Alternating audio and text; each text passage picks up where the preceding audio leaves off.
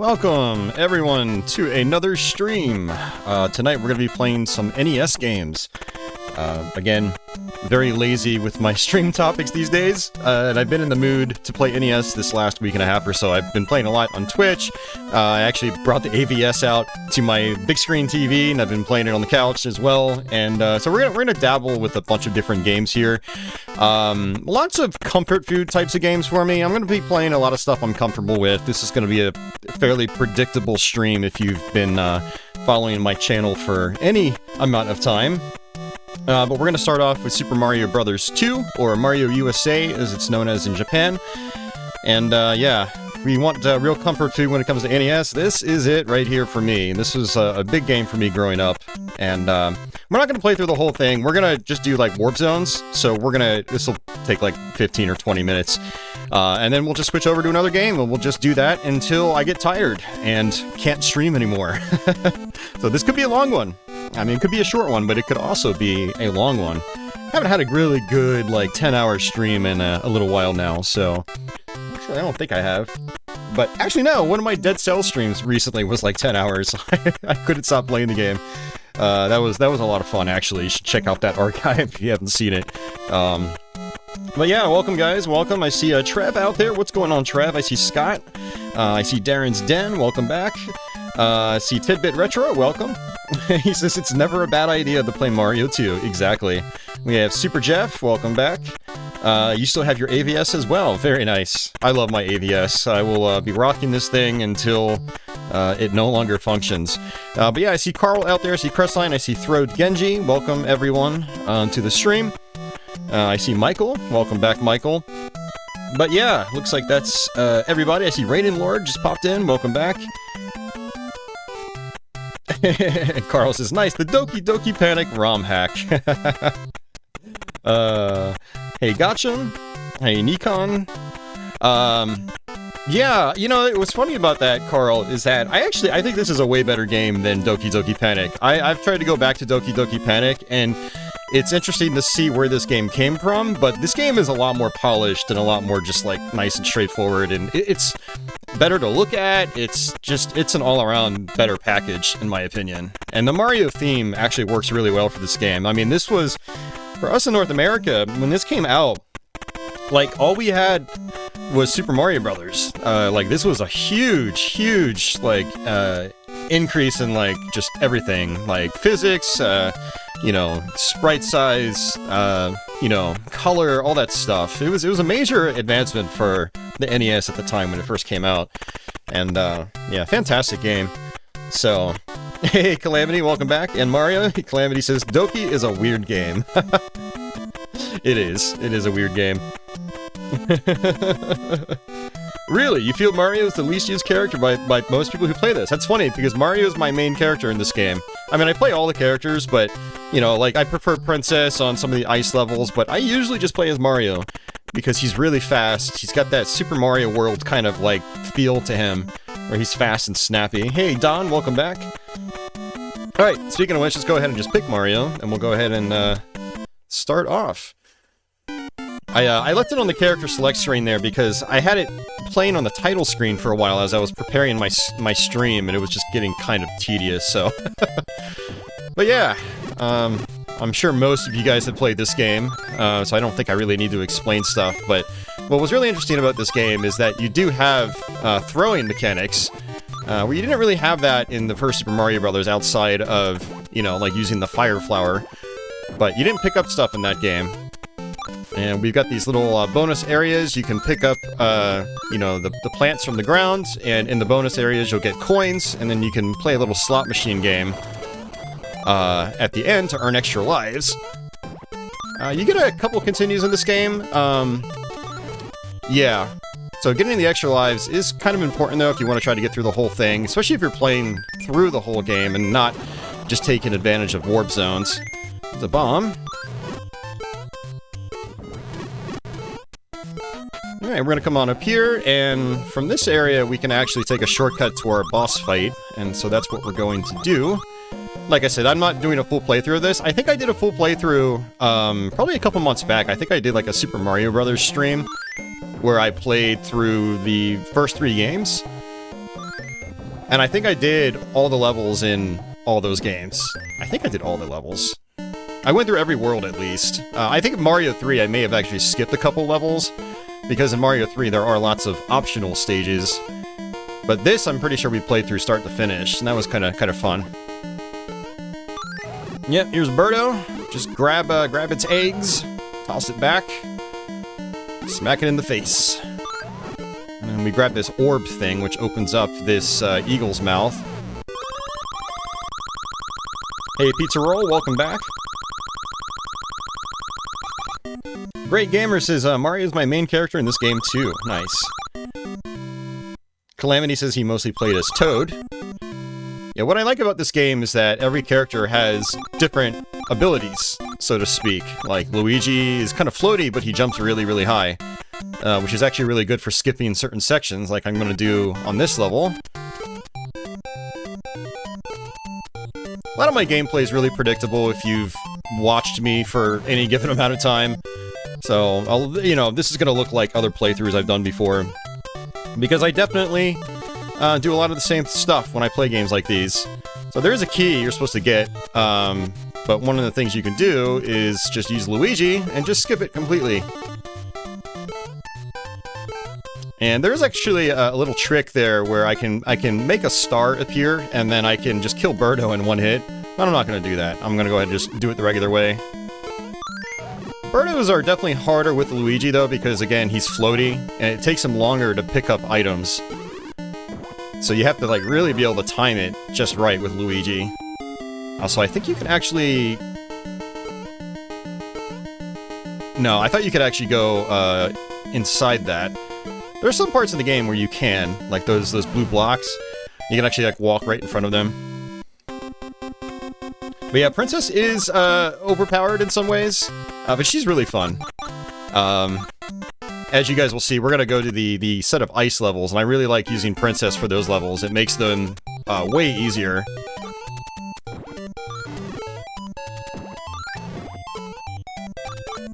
Yep, cherries makes the star appear. And the star makes you invincible, just like in other Mario games. I really love what they did with the music in this game, too. Like I said, like, this was, a lot of people like to give this game crap because it's a little bit different. Oh no, it's a little bit different. But man, this was such a good game when it came out, and it still holds up really well. Alright, so we're gonna go down this pipe. There we go, World 4. Hey, big dog, welcome back. And we're gonna use Princess for basically this entire set of levels. So she's got this hover mechanic. That's the part that makes her overpowered, is she can just float for a few seconds. She can even do it while she's ducking. So one thing I do is I stay ducking on this level. Because you have ice physics, you just constantly get pushed forward, and then you can just float when you need to. It's so much fun.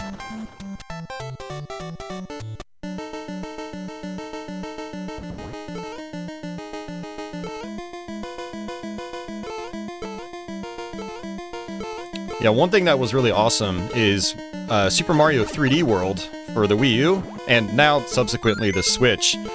They brought back all these character traits again, and it worked out really well in that game. I kind of wish they would do that with more Mario games. It'd be a lot of fun.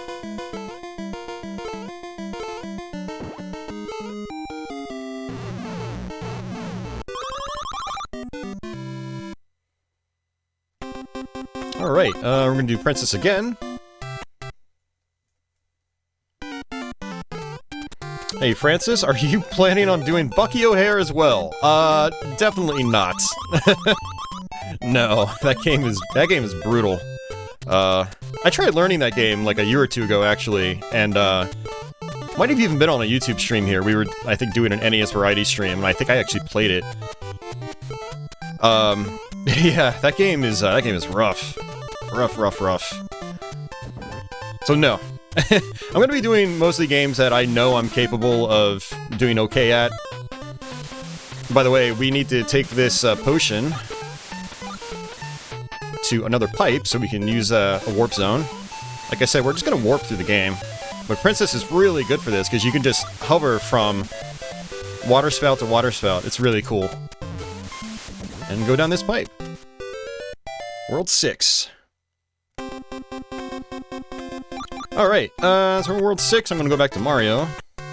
Pizza Roll says I play this game at least once a week. Nice. Yeah, it's such a fun game.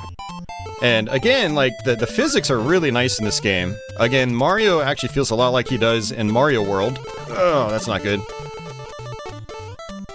Yeah, he feels a lot like he does in Mario World. And that's personally my favorite Mario game in terms of, like, feel. Mario is just ridiculously, like, snappy in that game. It just feels so good.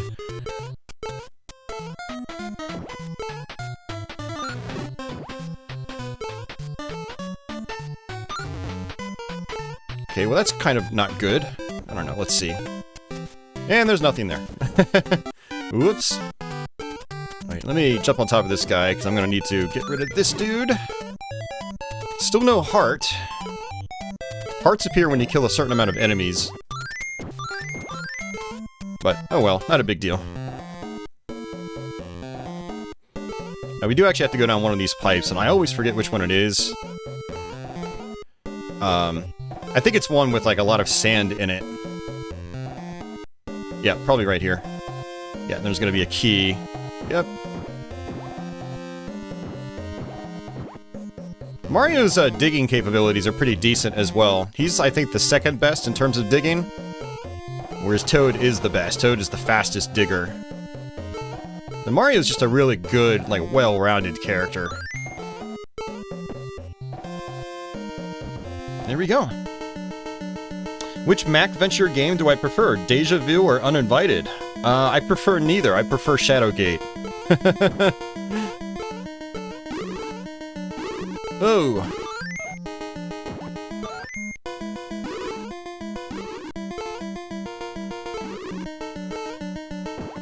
Yeah, and actually Deja Vu and Uninvited, I haven't beaten those games since the 90s. Shadowgate is the only one I've gone back to regularly.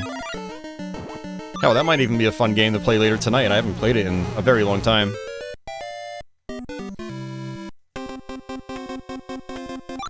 Alright, so we're on the... I think there's actually a shortcut on this level. Trev says Deja Vu for him. Hey, DG, welcome back. Actually, I probably should have picked Luigi. He jumps higher. Or Princess for this one, for that matter. That's okay. Yeah, you can hold down and do a charge jump, which is nice. You can't move, though. You have to actually just sit standing. If you try to move, the charge goes away.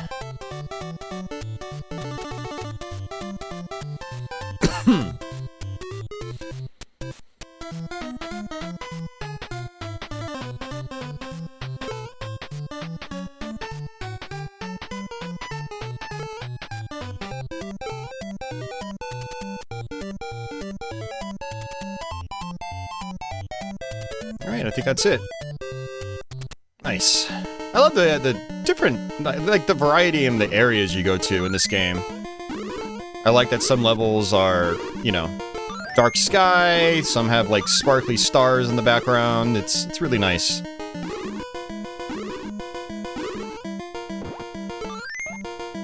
Alright, good deal.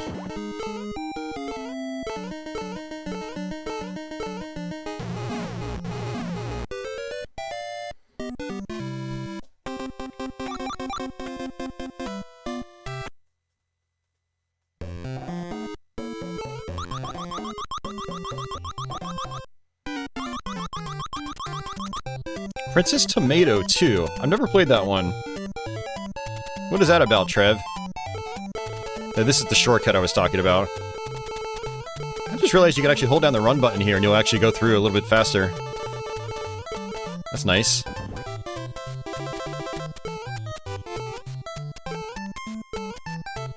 This game is like 35 years old now and I'm still learning new things about it here and there.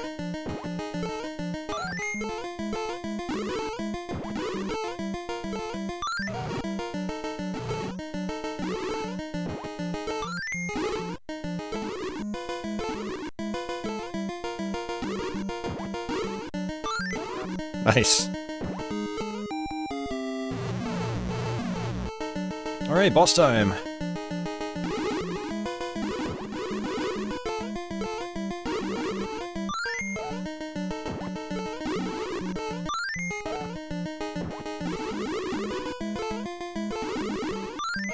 Sweet, first try. Hell yeah. I think the last time I got to this boss, I actually struggled with it. I think we died a couple times.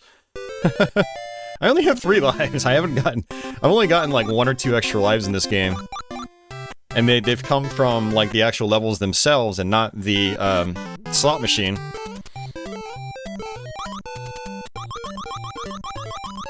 So this one you can also skip. Just do a super jump. Now you do miss a mushroom, I believe. And the mushrooms, you know, extend your health bar for the rest of that level. But again, I'm just kind of going through at my usual Mario 2 pace. I like to just kind of skip through this game. One thing I do like about this versus the first Super Mario Bros. In terms of using warp zones is that you do still get a wide variety of levels, even though you're skipping through the game with warps. Oh, there's a star, and unfortunately I can't grab it.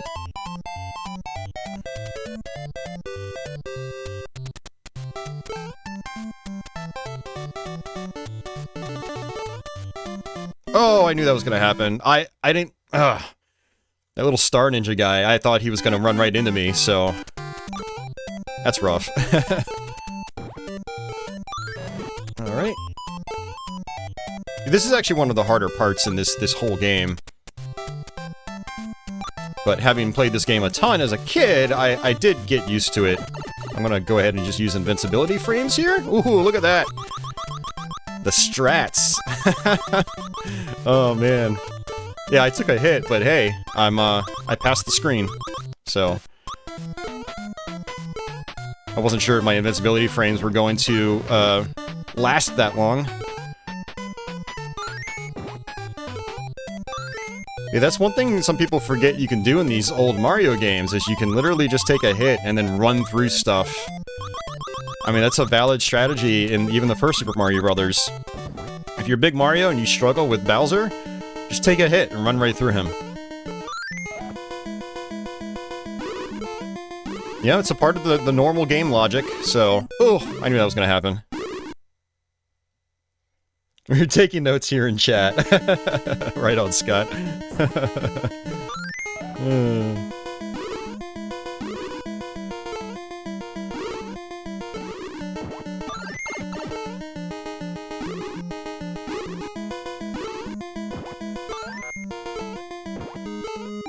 Oh, there's a heart. Oh, Umberto respawned! That's funny. Sometimes that happens. Oh, man. Alright, back to Mario again. Tidbit Retro says, all these enemies became iconic thanks to the Super Mario Bros. Super Show. Yeah, I missed that show. I watched that all the time as a kid.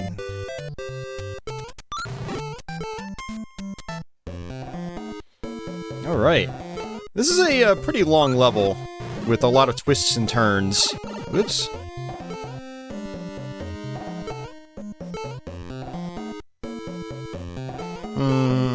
Let's just go this way. Which is not the route I normally take. Normally I take that shortcut. But I already took a hit, so I'm at risk.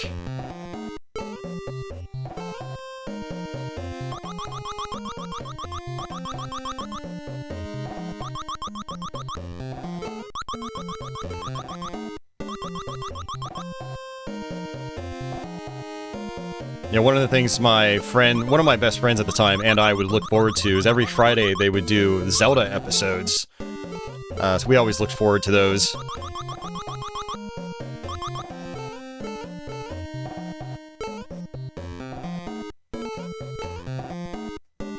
Oh, I knew that was gonna happen. Last life, because I haven't really earned any extra lives. Hey, Fluttershy, welcome back. Hey, Weasel, what's going on? Let's actually see what's inside this door. I haven't been to this screen in a long time, because I don't ever take this route. Oh. Yeah, I think that's gonna put me backwards.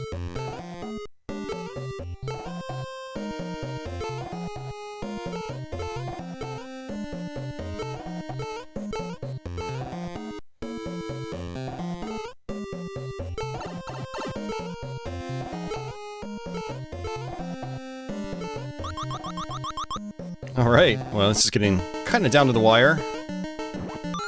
Give me a heart. Yes, thank you!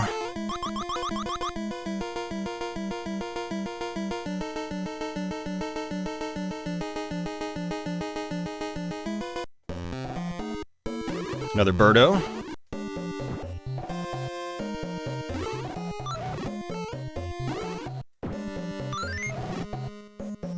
Yeah, we're actually really close to the end here. We might actually get there.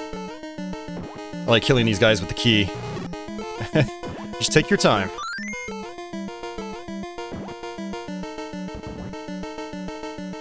Alright. Now this was actually really trippy back in the day. Having to actually fight the eagle. Oops.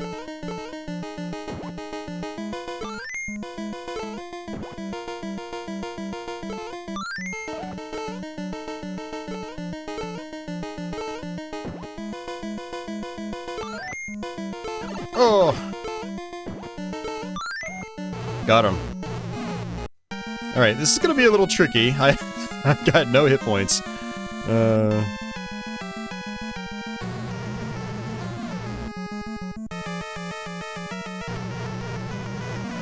YouTube's also trying to pester me right now to put ads on my stream, and I'm like, YouTube, now's not a good time.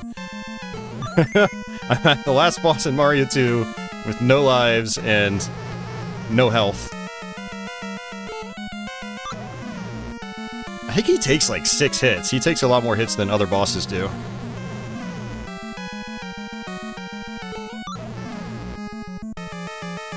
And you have to wait for him to open his mouth, too, and there's only a small window of opportunity.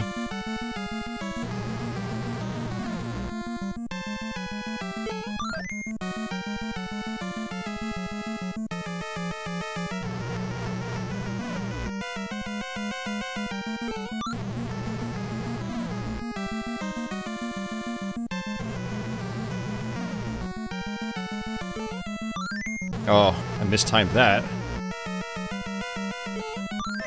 Got it. Oh, that was too early. Way too early.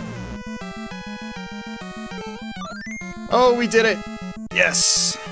I mean, it's not really that hard, but when you've got no lives and no health, it is always a little tense. Alright, we did it, guys.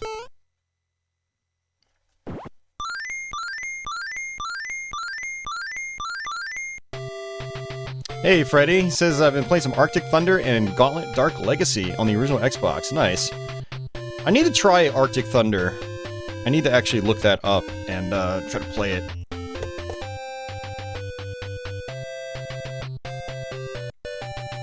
Hey, Uber Disco. What's going on?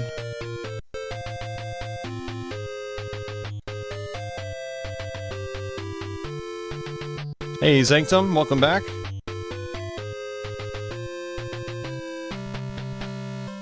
I'm looking up gameplay right now of Arctic Thunder.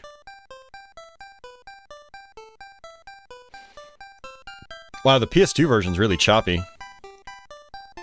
Wonder how the Xbox version is. That actually looks like a lot of fun. I never played the arcade game. Wow, I need to pick that up. One of those games I always, like, avoided, but it actually looks pretty fun. Let's see how much it is. It's not too bad. It's like $22 on Xbox complete. A little bit cheaper on PS2, but I bet the Xbox version's better.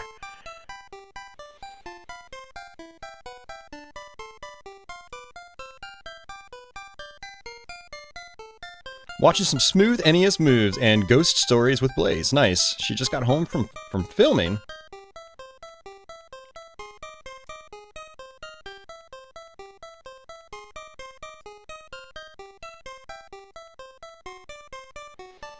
Yeah, the Xbox version looks like it's got a much more stable frame rate than the PS2 version. Still not perfect, though, but yeah, I think I'm going to try to pick that up sometime. That looks like a lot of fun. you ride in Washington, D.C. It's all... D.C. is completely iced over. That's hilarious. Man, I miss those old Midway arcade games. Where they're so over the top.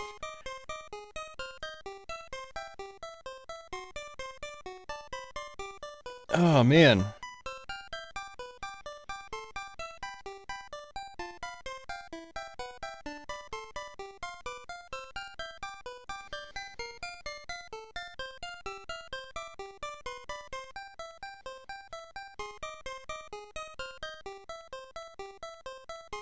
Tidbit, I have not. I've never actually heard of that game.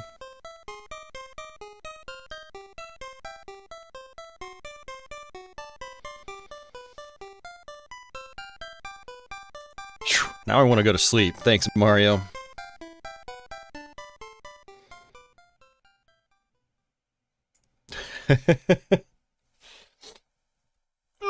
Yeah, this ending theme does always make me a little sleepy.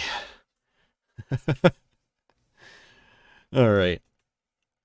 Let's switch it up. So I am using my power pack and the AVS console to do this stream. One of these days I'm going to have to use my actual NES collection and just do like a real cartridge stream. So I've got a couple hundred games to work with.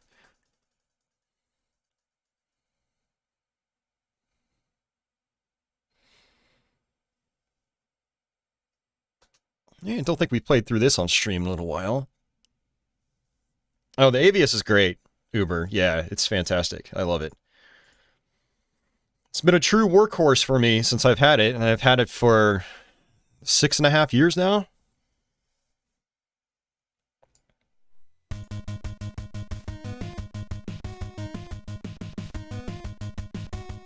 Society wants to cause me pain, apparently.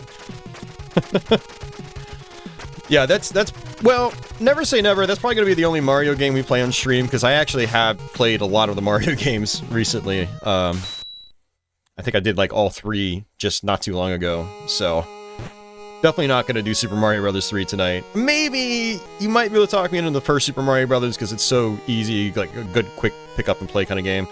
I don't know. We'll see.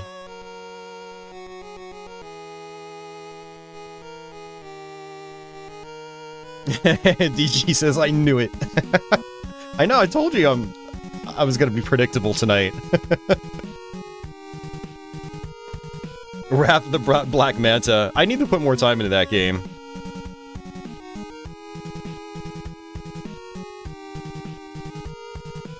Oh, speaking of ninja games, I finally started learning Shadow of the Ninja last week. I had barely ever played that game, maybe played like 1 or 2 levels and that was it, but I made it to the final boss in my first session. So I'm going to keep trying to poke around at that one and try to do a quick play of it. So stay tuned for that.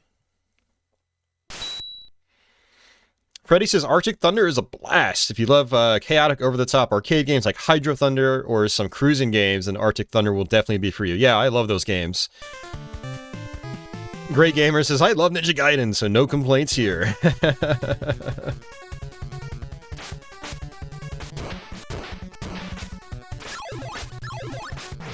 Whoa there, that's weird.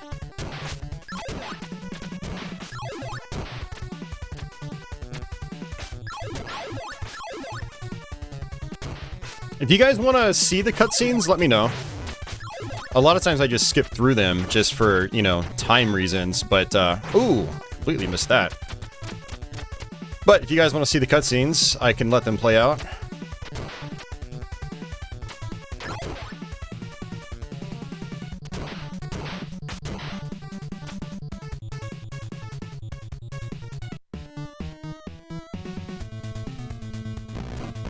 Weasel's never been able to beat this game. Oh man, you should try it.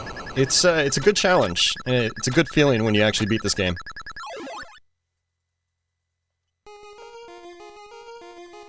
Weasel says, I've owned it since it came out. That's awesome. So you were an early adopter. This was another amazing game when it first came out. Like, we hadn't really seen cutscenes like these.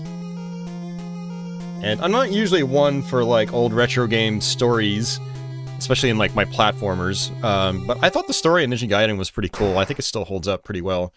First Ninja Gaiden. The other ones are kind of like, bleh, poor storytelling. But Ninja Gaiden has some pretty good storytelling, especially for the time, for a video game.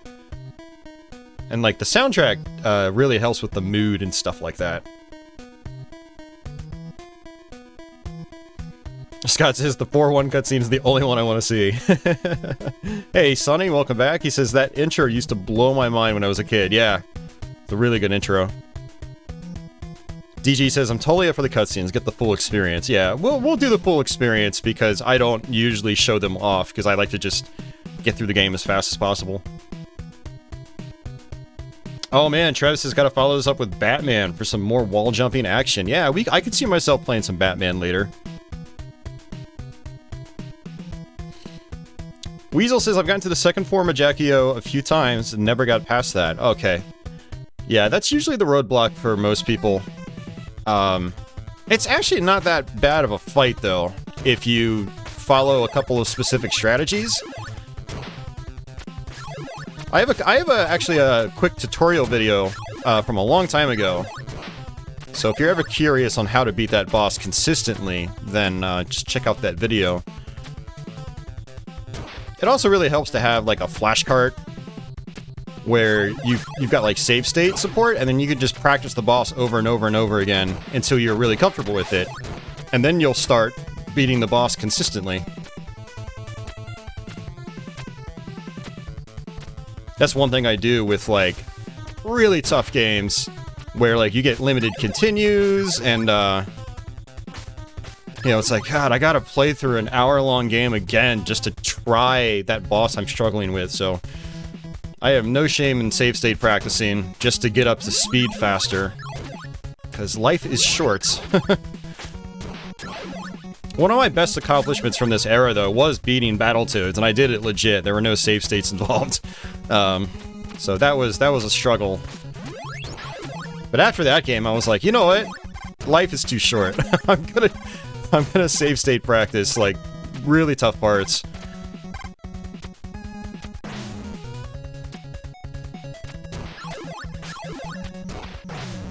I'm actually probably gonna do that on Shadow of the Ninja as well. Got some glitching there. I'm gonna do that on Shadow of the Ninja as well. There's a couple of parts I'm not that comfortable with, but I was able to get much of the game down pretty well. You know, I think my first time I played, I burned through all 5 continues, got to like the end of stage 4, I think, and then I tried it again, and I made it to the final boss that next time. And I think I even did it on like, I think I got to the final boss without even continuing. So I ended up burning through all my continues on the final boss. Something like that.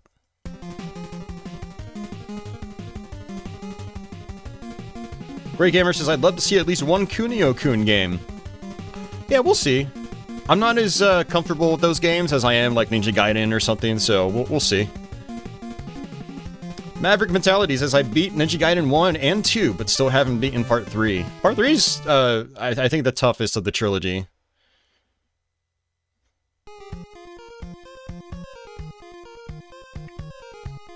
Yeah, absolutely Fluttershy. Ryu looks, definitely older in this game, which I think is really fitting of the character, but in Ninja Gaiden 2, yeah, he takes his mask off and he looks like a kid.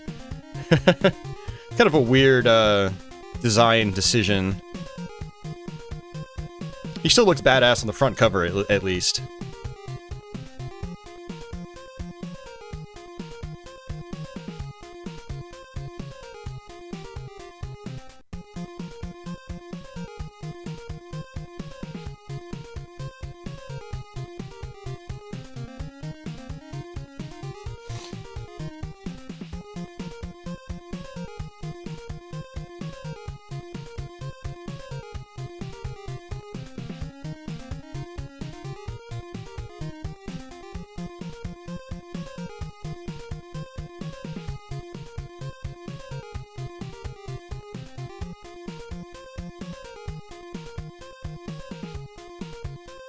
Weasel says, back in the day, it was really hard to practice because when you die, the game dumps you back at 6-1. Yeah. Yeah, that was a huge reason why I wasn't able to beat this game for a very long time, because the whole set of levels in Stage 6 are really tough. Now it's not really a problem for me, but, you know, growing up, when you didn't have save states, you didn't, you know, you had to actually play through the game in one sitting and get there. There were no warp zones or anything.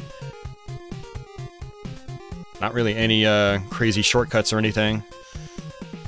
So yeah, it was tough. And there were a couple of really nasty sections in, what, I think 6.2, 6.3. Michael, yes, I have played a lot of Skate or Die 2, actually. I think I have a couple of variety streams where I played it.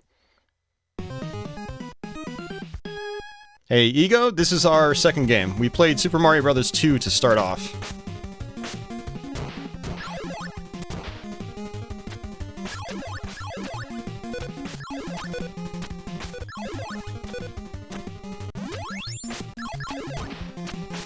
Ooh.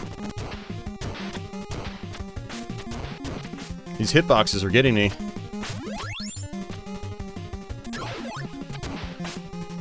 Hey, Steva, welcome back. Society keeps losing internet because of a crazy lightning storm.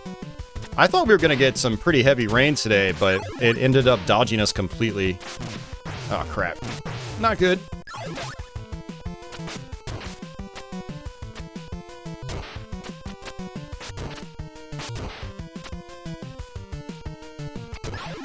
So you really want this fire wheel for the boss fight. Otherwise, you're just doing a single hit at a time with just your sword, which is not ideal.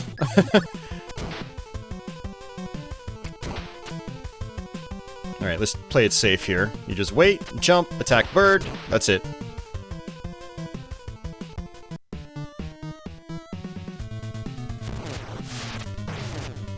Steve-O, I have no idea who that is. You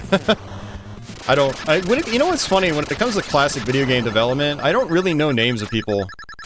I mean, I know a handful of names for certain games, like especially on the Nintendo side of things, where like they were very big about having credits on their games. Like in the Super Nintendo era in particular. Yeah. Ken Lobb, guys like that. But yeah, I don't, especially on the Japanese side, I barely know any names outside of like Yuji Naka, Shigeru Miyamoto. Not a whole lot of other people. But yeah.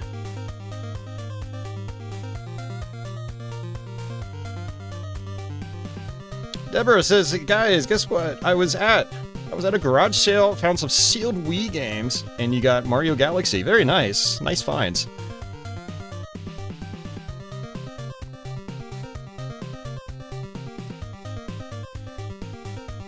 Fluttershy says it was hot as balls up here today. Yeah, we had a couple of like 85-degree days last week, and I'm like, really? Seriously? In early April? Like, come on, weather. Make up your damn mind. Today was nice and cool, though. It was probably like 60, 65, which is where I want it to be. I like cool. I like cool but not cold weather, you know? Early spring, early fall, those are my favorite times of the year, but this weather has been absolutely crazy. It'll be like 85 degrees one day, and then it's like 50 the next.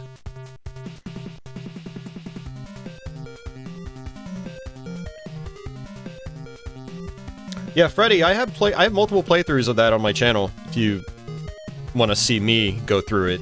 Yeah, Dracula X Chronicles, that's a really solid Castlevania game. I like the alterations they did in the levels. There's a lot of, like, kind of bonus content and gimmicks that aren't in the original game. It's pretty cool. And then, yeah, you can unlock Rondo of Blood and Symphony of the Night afterwards. Not the best ways to play those games, but, you know, it's still pretty cool. You can play them on the go. Yeah, I like this theme, too. I mean, I like just about all the themes in this game, actually. Like I said, I think the music really fits all the scenes and whatnot, so. Steve-O says he was the one that wrote the storyline cutscenes. Okay, right on. Well, I like what he did. A lot of this is, like, kind of short and to the point. Not a lot of, like, really long-winded exposition. This is the longest scene in the game, but it does set up the main villain and stuff like that. Which, obviously, the main villain in this game is a big part of the game, so I think it actually works really well.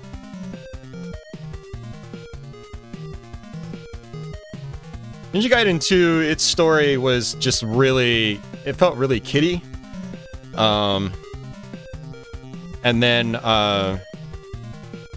well, the way it was executed, it felt kiddie. Like, it was made for dumb people. This story, I like, it's written in a way where it's like, it assumes you have some form of intelligence. And then Ninja Gaiden 3's story is just, it's tedious and boring. Which is kind of a bummer, because they actually have some pretty cool, like, visual effects in the Ninja Gaiden 3 cutscenes. Since that was, like, you know, the last one in the series on NES, it was the most advanced, I think, in the series. But the story just kind of, like, really fell flat.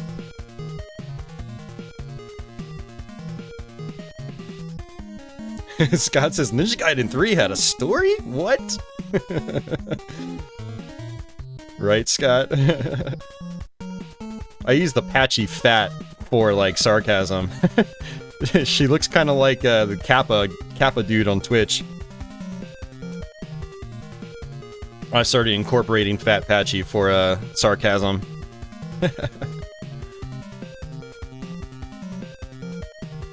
Weasel says it was about aliens or something. I don't know. Yeah, Ninja Gaiden 3's story, it's actually, I think it's this guy running experiments and he's trying to become like superhuman.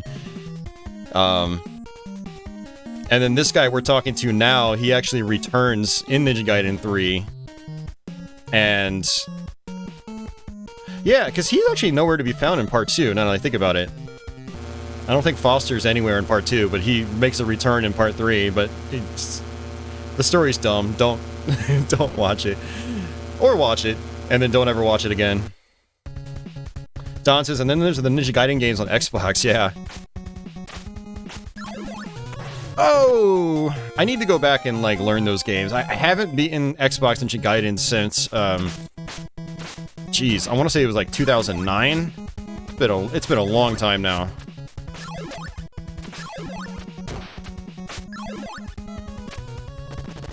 The one thing that's weird about watching the cutscenes for me right now is that, nice, I got it. Is that I kind of cool down between rounds.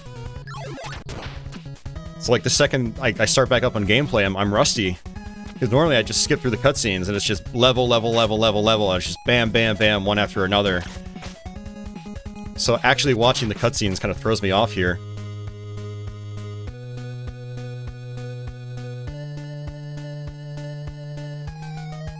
You know, Freddy, I prefer the PSP over the DS. I think the PSP is, it's got a wider variety of, like, almost more console-style games, you know? PSP was a great platform. It's understandable why the DS did better on the market. I mean, Nintendo's always had the handheld market cornered, for one, but two, there were some other benefits with the DS, like its battery life was a lot longer than the PSP. There's a bunch of reasons. And of course, you've got Nintendo properties, and for me, it was all the great Castlevania on it. Man, I am just getting wrecked here. What am I doing? I didn't even get the spin slash. That's fine. Not a big deal. Spin slash is the, oh, here it is. Is the, I think the manual actually calls it, like, the jump-in slash or something like that. It's a really weird name. But the Ninja Gaiden players call it the spin slash. And it's a very good weapon. You can kill bosses in one hit.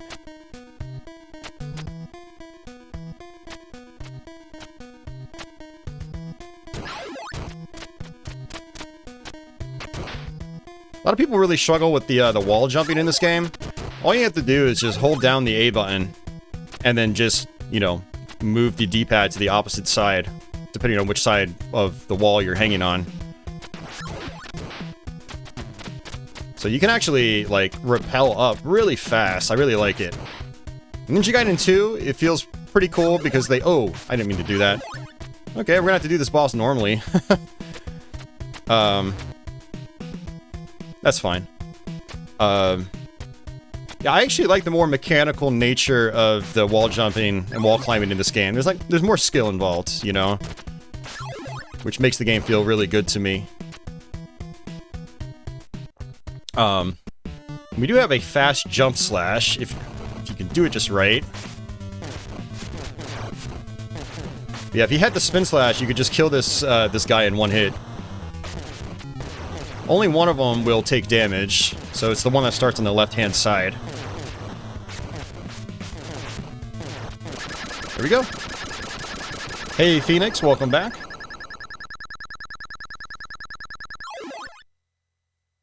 Yeah, no, I agree, Uber. What I like about the PSP, though, is that its hardware was definitely much more advanced than the DS. It was capable of way more complex visuals and whatnot.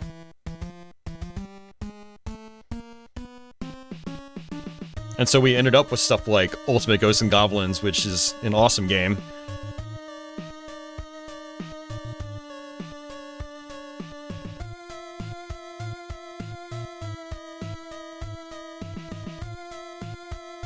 Yeah, right? The PSP felt like a portable Dreamcast. It did in a lot of ways, yeah. The PSP also had a lot of really good, like, video game compilations. You know, the Capcom Classics Collections 1 and 2. It had Taito Legends.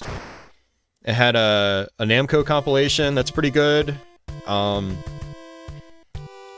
There was even an EA collection of, like, old EA, like, I think, console releases, like, from the Super Nintendo era.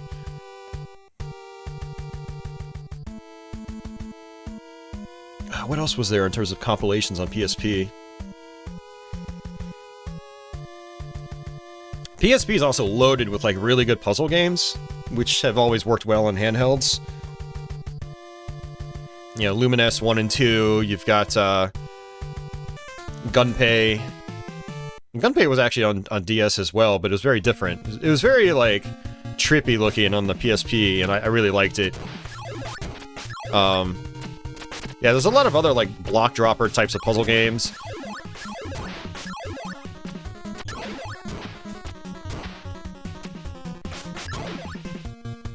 And of course, I think its RPGs were a little more impressive as well, thanks to the disc-based technology. You know, you had a really nice video, and widescreen nature was also really good for those games. I really loved the Final Fantasy remakes on PSP, like Final Fantasy 1 and 2, and then Part 4. Like, those are just awesome, like, remakes. Let's just jump over this guy. Whoa, I took a hit. And of course, any platform with a linear Vania, I can't complain about. So, Dracula X Chronicles.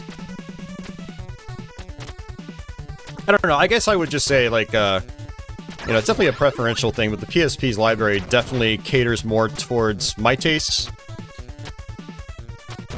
Oh, hell, you've got, like, you got some great shooters on it, too. There's the, you've got, some of the Parodius games. You've got a Gradius Deluxe Pack, which just has everything up through Gradius 4. There's a Salamander Deluxe Pack. There's, whoops! What else was there? There was a, Darius Burst Chronicle was on PSP. And that game was designed for widescreen as well, so it's like, it's really cool on PSP. Yeah, like I said, there's just more stuff on it that caters towards, like, my tastes. There are, like, barely any shoot-em-ups on DS. Like, there's Nano Stray in the early days, which wasn't very good, and Nano Stray 2, I didn't even think was all that great either. Some people put it on a pedestal, and I never got into it. And I can't really think of much else, shmup-wise, on the DS. No, to be fair, DS has Contra 4. And Contra 4 is pretty badass. I want to relearn that game. That was a really good entry. Man, shame there was no Contra on PSP. That would have been really cool. Did I ever play Rengoku or Coded Arms? I did. I didn't really get into either one of them. I do want to revisit Coded Arms in particular. I think I might actually have that. I need to see if I still have a copy of that game. Ooh, I meant to. Sorry, guys. I skipped through it just because it's habit. My bad.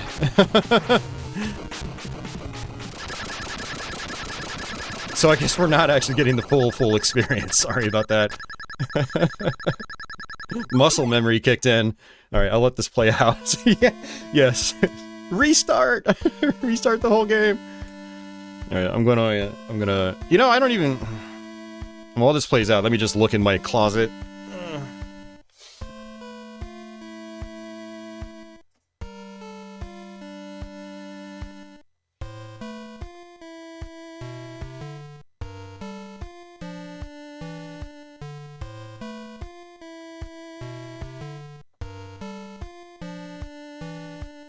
Unfortunately, I don't have Coded Arms. I just checked my wall of games. It's easier than pulling up my list on Google Drive, funny enough. Alright, last level, guys. Whoops, what am I doing? told you, those cutscenes, they take it out of me. I'm not used to actually watching them. It's like I have to warm back up.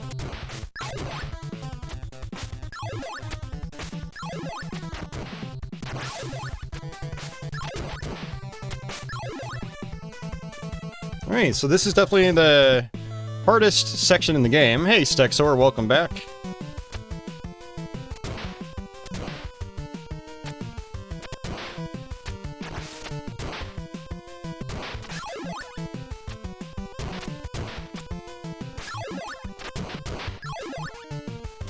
Ooh, that wasn't a good pattern. Okay, we're good. Yeah, that part can be brutal if you're not used to it. It gets extremely overwhelming. Alright, I'm gonna wait for this guy to shoot. Oh! That is not what I was planning on doing. I was trying to conserve my energy, and the reality is I probably shouldn't have. I was fine. Oh well. It's not a big deal. I don't need the spin slash. I've played this game 1,000 times. This is like one of this and Castlevania and Doom and Quake. Those are some of like the big staples on my channel right from day one. As much as I'd like to play Castlevania, I'm probably not going to since we did play through all 3 of them last week.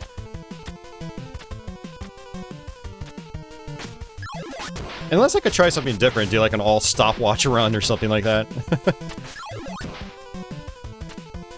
Fun little damage boost right there.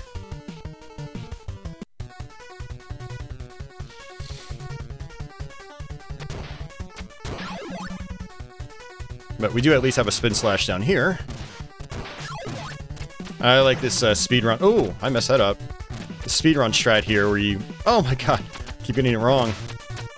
Where you can jump up here and then just jump onto the ladder. And you can do the same thing up here as well, I believe. Yep, just like that. Some fun little shortcuts in this game.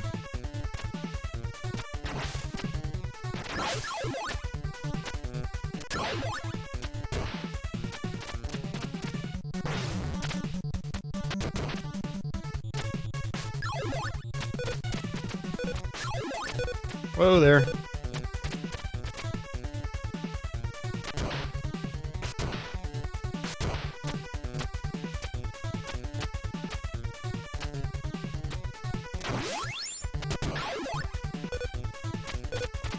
So all I need is one spin slash use, and this is a really nice trick here. You just hold right, and you will get to the door, guaranteed.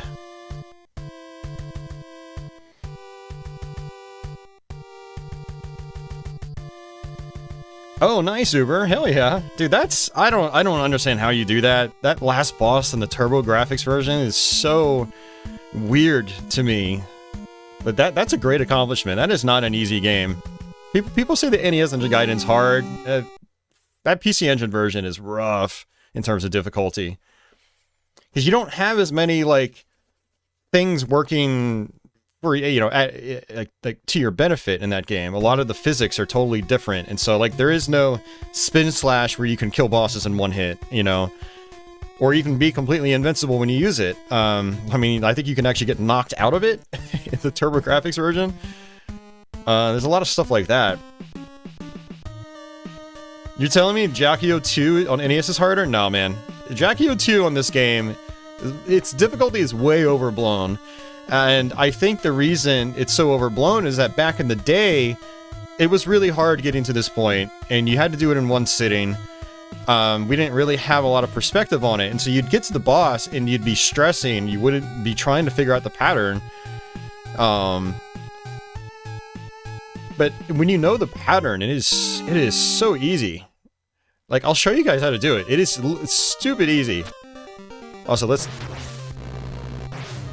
You can actually kill that guy, but then he just respawns immediately.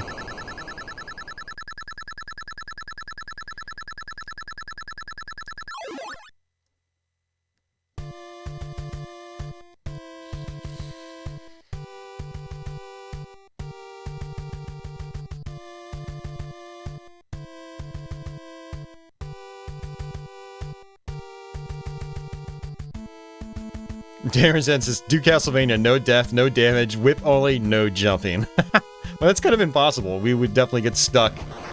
We would get stuck on the first level. There are mandatory jumps in the first level of Castlevania.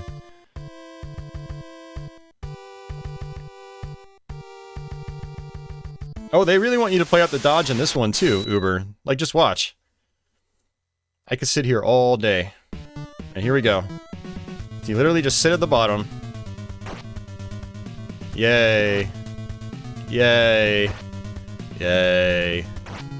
Yay. Yay. I could sit here all day, man. But yeah, you basically just stay on the bottom, you let a set of fireballs go past you, you jump up, you hit them, and you just rinse and repeat. And something you gotta keep in mind is these fireballs only take away 1 block of health, too. So if you take a hit, it's like whatever. It's not a big deal. Yeah, like the difficulty of this fight is so overblown.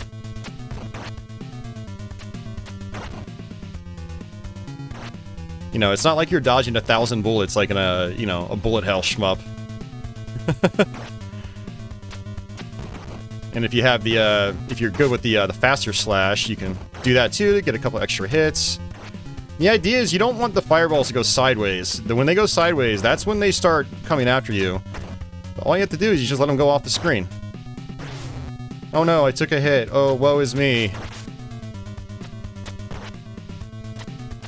There we go. Easy peasy. But again, like back in the day, you get here and you're like, oh, I'm so stressed after the hell that is, you know, level 6.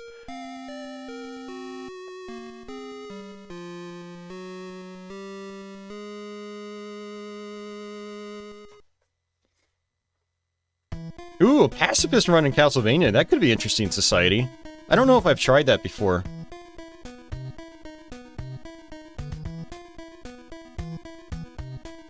Weasel says the Switch has a version that lets you skip to the boss and try to practice that technique some. Yeah, oh, you're right. Yeah, that's one of these Switch Online releases, right?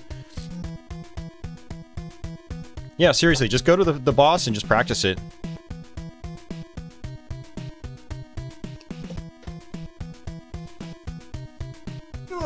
And not to spam, you know, my endless string of content, but, you know, like I said, I do have a little tutorial on that final boss, if you need help. I mean, basically all I do in that video is just do what I just explained.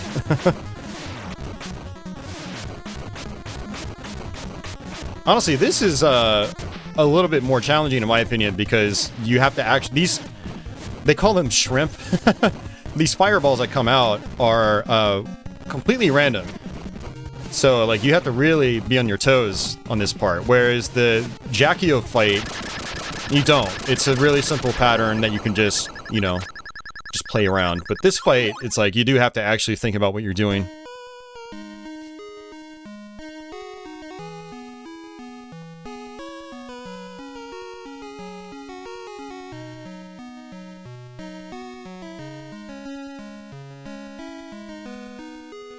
Well, the whole thing, Stexor, is like, yeah, it seems really hard, but then when you figure it out, you're like, oh, that's actually really easy. So, I don't care how much people struggled with the game. We all struggled with the game. That doesn't mean anything once you figure the game out. It literally means nothing. If you can get through the game consistently over and over and over again, it's no longer hard.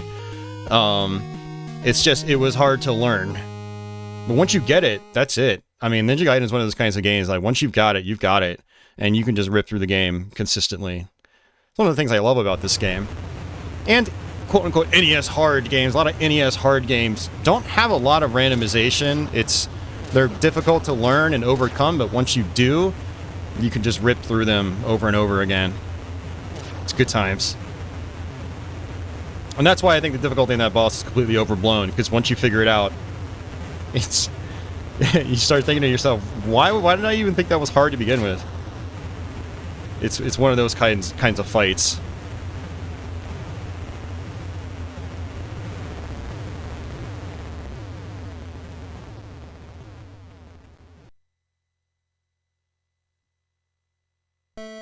Yeah, I used to watch Ninja Gaiden speedrunners too. I was using a few of the techniques that I picked up in this run, especially on the first level. I was doing a bunch of damage boosting and stuff like that. But yeah, Ninja Gaiden speedruns are really fun to watch. There's some really creative damage boosts, and it's really cool.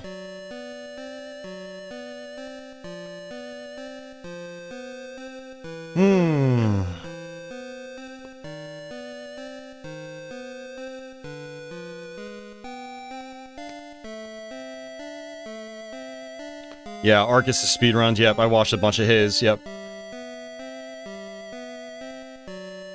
Well, he is easy, Stexor, because you can beat him without any trouble now. It's a perception thing, dude. I wouldn't overthink it too much. And I think that's part of the problem, too, is some people like to overthink difficulty.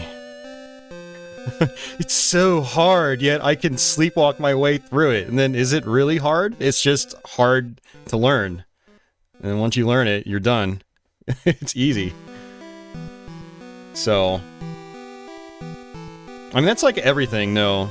Like, even when I first played Super Mario Bros. Growing up, I used to think that game was ridiculously hard. And now I see it as one of the easier games in the franchise. You are free to suggest a game, Uber. Whether I play it or not is another story altogether. But yeah, you're free to suggest. Don't sell yourself short, Austin. Maybe it's not easy. Maybe you're skilled. Well, I mean, maybe I am, but I think a lot of people can get to that level at a game like this, you know? We all started somewhere, we all eventually beat it, and yeah, it gave us a lot of trouble. Especially considering a lot of us were much less experienced back in 1989 or 90 than we are today. Like, when I first played this, I was only 7 years old. I'm 41 now, as of later this week. So, like, I've been playing video games way longer than I had when I first played this as a kid. So there's also that aspect, too. And yes, if you put a 7-year-old kid on this game, they're probably going to struggle with it. I would actually love to see some 7-year-old kids try to get through this game and see what they do. Just to get that experience again, because I haven't experienced that on this game since I was a kid.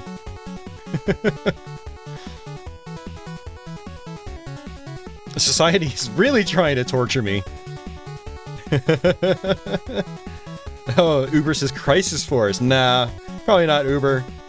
I know what game you're talking about, though. I haven't played it a lot, though, so... I think I actually did that. That's a shmup, right? That's like one of those Konami Famicom shmups. I think I did that on a NES Shmup Variety stream a long time ago. Yeah, I need to revisit that game. Sanctum says, Vice Project Doom. I think I did that, actually, on my last NES Variety stream. Super Jeff says, Contra. Kid Icarus, oof. Oh, man. Snake, Rattle, and Roll. Here we are, Stexor is like, Ninja Gaiden is such a hard game, and then he recommends Snake, Rattle, and Roll. That game is just, that game is nightmare fuel in terms of difficulty. You guys want a hard game? Go play Snake, Rattle, and Roll. Alright, take care, Carl. Good to see you again. Have a good night. Oh, man. Alright, let's bring up my changing games template. Weasel says he's one of those weirdos that likes Super C more than the original Contra. I don't think you're weird for that. I think there's a lot of people that actually feel the same way. I do much prefer the original Contra, though, because this level design is a lot more complex and fun. Super C is a lot of, like, literally left to right, point A to point B. There's, like, no layers on a lot of its levels. Whereas Contra, like, most of its levels have layers. So there's different routes you can go through, and it's just, it's good times. Michael says, Rad Racer was difficult. It is difficult. I actually started playing that last week. We're going to actually play that later tonight, because I do want to play it some more.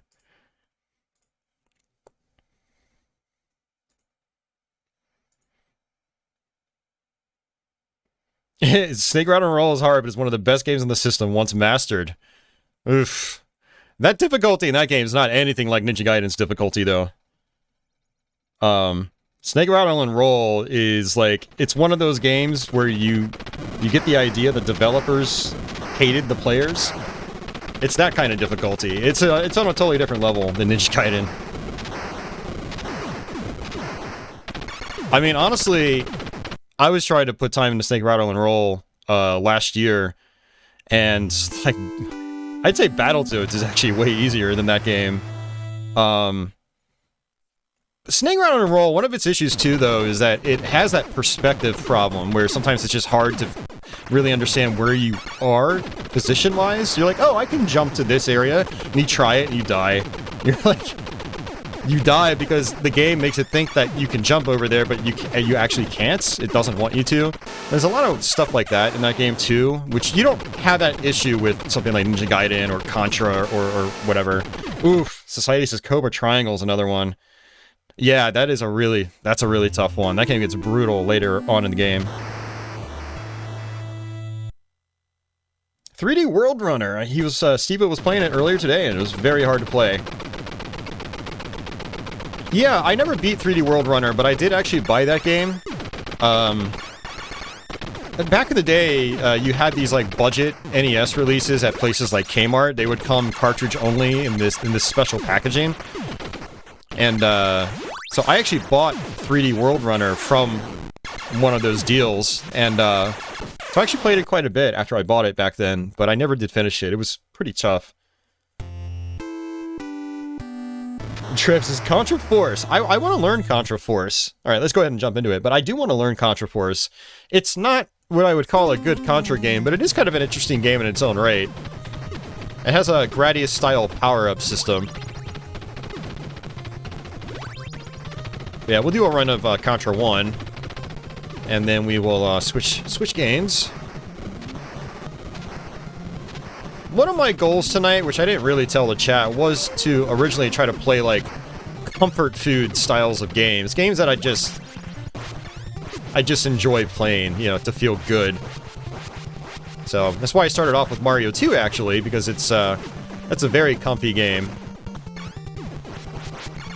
Contra is another comfy game for me. This is one of my all-time favorite games, actually. Absolutely love the first Contra. But you can see what I'm talking about with, like, the layers and the levels in this game.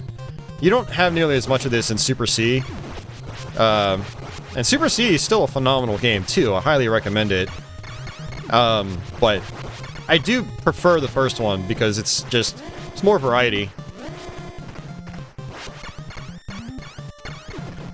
I also really like the behind the back sections in this, although I do like the top-down levels in Super C. You know, those are pretty good levels. Hey, Cafe Man, welcome back. Oh, Society says, I like Carnhob as well. You really want to torture me. I tried playing arcade Carnhob on stream. Yeah, we did like a Mr. Arcade Variety stream. And I actually put like a good half an hour to 45 minutes in the Carnhob. That is a really tough game. Arcade version? NES version, I think, is actually pretty faithful in terms of difficulty. It's another one I'd like to learn and try to do a quick play of. Michael says, have you ever played Mock Rider? I have played Mock Rider. Not a lot, but I have played it.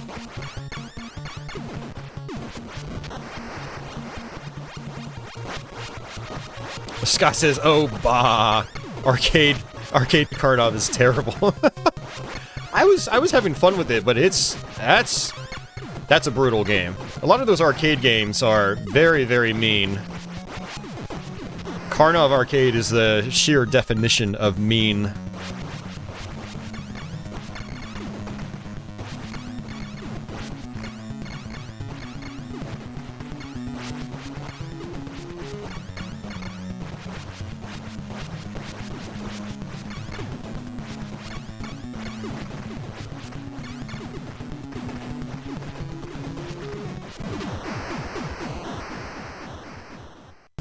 Hey, Brian. Yeah, the Japanese Contra has a bunch of extra stuff in it. you know, you had like cutscenes and stuff like that. There was a map. But yeah, there was a lot of animation in the levels that's completely missing in this one.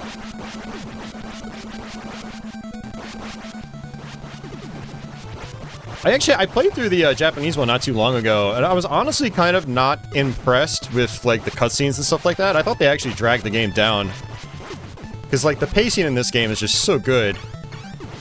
And the cutscenes literally added nothing, in my opinion. But I really like the animation in the background. Like, in the first level, like, the trees, like, they wave back and forth. It's a really nice effect. It's kind of a shame we didn't get that stuff.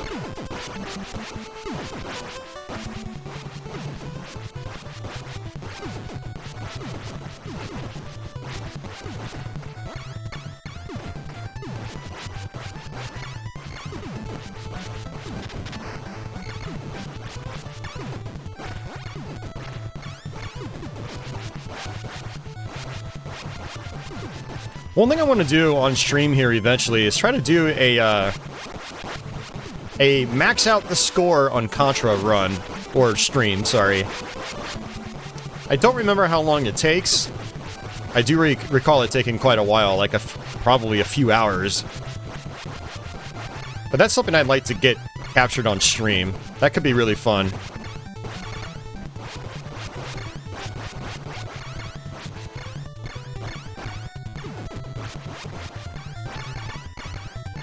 Yeah, and Contra's score caps out at like a really strange number, too.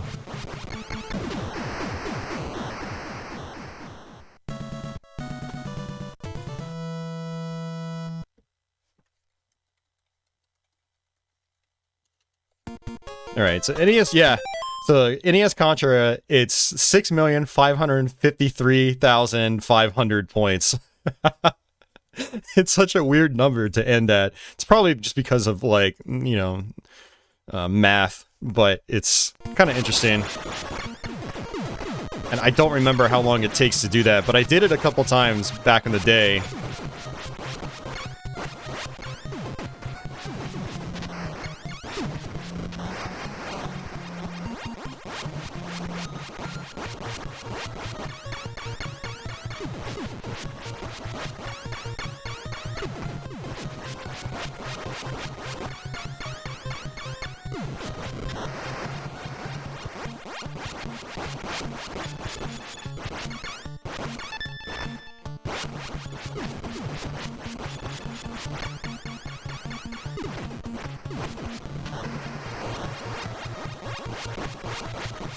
All terrain says there's more of a snowfall effect in the Japanese version. Yeah, there is. Yeah, there's some really cool stuff in the Japanese version of this game.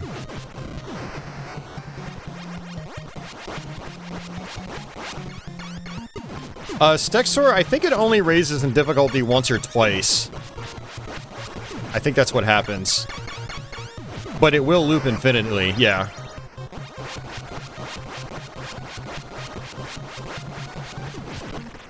I used to think the difficulty just kept rising, but I think someone on the Shmups forum corrected me and said that it's actually only like a... It only increases in difficulty once or twice, kind of like Castlevania.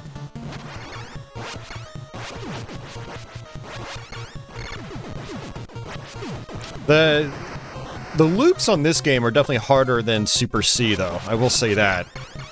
This game gets a little more intense.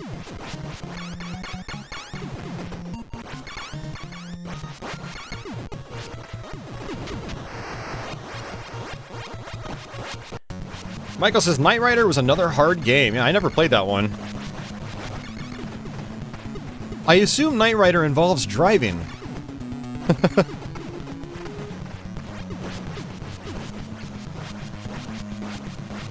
And if so, what kind of driving game is it? Is it more of like an action driving game?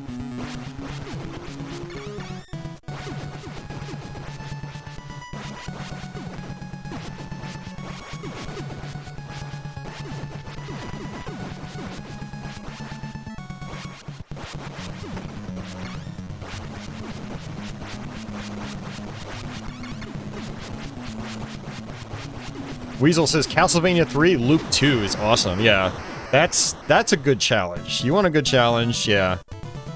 Society asks, was Super Mario 2 my first game tonight? It was, yeah. And now we're on our third game.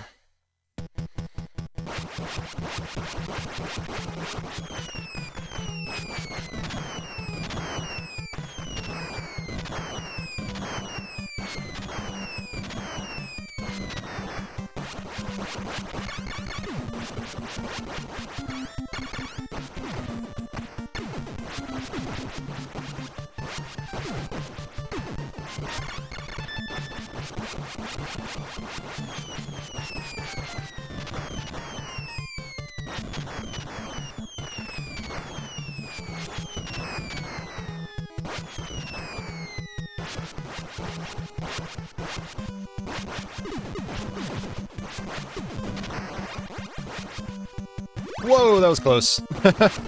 Oh! Oh, this is gonna suck. Man. Now I'm gonna have to button mash like crazy in this part that's coming up. Ugh. It's gonna wreck my hand.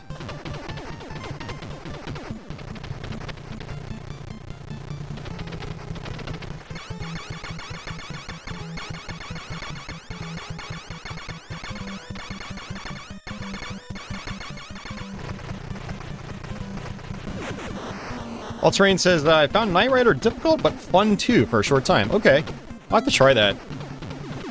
I never watched, like, the TV series or anything like that, so I don't have any attachment to it, so I never bothered to really give it a try. A lot of licensed stuff from back then doesn't really interest me that much either.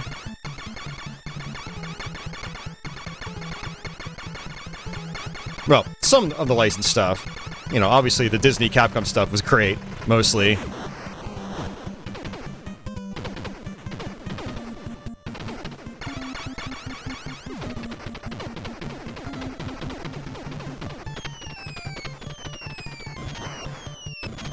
Yeah, I'll have to give it a try sometime. Probably not tonight, but I will definitely add it to my list of games to try. I've been trying to... you know, honestly, I've been having a lot more fun lately, like, exploring these console libraries. Actually intentionally trying to play games I haven't messed around with much before. Because, like, you know, I've got my comfort food games, I've got favorites I always like to go back to, but it does kind of get boring after a while. Playing a lot of the same games again and again and again and again. I feel like I'm just in a bad cycle, you know? And it might be different for some other people, but I mean, YouTube is like a second job for me, basically. Like, I'm forcing myself to play these games over and over and over again, as opposed to revisiting them like once every couple of years or whatever, like a normal person might do. This is probably like my 10th run of Contra this year. I'm not gonna lie. So, yeah. So I've been having a lot of fun, actually, intentionally, like, breaking out of my comfort zone and trying to learn new games that I haven't played much before. Like, again, like I mentioned earlier, I was doing Shadow of the Ninja last week, and trying to learn that, and you know, that was cool. So I want to do more of that. Of course, time permitting.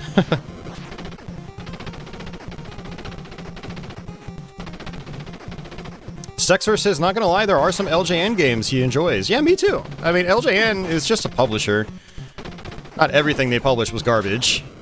Some of it was, but, you know, they had some decent games here and there.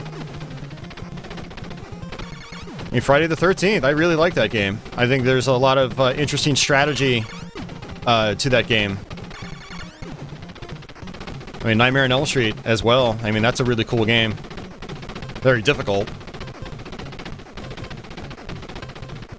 You know, it's by Rare, so that difficulty is kind of like really unfair.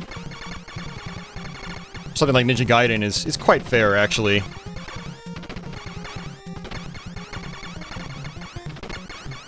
You know, kind of to go back on that whole difficulty rant. That is actually a really good point, though, that I just thought up. Is that there's fair difficulty, and then there's not fair difficulty. Rare really excelled at the unfair kind of difficulty curves. Which is a big reason why I've mostly preferred, in terms of like difficulty scaling, I've mostly preferred like Japanese developed games. I feel like a lot of the Japanese developed titles were balanced a lot better. Yes, they're hard games at first, but they're the kinds of games you can really master, and you always feel like the game's not trying to crap all over you. But some of the stuff by companies like Rare, you know, these Western developers, they had a totally different idea when it came to difficulty curves and difficulty balancing. I feel so naked without my spread shot, by the way. I mean, I can do the whole playthrough with just the rifle. It's not a problem, but it's just, when I get into a groove with my spread shot, I just, you know, I kind of forget that other weapons even exist.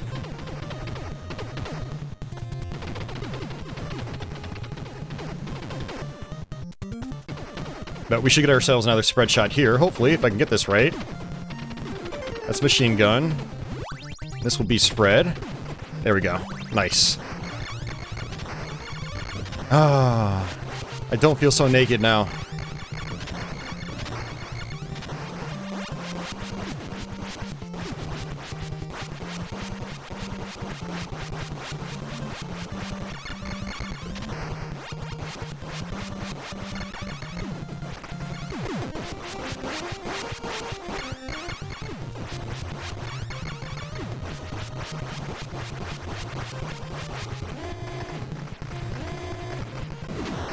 Nice.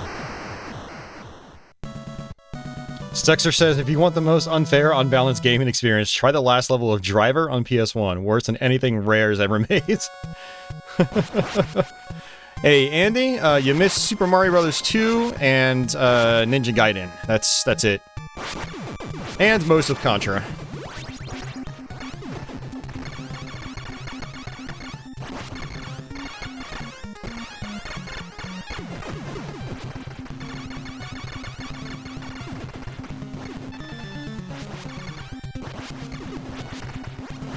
I don't want that machine gun to land on me. Okay, jump over.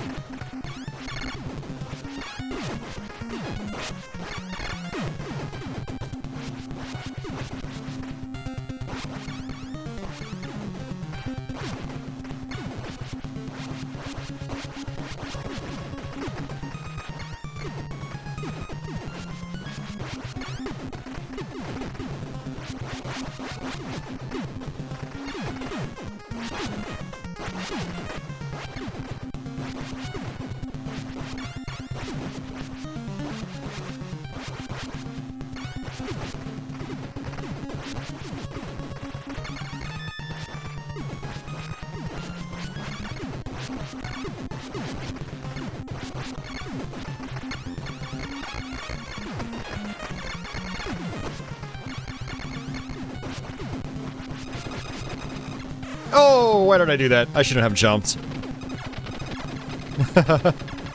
Oops.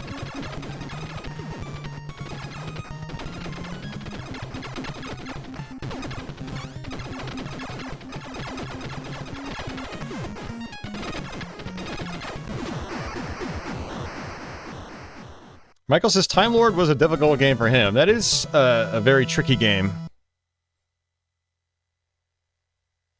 Trev says, hardest rare game few people talk about. High-speed pinball.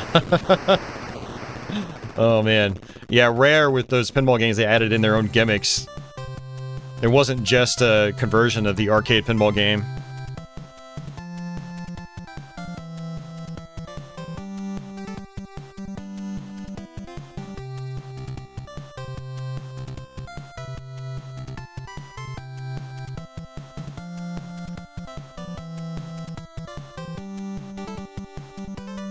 Gotcham says, speaking of Ninja, have you played Hagane? I dabbled with it a couple years ago, but I never got very far.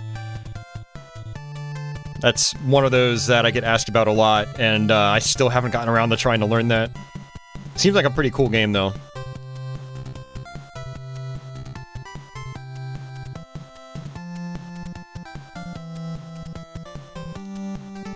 Yeah, I remember in, I don't remember if this happens in Pinball, but I'm pretty sure it happens in High Speed, where, like, something can come by and, like, literally steal your flipper, like one of your flippers.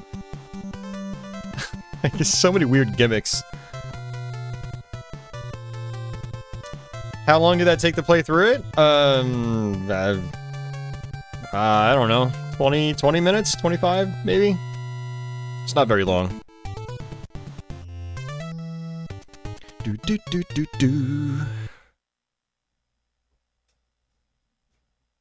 Wonder how many lives I have. 8.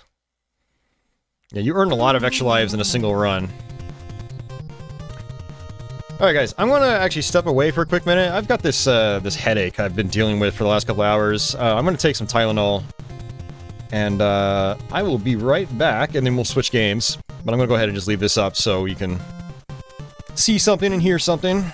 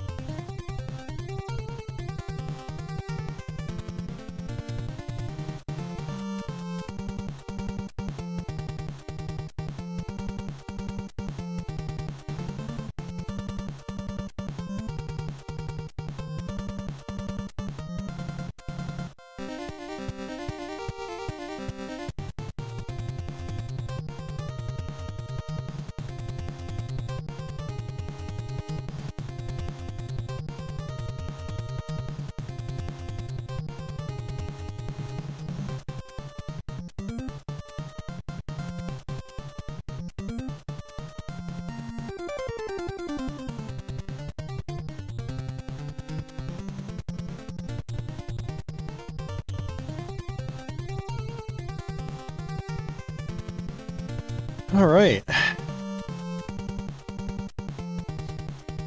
Gotcha says, seriously, why can't they just kick you to the title screen? Because if you want to go to the title screen, you can just hit the reset on the console. The whole thing about this gotcham is, like, this is how you increase the difficulty. So, this game is actually going to be a lot harder now. You're going to have more enemies shoot, things like that. Some enemies take more hits. That's why they drop you back into the game. It's a harder difficulty level.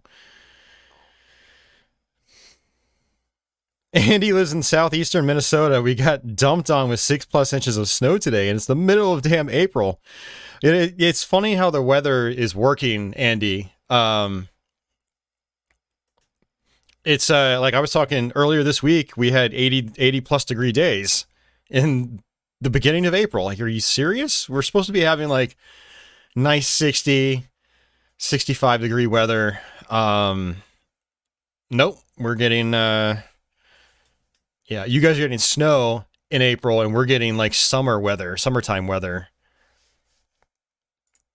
Which, for some places it's nice, but for others, like Virginia is really humid. We're, you know, the state's right next to a huge body of water, so we get a lot of that humidity, unfortunately. And so our 85 or 90 degree days feel muggy as all get up. It's just not fun. It's my least favorite part of this area I live in. Now, it's still not as bad as something like, you know, Georgia or something like that. Farther down south, where you have actual swamps, but it's still not comfortable, that's for sure. Wow, Andy had 90 degree weather 4 days ago, and now it's snowing. That's insane. That's crazy. Cafe Man says, West Pennsylvania, it's been 70 to 80 lately, yeah. Cafe Man says, I was actually hoping you'd play Batman. Yeah, Trevor actually mentioned this. I actually haven't played this in a little while, so it'll be refreshing. Although I'm gonna get wrecked because I haven't practiced in a long time. Hey, No Face, before you moved back to Virginia 4 years ago, it was nothing to have a late April or early May blizzard when you lived on Standing Rock. Interesting. Don says, yep, South Carolina is absolutely miserable with the humidity and rain. Yeah.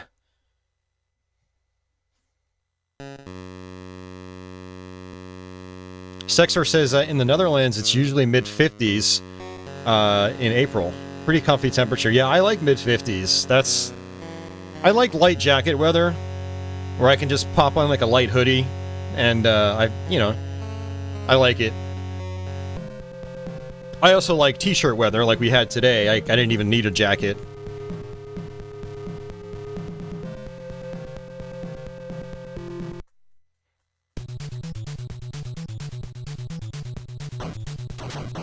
All terrains in Newfoundland. I had a friend that lived up there. Yeah, I hear the weather there is kind of interesting. You guys get like some crazy amounts of snow sometimes.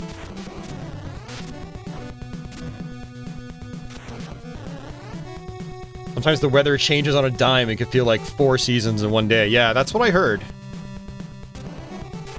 That's what my friend told me.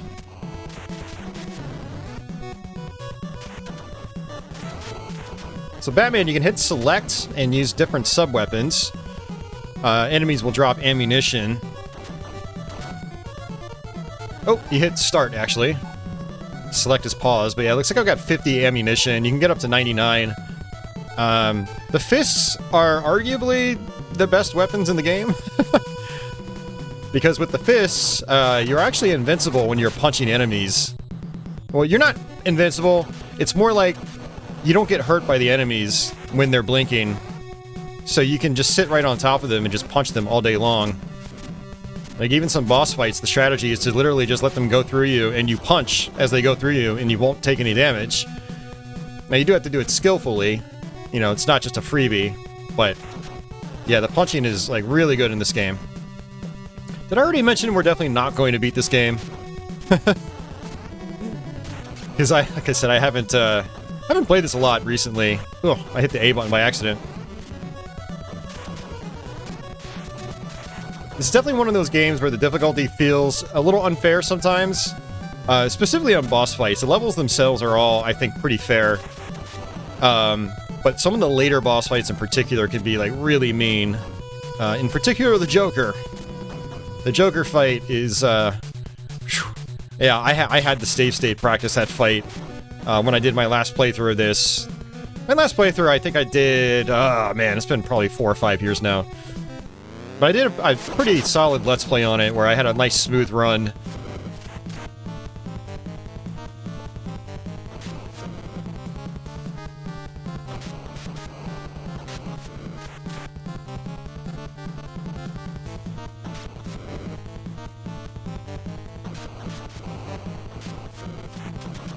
Yeah, I need to watch this movie again. This was one of my favorites growing up.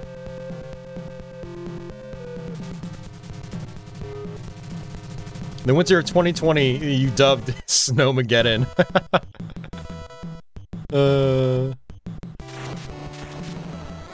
Man, we haven't had a good snowfall in a long time now. I think it's been a couple years. We got, like, almost no snow this year. We had a dusting, and that was it. Like, I woke up and I saw the dust, and I was like, oh, it snowed, apparently, while I was asleep.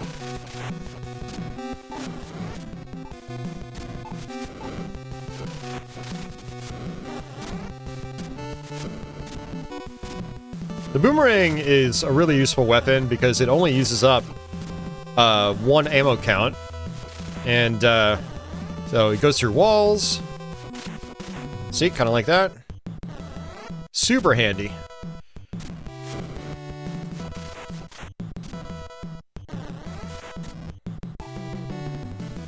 Your pistol here does a lot more damage, though, so it's better for, like, these guys. Man, the soundtrack is so good. Yeah, Trev, I never really got into the Genesis Batman. I tried learning that years ago, and I got to the... I think there's like a boss rush near the end of the game, and I managed to get to it, but man, I really struggled with it. So I've always kind of wanted to try to go back to it again, but it is definitely not NES Batman in terms of how it plays, you know? Alright, I want to go ahead and do this.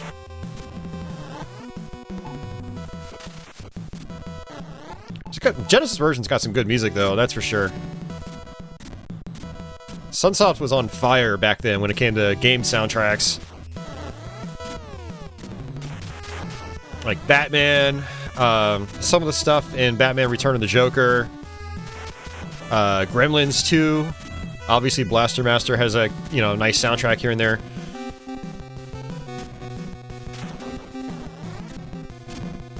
What was it?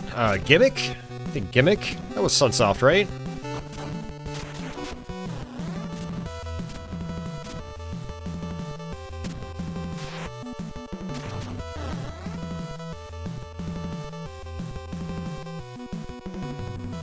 Captain Man says, not sure if I ever watched anyone play Batman Returns on NES.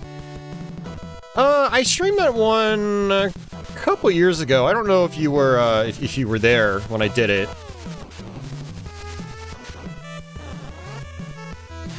NES Batman Returns is, it's deceptively difficult. Oh yeah, Journey to Silius, absolutely, Trev. I don't know why I didn't name that one, because that's one of my most played Sunsoft games. I really like Silius.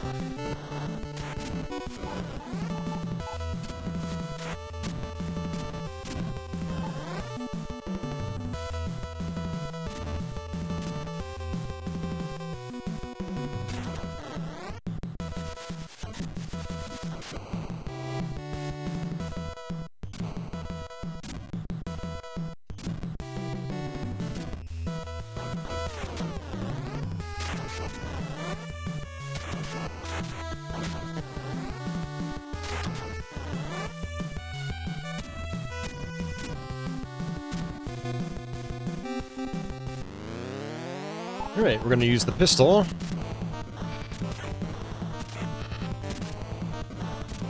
I just like to take my time on this fight. Whoops.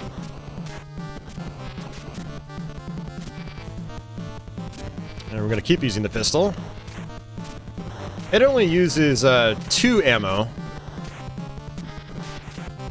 So it's a good choice for this fight.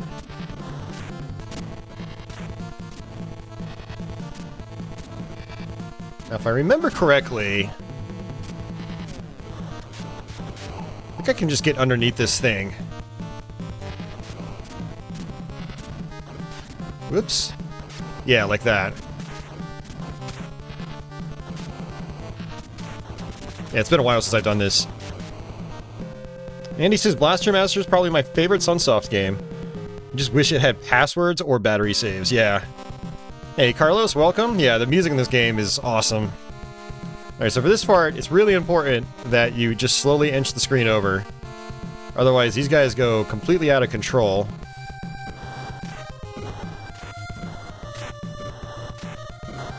These are some of the worst enemies in, like, all of NES gaming. So you've got to take advantage of, you know, this exploit.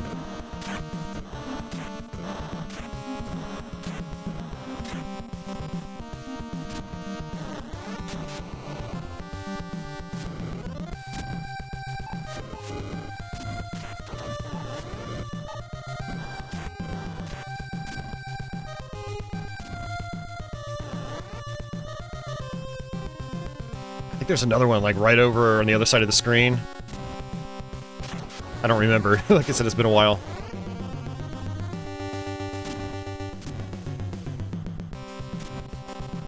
Yep, there he is.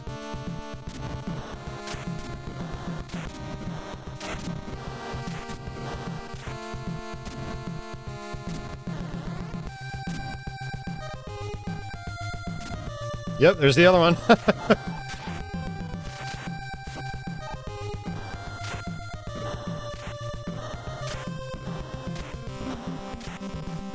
Yeah, very memorization heavy.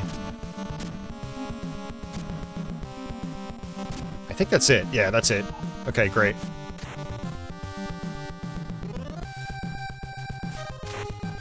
Alright, and these things, you can actually use them to grind out. A little dangerous. But you can grind out for power-ups, you can grind out for health. And bonus points, apparently. Points don't really do anything for you in this game. Alright, I think that's good enough. Alright, see you, Stexor. Have a good night.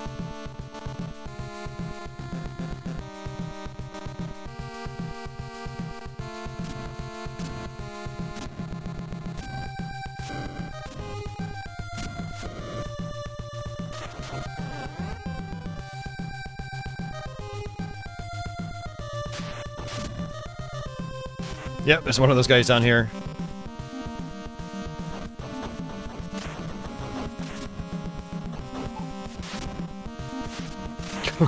Come on. Oh, that's rough. Alright. Inch the screen over. I think there is another spot where I can grind out to get my health back. And these visual effects are really nice, too. I've always loved the animation in this game. Like the little sort of water turbines down in there in the bottom, and then the waterfall, and it's really good for 8-bit standards. All right, you know what? Let's just punch. A little dangerous. Yeah, there we go. Okay, cool. Now this is time consuming, but it's worth it.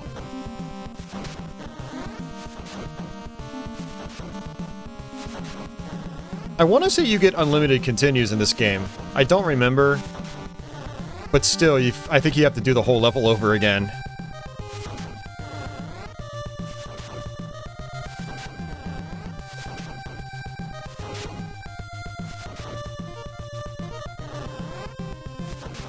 It would be nice if the pause screen actually showed you how much ammo you have. Alright, I think we're good.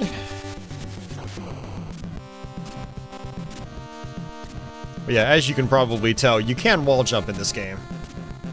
Really nice mechanic, it feels good. Also, you have variable jump height in this game, so you can do like a tall jump, or you can do like a little baby jump. And you can do the same thing when you're on the walls. You can do little baby jumps off the walls. So it feels really good.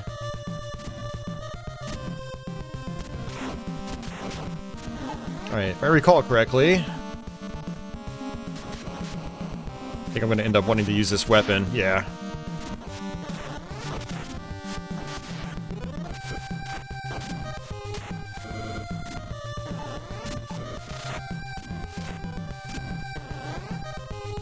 Trevor says, I think the continue brings you back to the start of the current area. Okay. I think I assumed it was just the beginning of the whole stage, because I'm mainly used to continuing on the final level. And that final level you have to do in one swoop. Like, there's no checkpoint.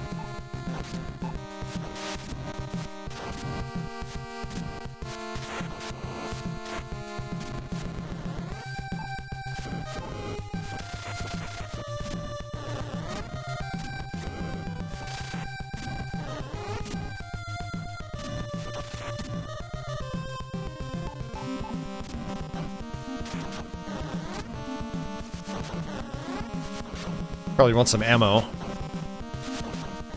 Oh, that's probably good enough. Yeah, I think we'll be... actually, let's just play it safe.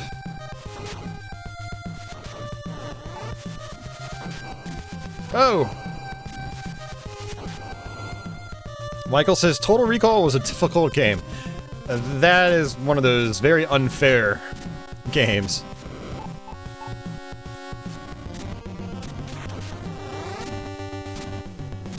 Total Recall is one of those games that's really interesting, but for all the wrong reasons. Now, a buddy of mine here on Twitch and YouTube, he goes by Diamond Long Plays here on YouTube, and he's mastered most of those, like, mediocre to trashy games.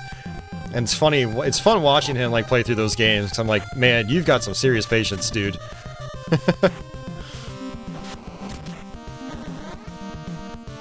It even motivates me to try to play some, quote-unquote, bad games.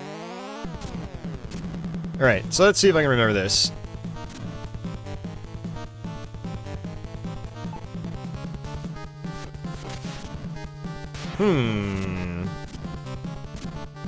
I always forget how to do this fight. That is clearly not it.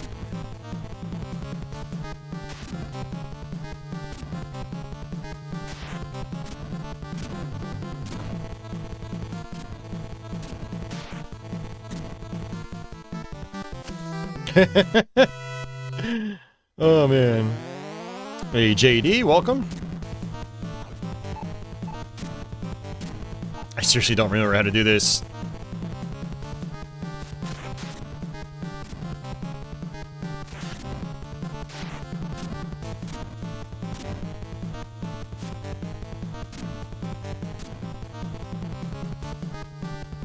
Yeah, I feel like I want to get... He keeps jumping straight up, though. Okay.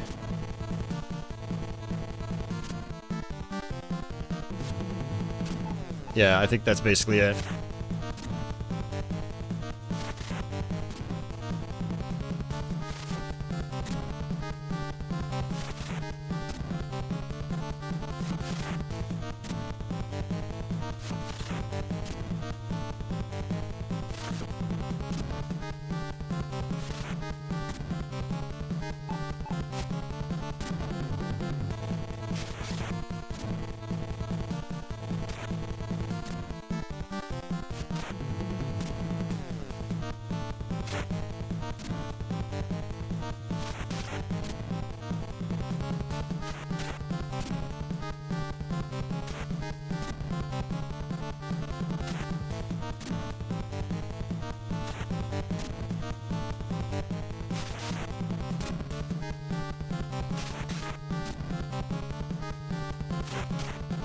A little tedious.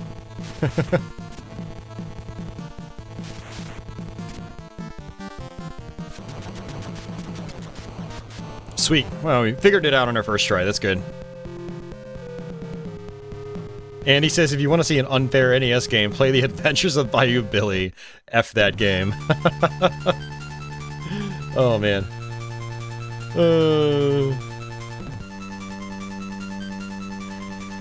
Alright. Well, we made it through.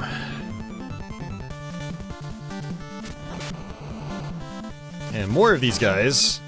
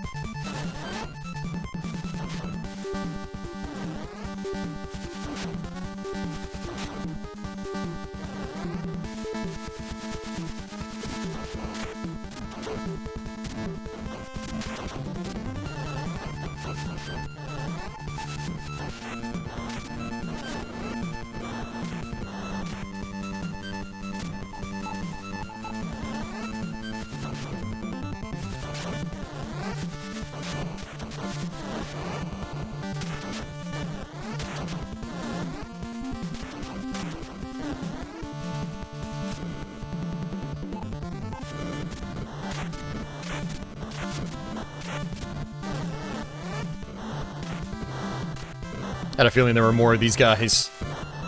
I'm trying to inch my way forward, 'cause I don't want to get caught up on them. Yep, there's another one. Oh god, here he comes. Go away, man. These guys are so mean. I triggered him. Oh man. I don't think there are any of those guys on this whole section, so I can move forward a little bit faster.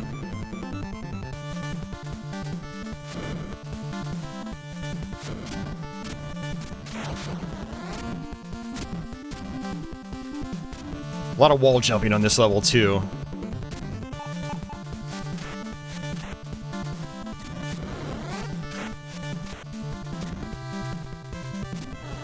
I love me some good wall jumping.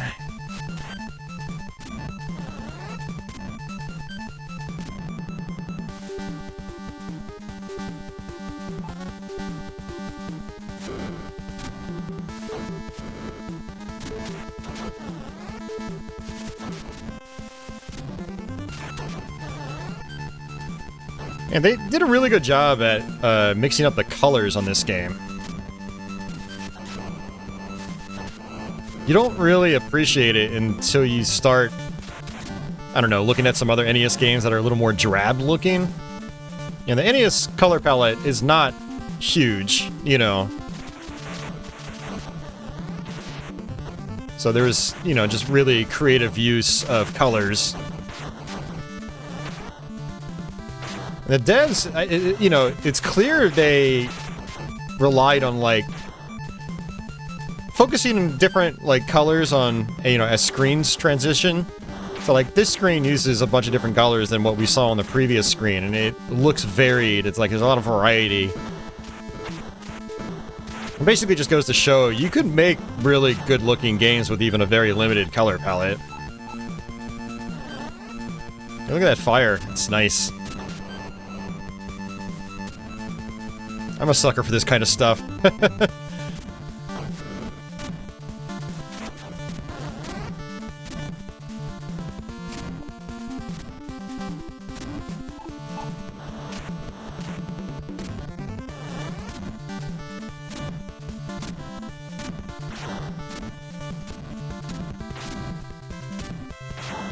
Alright, so we're gonna use this one. And I want to say it, yeah, just drop straight down. This is a kind of a tricky section.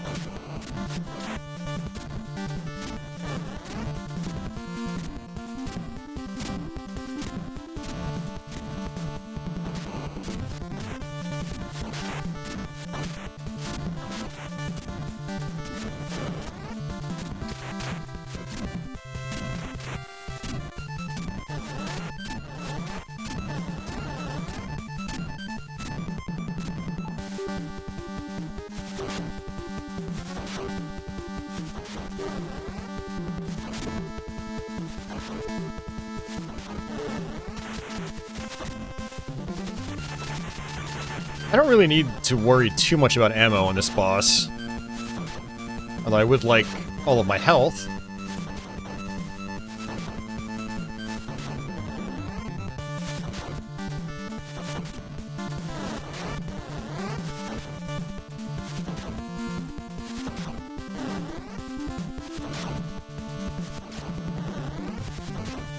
Alright, I think we're good.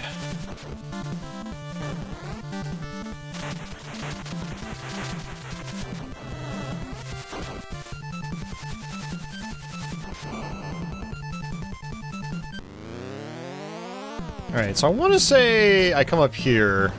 It's been a while.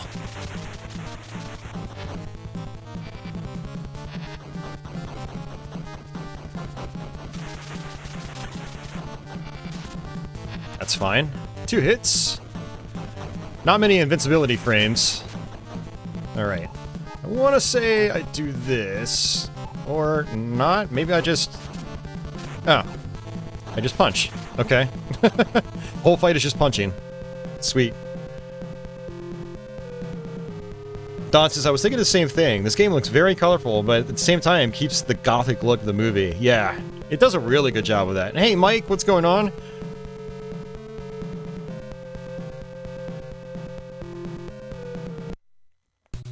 Alright, this is our last level. And, yeah, this level is pretty grueling. Pretty long. Look at those gears. Such a good effect. Ah. So much slowdown, though. The game's not perfect, that's for sure. I mean, few 8-bit games are.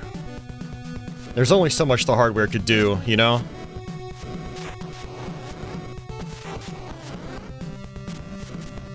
Yeah, people don't realize that slowdown and stuff like that was so common back in the day just because of hardware limitations.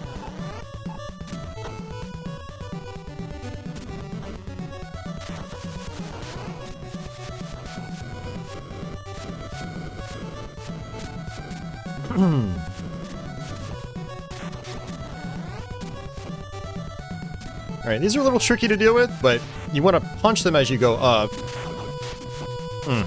If you do it right, you can just land on top of them and take advantage of the fact that, you know, they won't hurt you for a short period of time after you hit them.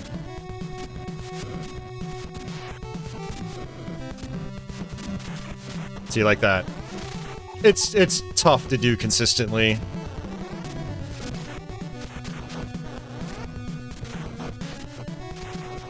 Probably not the best design choice in this game. Alright, we just need to get to the top. Because then there's another section where I can grind out. And the muscle memory is still here in this one. I've had to do this so many times.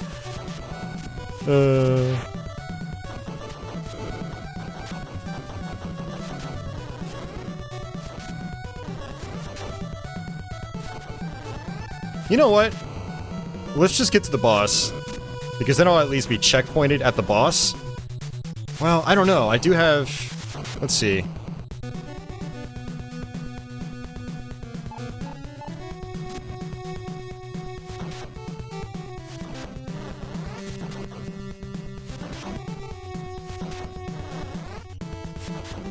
Yeah, I only had one block of health, but then I got a heart. And I was like, ooh, okay, that gave me some confidence. Sometimes that's all it takes to flip-flop on whether something's a good idea or a bad idea. Man, it's dropping hearts rapidly. I like that. Much less grinding. Now, this will only spawn until 3 items are on the screen. And then it won't spawn anymore, so you need to go and actually pick them up if you want to do this quickly.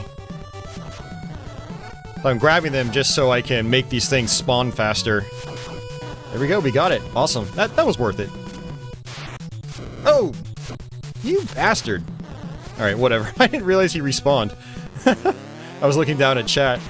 Alright, I don't remember how to do this.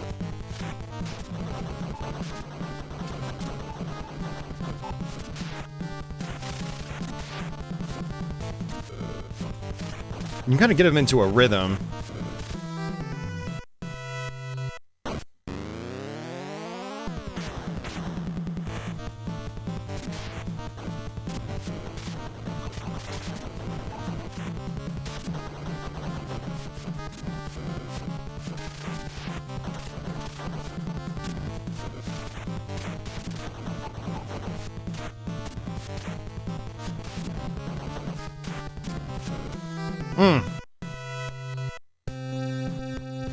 Ugh. Alright, we'll try it one more time. Man, I thought I had more than 2 lives. That's crazy. You have to do this whole level over again. Now, if you kill that first guy, when you get a game over, I'm pretty sure he remains dead. God, I want to go refer back to my own Let's Play of this game, just to see what the pattern is. But there's a way to get that guy into, like, a specific loop. And that's key. I don't remember what that loop is, though. I don't remember at all.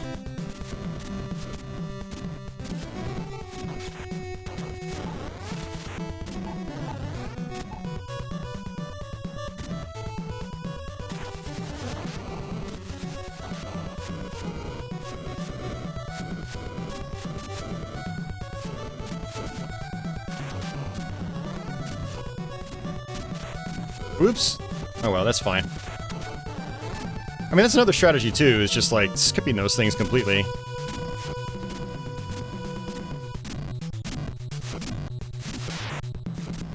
Sometimes you can't, though.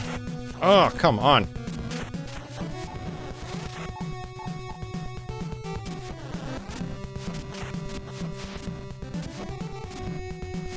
Yeah, that works. Just skip them.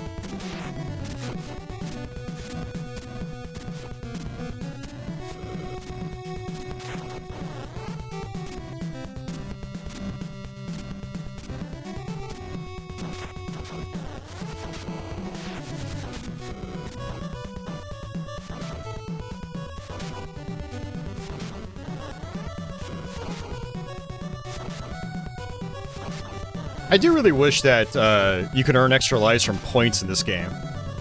I think that would have been a pretty good design choice, considering that some of these levels get pretty tough, and you only get 2 lives. And then you've got to do, you know, like on this level, you got to do the whole thing over again. It's a little rough.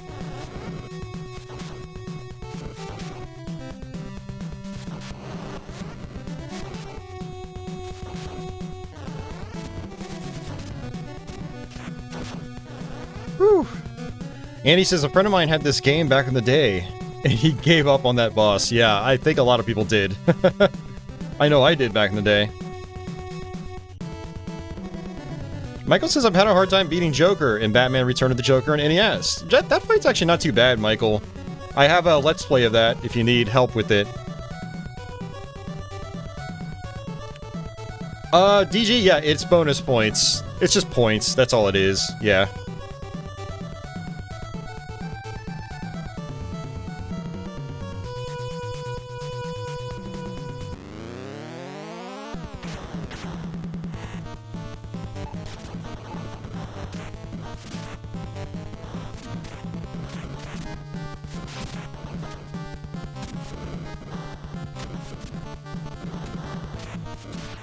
This guy really does not like my gun.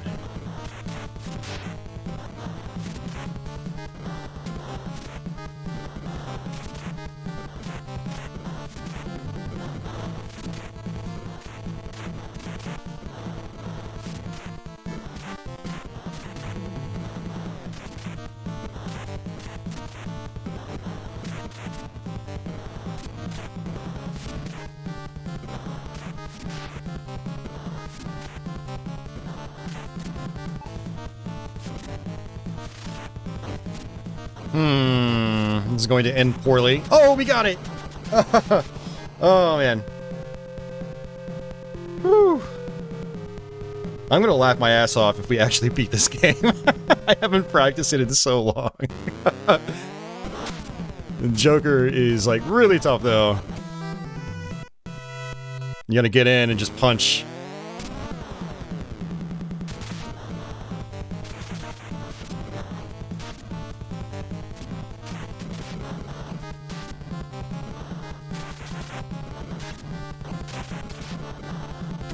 Ugh.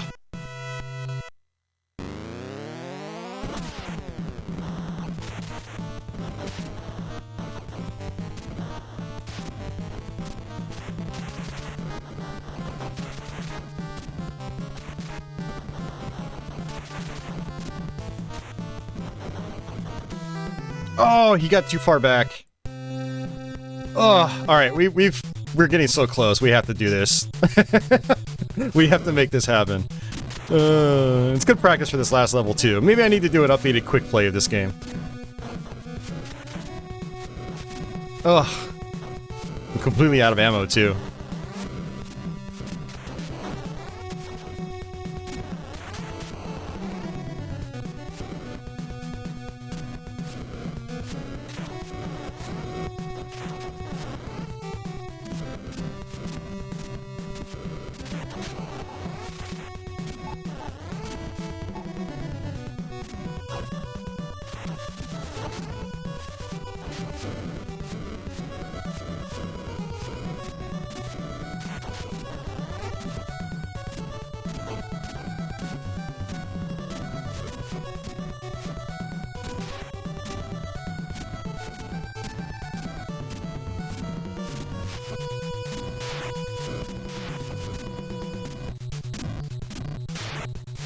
Man, I'm struggling right now.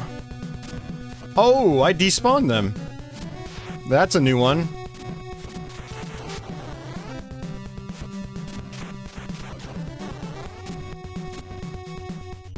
I'm gonna die here. Oh, I got lucky.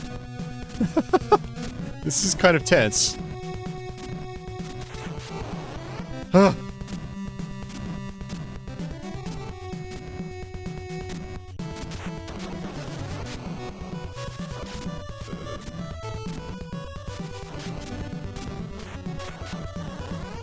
Alright,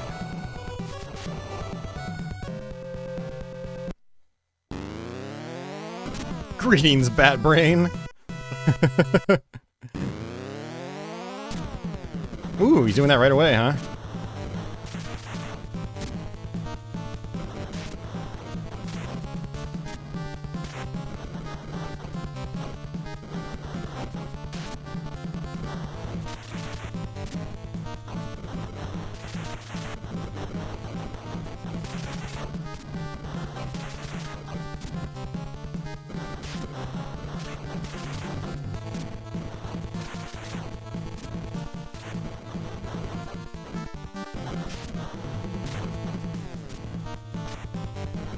Oh, I was too close. Hey, Adam, welcome back. Oh, and I just realized you don't even get all your health back either. It's your first go at this is like, it's your chance.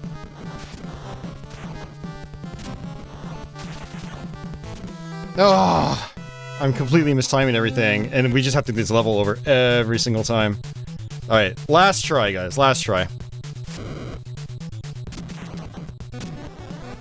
I'm sure seeing me fly through this level over and over again gets a little tedious.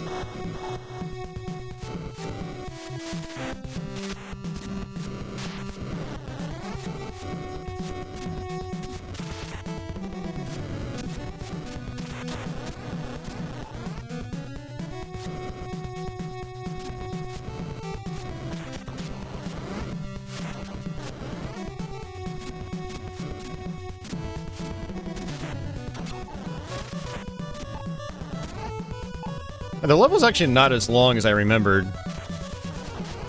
It's just challenging, you know.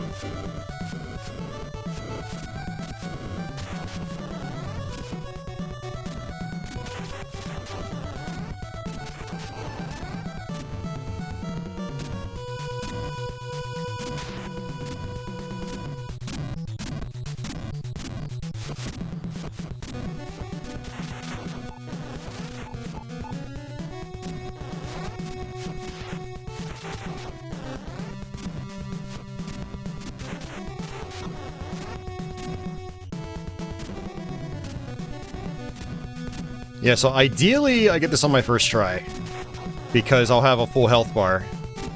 I didn't realize that when you spawn back in, you don't get all of your life back. You only get like half of it. That's a detail I completely forgot about. Oh, come on, dude. What are you doing? This is definitely one of those kinds of games, though, where, like, you want to get so good at it to the point where you can just do everything on your first try, and then you never have to worry about dying and not having a full health bar.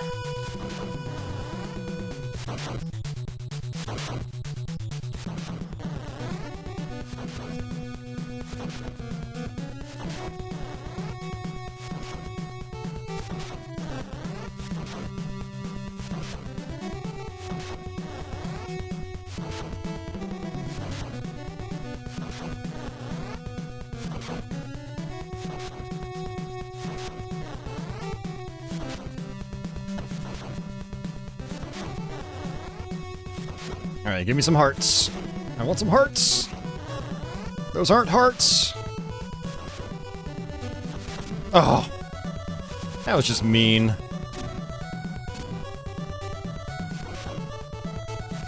I lost a heart.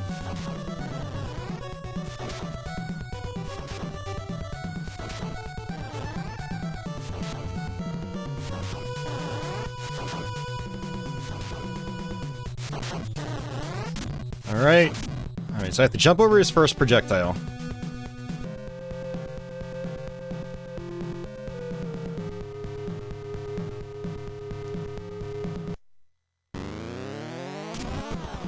DG, you know, you might be right. Maybe that's what I'm seeing.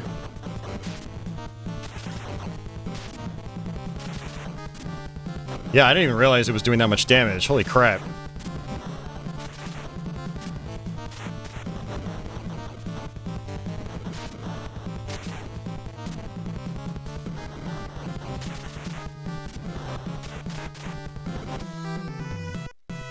I don't know, let's see. Yeah, I got all my health back. Okay. Interesting. Well, maybe I was just getting hit and not realizing it.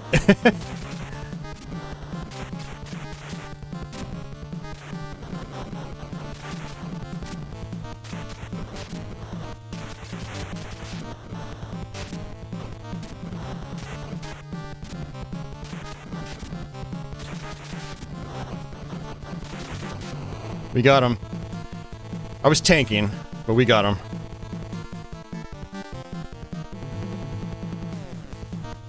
Woo! We did it, guys. Yeah, and I think, DG, you're right about the health bar thing, because I looked up intentionally. I did see my health bar come back completely.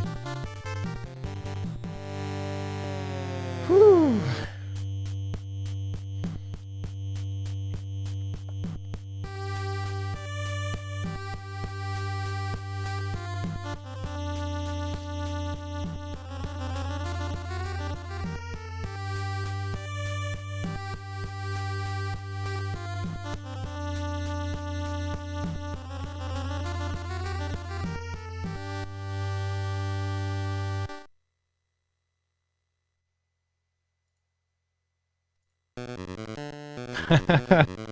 Man.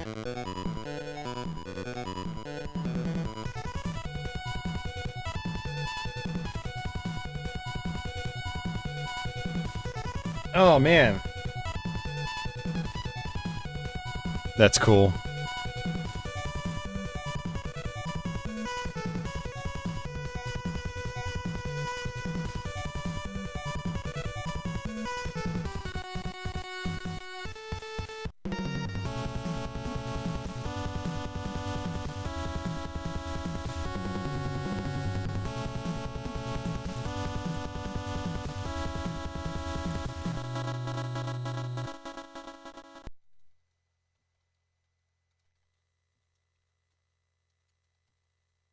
All right, guys.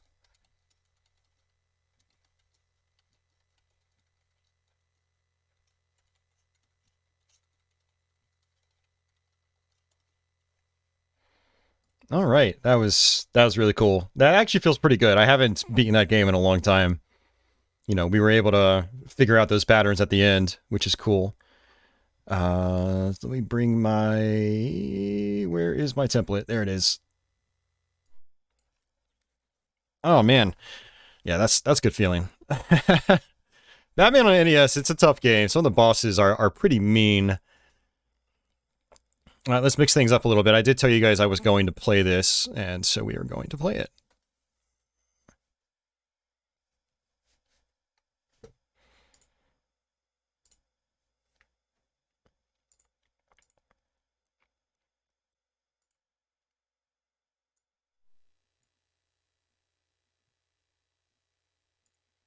All right, this is Rad Racer.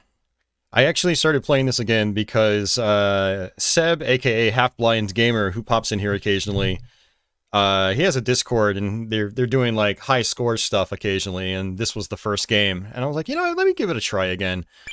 I don't know if there's really any difference between the two cars. If you guys know, let me know.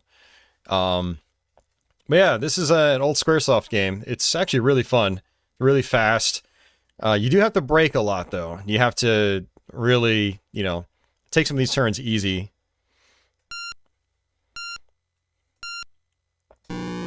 So you also have to press down on the D-pad if you want music. And you press up to boost. And you want to boost, and you go up to, I think, 255 kilometers per hour. Now, you don't want to take turns at that speed. You will most likely run into it, run into signs. And then there's a long reset period, just like an outrun. But it's actually it's a really fun game when you get into it.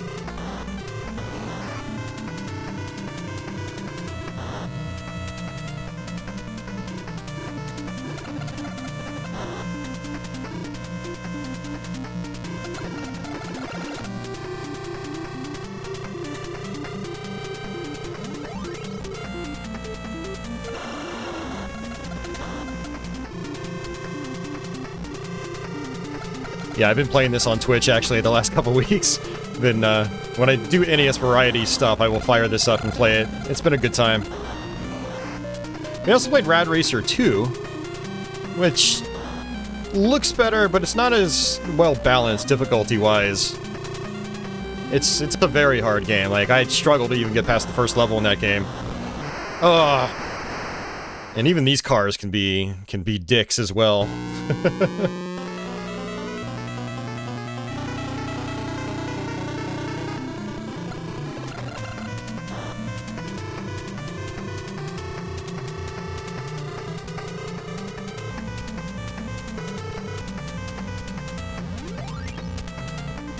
I don't know if we're gonna actually succeed here.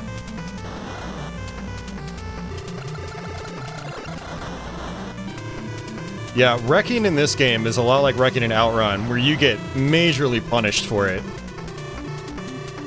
You do have a timer in the bottom left, so you've got to get to your next checkpoint before you run out.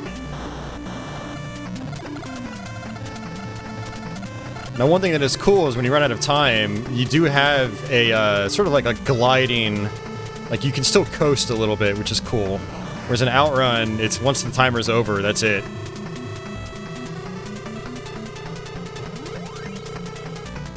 Okay, we hit the next checkpoint.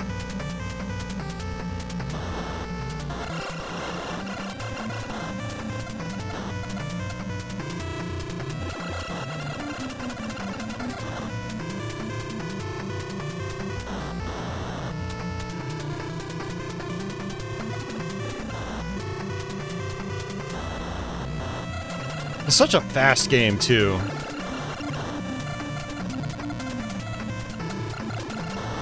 Yeah, this is one of those ones I wish I played more growing up, because it's really fast and fun.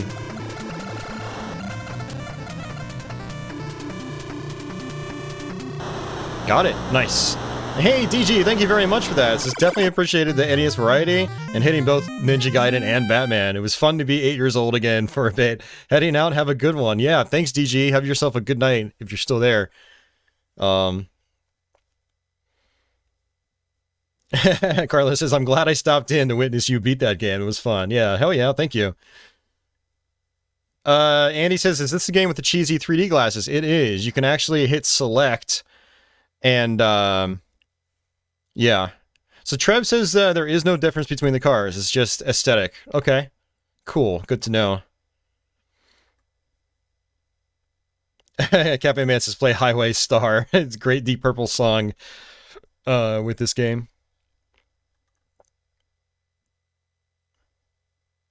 Society says I've beaten many levels in this by drifting to the next checkpoint after the time runs out. Yeah, I've done that a couple times too. Trav says he really likes this game. Nice. Banu, what's going on? He says, lies. Everyone knows red cars go faster.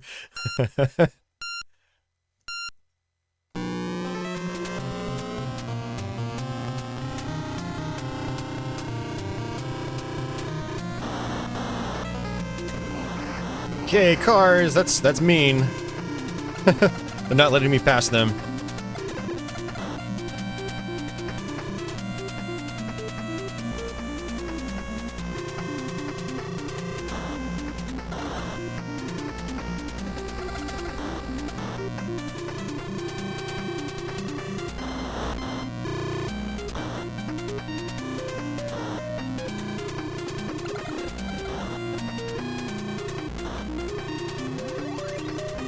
Alright, so far so good. Okay,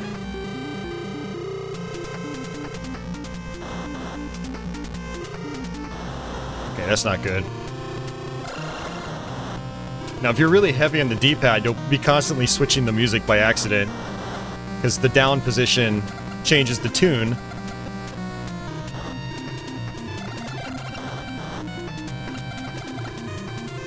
In Rad Racer 2, to pick music, you have to pick it at, like, the map screen. It's not exactly obvious how you're supposed to do it at first. But at least you won't be changing the tune mid-game. Although I do kind of like switching the tunes at, like, a specific time, because they kind of blend into each other pretty well if you do that.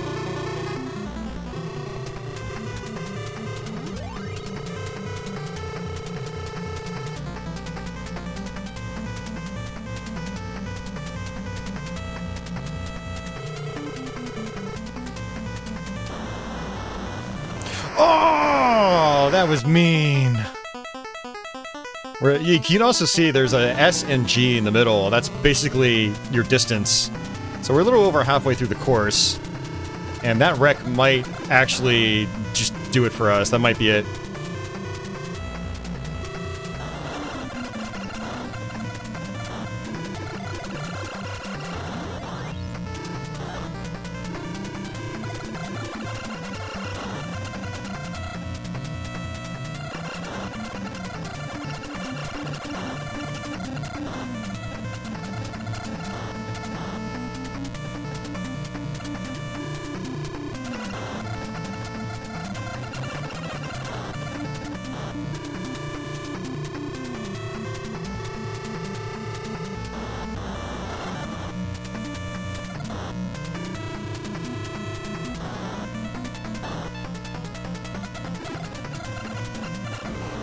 Ooh. Yeah, when you run into cars in this, you just get sent all the way to the other side. It's very dangerous.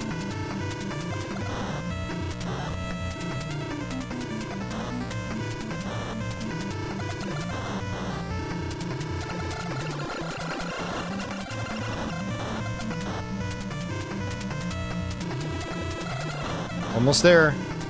Oh, we got it! Hell yeah. That wreck did not do us in.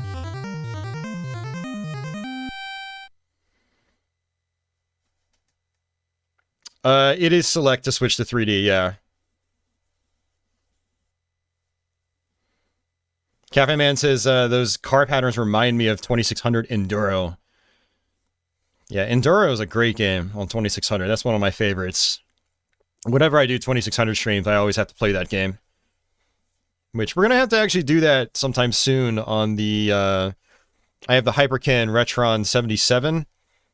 And it's got the community mod on it, so I just have Stella with just about every game loaded up onto it. It's a pretty good experience. Trev says, the sequel only has 2 music tracks. Yes, you're right.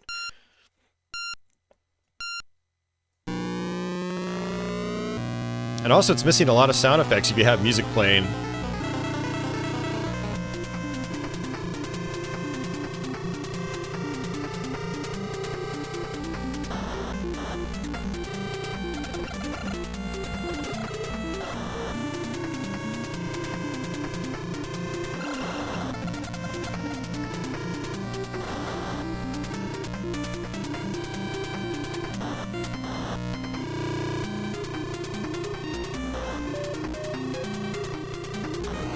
Oh, no.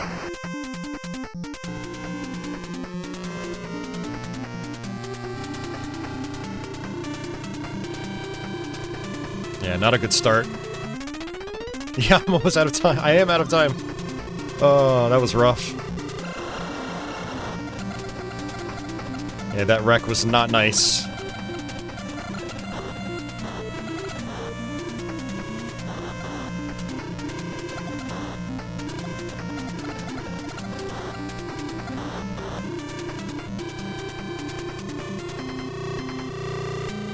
Oh, now the cars are really being jackasses. They're just moving right in front of me. I hate that so much. In Rad Racer 2, they do that, like, immediately, right from track 1. I'm starting to wonder if it's, like, specific cars that do it. Like, certain colored cars. I can't tell. No, it seems like it's... maybe anyone. I don't know, I'm trying to figure it out. Or maybe it's just all completely random at this point, I don't know.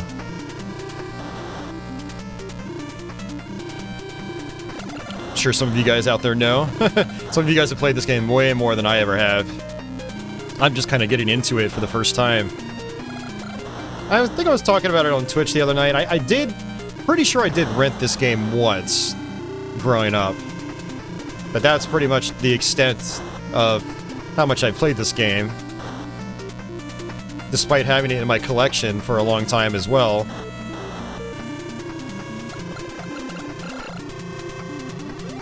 Okay, another checkpoint. Can we get this? We got 60 seconds.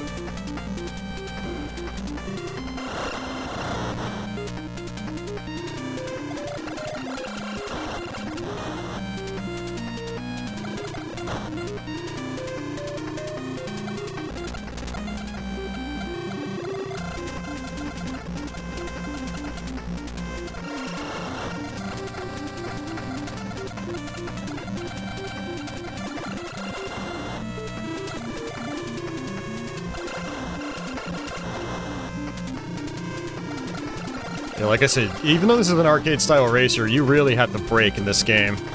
Man, we got it. I was a little worried there on that first stretch.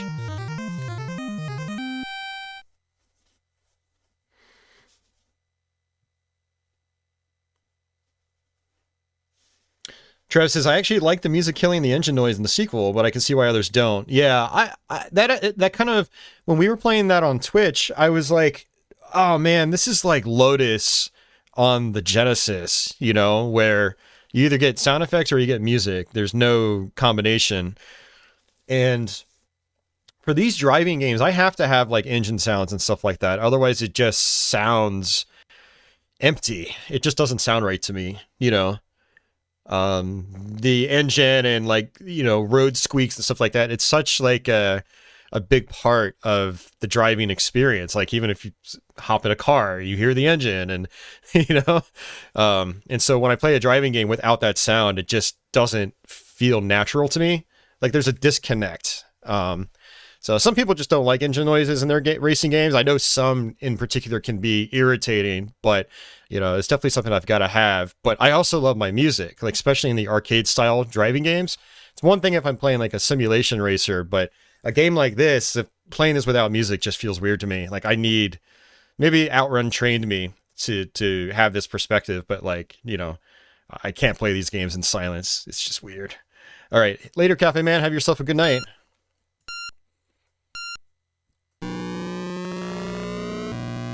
All right, I think that this is the farthest I've made it. I'm pretty sure I got here last week, and then that was it.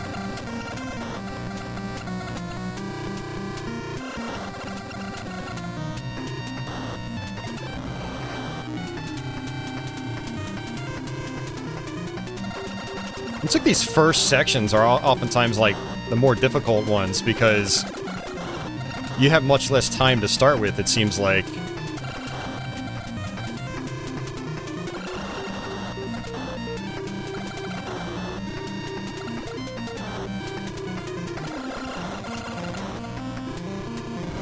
Oh, not good.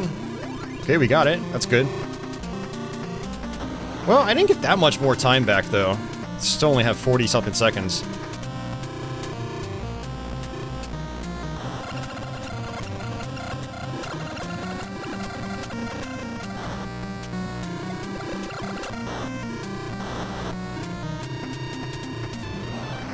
Oh. I wish there was a way to, like, fast reset or something. Yeah, I think that's gonna do it for us. I don't think we're gonna make this.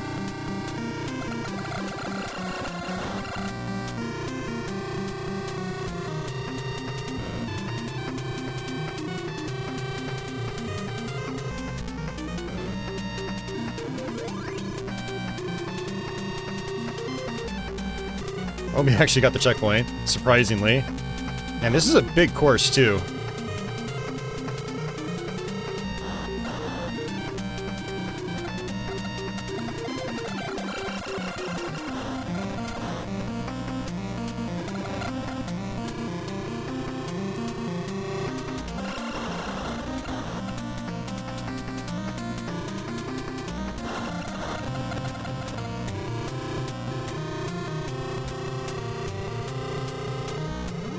Okay, another checkpoint. Wait, I had almost 70 seconds on this one.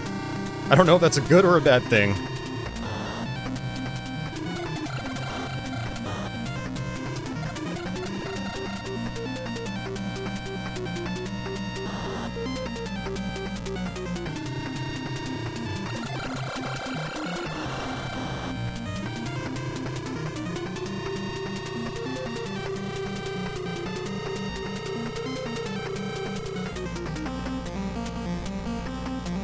Yeah, once you've hit 255, there's no point in continuing to boost.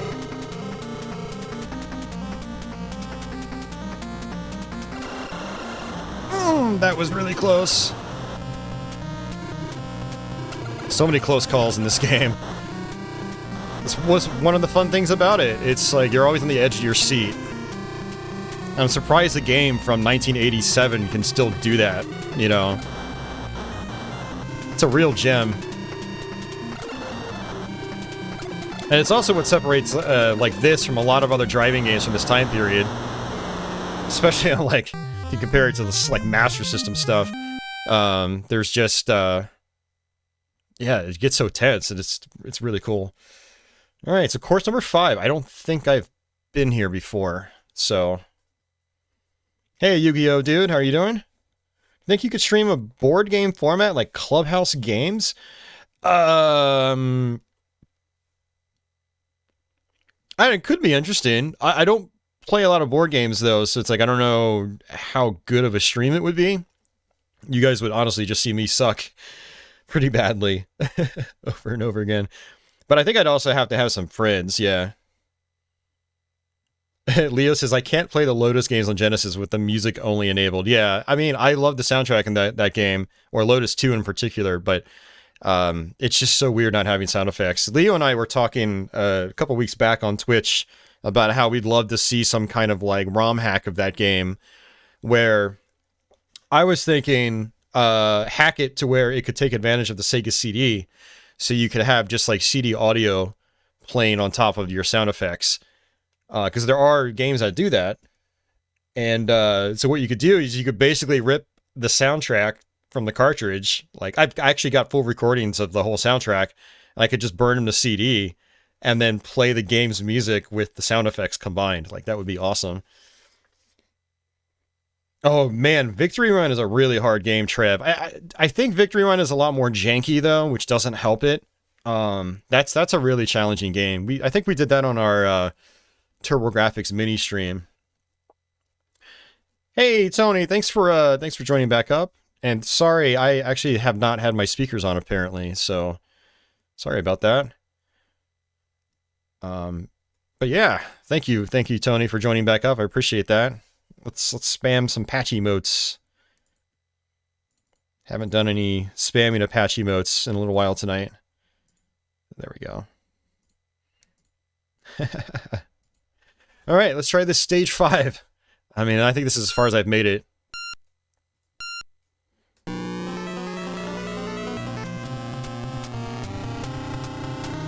Pretty cool looking level. It's like orange.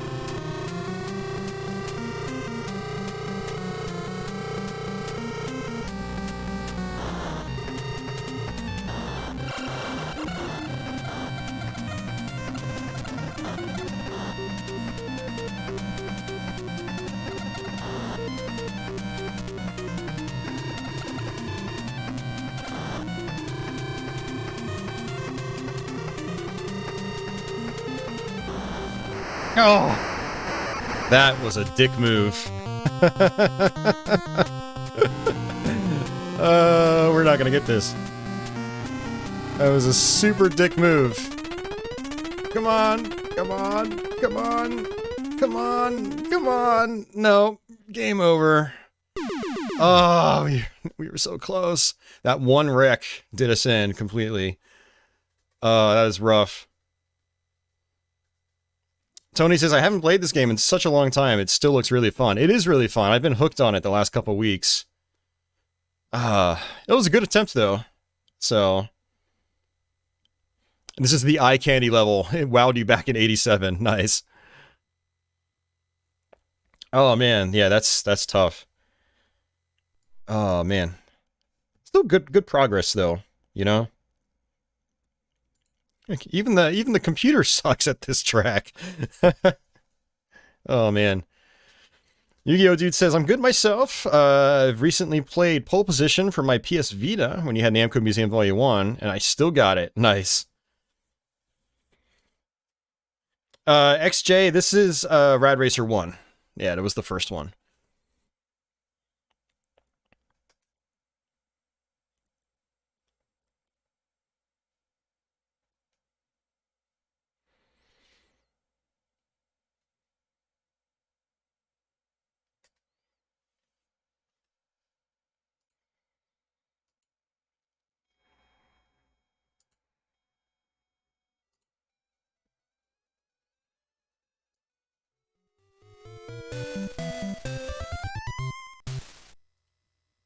Alright, we're gonna play some Mike Tyson's Punch-Out! I was playing this last weekend as well, trying to make some progress in it. Still kind of hitting some brick walls later on in the game, but we'll play it and see what we can do. This is just an awesome game. It looks great, it sounds great, it's really fun. I still want to finish learning the Wii game. I was playing that like a month and a half ago. That was a lot of fun too.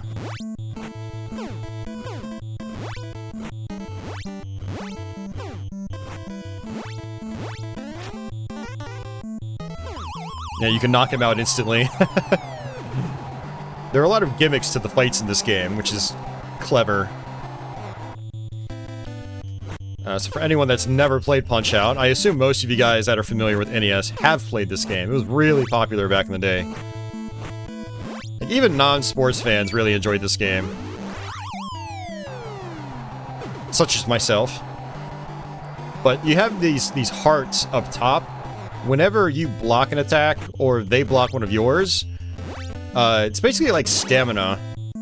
And then you basically go purple or pink, and you can no longer punch.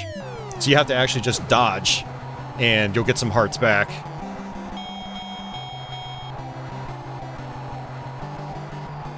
Oh, that's funny. You just went to grab some water, was thinking about how you traded Rad Racer for Punch-Out, and here we are. Hey, Cosmic Kaiju, welcome back. Leo says, it looks like someone has made a Top Gear 2 audio hack on Genesis. No way. Yeah, I need to grab that, Leo. That sounds good. It would be great if the Lotus games, yeah, were fixed as well. Society says, Super Punch-Out is the one he mastered. He made it to Mike Tyson back in the day, never beat him. I think it stands for Total Knockout. Gotcha, yeah. Something like that.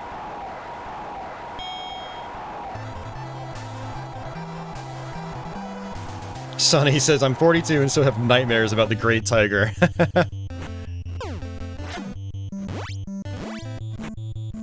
What I like about these early fights is you can be a little aggressive.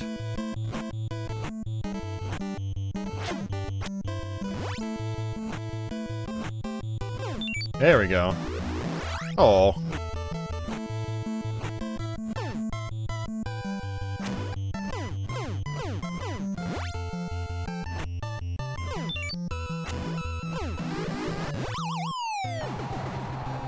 Yeah, and if you hit them at certain points, you'll get stars, and those are basically like super punches. If you take a hit, you lose the star.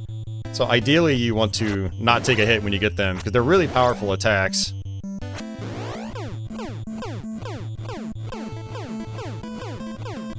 Oh, did I get him into a stun lock loop? Sometimes that happens, and I don't understand why. But I will take it.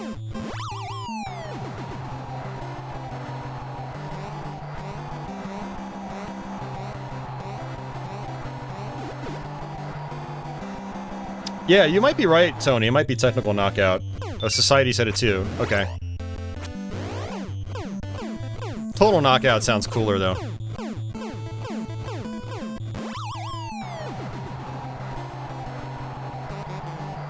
Wait, the included music isn't the original Top Gear 2 music, but you said it's easy to replace that with how these audio hacks work on Genesis. Yeah, I don't understand how the hacks work, Leo.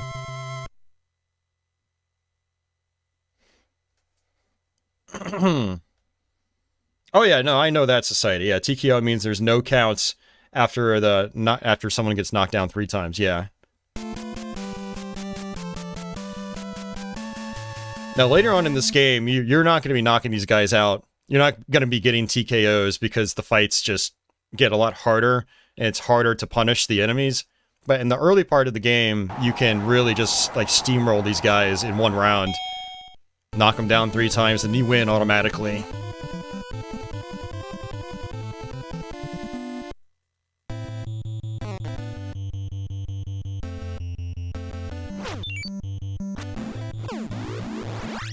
Yeah, in the early part of the game, you can sort of start a combo and then use your super.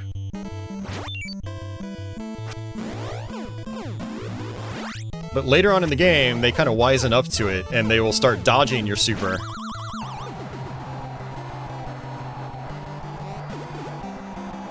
Now, if someone can correct me on this, or explain this to me. So Nintendo did re-release this game later on, once they lost the Mike Tyson license. But I want to say they made some like balancing changes to it. Like I thought in that version you could like mash your buttons when you knock an opponent down, you can get some health back. And you can't do that in Mike Tyson's Punch-Out. That is a thing, right? In the re-release? Because I have the re-release on my parents' Wii. I bought a bunch of Virtual Console games on it a long time ago, before it shut down. For when I'm over there and I'm kind of bored, I just fire up some NES games. And that version is just Punch-Out, which is the re-release version.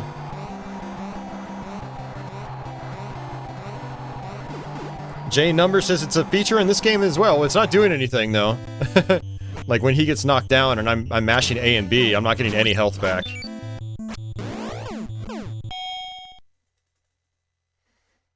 You think I'm thinking of Super Punch-Out? I could have sworn you could do it in the re-release Punch-Out as well.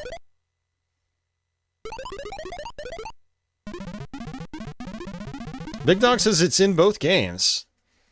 Well, I know there's something about getting health back on this break screen, but I'm talking like when you knock them down and you start like mashing buttons, you start earning health back slowly. I know it's a thing in the Wii game, the remake.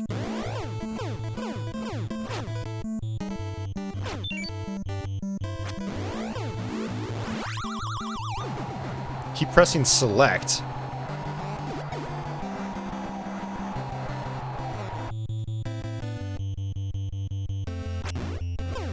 Yeah, I just tried pressing select there, it didn't do anything, so maybe you're talking about the break screen.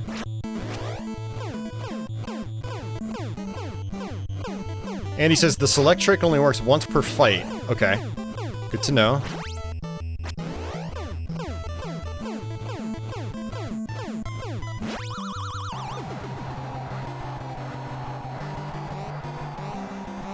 Raiden Lord says you can press select between rounds to get health back here, but that's it. Okay.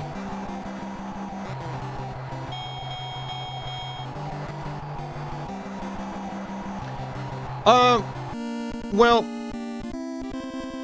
so Society, they did it because they just decided not to renew the license for Mike Tyson's likeness.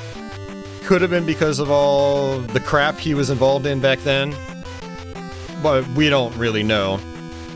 But the fact is they just decided against getting the license back, but the game was still selling apparently, so they re-released it.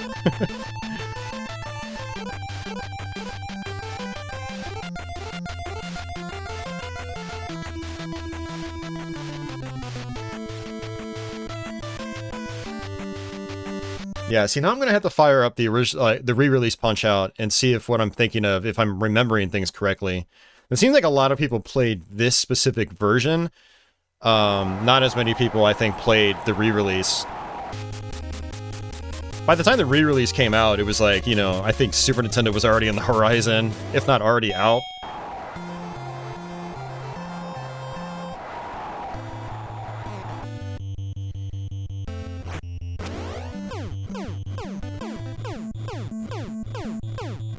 And I don't know why this happens, but sometimes you can get Don Flamenco into just this loop.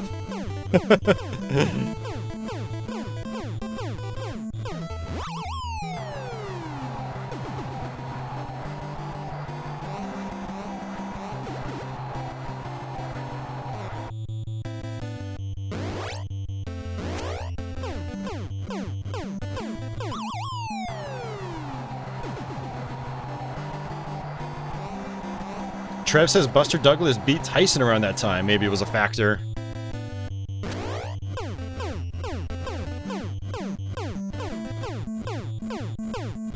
Well, there was that whole issue around this time where he, like, ended up biting that dude's ear off or something. That definitely put him in a really bad light for a long time. Like, I don't follow sports, never really had, but even I remember that one. I always saw it as maybe Nintendo trying to distance themselves from behavior like that. Not exactly family-friendly behavior.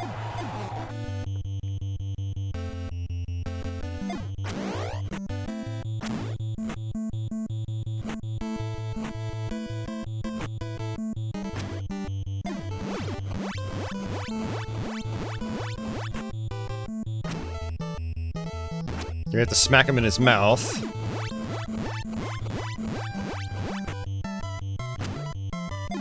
Oops.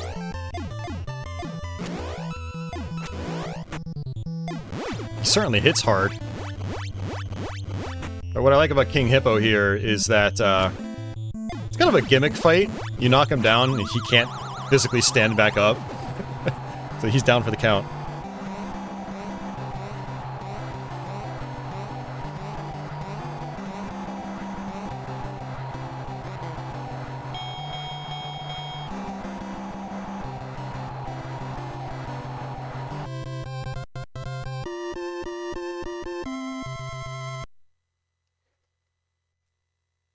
Alright, Great Tiger.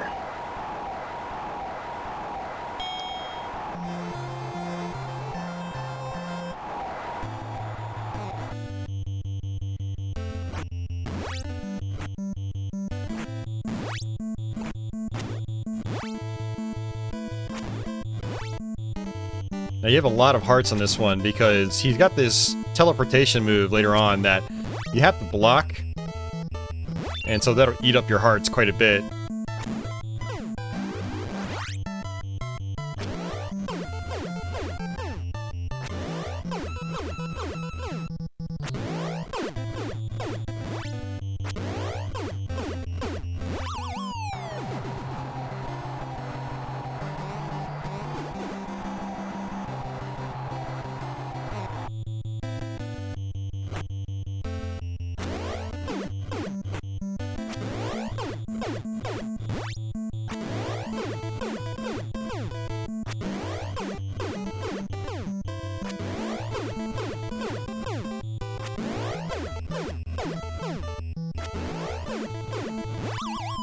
Alright, that's 2.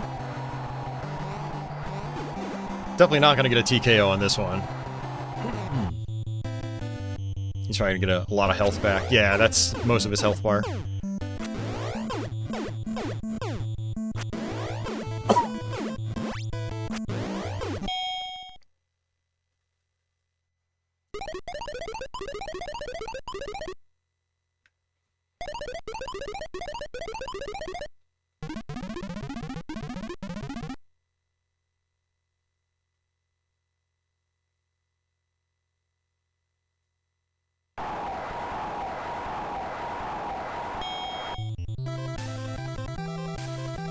Trev says I should play Ring King for a different take on boxing from the same time.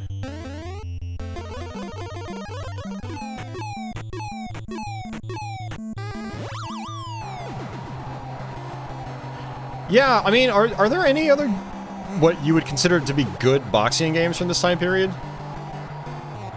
Like, I saw other boxing games, but I always felt like they were redundant. They just didn't look anywhere near as fun as Punch-Out, so I never bothered to play any others.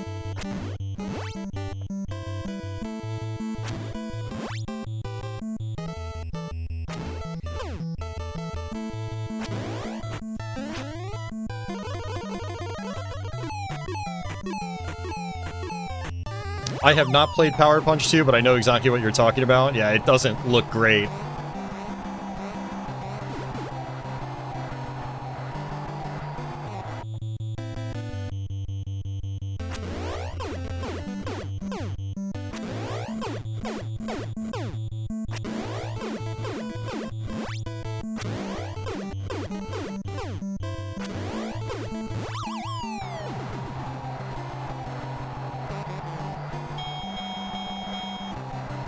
Raiden Lord says, Ring King is fun. Okay, I'll have to try it out then.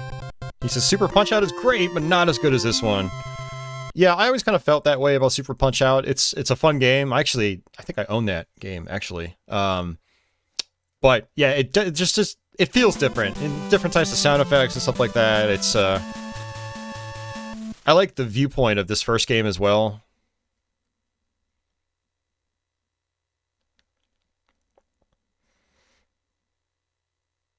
Big Dog says, in Ring King, you can move around the whole ring. Oh, okay. Interesting. Raiden Lord says, there's an arcade boxing game that wound up on the Genesis. Buster Douglas boxing, he thinks. Trev says Foes of Ali on 3DO, but it's 7 years after this. Yeah, I never did play Foes of Ali. I always assumed that would be a little more, like, realistic. Maybe not as fun, but I do know that's a game 3DO fans rave about. XJ's never been able to get past this guy. Whoops. Yeah, he's got the bull charge, and you have to knock him down on it. Actually, I don't know if it's a requirement on this one, but it is later on in the game. Even if you deplete all of his health, he ends up getting some back. You gotta wait for the bull charge. Yeah, Super Punch-Out is one of those games on my to-do list where I want to try to, you know, learn that game. But I figured I should probably do this one first.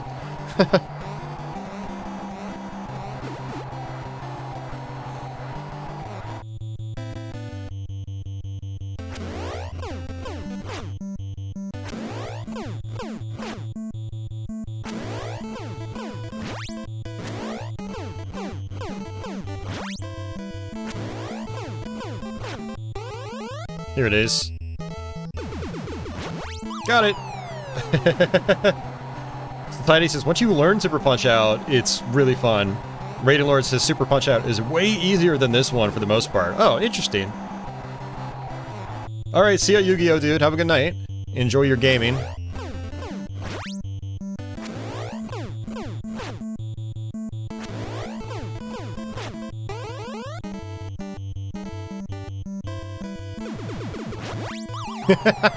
Got him again. It's a really funny animation. Darren's Dance is the second Bald Bull fight. You can knock him down with a Star Punch. Okay.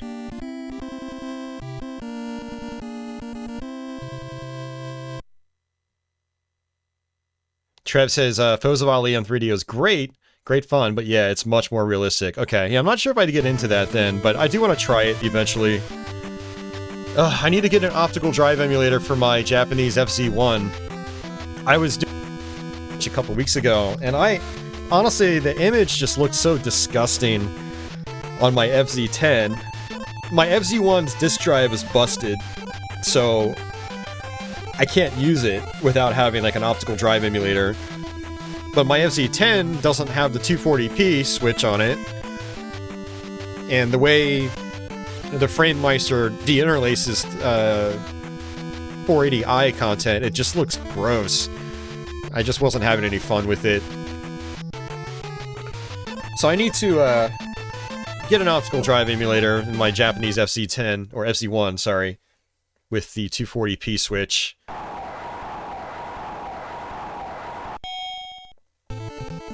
But once that happens, I'll try some of those games like Foes of Ali. Alright, Piston Honda, round 2.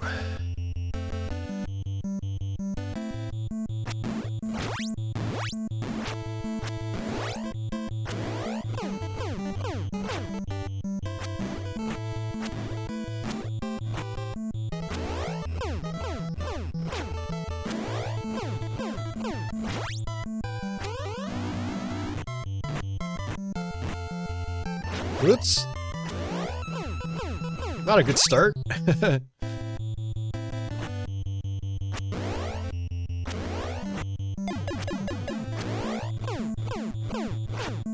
Yeah, he's a lot more complex with his patterns now.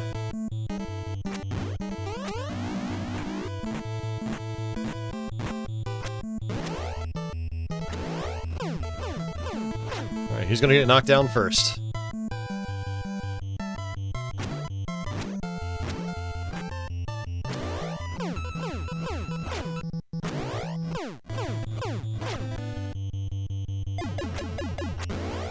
Alright, nice. Woo!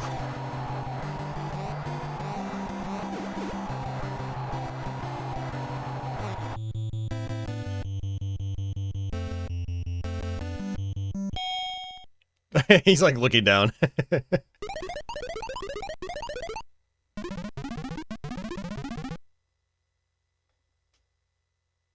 Stick and move, stick and move.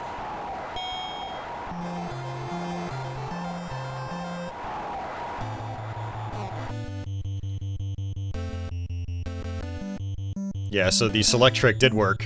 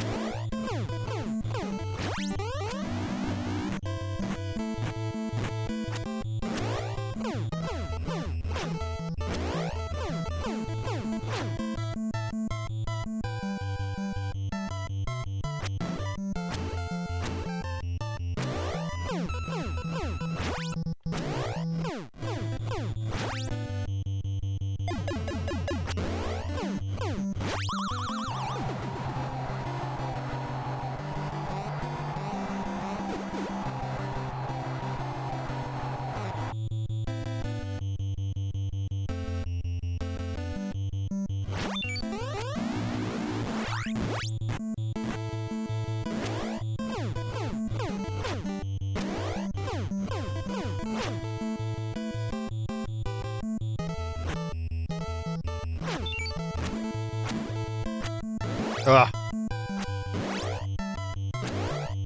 Yeah, so it looks like if you interrupt his first punch, he only throws 2 out afterwards instead of all 3.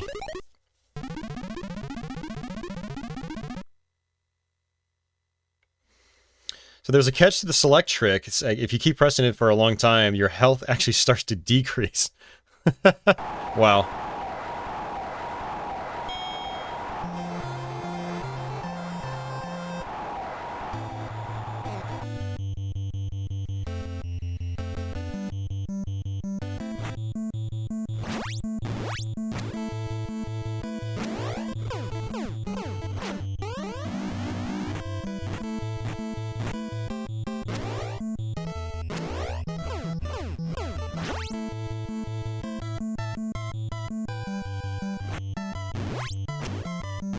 Oh!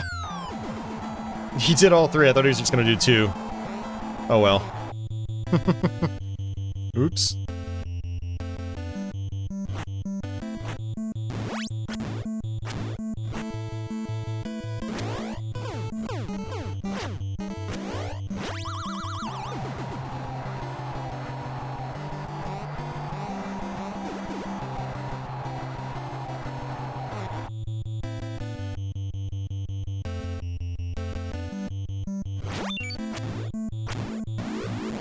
Oh! That's a bummer.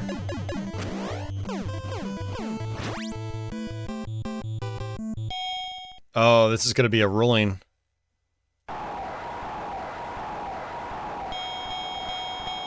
Yeah, I knocked him down way more times than he did me, so usually I think that's how it works out in your favor if you've knocked him down way more often. I'm pretty sure. All-Terrain says, I think it's if your health is already full and you press select between rounds, it goes down. Oh, okay. Okay. Soto Popinski.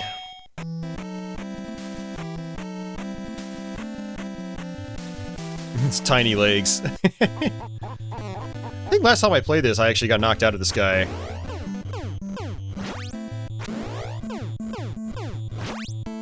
He's got some really fast uppercuts.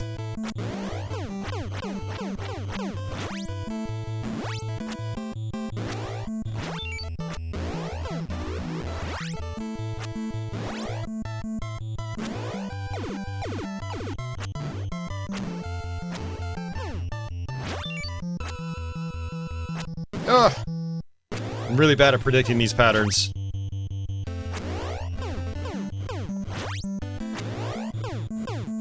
Alright, good.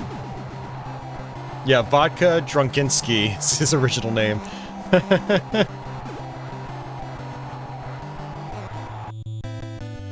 Andy says that decision is actually based on points. Okay.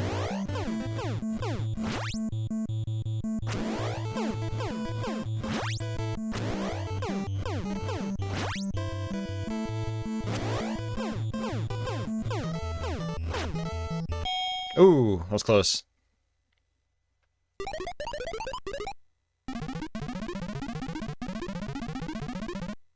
Raiden Lore says it's weird watching this. I keep twitching when they wind up for one of their moves, like I'm supposed to be reacting himself. Yeah. I do that when I watch, like, really tense games like this.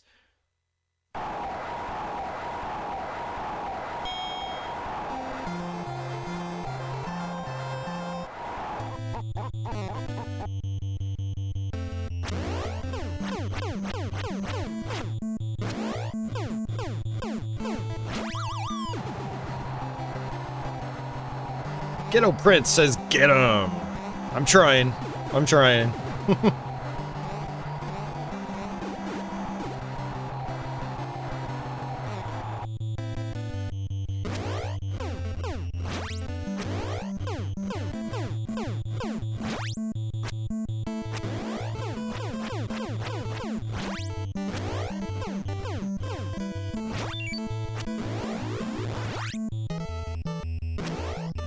Nice.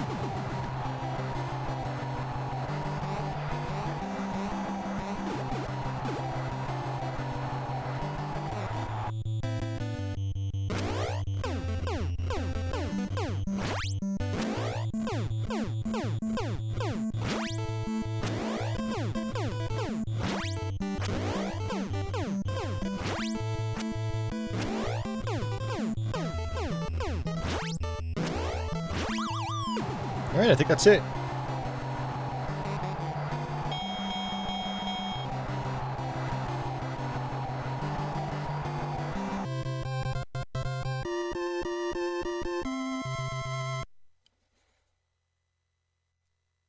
Oh, bald bull again.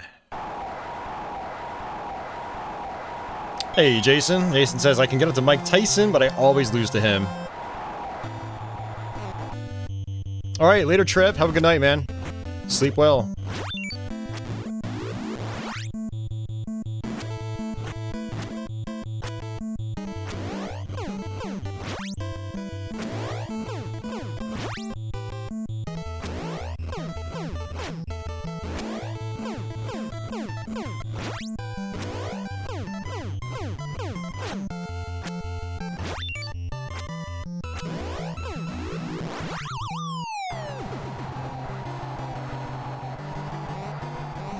Yeah, I've gotten to Mike Tyson before, but I just get wrecked.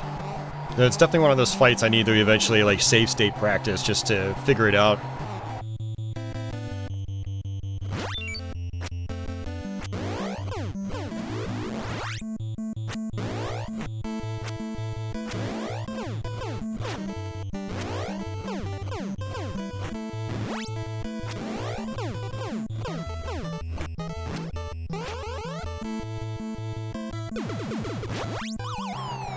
Got it.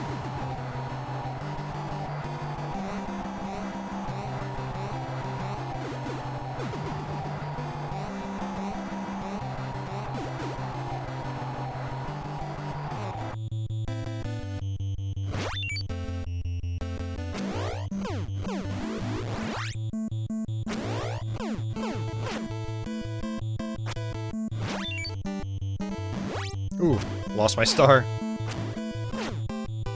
That's it. A star is needed to knock this bald bull out? Really? I thought you could probably still knock him out with the bull charge.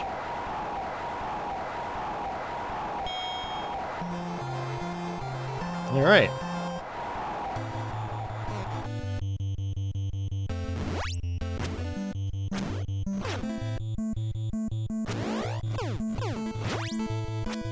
You can knock him out with the bull charge. Okay.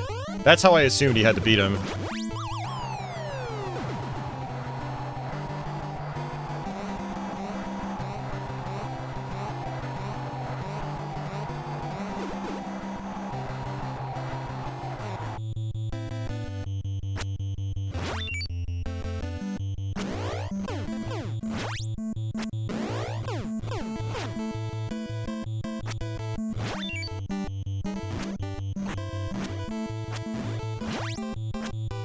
Ah.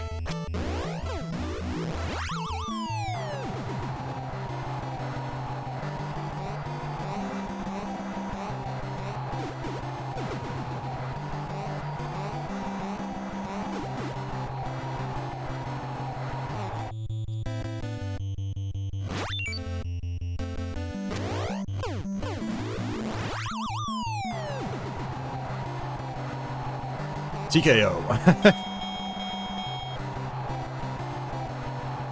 Yeah, I always assumed that you could knock him out with either the star or the bull charge. Because a bull charge is an instant knockdown. But I know what you guys mean. Like, when... That was the bald bull I was talking about earlier, where you get his health down and it just regenerates, you know. So, like, you have to do, like, a powerful hit.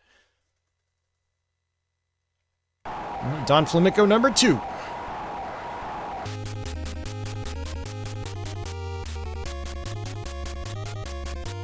Star or bull charge are both effective. Yeah, that's what I figured. Okay, cool. We're on the same page then.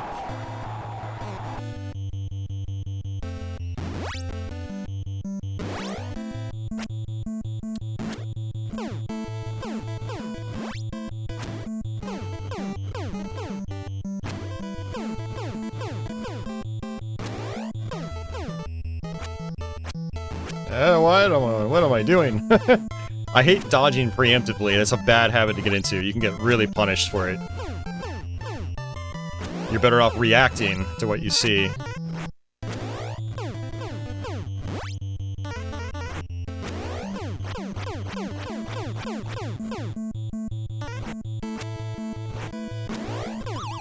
Sweet! Burgle Cut says the NES, the greatest console ever. It is pretty good. Have a good night, Gotcham. Sleep well. It's one of my favorites.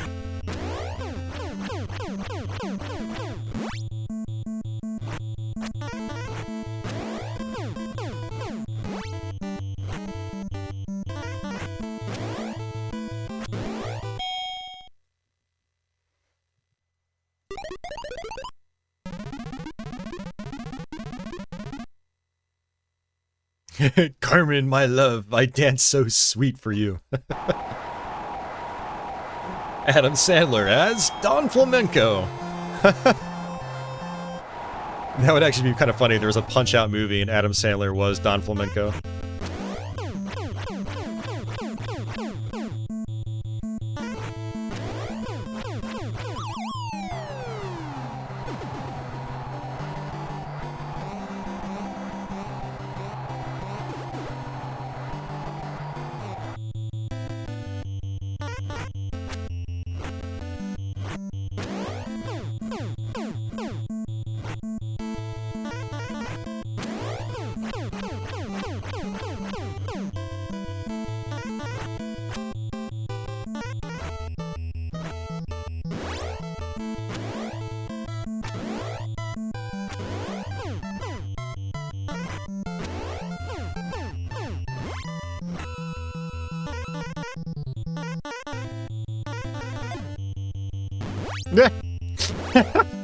That's not what I was expecting.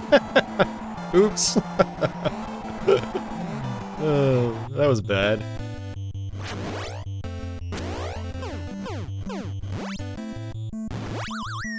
Was not expecting that either. Jeez.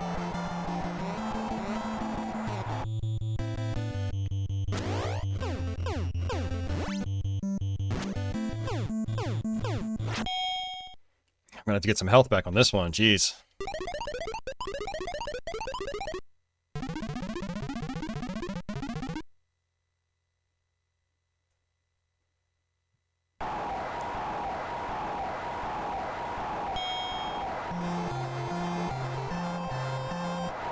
I feel a little more confident now.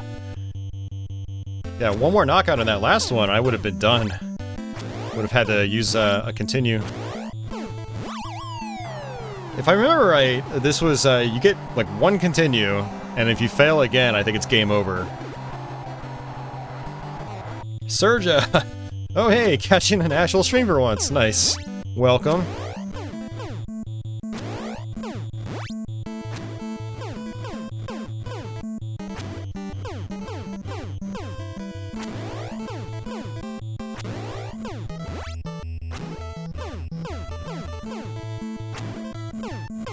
I do like he's being a little more aggressive here. It means I can actually get some hits on him.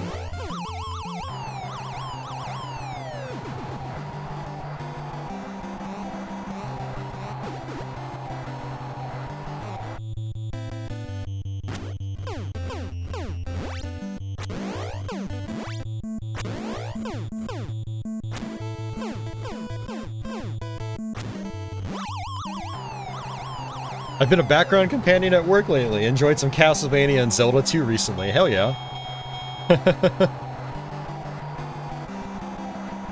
Well, I'm glad you're enjoying the content. That's awesome. Yeah, that was a pretty smooth second round. Oh, that's right. I made it to Mr. Sandman last week, and I think that was my roadblock. I think I got a game over at Mr. Sandman.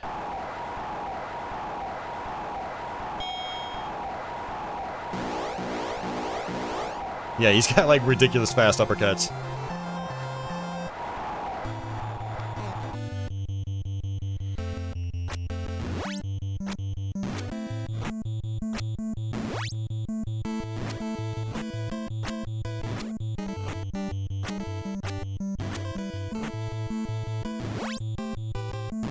Jeez, he's so fast.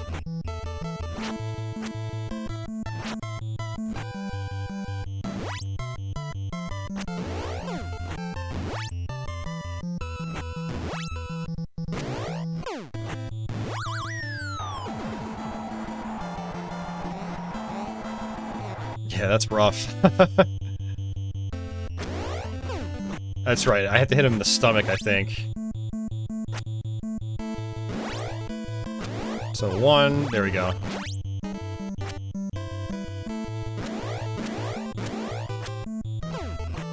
Oh, I messed it up again. Been spending the whole game just smacking everybody in their face that I'm not used to having to hit the stomach.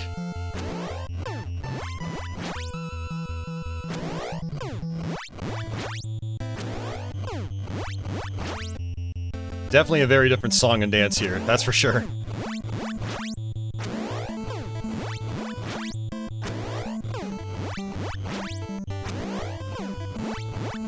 At least give me one. Oh, we got one. Okay, good. You never got to play this as a kid, but the difficulties always looked intense even for NES. It starts off pretty easy, but it does get quite challenging. Yeah. Hey, Office, welcome back.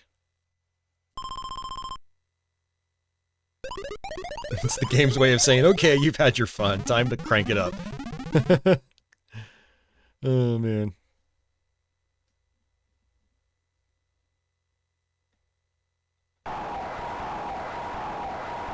I notice that Doc doesn't actually pat you on the back, he just shakes his fist. Oh, I didn't get much health back for that. That's a bummer.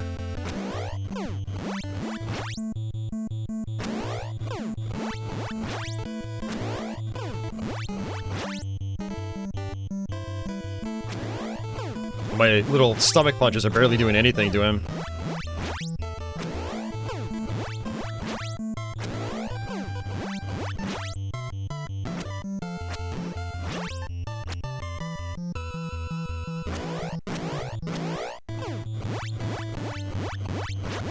Nice.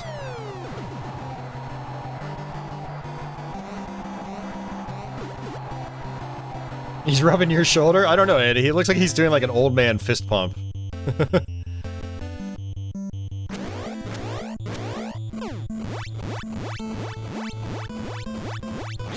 Oh, that's nice. I like that. Do that more often, Mr. Sandman. Come on.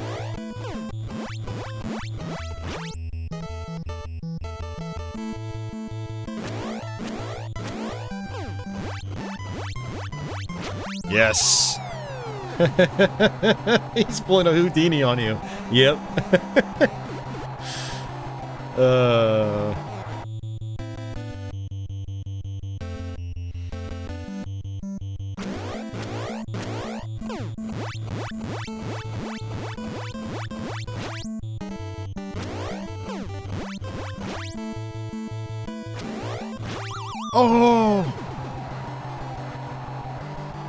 We got it!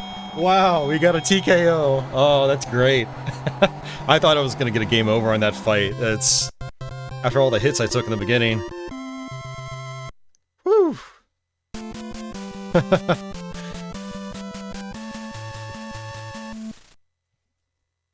Yeah, a lot of these, oh, Super Macho Man. I haven't been to him in forever. I don't even remember how to do this fight.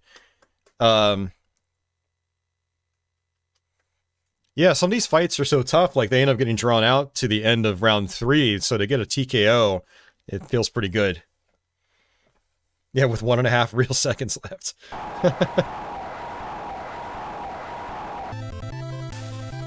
Look at those pecs! I forgot he's got the jiggling pecs. That's funny. Watch out for his tornado punch. Okay. Oh, man.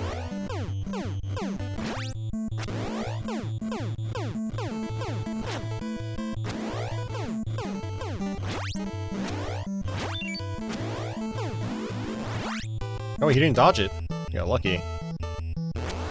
Whoa. I'm guessing the tornado punch is like an instant knockout.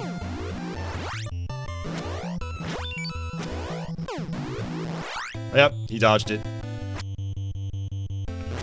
Woo! That looks scary. Yeah, it's funny you mentioned observe the age of these guys. A lot of these guys look like they're in their 40s or 50s. 1, 2, 3, 4. Jeez, how long do you... Was that like 7? Oh, man. That's insane.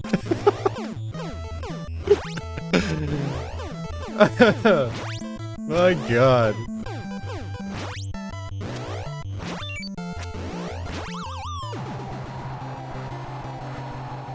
It was 8. You guys think it was 8?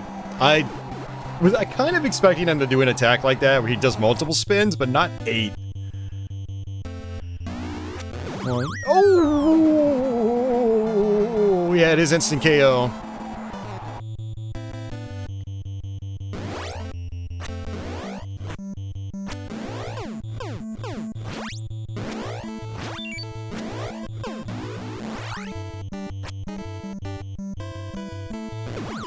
Oh! That is mean.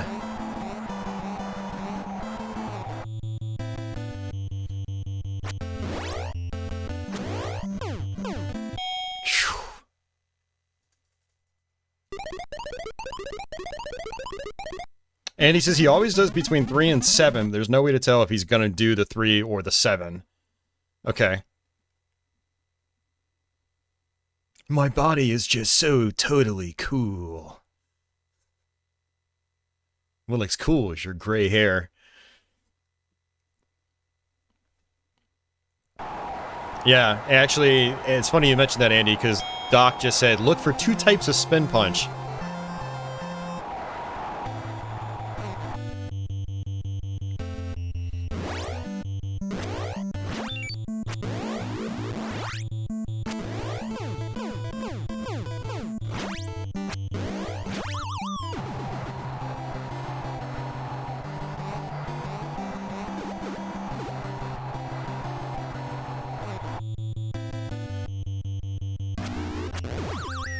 Are you serious? I missed it again.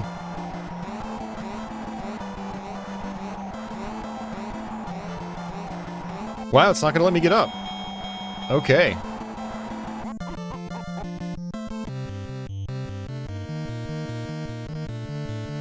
Yeah, that's rough. Oh, we get bumped down now. Oh.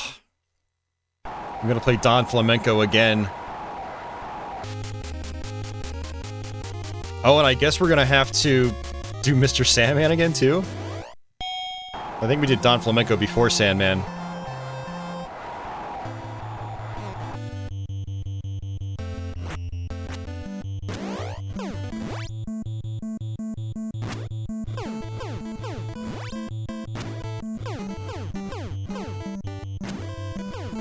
It's okay, we did Sandman once, we can do it again. And mistiming all this stuff. I think my hunger is starting to catch up with me. I'm getting pretty hungry. Might have to take a lunch break here shortly. Come on, thank you.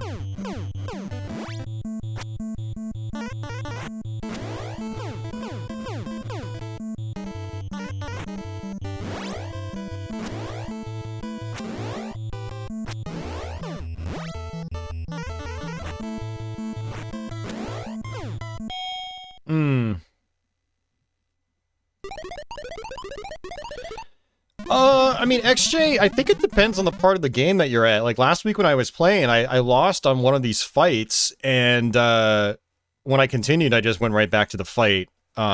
Maybe it depends on, like, you know, just, I don't know, depending on, like, the series of rounds, like, which one you're at, I don't know. But I do remember getting kicked back, even in the re-release Punch-Out.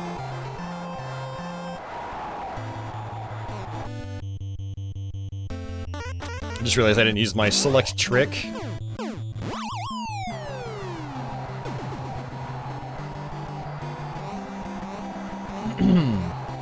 Yeah, there are people in the background, now that you mention that. Like, on some of the fights, there's like a guy that will flash a camera at the right time you're supposed to attack.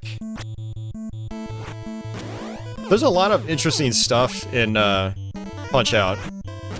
I recommend checking out the YouTube channel NES Complex. I'm sure a lot of you guys already follow him. He's kind of blown up in the last couple of years, which is good. Puts a ton of effort into his content. He's got a really good video that came out last year on Punch-Out. Really made me want to try to get into the game again. And he goes on about stuff like the crowd.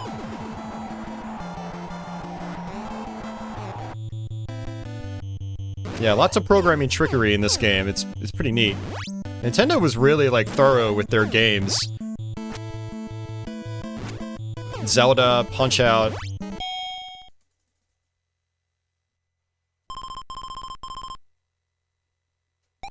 He's hurt me, Doc. Don't give up, Mac. Fight. He says, I'm a beautiful fighter. I have such a style.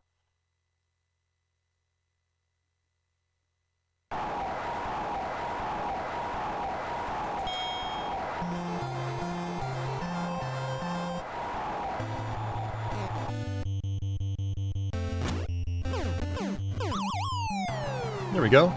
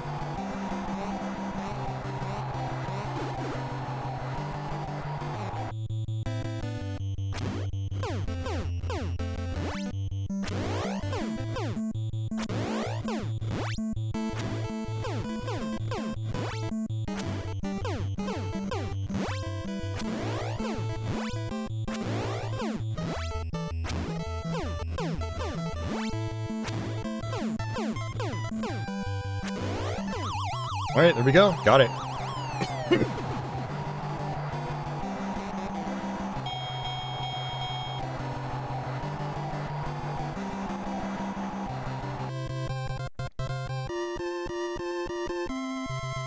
Are you ready for the next challenge?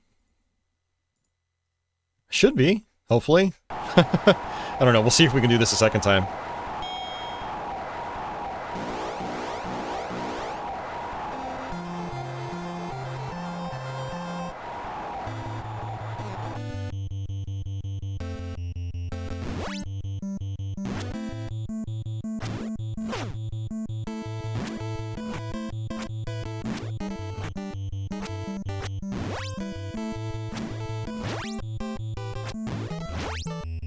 It's funny, I have the most trouble with these, like, early fast punches. There we go.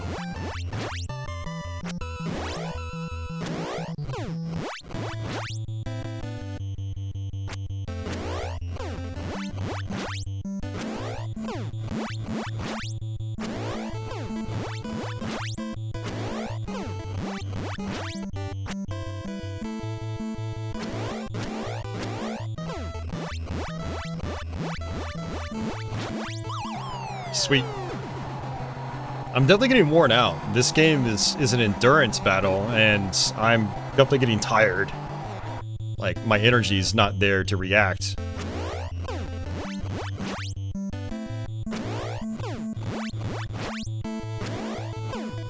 The other thing about this game is I don't really blink when I'm playing, so my eyes get sore, they get dry.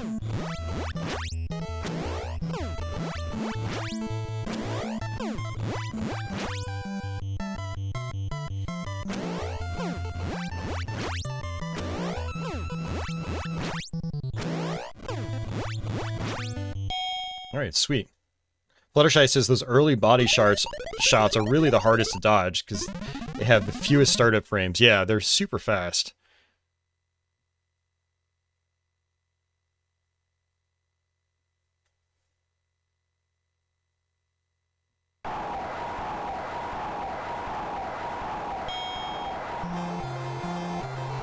Nice. Got almost all my health back.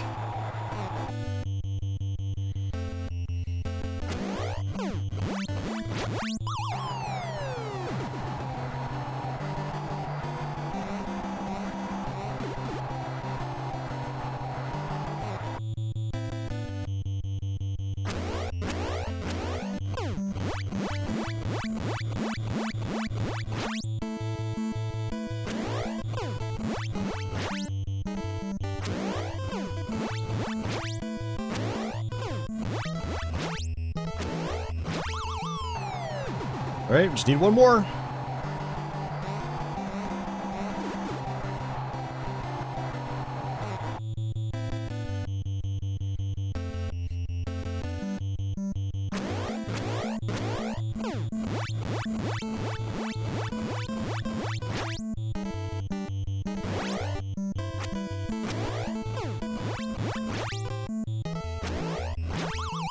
Got him. Yeah, I guess he's actually not that bad.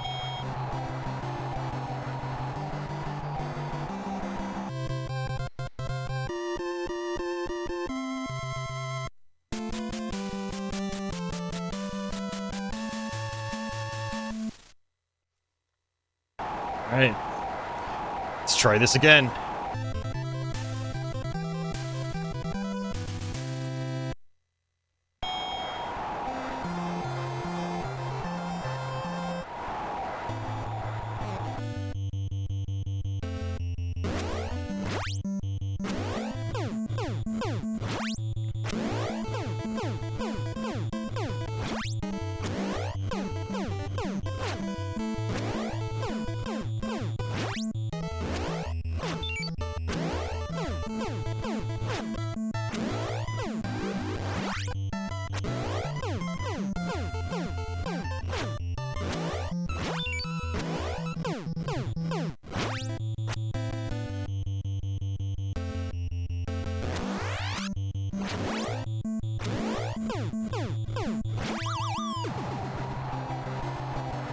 The Moob Man.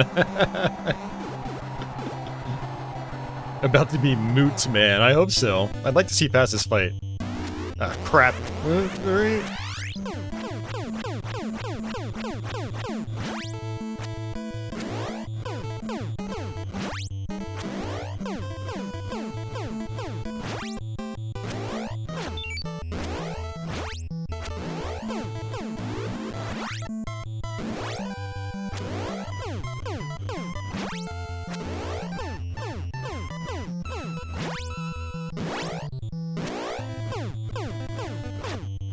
Oh, are you serious?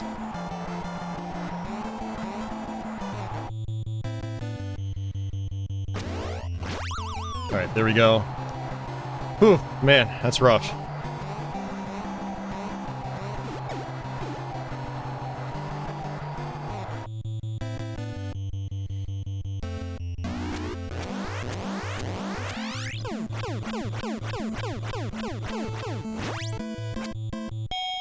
Okay.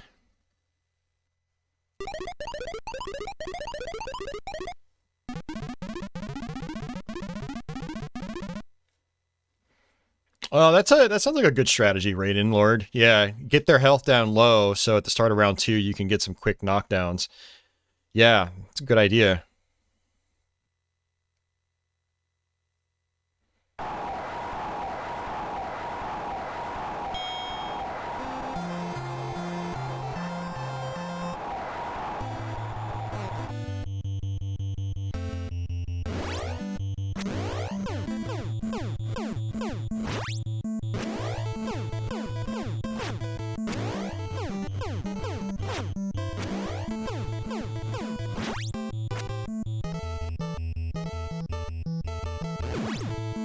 That is so fast.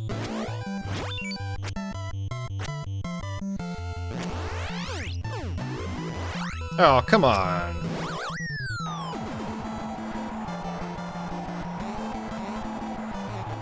Alright, it's not looking good, guys.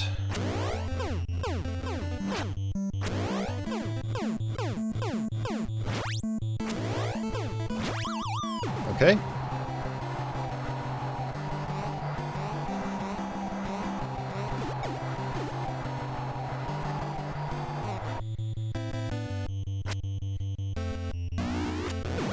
Oh! I might not be able to get back up. Nope. Man, that sucks. I think that's game over. Wait, what? It's not gonna give me a game over? It's just gonna... I got a game over last week.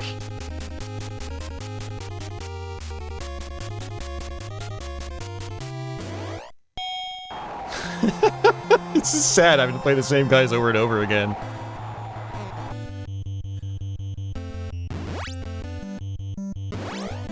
Alright, you know what, Don? I think we're done. You can knock me out.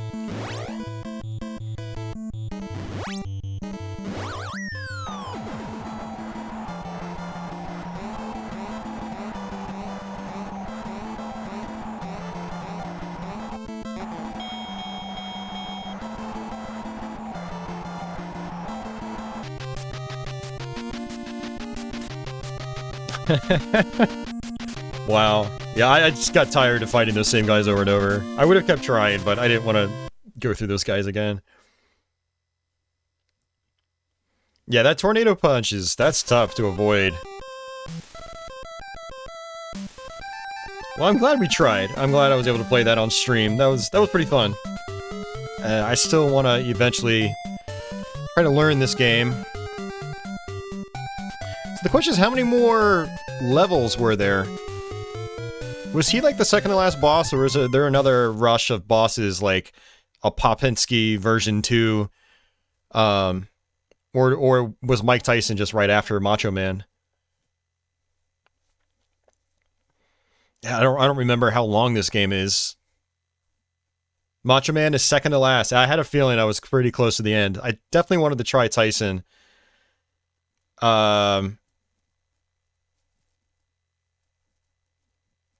Well, you know what? One thing we can do, I'm pretty sure Andy had posted the password in for Tyson. Let's see.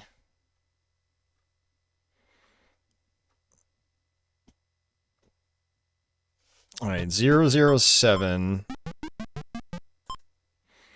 373 5963.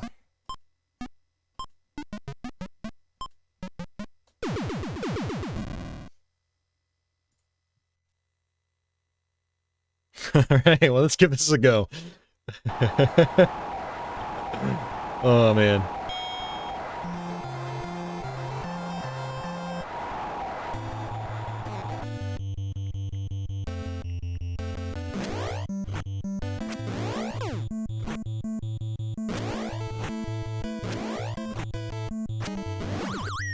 Oh, they're all instant knockouts.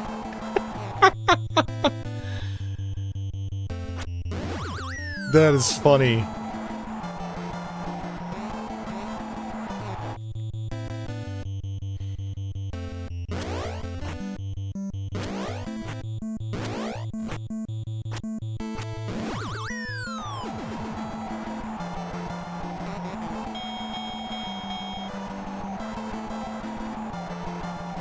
Tyson one-shots you in the first round. So is it only the first round?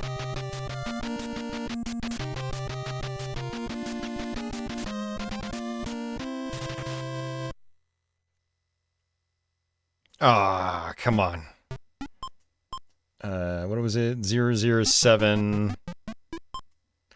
373... 5963.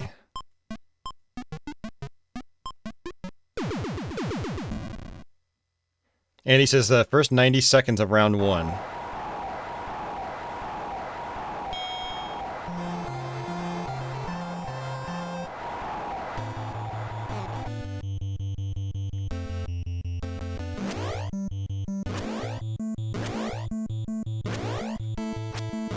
Crap!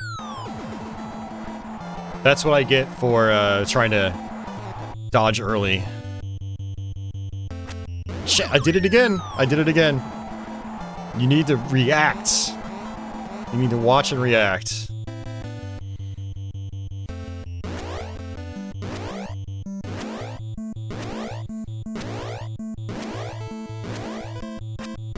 Yep, see, I messed up again. That's... I tried to preemptively dodge. You cannot do that. Like, you have to watch for the blink. You've got to watch for the blink.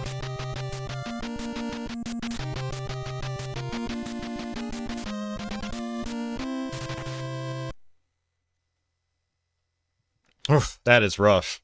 That was a good time, though. Good try. Oh, man. Yeah, exactly, Fluttershy. All it takes is just one missed dodge, and then you're boom, you're out for the count. That is crazy.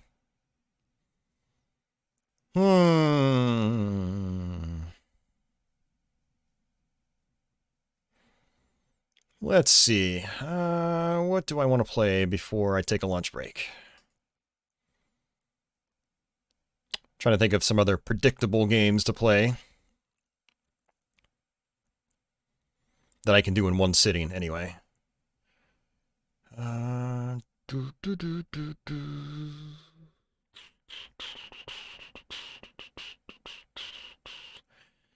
Let's see. Yeah, that was fun, actually, trying Mike Tyson's Punch-Out. I've been trying to get better at that game, and I've been making progress if I got to the second to last boss, so that's good.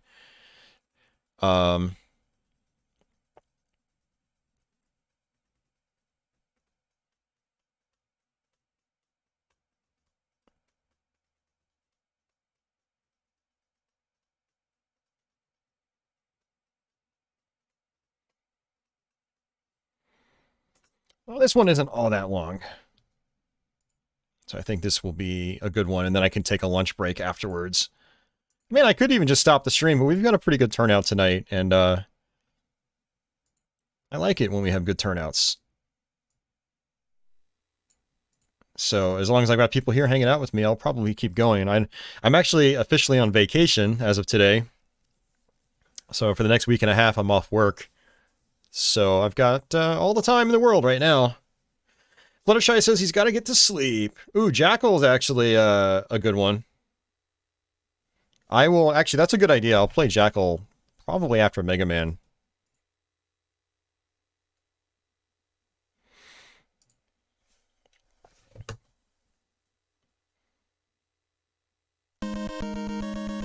XJ was almost right. It's Mega Man 1. Let's see. Where do I want to start? I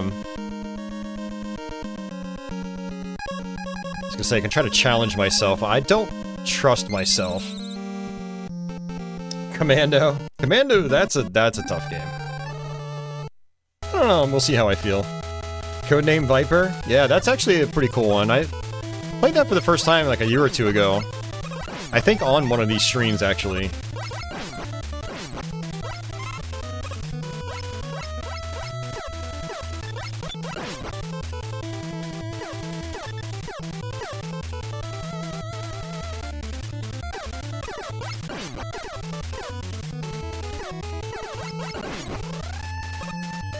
Good old classic Mega Man 1. What I really like about this game is that it feels a little bit different from the other ones.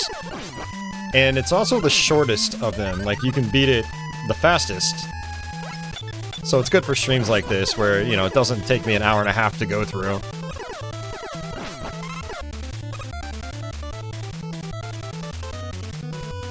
Surgeon says, one game I had as a kid but never beat was DuckTales. Oh, man. DuckTales is great. That'd be a fun one to play. Maybe I'll play that later tonight.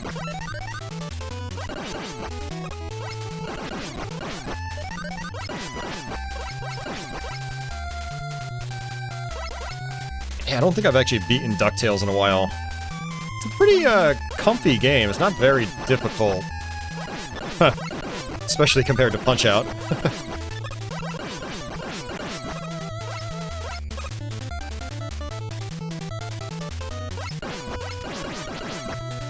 Yeah, and there was a cave level with a minecart section.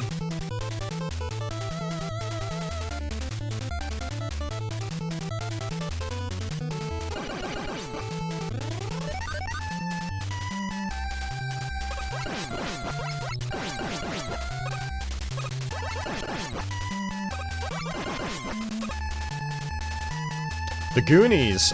You know what? I actually... someone on my one of my previous streams was talking about the Goonies 2, and I decided to actually fire it up. I did that last week.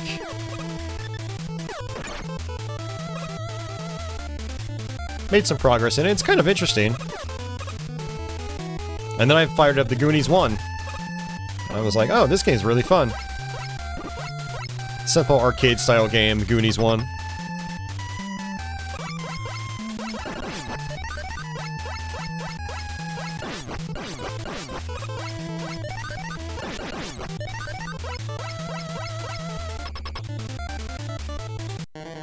Oh, been playing Zelda 2 on the GameCube disc. Hell yeah. I had, you know, it's funny, I had actually thought about doing a Zelda 2 stream. But I know there's some, like, obtuse stuff later on in the playthrough, and figure that's one of those games I should probably practice before I do a YouTube stream again.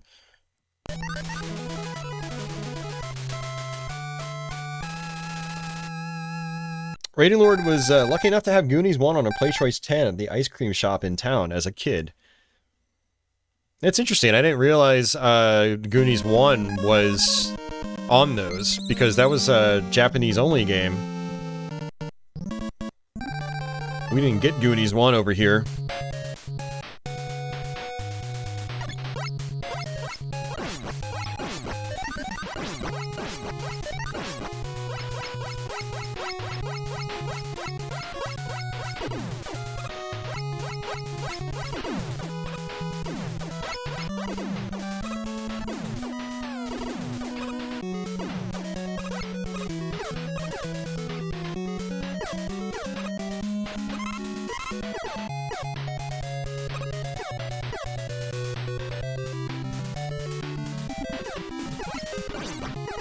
Wow, so Goonies 1 was released stateside, it just only in the Play Choice 10 cabinets. That is very interesting. I didn't know that.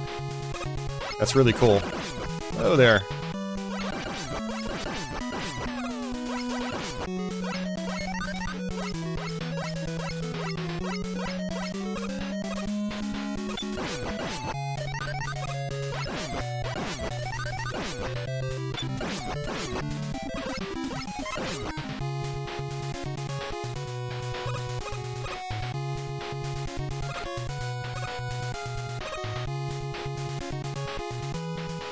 Legendary wings. That's kind of an interesting one. I've gotten pretty far in that game. Yeah, we actually haven't really played, I don't think any shoot-'em-ups yet, so might not be a bad idea.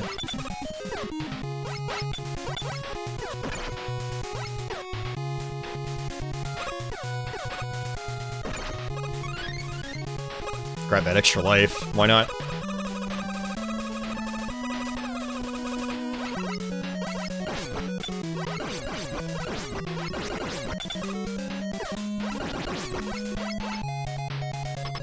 There's apparently a ton of ROM hacks for Zelda 2. I've seen some Let's Plays on YouTube of them. That's been wild.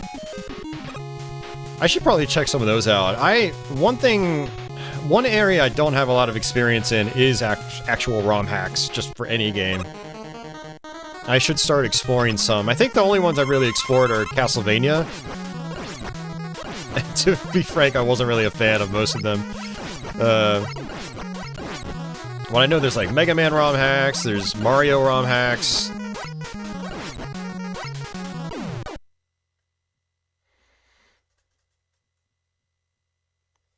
You never had a Rob the Robot, so you and a friend would play Gyromite together. Nice. Oh, that actually reminds me, this guy on Atari Age made this controller coupler where you can put two NES controllers like next to each other, so you can do twin stick games like Smash TV, but it also works great for Gyromite since you need the second controller to play. So, have I ever played the Guardian Legend? I've dabbled with it. I haven't put a lot of time into it.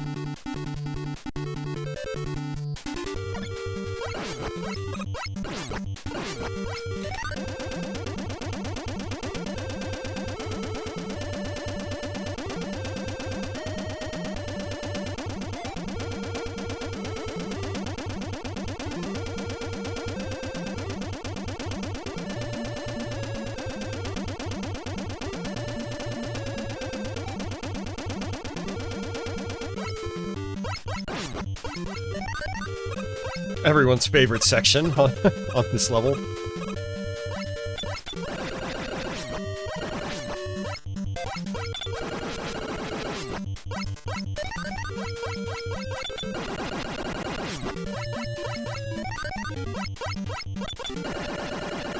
One of the things I kind of despise from having a cardiac stent put in is because they went in through my right wrist to do it, I still haven't fully healed from it, so I can't button mash as fast as I normally can. My button mashing is compromised. I guess the trade-off is I am at least alive, so there is that. But yeah, my button mashing's not as quick as it used to be. I'm handicapped!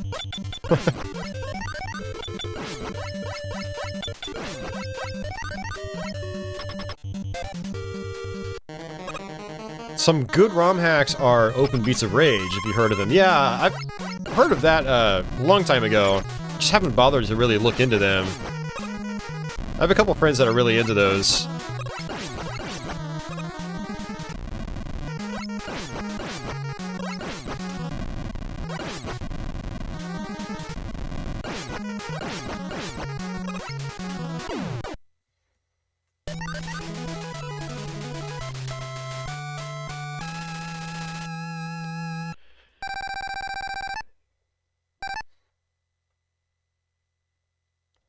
Yeah, so there's only 6 Robot Masters in Mega Man 1, so that cuts the amount of time down quite a bit. And then, the levels aren't really that long, and if you're like me and you use the weaknesses on some of these bosses, they do go down pretty quickly. Like, Elecman will kill in, like, 3 hits, so... But I wanted to do Gutsman first because you get the Magna Beam here, which is kind of mandatory. You go to Wily's castle without it, you'll get stuck and not be able to actually make progress.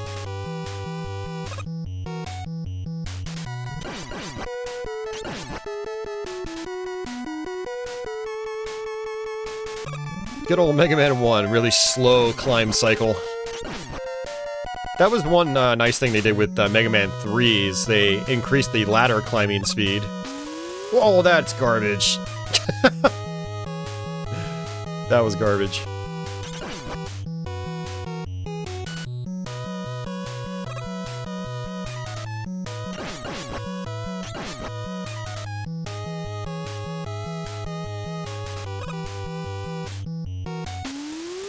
Man, that block is being mean.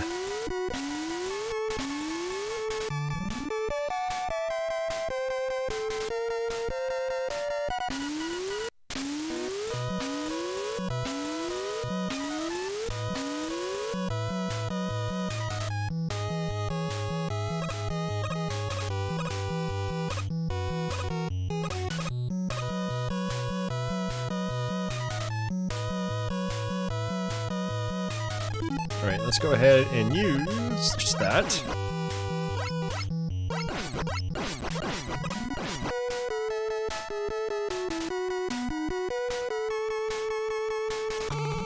Yeah, I do want to save some of my Cutman energy. I'm gonna need it for the boss fight. Oh, well, never mind, we're good.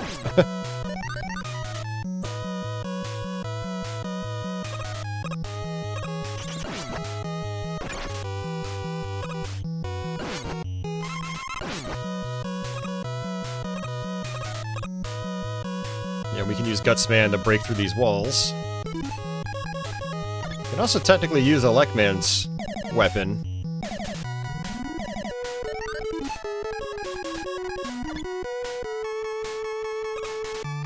Okay, we should be close to the boss fight.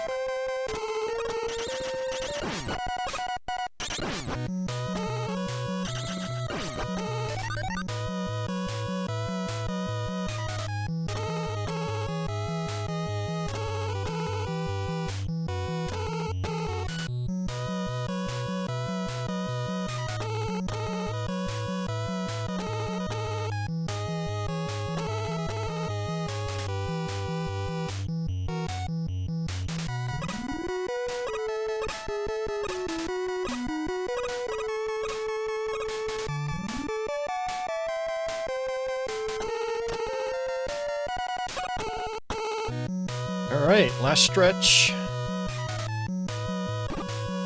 Sometimes that guy will just jump off, but sometimes he'll also land on you like that.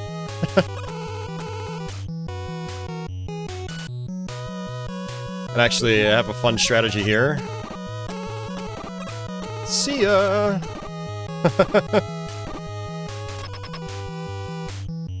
The Magna Beam's a really fun weapon. I kind of wish they brought it back in later Mega Man games.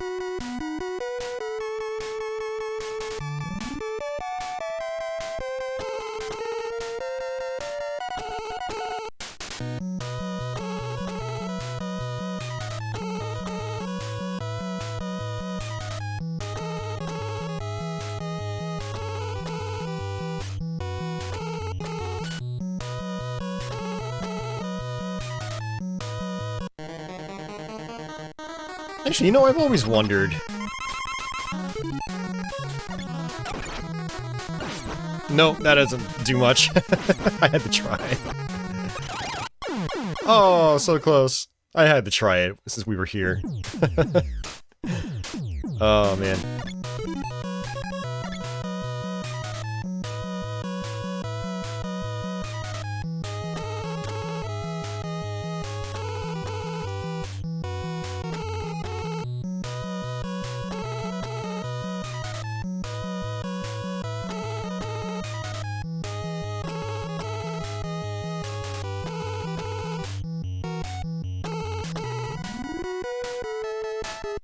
Some of the stuff in Mega Man 1 can get a little tedious, but I don't really mind it too much because it's like one of the only games in the series that like has these long vertical hallways with lightning beams and stuff like that. So I don't mind it too much in this. If they carried over that design philosophy into other Mega Mans, it would have gotten tedious, but yeah, I don't mind it in Mega Man 1.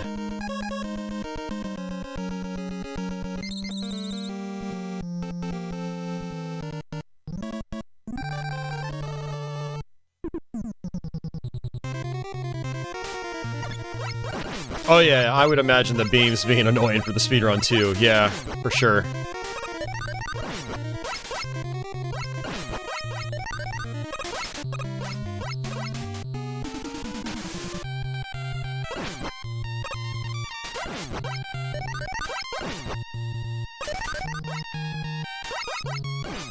One thing I liked about Mega Man The Wily Wars on Genesis, it's the remake of these first three games, is I think they actually added water physics to this part of this level. It's kind of interesting.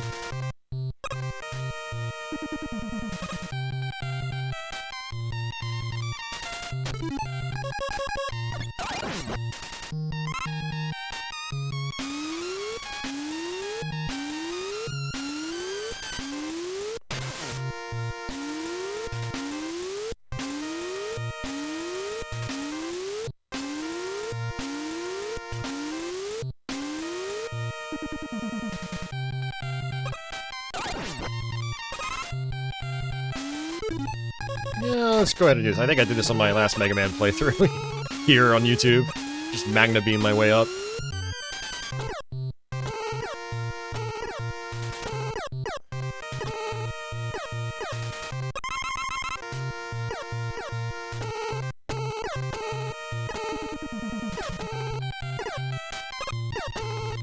Alright, cool. First try. I can never get that extra life. But we're gonna use the Magna Beam here again.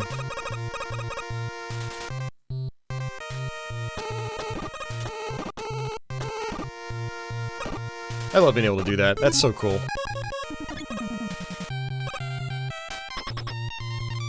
Hey, Liberal Arts guy, how are you doing?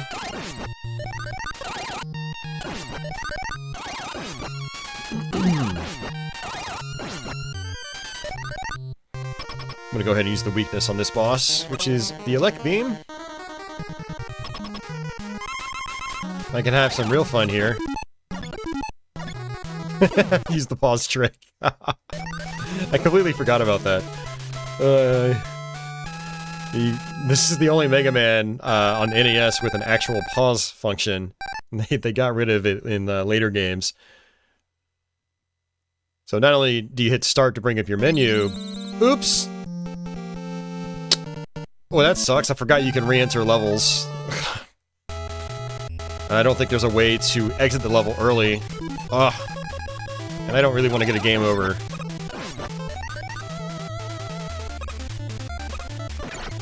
Well, I mean, I could get a game over. That might be faster. I just got an extra life. Hey, Pure, welcome back. See, that's what I get for using the pause trick.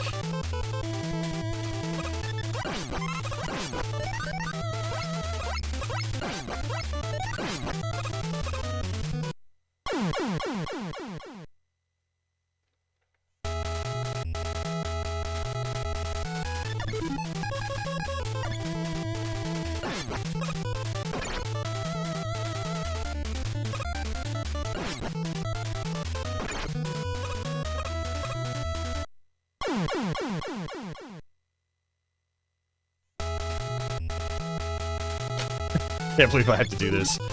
Ugh.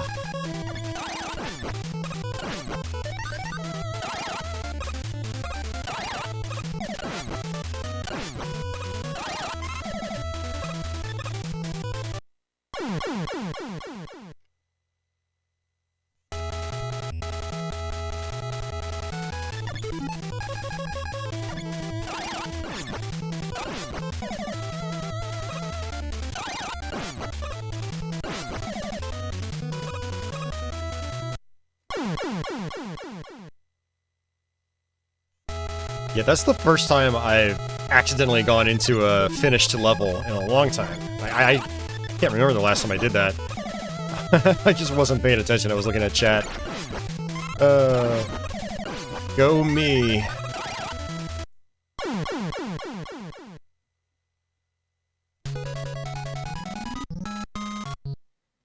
Darren Zen says, can't believe still no Ozzy or Black Sabbath pinball machine, yet they're making a Foo Fighters machine. Yeah, the Foo Fighters machine's been out for a couple of weeks now. We actually have it at all the locations around here. It's really good.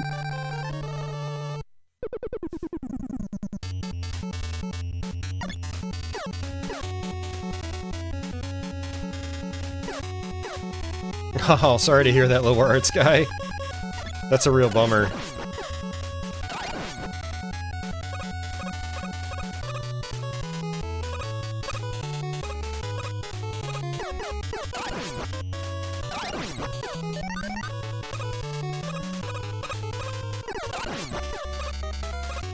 Couple of awkward days at work. Yeah, I mean, that's how it goes.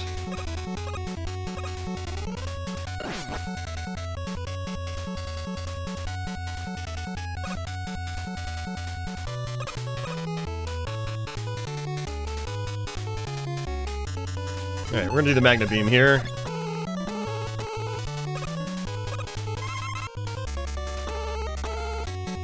It's probably not gonna make you feel any better, man, but I've been, attempting the online dating thing for the last few months. And I've had zero luck, man. It's been kind of a bad experience, honestly. You know, it is what it is. You just kind of... whatever.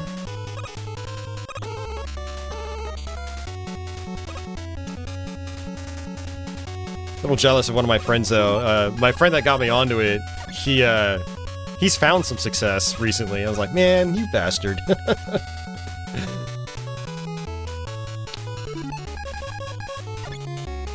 Hey, Greg, how are you doing?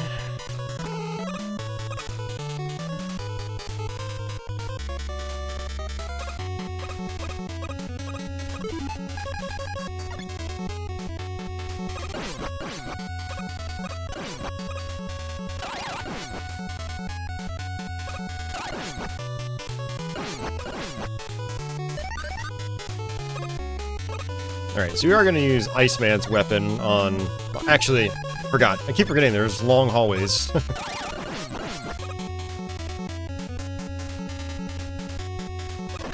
Ow!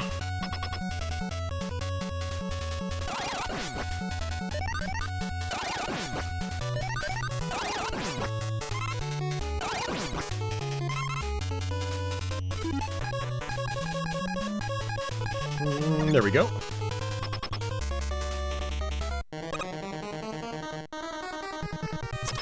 Yeah, liberal arts guy, yeah, it's very easy to overthink in those situations, you know.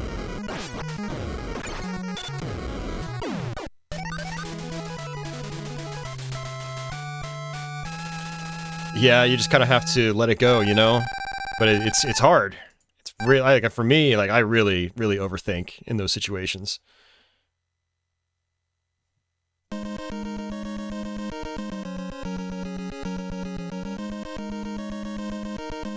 Alright, last set of levels. Definitely the hardest part of the game in terms of level design.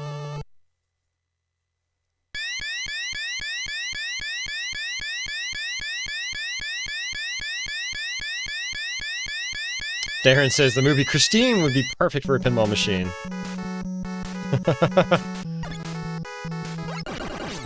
Yeah, unfortunately you'll never see Stern Pinball, you know, do a pinball machine like that, but there are a lot of boutique companies out there now making pins. American Pinball just released this game called, what? Galactic Tank Force? And it's a completely original theme with a really hokey, like, 50s style, sci-fi look and feel to it. Another company is doing a Pulp Fiction pinball machine, and it's intentionally meant to look old, like it's got old style, alphanumeric score displays. And then, Jersey Jack, who's a larger pinball company, but they're doing, The Godfather. And there's a bunch of other, like, prototype machines out there that, you know, people are homebrew developing. But the biggest manufacturer, which is Stern Pinball, they'll never do something like Christine, you know, unless it's like a major series, but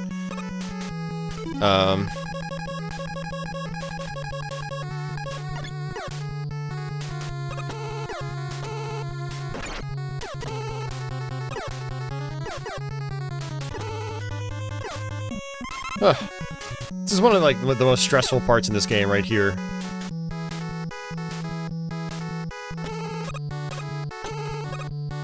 Because if you mess this up, it's hard to get your energy back.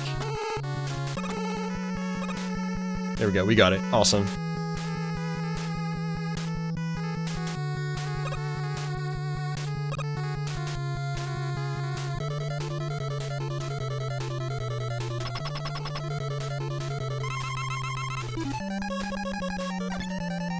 Let's see if we can do this fight normally. You do need some punch-out style reflexes here.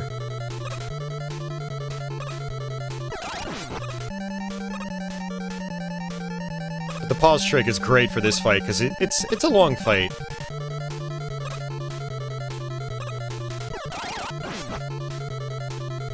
takes like 6 or 7 hits.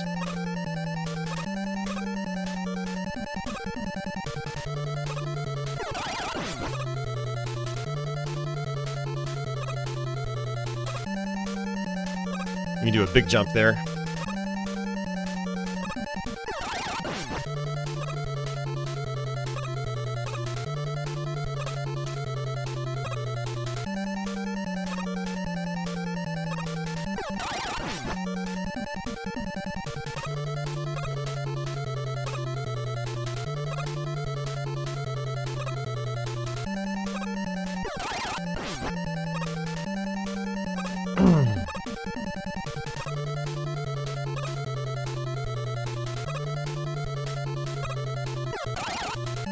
Flawless victory. Fatality.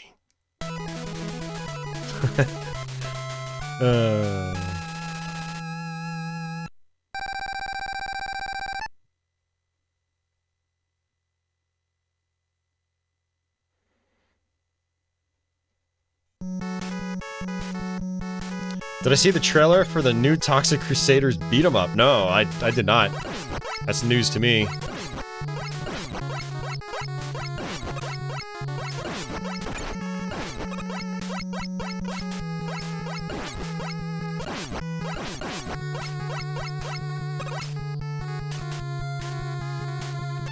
Alright, so we've got Cutman. I think the weakness is Fireman.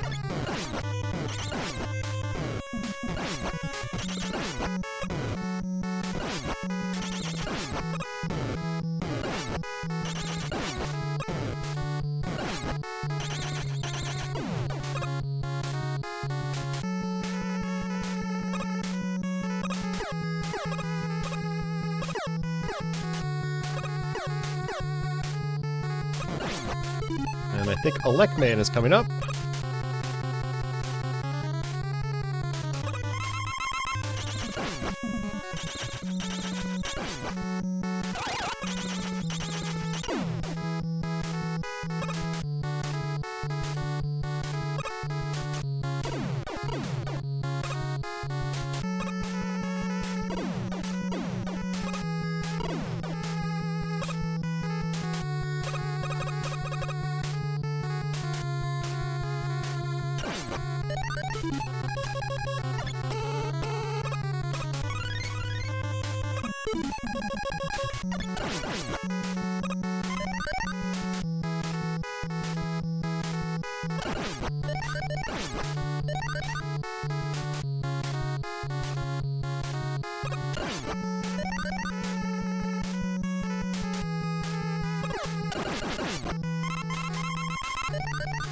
Okay.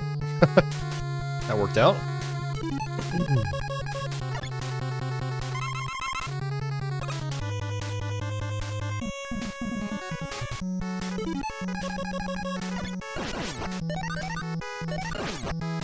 You can see that Electman's weapon is my preferred weapon in this game. It only uses 1 block of energy. And it's just, yeah, it's really good. Really efficient, covers a wide screen space. Alright, see ya, Zanctum. Have yourself a good night.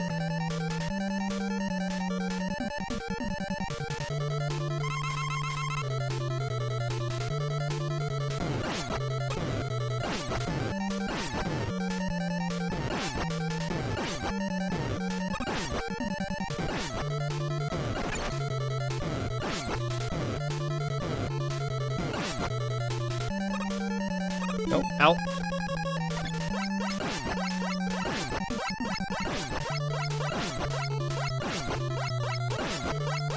Yeah, this copy robot is pretty challenging. This is usually the roadblock for a lot of people that play this game.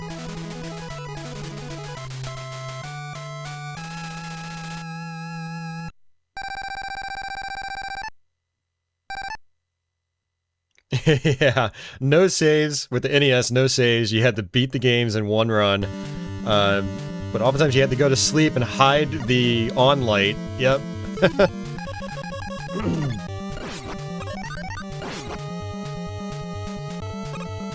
Yeah, it kind of sucked for me for a while growing up, is that the NES was in my parents' bedroom. because I didn't have a TV in my own bedroom. So when I wanted to play, I had to be in their room. And there were many times where they did not want me in their room, for obvious reasons. You know, to sleep or to do other things. So I was at the mercy of, whatever my parents were doing with that TV. And I could never leave the console on overnight because, you know, they didn't want to see that light.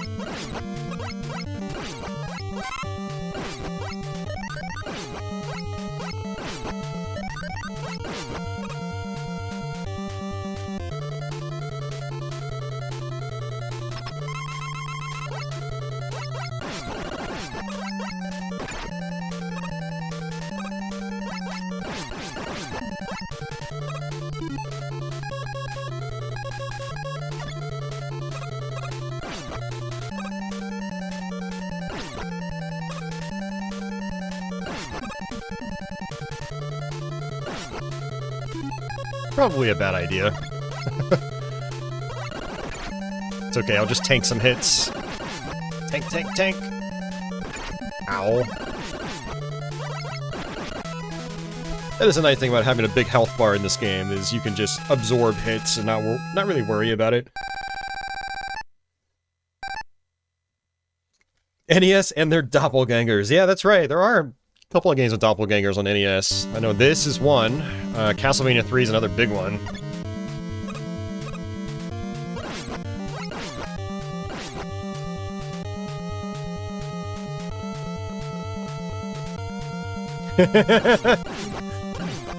The Genesis was in your parents' room, and one time you walked in on your parents doing it. I did that too once, growing up. Awkward! Oh, man. Definitely one of those memories that, like, will scar you for life.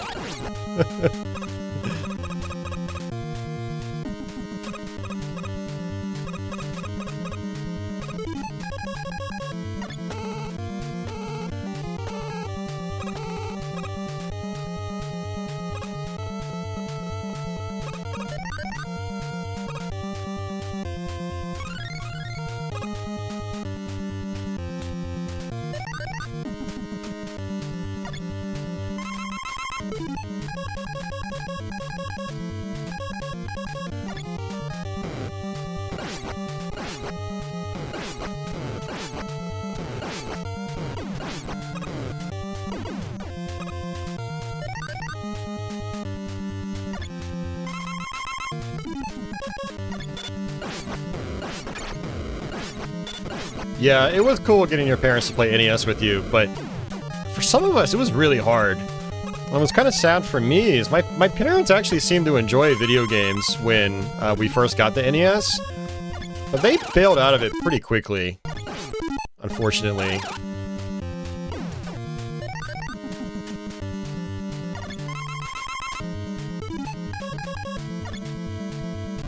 Oops, wrong one. Ow.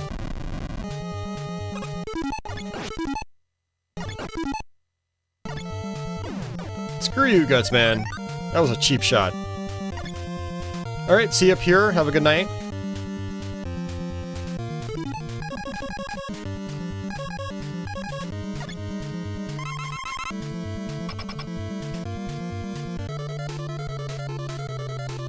Yeah, I remember my dad would play RBI baseball with me growing up. My mom would play a little bit of Mario 2 and Galaga, those are big ones. Like, they would actually rent games for themselves back in the day, it was kind of cool. But they didn't last very long, they just stopped playing, and then they started to feel, I think, a little more apprehensive about playing, like they probably thought they were wasting their lives or something. I don't know, it was always so weird to me. 'Cause it's like, I don't know, you're not exactly being productive just sitting on your ass watching TV. I mean, if anything, I think video games are probably better than television because you're at least engaged. You know, you're not... You have to be alert when you're playing games, so... Yeah, it was always just kind of weird to me.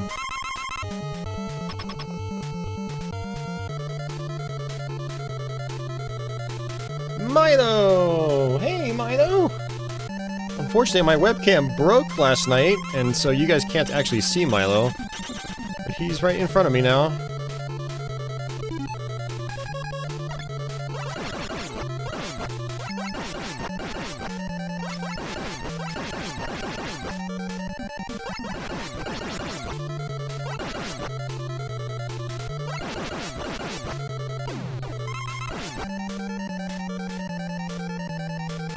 Ow.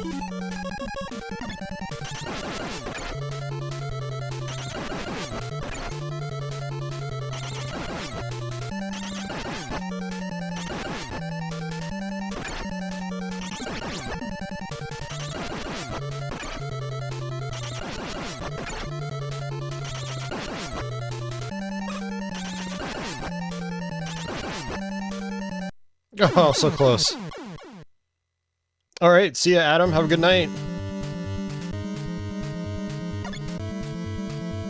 You and your uncle used to play Bart versus the Space Mutants and couldn't even make it past the first level. Yeah, Bart versus the Space Mutants is kind of an interesting one. It's a puzzle platformer. It really requires you to find the solutions.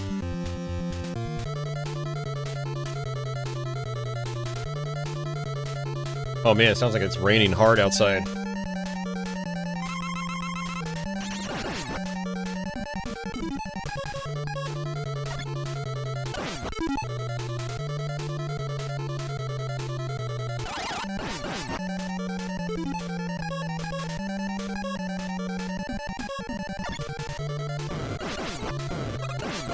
Yeah, I forgot Fireman's weapon does damage here.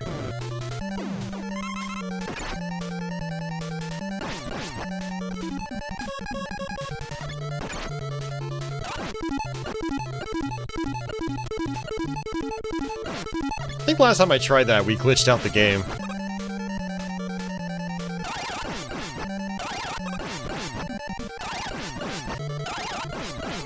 And I just realized you can sort of bait these projectiles upwards, which makes your life a lot easier.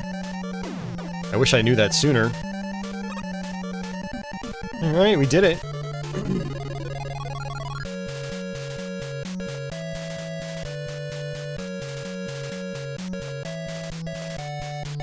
Your uncle took you to go see The Wizard. That was our first preview of Super Mario Bros. 3. Yeah, that's where a lot of us discovered that game for the first time.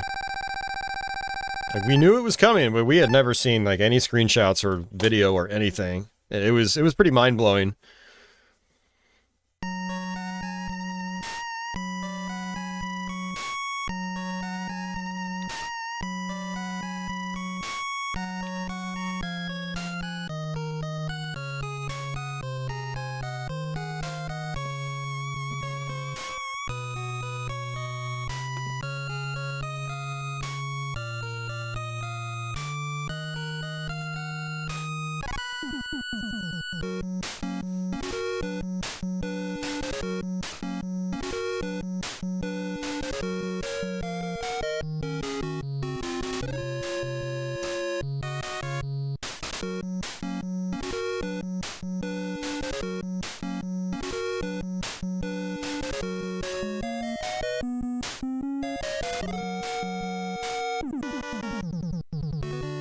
Thanks for the GGs, everyone.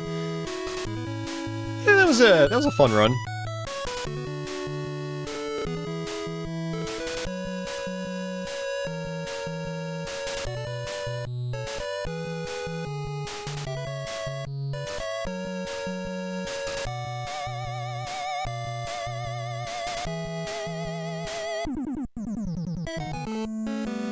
Jay's on disability. He's been watching a lot of my older runs. Oh, nice. Well, the disability part's not nice. I hope whatever you're going through, you recover. But I appreciate you checking out the old videos. I've got so many. Too many, actually. Speaking of which, I will have a new video posted probably this weekend. It's going to be another quick play, but I have done a little more editing with it, so hopefully it's a little more entertaining. So, alright, the question is, I definitely need to get some food. I'm pretty hungry right now, so... let's see, what game can I pop on in the background?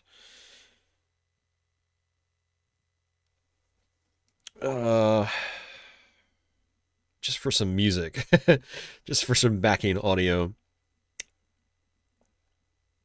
And which game can I do that with that I haven't already done it with like 3 times? Like I was thinking Journey to Silius or Silver Surfer. Oh, you know what I can do? I can do Robo Cop 3. I don't think I've left my break time thing on that. I think that's what we'll do. I'll fire up Robo Cop 3. I'm not going to actually play the game because I don't think it's really all that good of a game.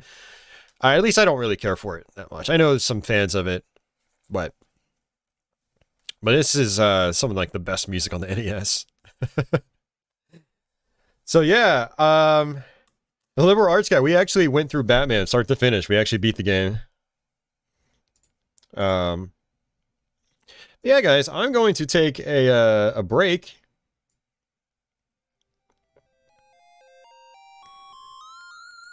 Yeah. It's gonna be break time for me. I need to get some food in my stomach if we're gonna keep this going. But we still have a really good turnout, so might as well just keep streaming. And like I said, I don't have any obligations tomorrow, so... I'm actually thinking about playing Double Dragon, Darren. I actually do want to play at least one of them. That was definitely on my list, yeah. But yeah, enjoy the RoboCop 3 music. It's pretty kick-ass. And I'll actually pop into YouTube chat as well, so if you guys want to keep talking, I'll be here.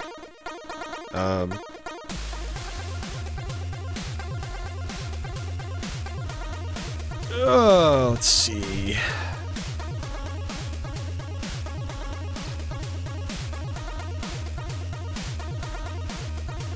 So I've also decided to reopen my Discord server. So if anyone's bored and you're on Discord, feel free to join up on it. That's the invite link. But yeah, I'll also be on chat, on YouTube chat. And I'll probably be gone about 10 to 15 minutes. It'll probably take me a little while to make my food and then consume it. Woo! But yeah, I'll see you guys in a few minutes.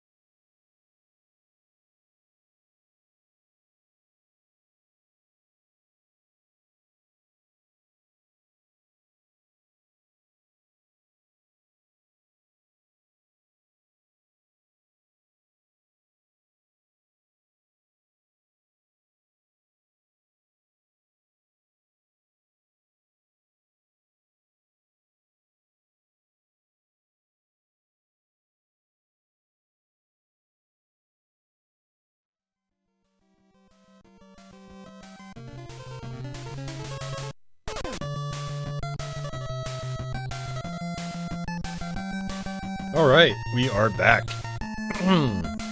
Definitely feel a little sated. Now that I've got some food in my stomach. But maybe we can go for another 4 hours, guys. Can we make this a 9 or 10 hour long stream? I don't know.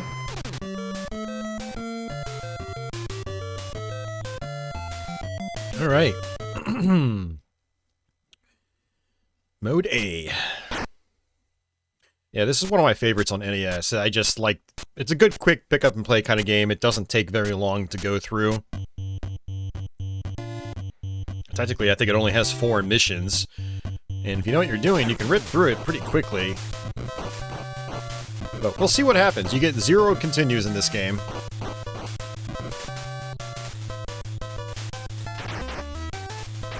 And if I wanted to, I could try to punch enemies. I get more points. And, I can level up faster. That is one big change they made from the arcade game to this, is they... I would say they consoleized it. By adding, like, an experience point system and, you know, upgrading your abilities. Or upgrading to new abilities, I should say. So on the first level here, you can put yourself at greater risk by just punching. You'll notice that the enemies can constantly, you know, override your attacks, but you upgrade to new abilities faster. That's actually one thing I really like about this game, is there's a little bit of flexibility with how you want to progress through the game based on the risks you want to take. Let's do the barrel glitch. This game is so glitchy too, but it's glitchy in like a charming kind of way.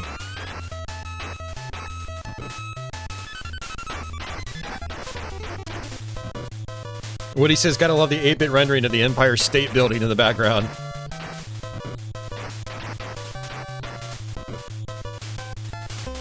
Nice, Great Gamer likes this game a lot too. Hell yeah, it's good to hear. So the faster, safer strategy is just by using your kick. Or grabbing one of these whips from the Lindas.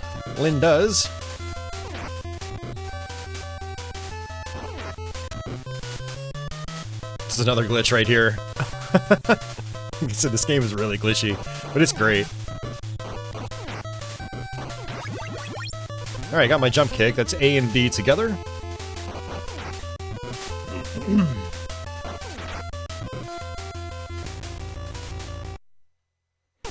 So one of the reasons you might want to just use your fists in that first level is when you go through a hard screen transition in this game, you always get your health back.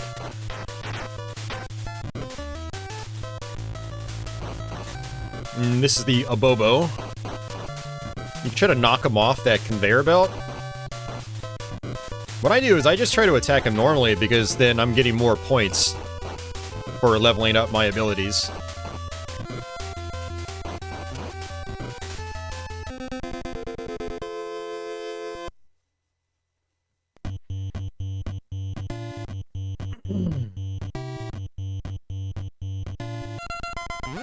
Whoops, I was looking at chat.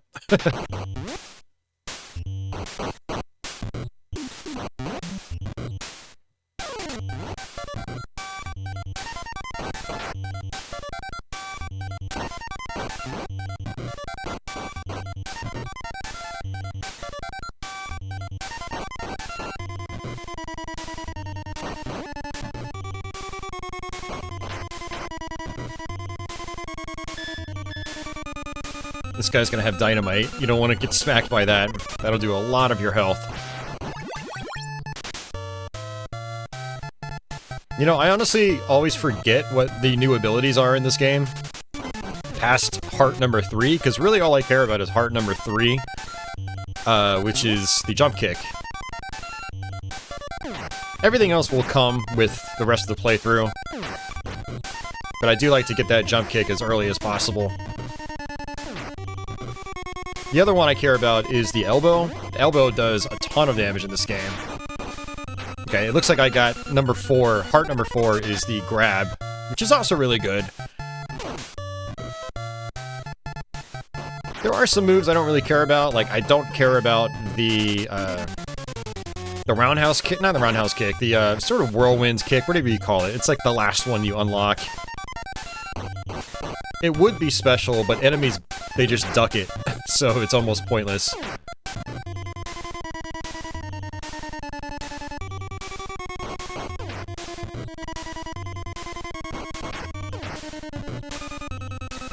Spin kick, yeah. Yeah, that's it.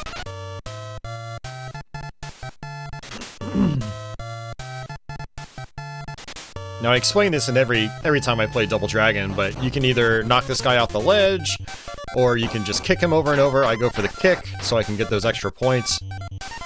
Or you can just climb down the ladder. He sits there up top. And when you push him off the screen, the level just ends. It's one of the great glitches. I don't even know if that's really a glitch, or if that was just intentional. I assume it's some kind of glitch.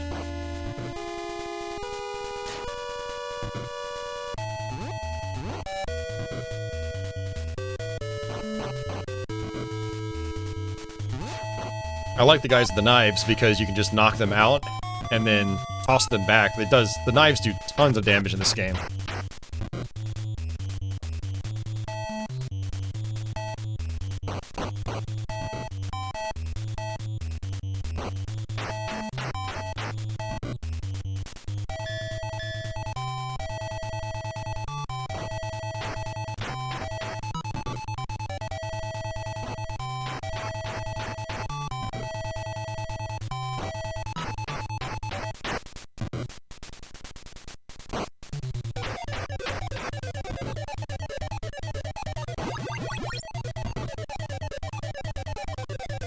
Okay, so this must be the one where I can, like, get on top of enemies, because I don't have the elbow yet.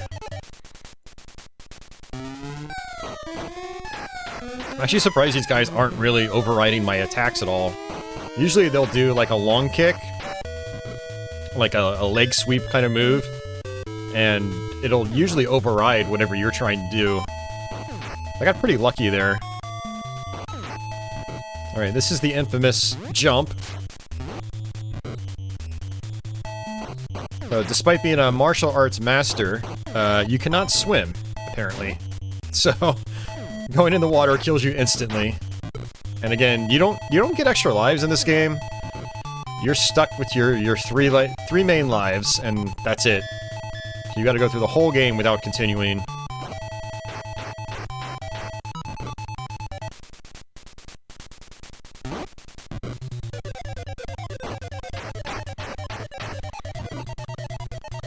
Now we're gonna have to fight two Obobos at once. This is one of the harder parts of the game. Yeah, Patience. Worst NES enemy. Water. Especially in the Double Dragons, man. Like, Double Dragon 1 and 2 in particular.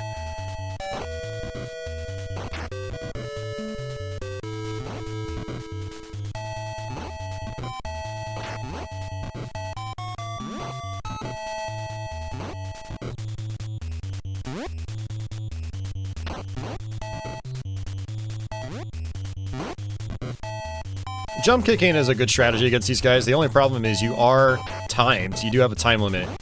So you can't just take all day. You do have to be a little aggressive.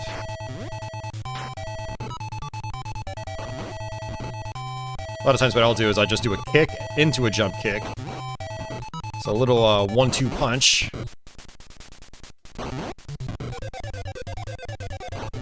You do a little bit of damage with the single kick.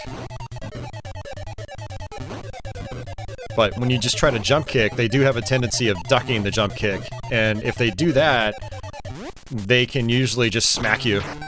Oof, that's not good. Oh, nice, we got it. Okay, so you have to go into this cave. You can actually loop back to the beginning of the level, but your time doesn't reset. I don't think your time resets anyway.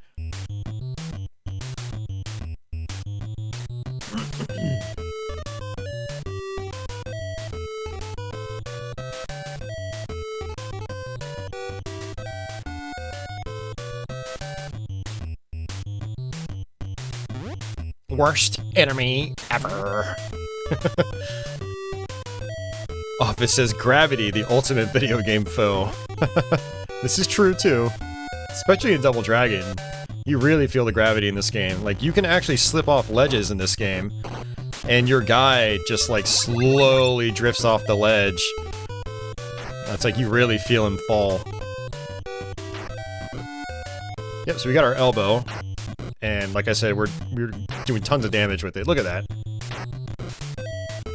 And we have to go through this door too. This level has a variety of pathways, but the path I took is the ideal path, and then you just go into here.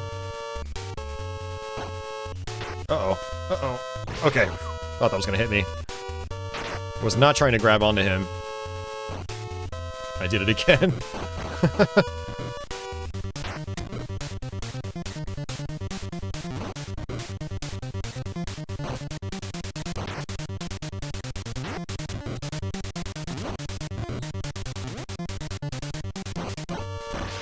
Nice.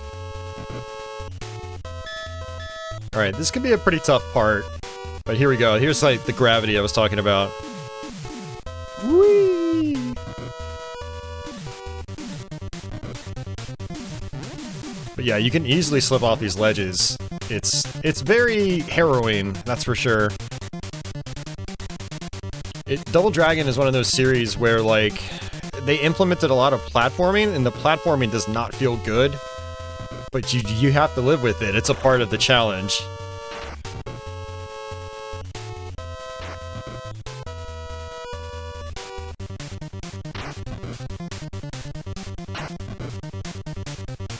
And again, we have to fight two Abobos. Go back to back, not two at the same time at least. And they're green.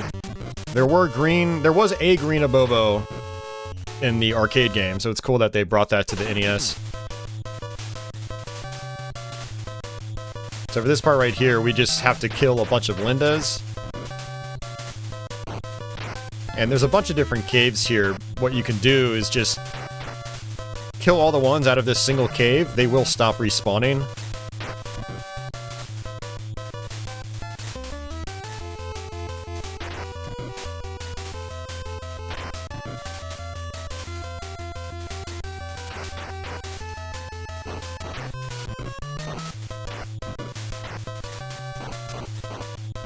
And that's it. And I want to say I could just drop down here.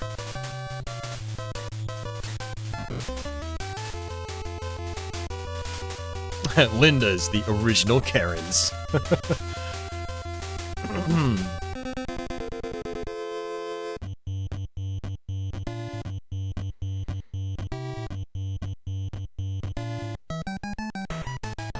All right.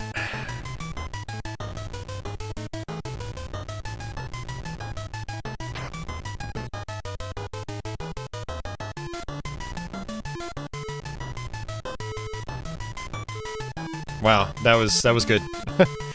That is probably the worst part in the entire game.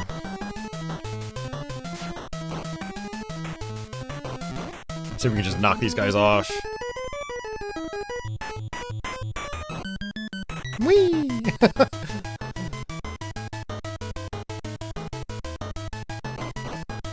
Whee! Whoa, I was trying to turn around.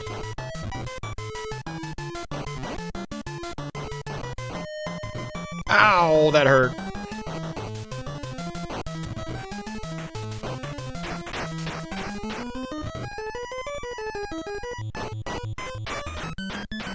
Hey, JD.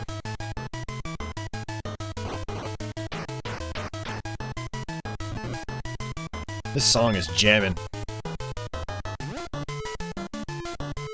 Alright, let's see if we can beat this last part without dying. We'll get all of our health back if we do.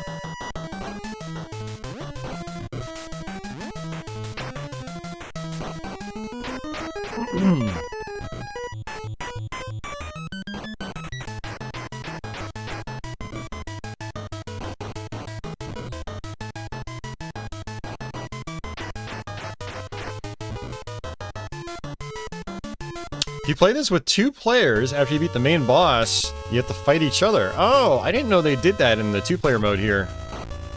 You do that in the arcade game.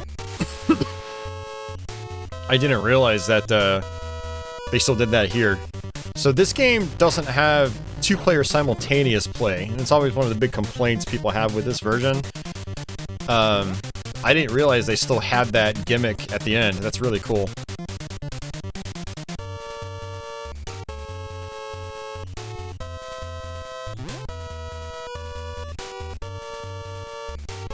Oh man, you know, I'm gonna have to try that sometime.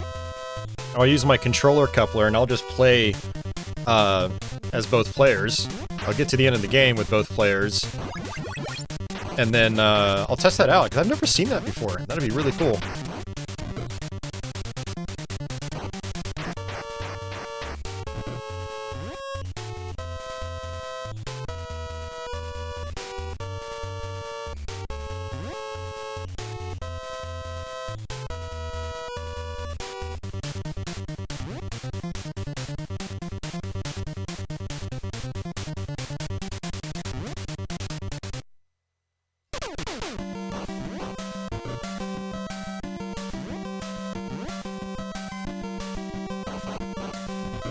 Jason says he heard it from someone. Okay. Don't believe everything you read on the internet. Or hear on the internet. I mean, I'm kind of tempted to try to validate that myself. Not right now, but some other time. I mean, it would make sense. I think the only reason this game doesn't have simultaneous 2-player in its main game is just that there would be too much going on screen. But there wouldn't be too much going on if it's just you and another player. So I could see that being a thing.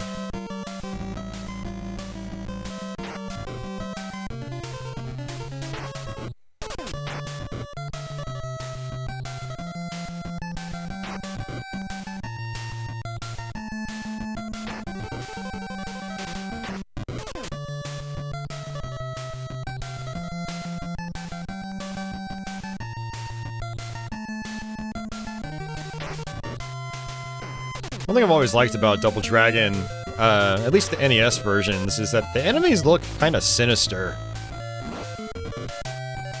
Like, they're not people you'd want to screw around with.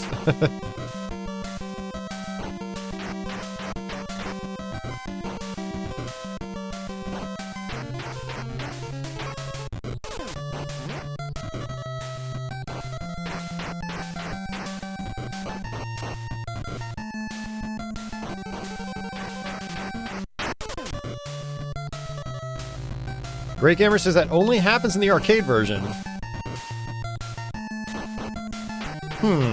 Okay.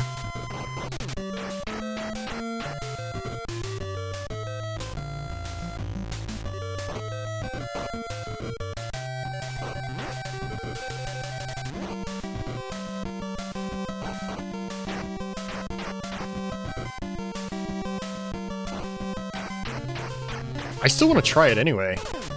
Try to beat the game in 2-player mode and see what happens at the end. Because I never play this game in 2-player mode.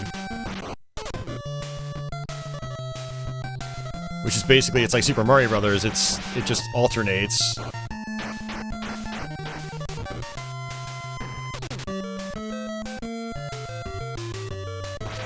Oh, come on, dude, that's garbage. This guy is not very difficult. He's just dangerous. That's not good. I was hoping to get to the last boss on 1 life.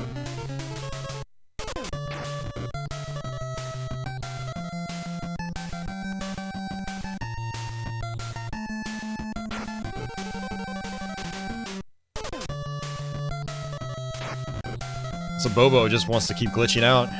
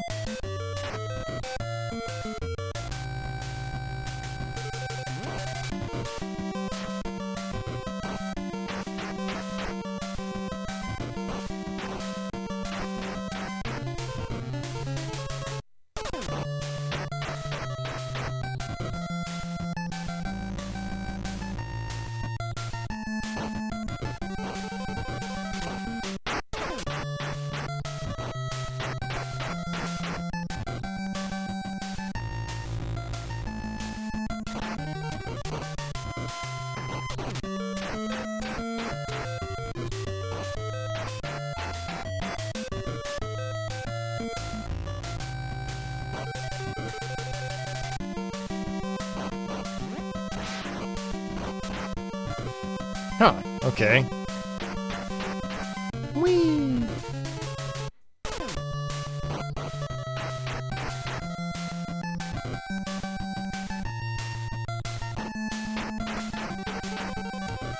There he is.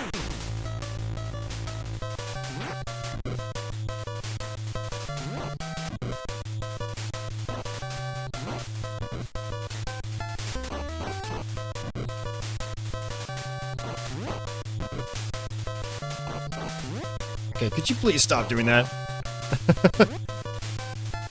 I just want to kick him. Kick all day long.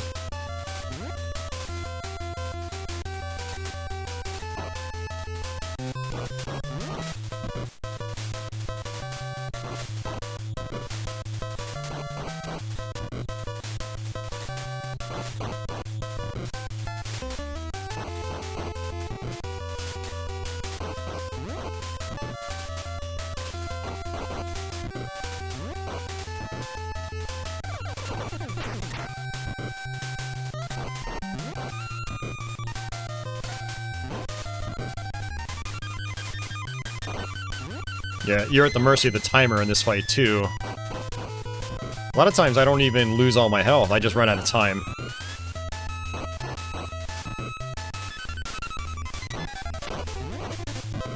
Wow, we did it! We actually beat the game. I very rarely beat this game. That's awesome.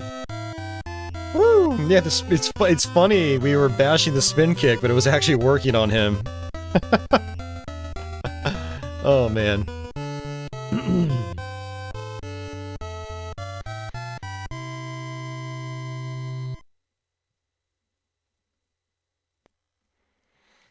Alright, so I just want to see something real quick. I don't know how long this is going to take.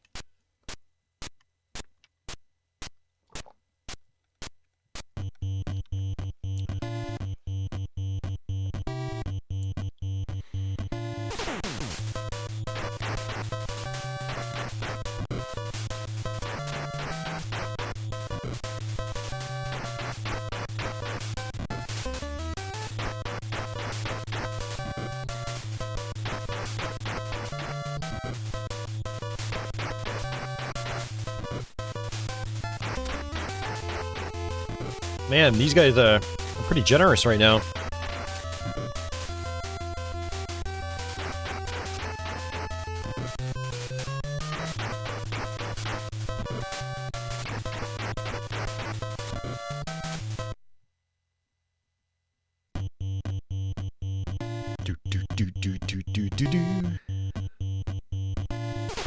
Yeah, it is literally the same character. I was wondering, wait, do you play as, the other guy? No. See, Jason really got my mind rolling with that whole, you know, you fight each other at the end thing. Because from a technical standpoint, it would make sense. Because there aren't any other enemies on screen. It's literally would just be you two. And that would be a nice twist to the whole alternating players thing. But no, I got my hopes up for nothing. Thanks, Jason. It's like, man, it actually makes perfect sense. It makes perfect sense. So, nope.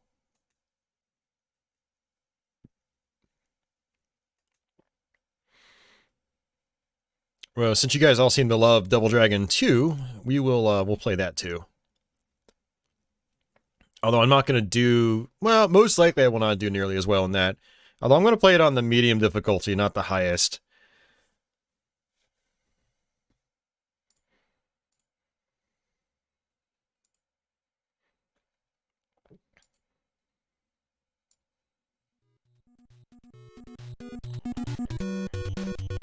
Continuing our round of predictable titles.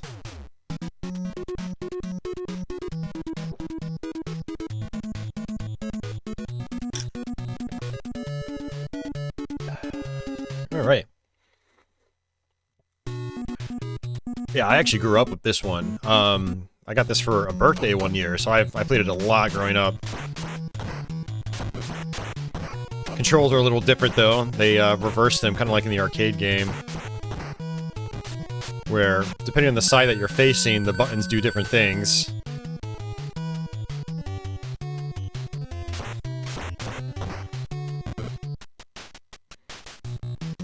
Another strategy is to kick, and then hurricane kick.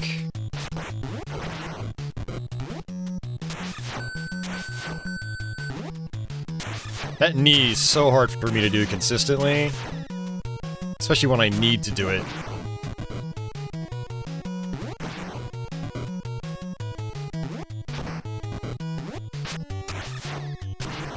It's so satisfying. That sound effect is and they fly across the screen. It's great.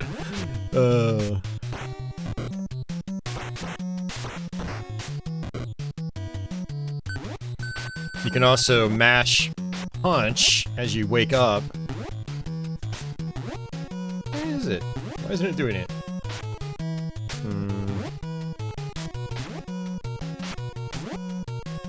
Huh. I'm doing something wrong here.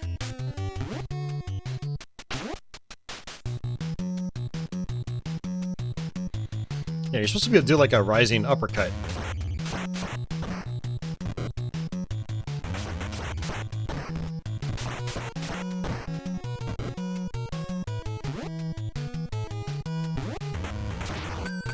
Nice.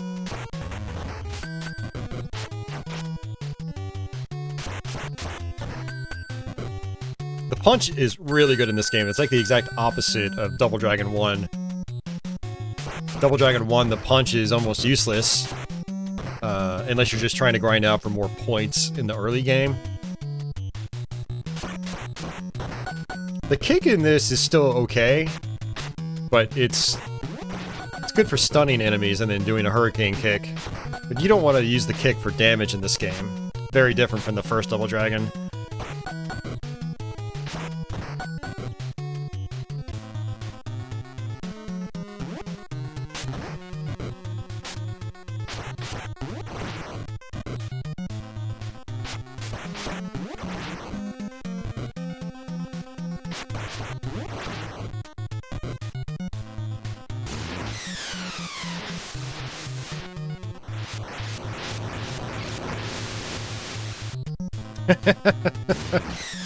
Oh, that kick is so satisfying. It's just so hard for me to do consistently. I mean, I'm doing it okay now, but I've always struggled to use it.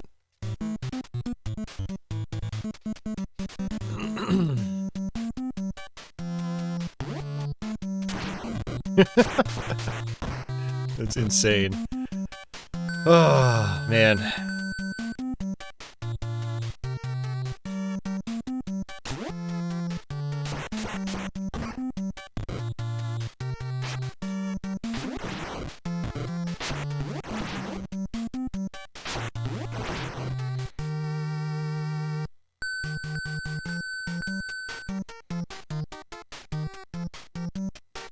And I go up, and then I go right back down. Wait, what? I just thought there was a way to avoid that.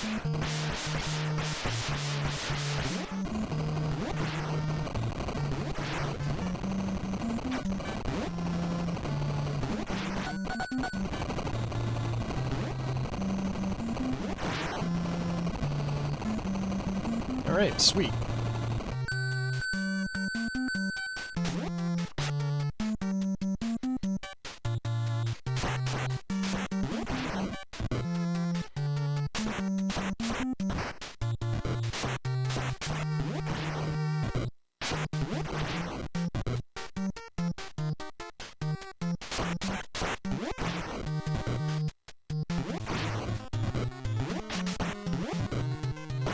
Yeah, there it is. I did it. I guess you can only do it when enemies are around, I guess. Yep, just like that.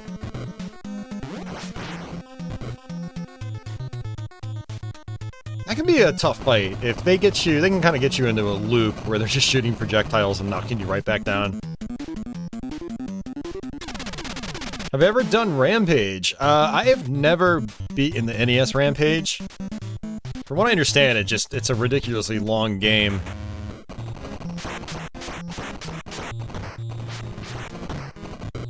Back in the day, I really liked the Sega Master System version of that game. I don't think Rampage as a whole is all that interesting to me anymore, or if I do play a Rampage game, it's like, I'd rather play Rampage World Tour. Seems to hold up a little bit better than the original Rampage. It's more gameplay mechanics, and it's more interesting. Ooh. Let's get him over here by this door.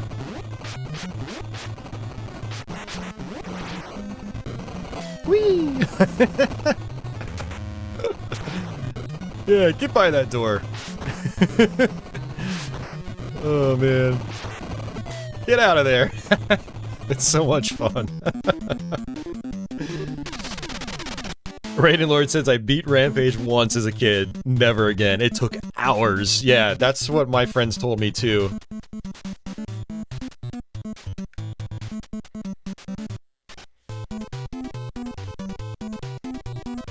Oh, you can get the first boss's helmet to make a tink sound when it lands? That's funny.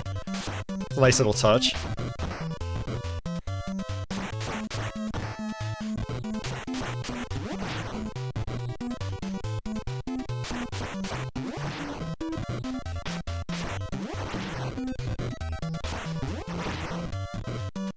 Friday the 13th. Maybe, maybe not? I don't know.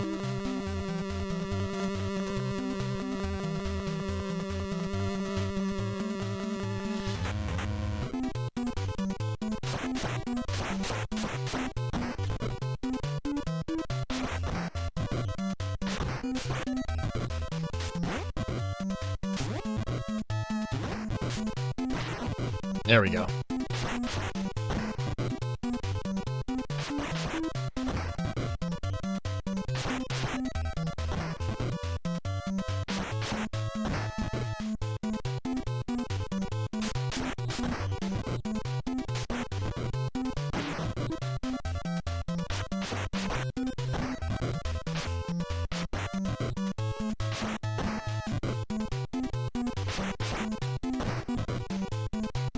I always called that guy Arnold. He looks a lot like Arnold Schwarzenegger.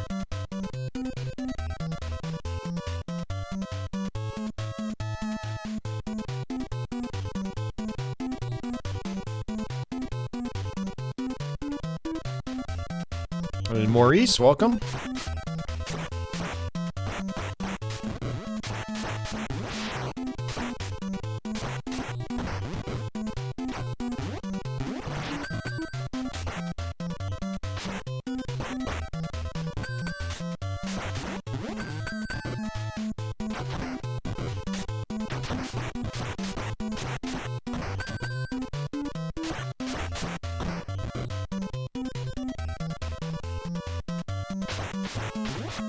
Oh, that didn't work. I was trying to do my hurricane kick.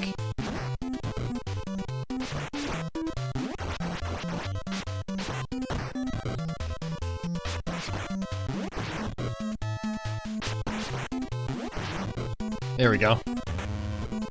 Alright, conveyor belts. There we go.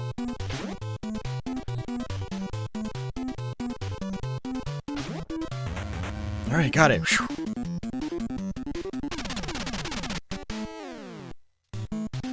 JD says it took him years to learn the gimmicks of Friday the 13th, but once you learn them, it's not that bad. Yeah, it's actually a pretty interesting game. It really gets crapped on because people just don't understand how to play it. But once you learn the rules, and you play by the rules, and you're like, oh, okay, this is very interesting.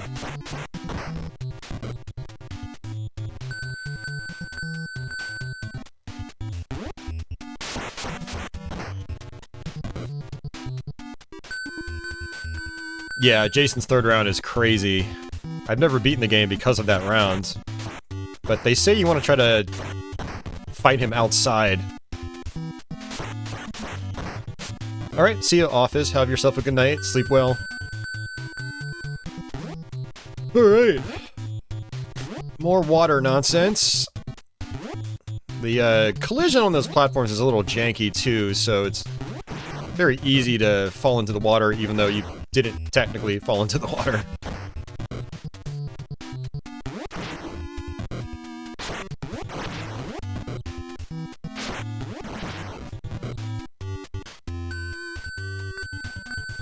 Raiden Lord says it's hilarious that Friday the 13th, the game, has way more depth than all the movies combined. Yeah, you're actually right.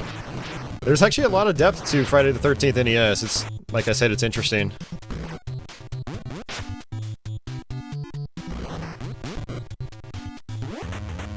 Uh-oh, not good.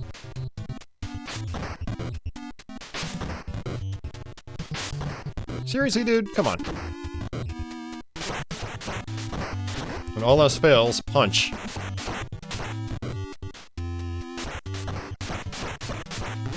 want to be careful with these guys, because they can throw you backwards. They'll just throw you right off that ledge. Woo! Screw you!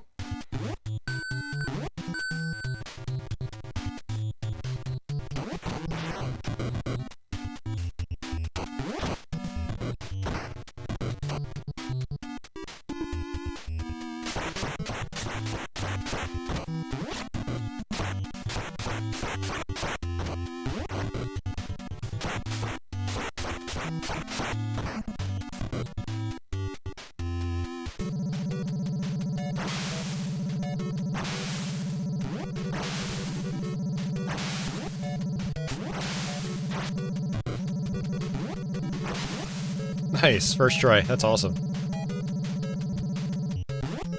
I like to just come on down here, and a lot of times I just hurricane kick all these guys.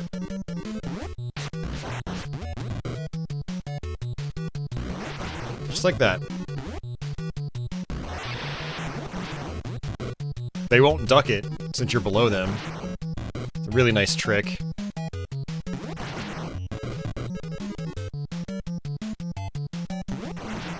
Do the same thing with the Arnold.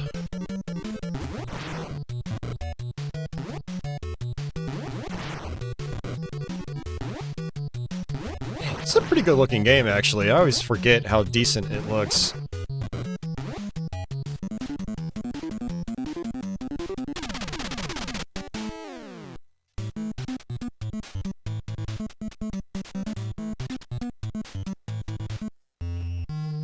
Yeah, this level is where the game kind of starts to fall apart.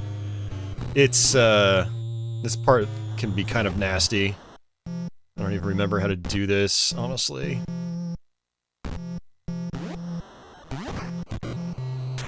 Oh, I got lucky. I got super lucky.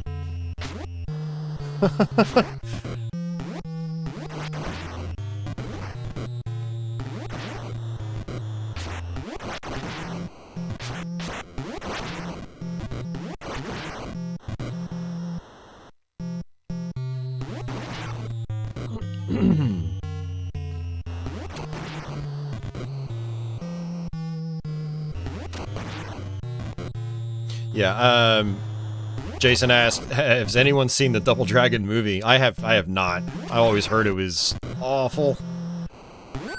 You know, I think I probably watched a few scenes back in the day, because I had some friends down the street that would rent movies like that all the time.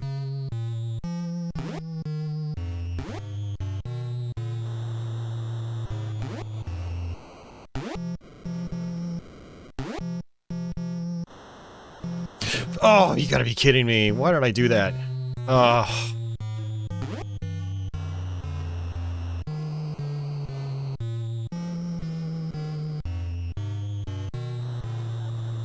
Oh yeah, I forgot there's actually a really fun trick you can do in the early part of the game, is you start a two-player game, and you just kill the second player, and every time you kill the second player, you earn an extra life. That was a crutch we would always do growing up in order to more consistently beat the game.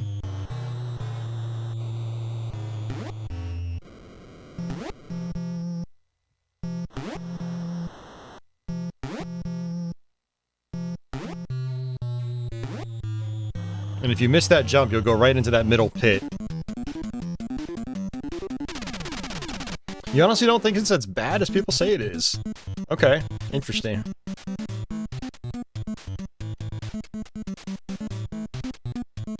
From here on, it's too dangerous. Like, what? Did you not just see that level I just went through? I mean, to be fair, this is a little more dangerous. Oh, that was close.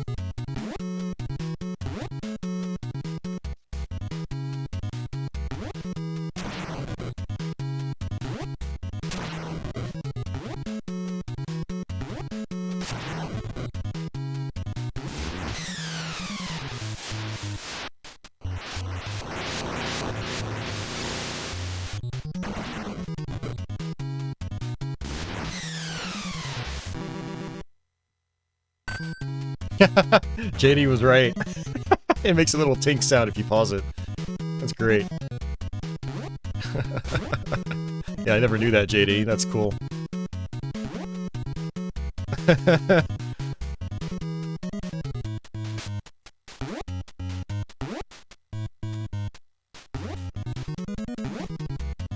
Alright, I think we got it. Oh, we got it. Good.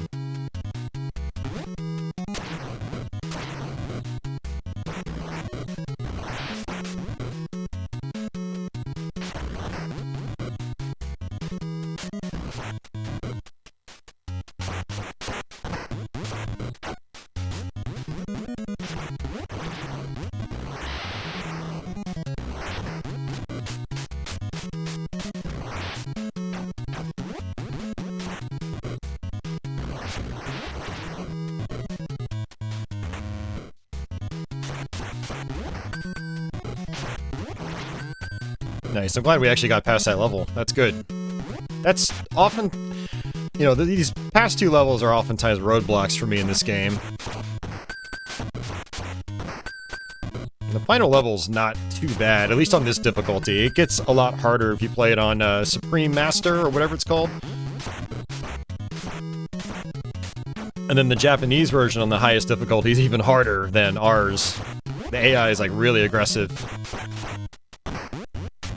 I've never successfully beaten the Japanese one on the highest difficulty. But I have a Let's Play of this one on the highest difficulty.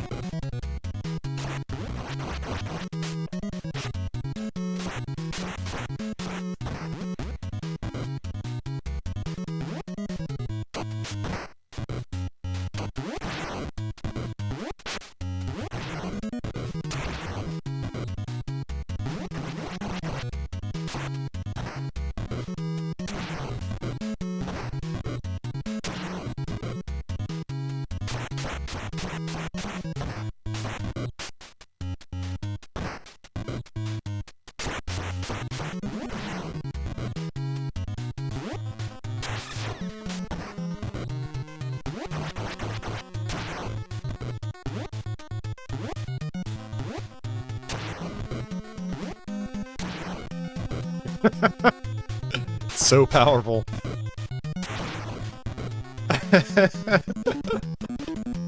It's so overpowered, too. It is unbelievably overpowered. Well, I guess that's why the timing is so strict, though. You know, they have to balance it out somehow.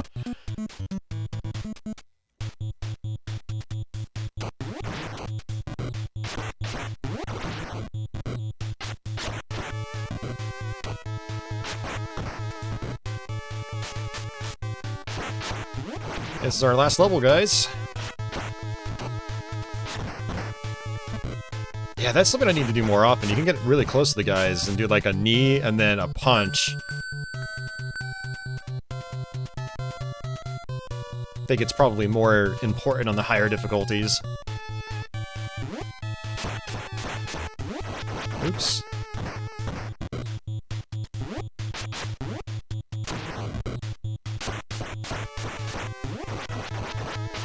How many punches is it until I stun them? 1, 2, 3, 4, 5, 6? It's 6 for these guys. Okay.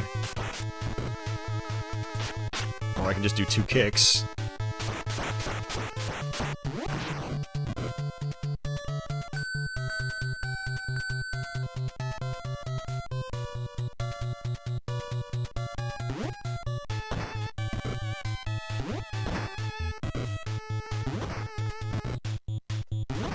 Now I can't do it to save my life.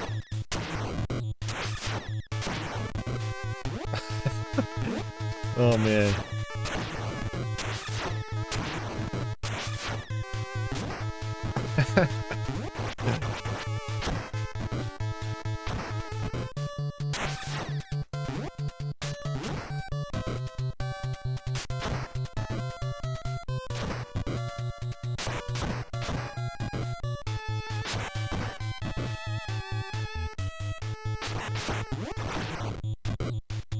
That's a tried and true strategy for me, is the 2 kicks into the hurricane kick. Alright, what I want to do is try to stay up top, I think.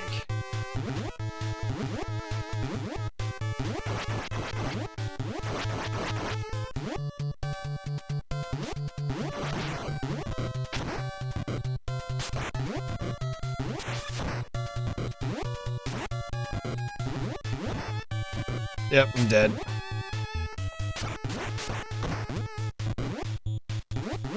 This is honestly one of the harder parts of the game. It's not too bad fighting these guys on a flat plane, but now that we've got a Z-axis, they just kind of go wild.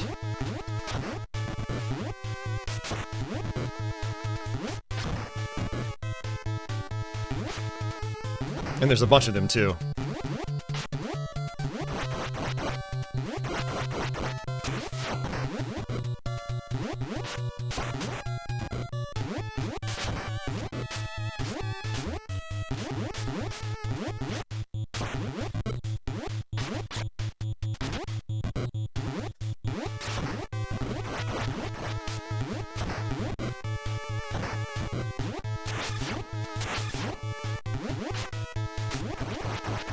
Come on, run into me!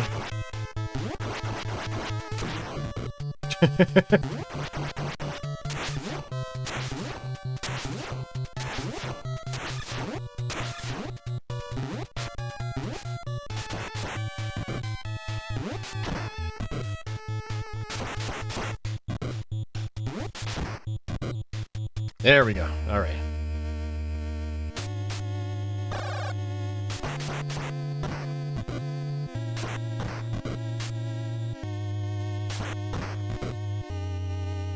Your brother from the first game is now a ghost. Or something like that.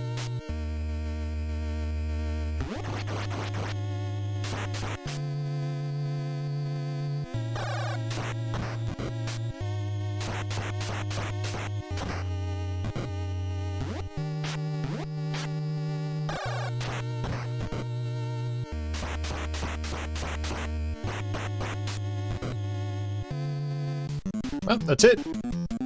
Hey, Mal Private, welcome back. Arnold was in a headbutt kind of mood. Yeah, unfortunately, if you play it on Warrior, you don't really get much of an ending. You have to play it on Supreme Master. Also, the extra life trick. I don't remember if it's two-player B mode. I guess one has friendly fire and one might not. But yeah, that was pretty cool.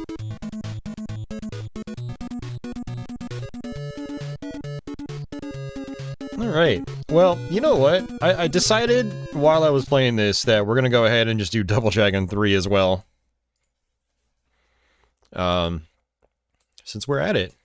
I don't play the well, I don't know, I actually have played the Double Dragons a lot on my streams, but I don't think I've done part 3 as often, so it'll be kind of cool playing it back to back. Double Dragon 3...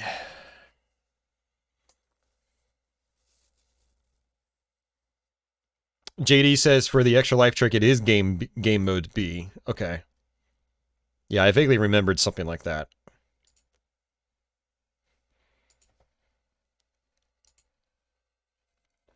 JD says I have love-hate with Double Dragon 3. Hey, Douglas. It is hard. It's the hardest of the 3.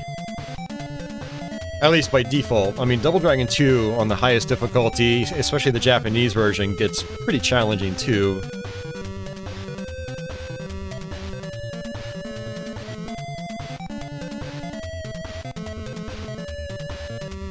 Is this on the Legends? I'm not sure what you mean. You mean like Legends Flashback or something? I have no idea. We're using a flash cart with a retro USB AVS console. It's a modern FPGA clone of the NES. That's how I do all my NES videos. You're surprised I'm playing that? I really like Double Dragon 3, but it's brutal. I don't usually beat this game. I think I've only finished this game like 3 times, ever. Because the final stages in particular are pretty mean.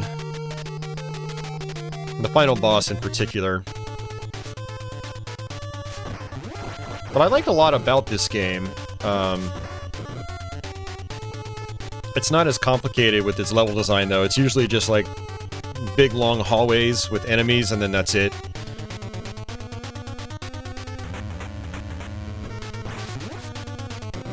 The boss in the first level does a ton of damage. Oh man, that's like the least of your worries in this game. Okay, let's see. You do have running in this game. You've got the head flip or hair flip. There we go.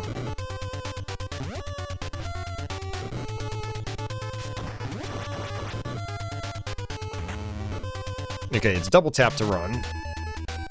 But this is kind of what I mean. Like, it's just one long hallway after another, and you literally only ever fight 2 enemies at once. So you just let them spawn in. But JD, the first boss in this game is pretty easy.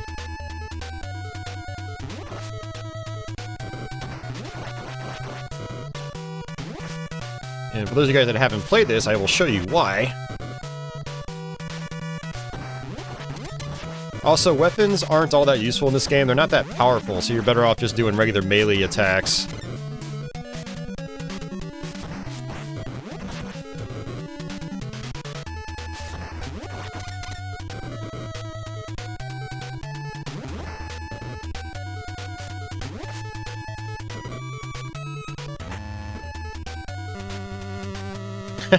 I'm probably not going to be playing either Renegade or River City Ransom tonight, because I don't know River City very well, and Renegade I think I did on a Variety stream a little while ago. Renegade's pretty fun. I enjoyed learning that game, but I think I'd rather play some Double Dragon right now. Yeah, the hair flip is, or hair grab is really good. You can just fling enemies off the ledge. Yeah, so if you hit, well, actually I don't want to do it just yet. But when the boss comes out, I just want to use the nunchucks.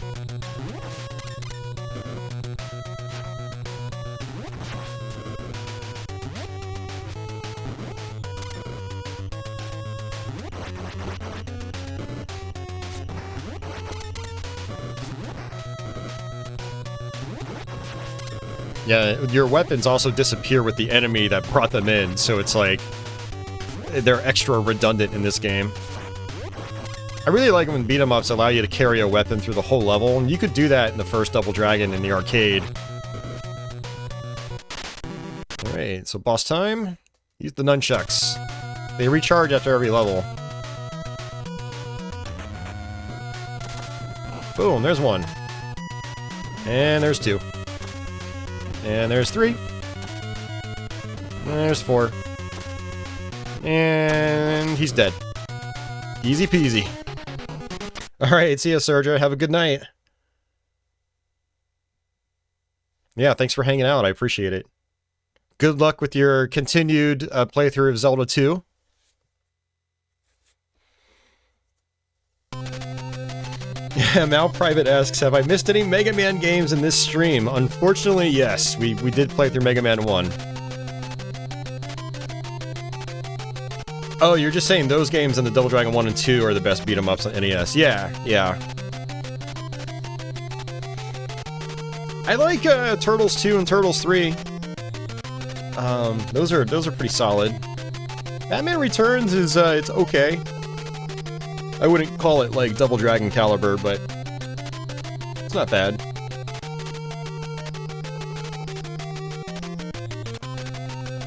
Maybe we'll get some time in after work tomorrow. Cool. You're on the 3rd dungeon. Very nice.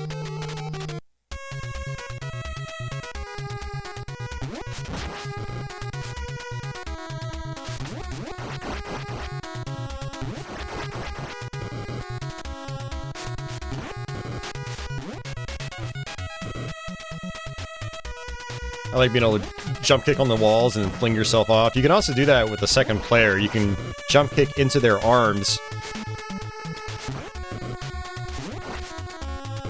And then they'll, like, springboard you off into enemies. It's pretty cool.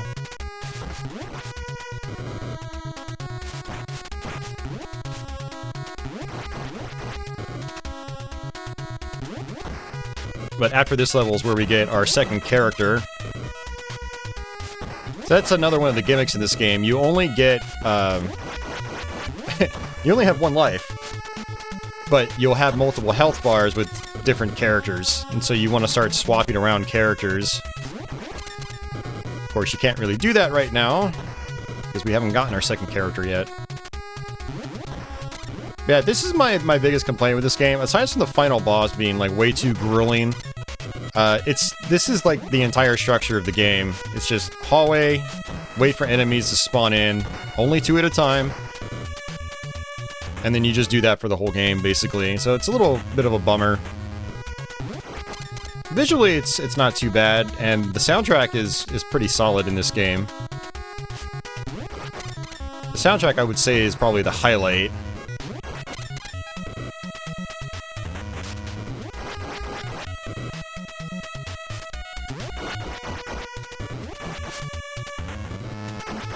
At least it's better than the arcade game.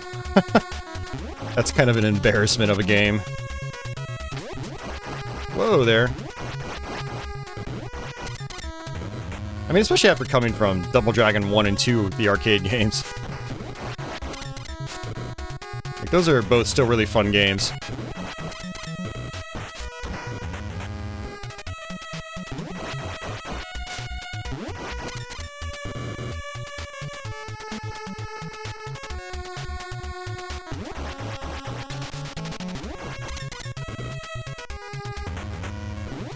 It's a never-ending supply of enemies.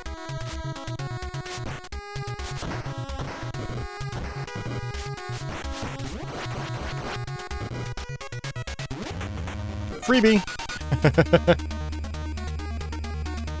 JD says you can also do a Super Cyclone kick with 2 players. It does a ton of damage. You have to be standing right next to each other and the timing is strict. I totally forgot about that. We never pulled that off growing up. Alright, back to nunchucks.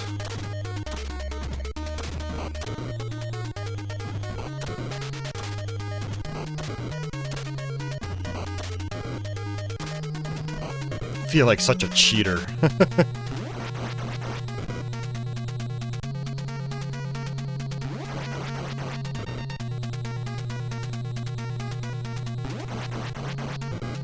There we go. Alright, good. You're the greatest martial artist in the world. Here's the first stone. Please allow me to join you on your trip to Japan. Alright, see you, Maurice. Have a good night.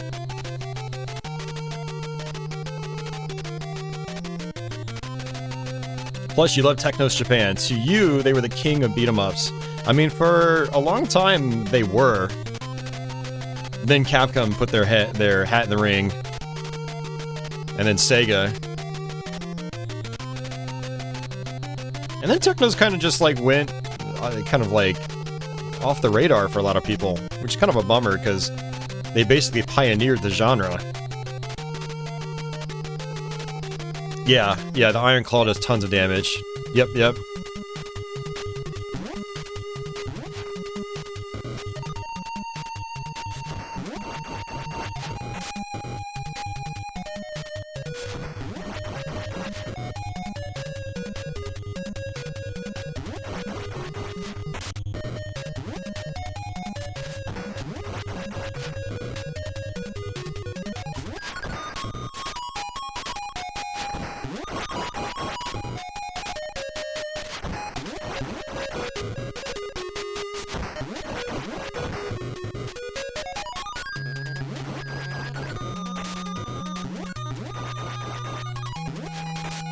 Oh, I want my knee from Double Dragon 2. I want it so bad.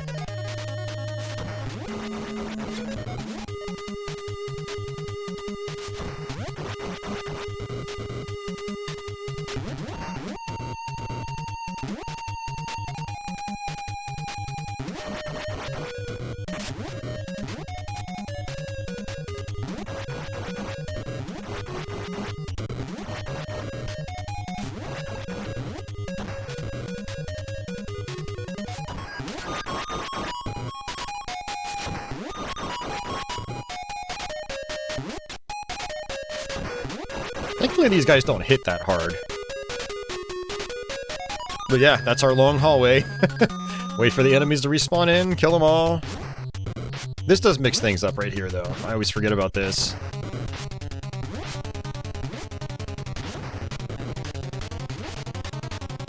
And I like how enemies spawn in on this part. This is pretty cool.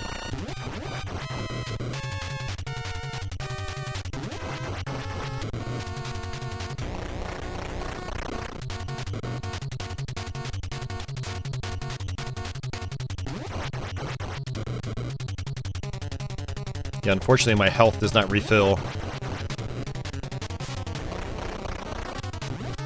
we're gonna have to switch over to Chin. Billy is definitely my favorite character because, you know, the hurricane kick is just tried and true. It just works really well in this game. Especially with the well-placed kick.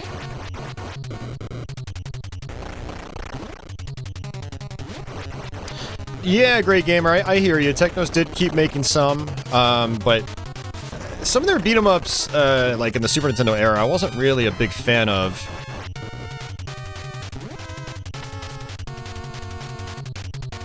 But then again, I had only really played, like, the Super Nintendo versions. Like, I remember, like, Comba Tribes. Always felt weird. I'd like to try the arcade version of that. And then, Double Dragon 4, I still can't get into that game. I've tried over and over and over again. It just feels so weird compared to the NES ones.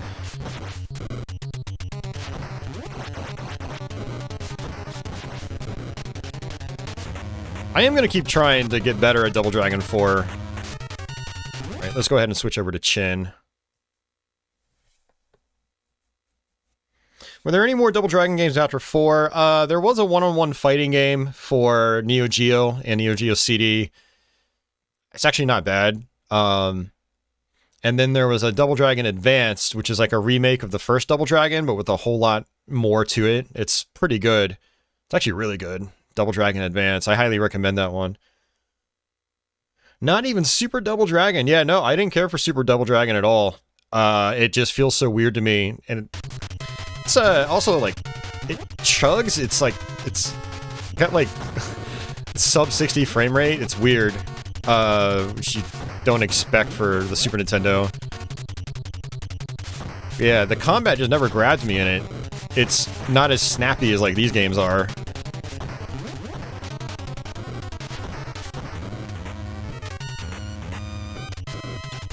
But I'm gonna keep trying on that game. They've got the whole parry mechanic I wasn't really too fond of. Yeah, definitely for Super Nintendo beat-em-ups. I mean, for me, it's like Turtles in Time is just so much fun. It's really well polished too. Like it's held up really well.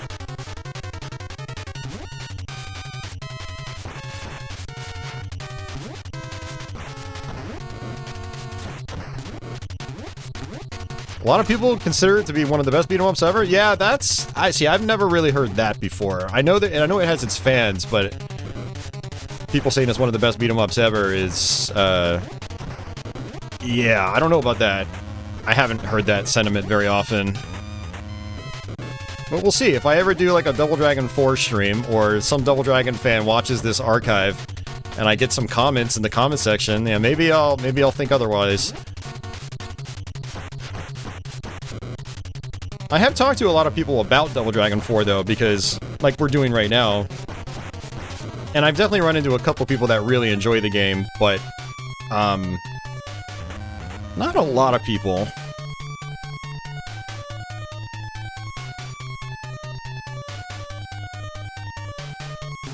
Alright, let's go ahead and use... We're gonna switch back to Billy for a minute, just use the nunchucks.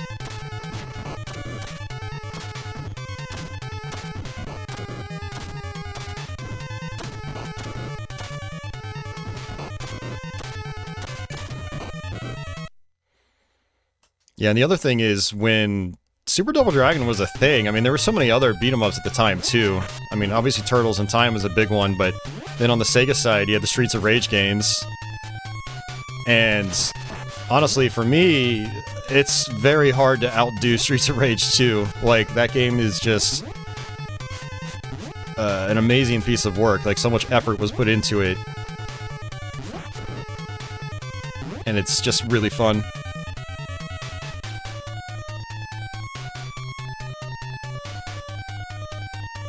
A lot of us refer to Double Dragon 4 as the Super Nintendo game because that's basically what it was, but you are right, there is an actual Double Dragon 4, and it sucks pretty badly. It's kind of an embarrassment to the namesake.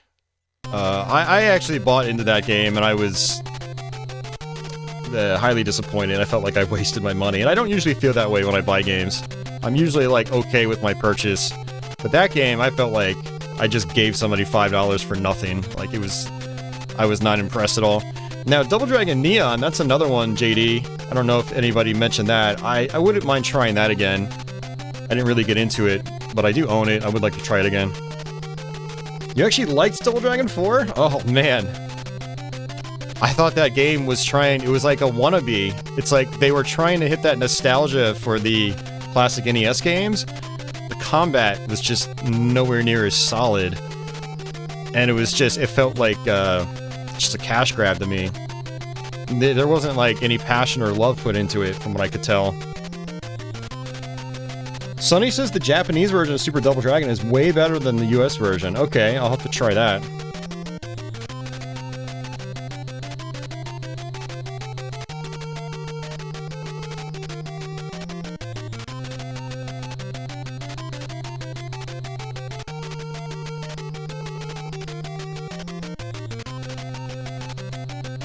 I'm gonna look something up real quick.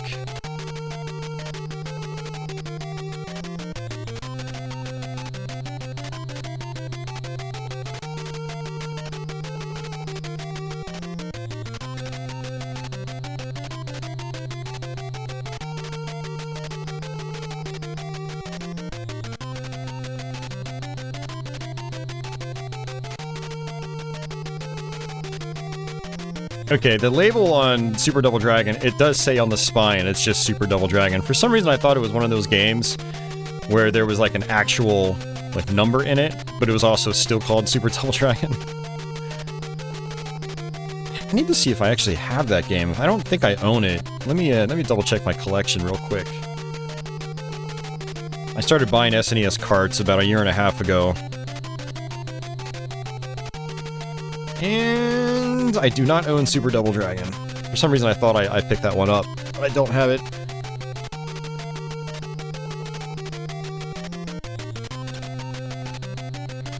Okay. Alright, let's switch back over to Billy. He's my preferred character.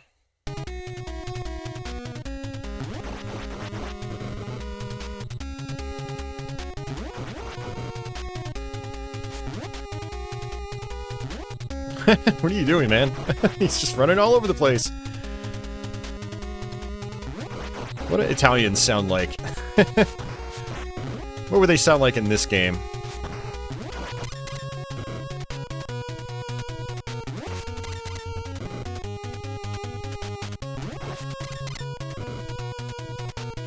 You played River City Girls 0. Okay. So that was actually a thing in Japan on Super Nintendo? That's cool. I didn't know that. Yeah, I'm not gonna lie, I actually picked up River City Girls on PS5, and I don't know, it just... Maybe I'm just not a Kunio-kun guy, but it didn't really do much for me. One of my buddies, like, raved about it, so I ended up trading it in when there was something else I wanted. I think I actually traded it in and helped fund either Sin and Punishment or Silhouette Mirage.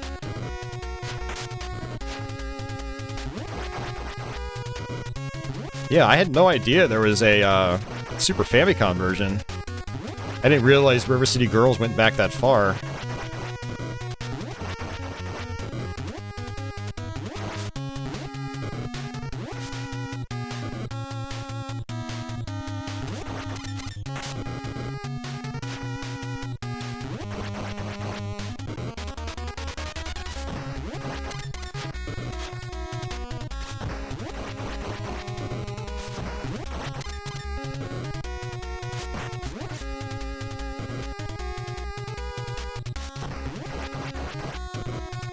Yeah, I'm actually kind of dwelling on it right now, but one of my biggest issues with Super Double Dragon is, and I'm just trying to share my thoughts on it, this is my perspective, I might be wrong, maybe I get used to it, but it felt like super floaty. I really like immediacy in my beat-em-ups, so like Turtles in Time, your attacks are out like almost instantly, and you're knocking people down left and right. Same with Final Fight. Your attacks are just right out, super fast, But Super Double Dragon, it was like...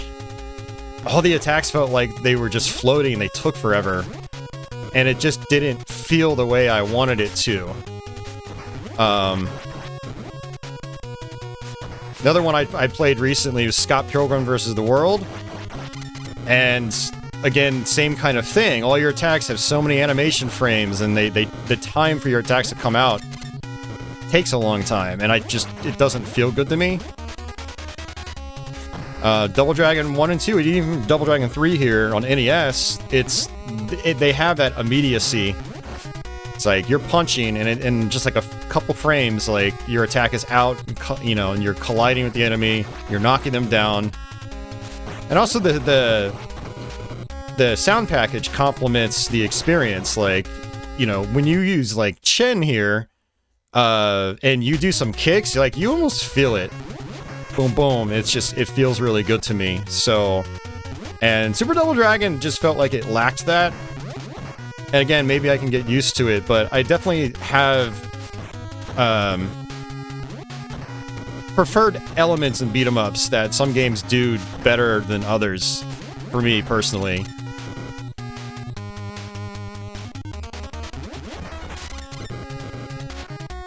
Yeah, I keep forgetting these guys can just throw like harpoons at you. This level does drag on. It just drags on and on and on.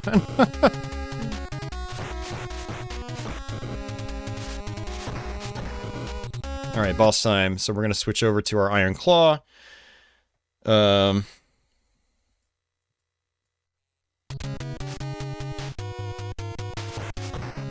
This guy takes so many hits, if I remember correctly.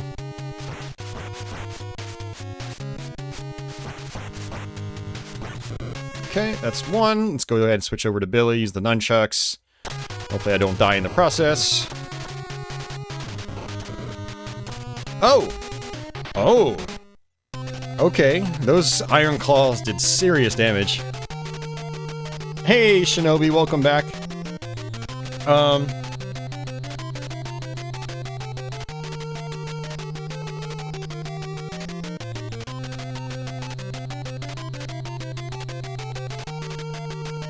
Raiden Lord says it's not really River City Girls, it's Kunio-kun's sequel that was the first appearance of the girls. Oh, okay, gotcha.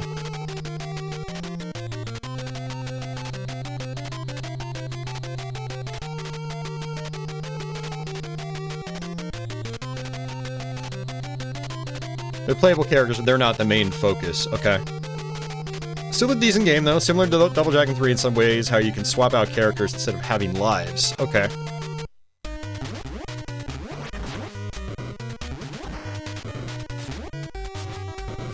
This part can be brutal. You can get cornered so easily, and then you're just screwed. I've gotten game overs here before because the enemies wouldn't let me back up. It's very mean level design. Okay, let's do, Ranzo. Because he's got an easier, like, a longer jump. Yeah, this level has a lot of platforming, and because you can dash, you need to be really careful not to dash off platforms by accident. I have done it many times.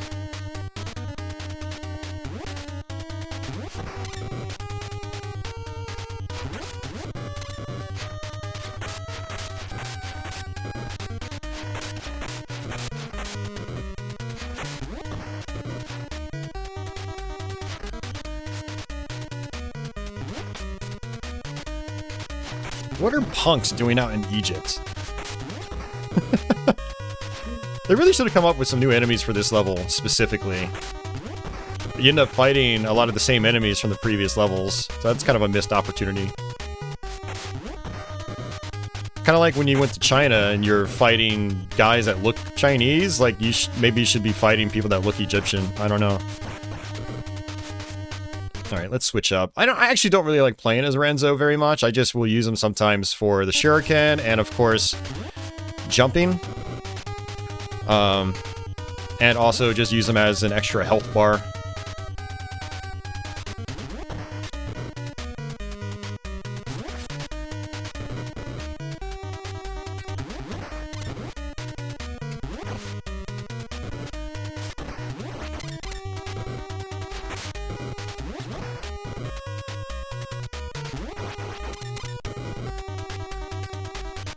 Yeah, right? Exactly, JD. What are ninjas doing in the pyramids? Well, I guess the whole thing is they all want the stones. They're all after the freaking stones.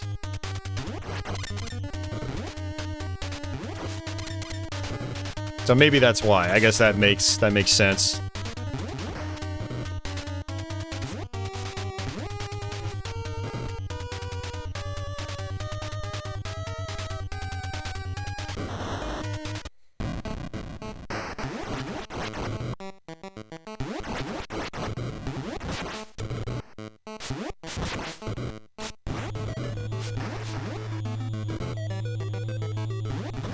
Oh no! Come on, man. It's garbage. Oh, I don't even feel like playing anymore. I hate the cheap shots in this game like that, because, like, lives are precious in this game. Oh. Damn. See, that's the most frustrating thing about Double Dragon 3. Is you can just get royally screwed and you just feel like you've wasted all your time. JD says, imagine being a crime lord having to feed all these guys.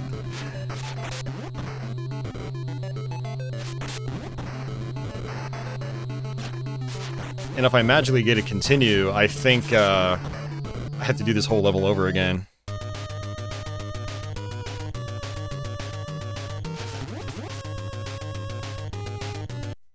I like how energetically eerie this music is. It's always been one of my favorites.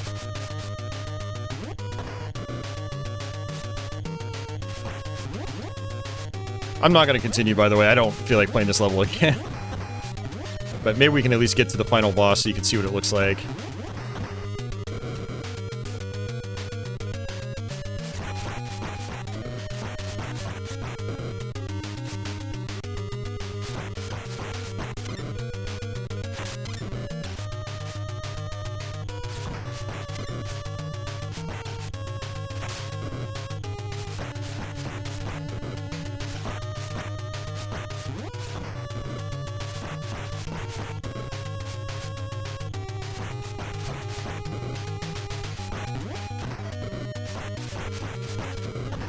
Yeah, and Chin's hand attacks are really good in this. It's a lot like the punching in Double Dragon 2. Got good priority, it's powerful. He's got this belly flop attack too. I've never really found it to be too useful. But a good friend of mine growing up, we would play this together. He would always do the belly flop. I prefer to lead enemies into my just main attacks. Come on, dude. There we go.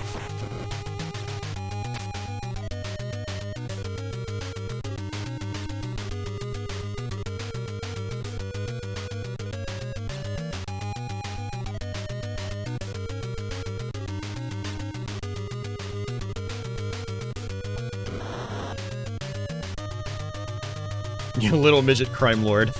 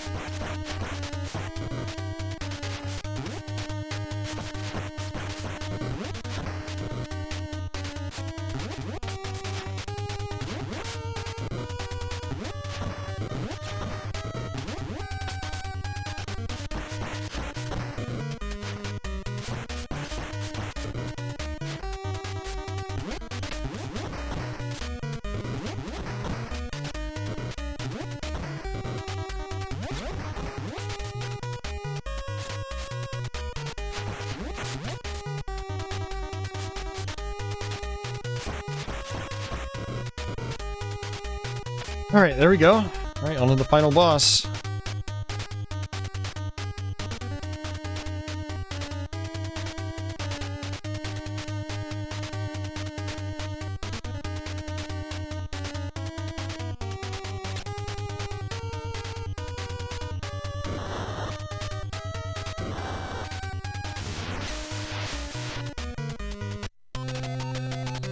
Yeah, he just slaps him to death. Oh, man.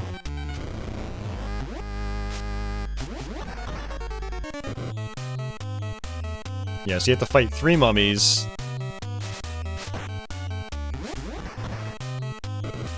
Yeah, we are definitely not gonna get this. I don't have Billy. I don't have his nunchucks. Oh, come on.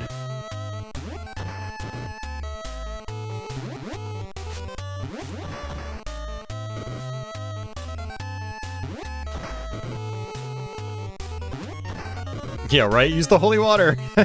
Like it's Castlevania. I wish I could. Swish! It makes a swishy sound when you hit it with the belly flop. Chin is down for the count.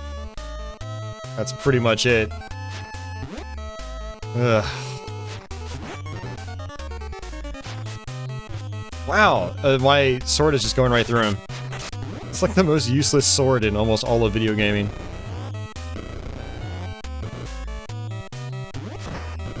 I mean, his kick is decent though, but it only does one hit, which is a bummer. And then you have to wait for them to get back up.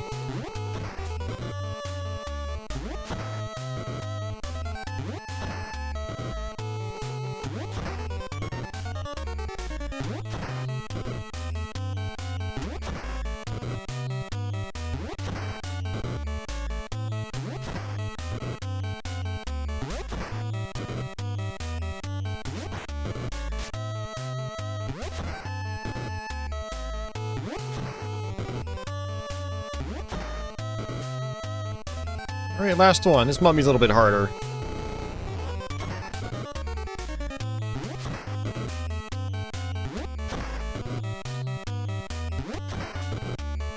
Actually, you know what? I could use these. Although the mummy's gonna duck most of them.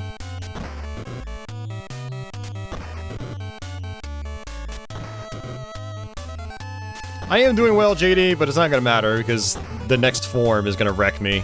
She always does. She'll probably do 2 attacks and I'll be dead. Or just 1.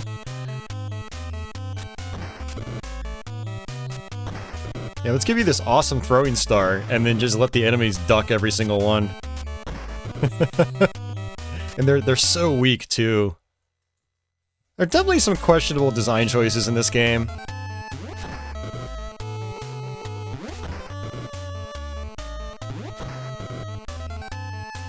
At least Ranzo is good for, like, avoiding some of the next boss's attacks. Here we go, guys. Ugh!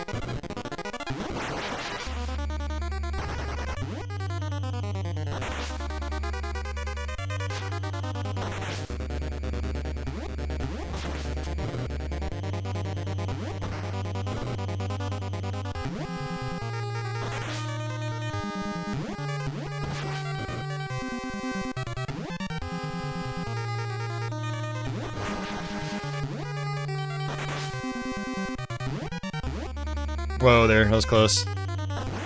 Whee! Oh, I hate this final boss. So stressful. Wow, so that actually works against her. Interesting.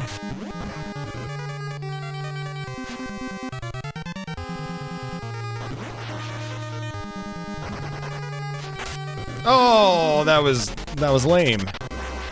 That was super lame. Alright, we're not gonna do it again, but there you go. That was Double Dragon 3. It's a pretty ridiculous final boss. It's very, very difficult to get through successfully. And if it's not the boss itself, it's that crazy platforming in the first part of Egypt. Like you saw me take a single hit, I got knocked to my death with Billy. I lost my best character, basically. So...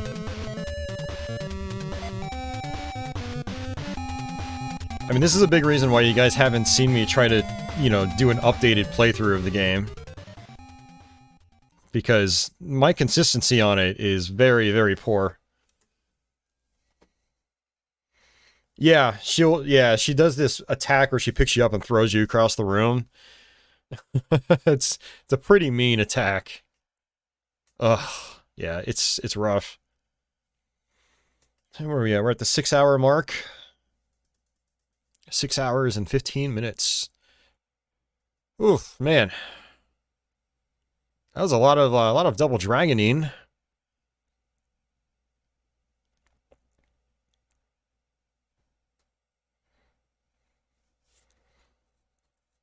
Yeah, exactly, JD. It's unavoidable.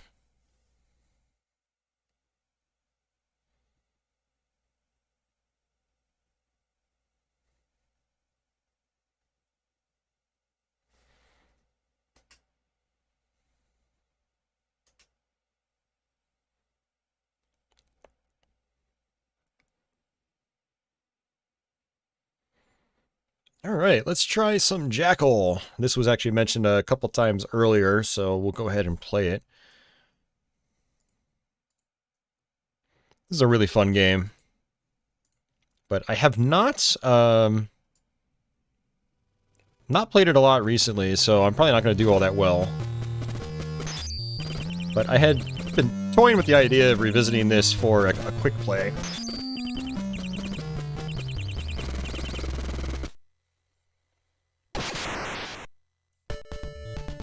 Hey, Dasan, how are you doing tonight? Or this morning? I guess this morning for you.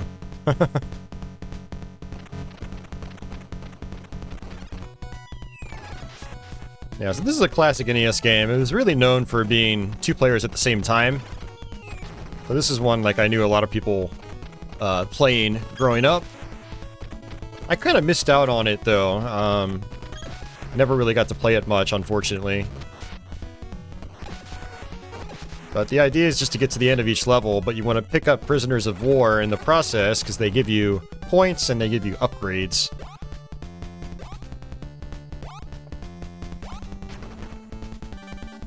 Raiden Lord keeps confusing this for Silkworm, yeah. That's a tough NES game. Last couple levels in Silkworm are really challenging. I have successfully beaten that game, but I don't think I got a 1 credit clear on it.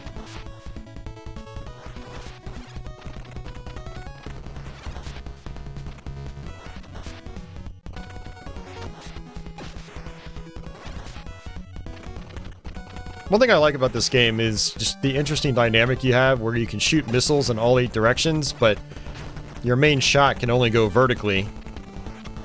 But it kind of allows you to strafe and fire at the same time.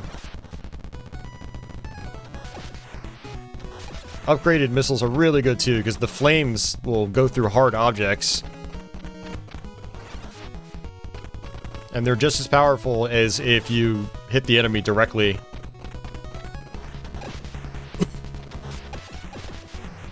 Secret star? I always forget what the stars do.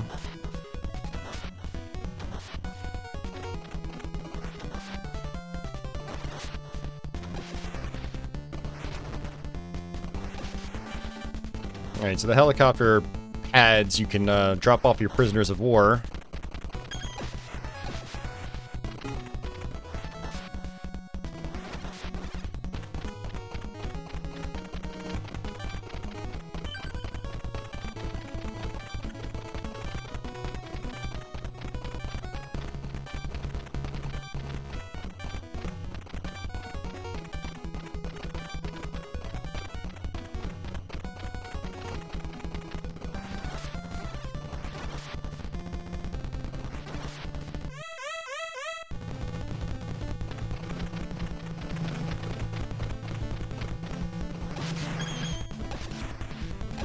JD, I did not get the spread on the first pickup. Basically, it goes grenade, single missile, and then you get a second one, then it spreads out to the left and right, and then you get another one, and it spreads out in all 4 directions. JD says the green star is an extra life, the brown one is missile upgrade, flashing star is a screen clear. Oh, okay. Yeah, see, I didn't know that. Yeah, you may have been, like, looking away real quick when I picked up my missile upgrades. But see, I got my first upgrade, now it's just a single missile.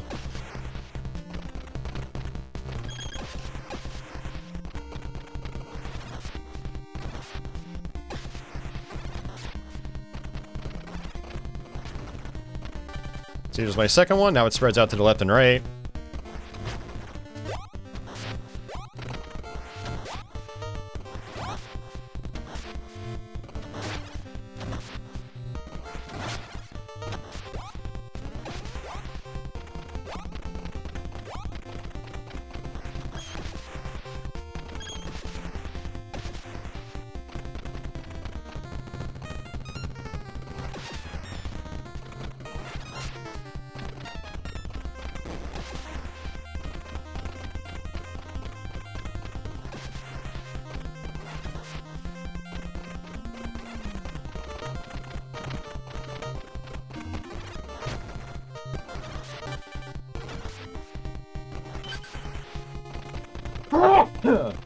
Excuse me.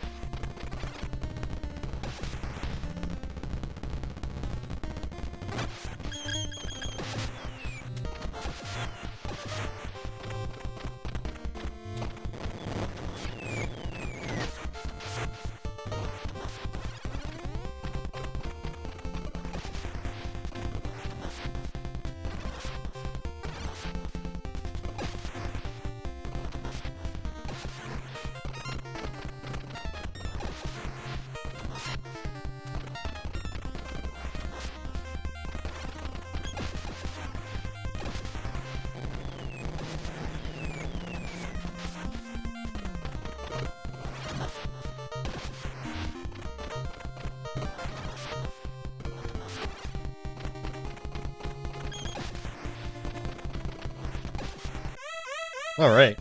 Alright, see you, Great Gamer. Thanks for hanging out. Have a good night.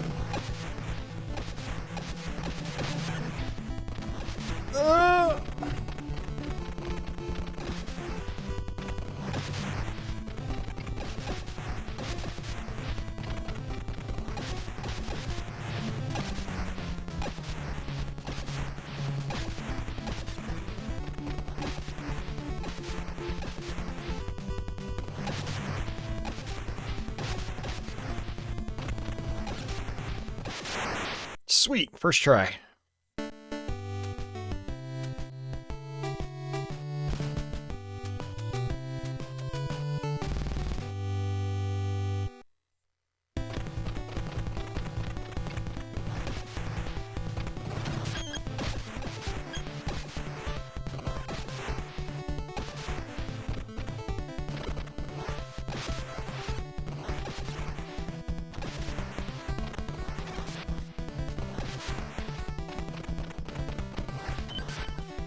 Alright, another extra life. We're up to 6 lives already. That's good.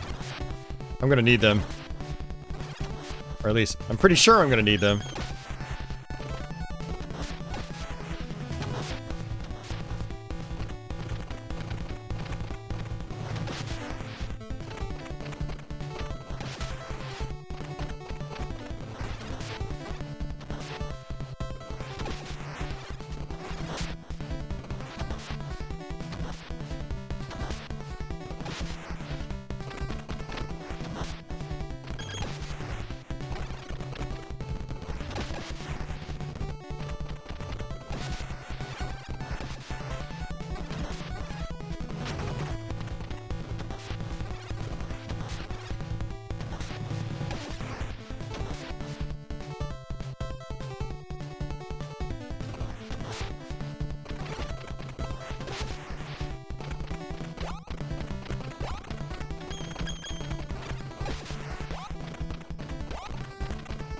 Says, yeah, lives basically don't even matter later.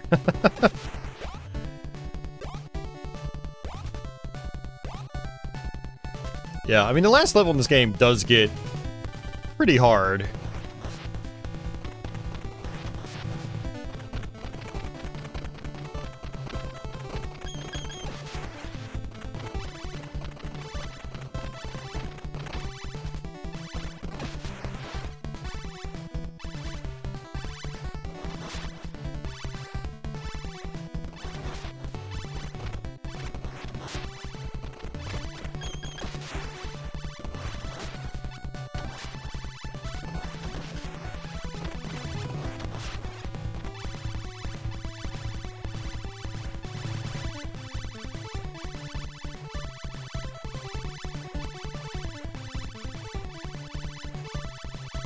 That's funny, that first laser is probably the worst.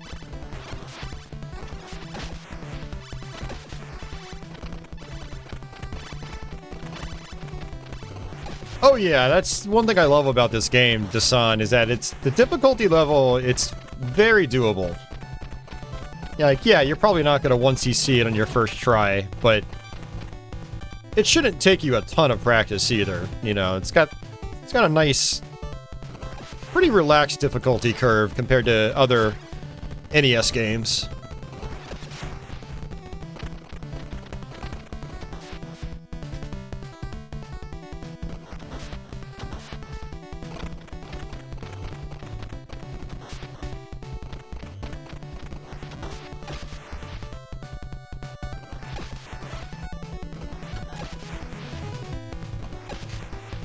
Alright, so JD says another trick to know is that the turrets that shoot yellow bullets can only shoot forward. If you drive past them, they don't turn unless it's a boss. Oh, I did not know that. Yeah, so the brown one is a missile upgrade. Okay, so the green star is the extra life. Okay. Look at JD with all the tricks, man. All the secrets. Yeah, I didn't know any of those details.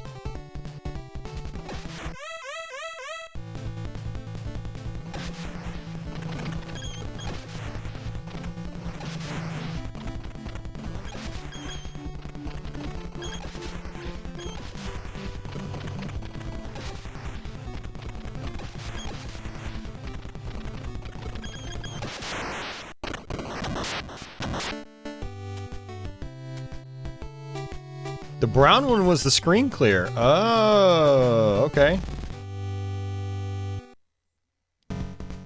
No, Dasan, JD is apparently wrong Tendo power. No, so I appreciate it, JD. It's still good information.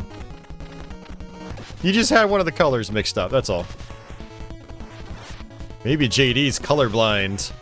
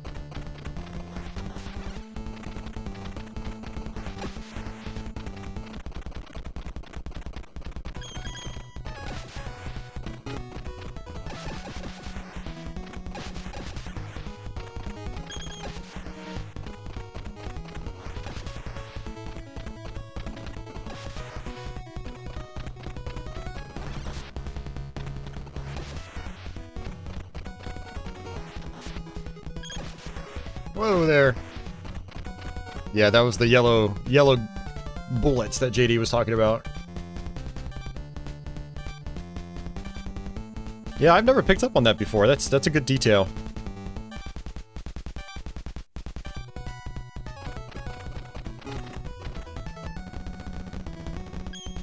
Oh no. No, these yellow bullets are following me. JD, I think your theory was wrong.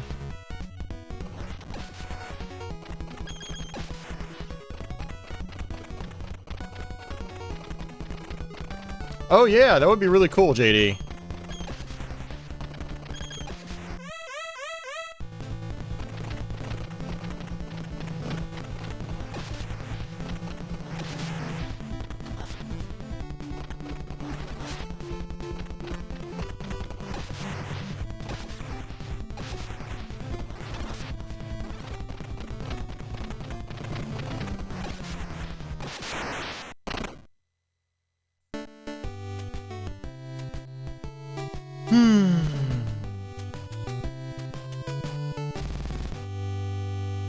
They will follow you from the front, but not if you drive past them. Oh, for some reason I thought you meant they literally just shot straight and they would not turn at all.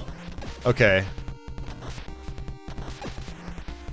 So basically what you're saying is they do turn, they just don't turn behind. So, okay, that makes more sense.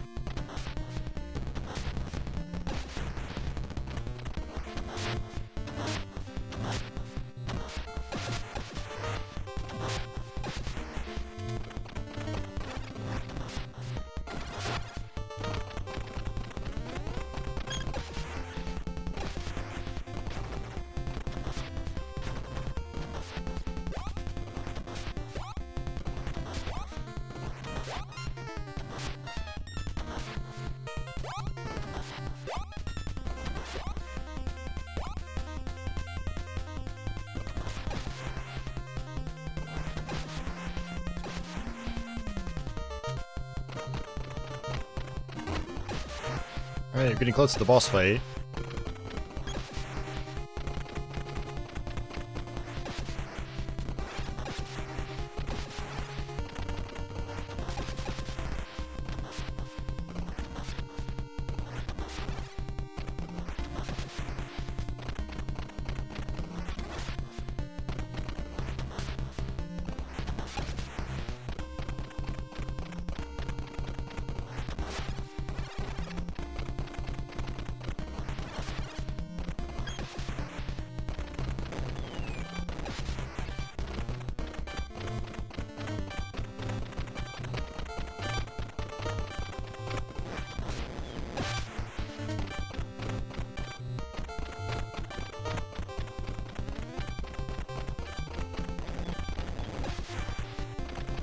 Jeez, how many did I pick up? That was a lot.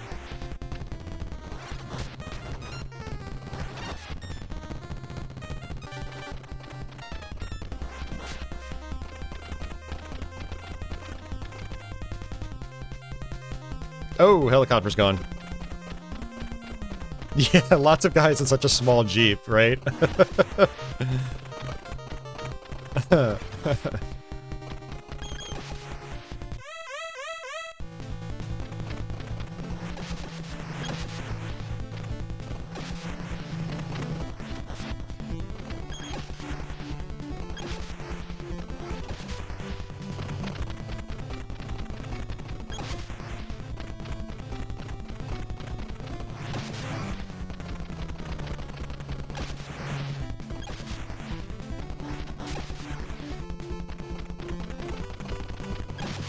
Alright, pretty easy boss.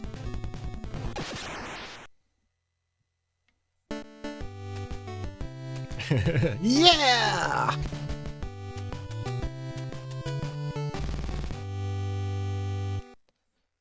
Ooh, man, that's pretty smooth. We're on the last level now, guys.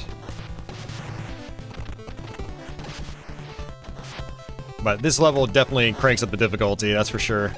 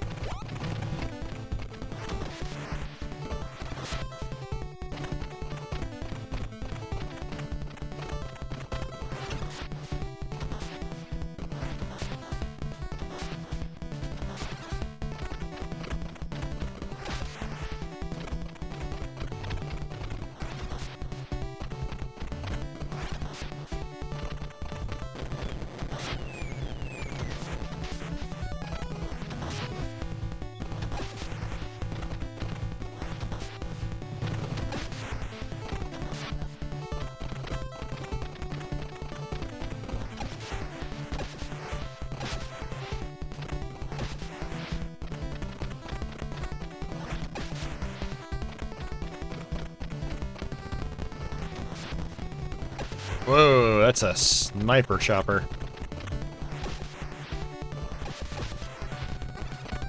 Oh! This is gonna hurt. Get back here.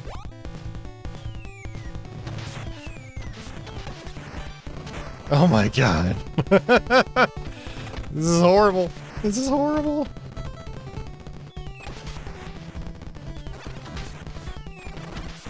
Yeah, this could end very poorly.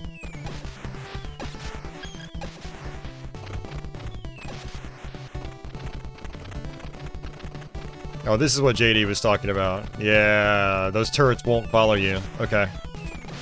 Good tip, JD. Good tip.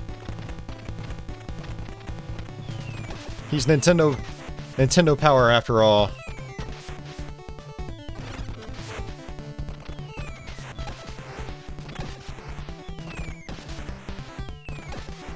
One thing I do like about the grenades is it does go over tall objects. That is kind of nice.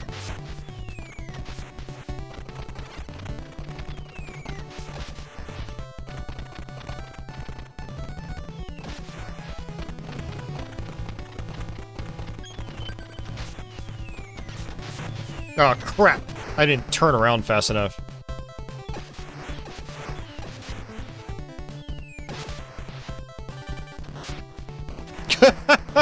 I got upgraded, and that did still, really bad choice. Ugh. Now I'm just getting wrecked. No more secret power-ups.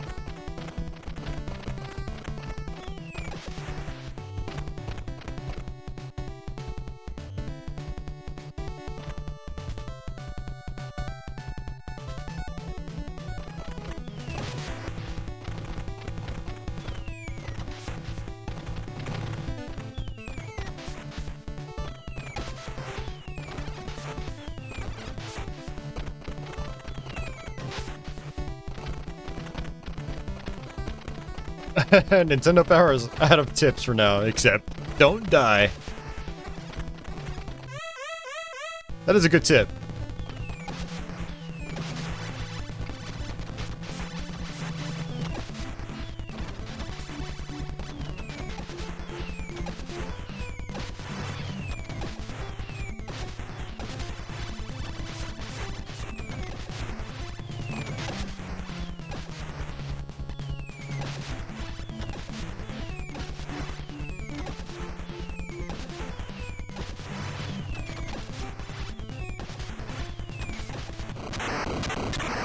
Alright, we got a big gun.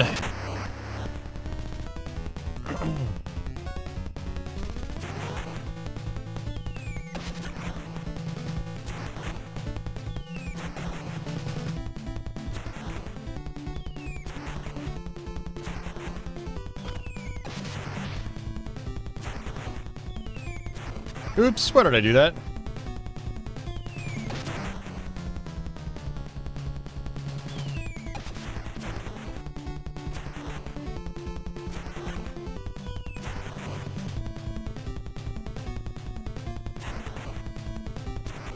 And again.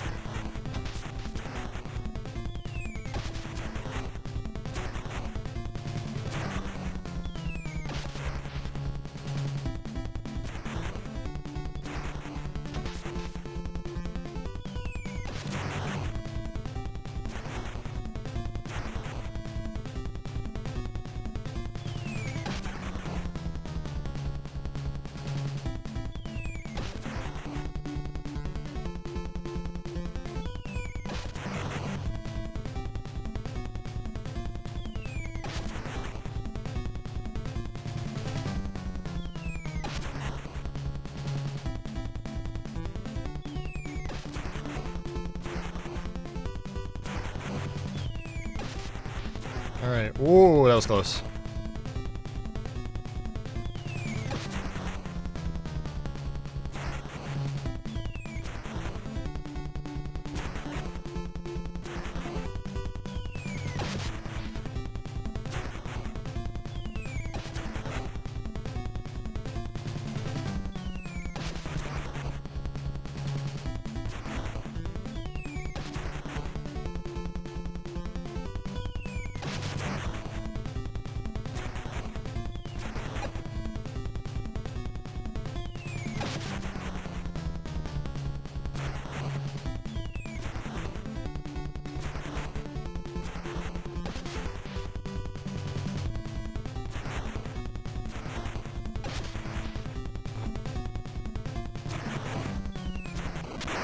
We got it. Oh, man.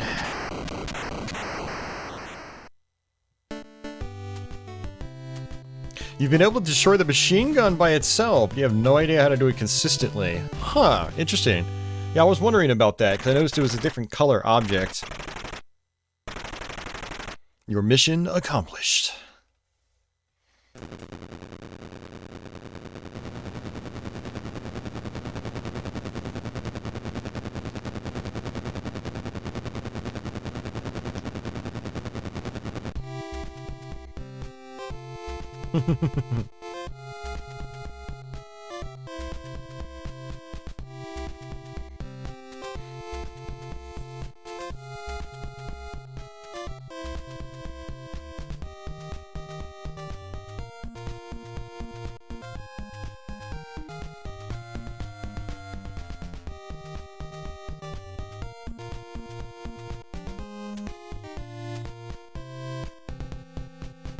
The little Jeep that could. Yes.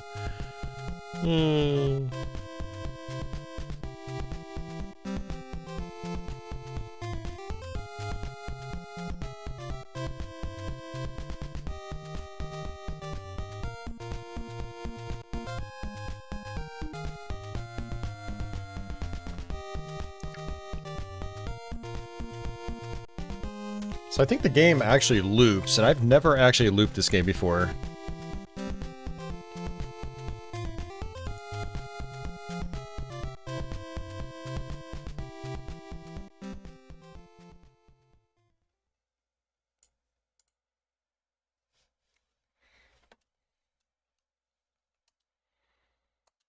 Yeah, what I need to do is actually beat the game, then make a save state, and so I can come back to it later and try to loop it and see how much harder it gets.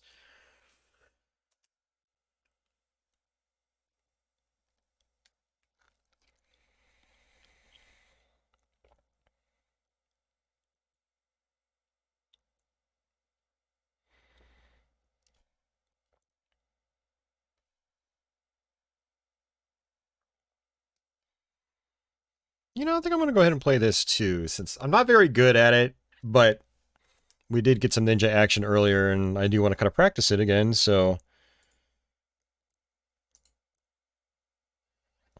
Let's see what we can do with this game.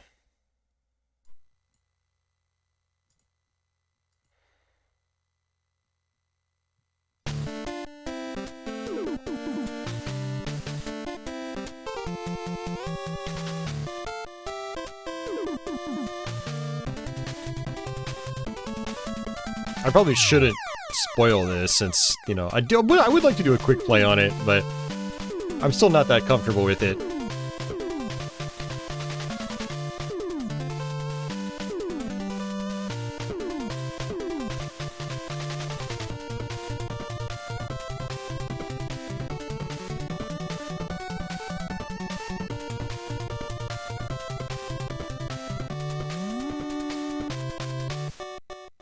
I'm playing all your childhood favorites.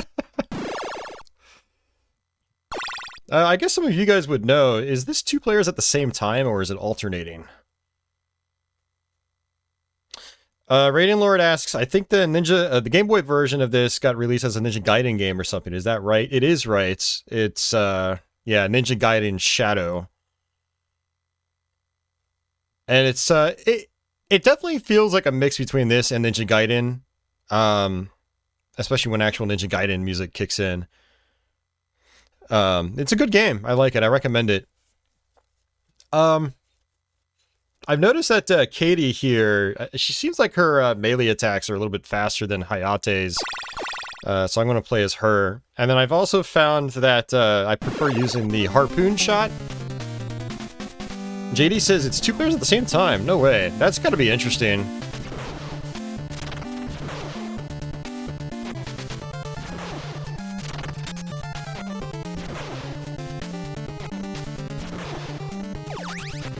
I mean, these shurikens are like basically one-time use items. They run out. But they are very good.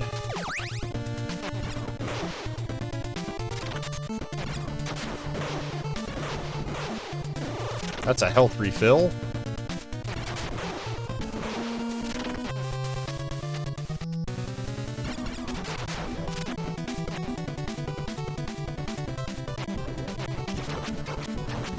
What's cool about the harpoon shot, if you get it just right, you can actually hit enemies twice with it.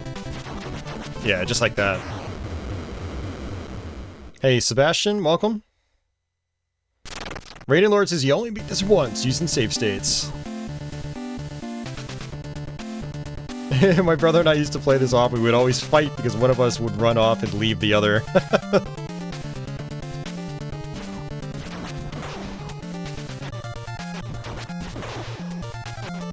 The other cool thing about the hook shot is you can use it like Castlevania style, or Castlevania 4 style.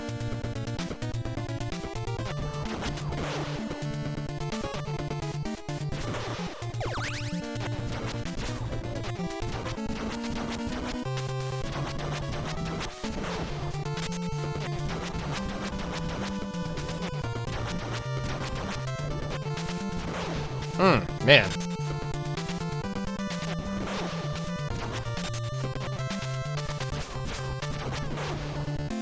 I also love that reach.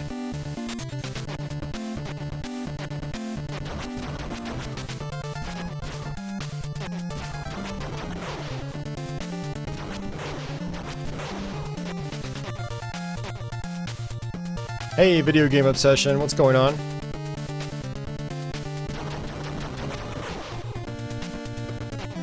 Nice little stun locking.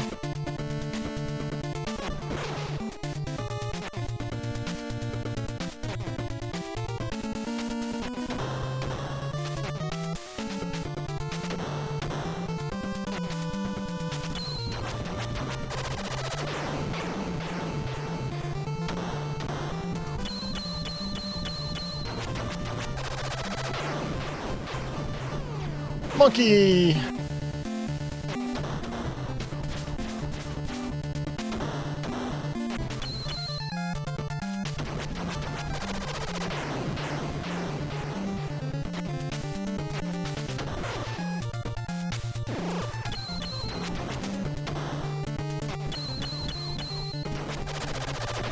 Alright, good deal. One other cool thing about this is if you attack in the air, you kind of like lunge forward. It's pretty nice. Good for positioning.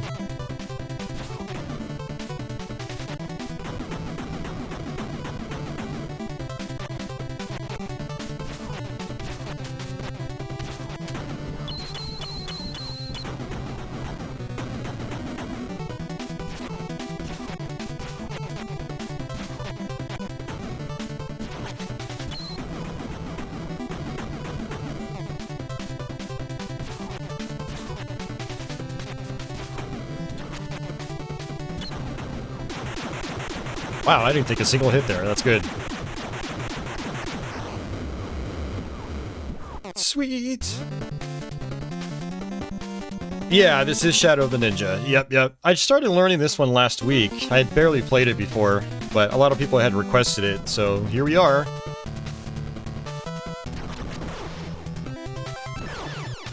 Oh, I did not want that. Ah, crap.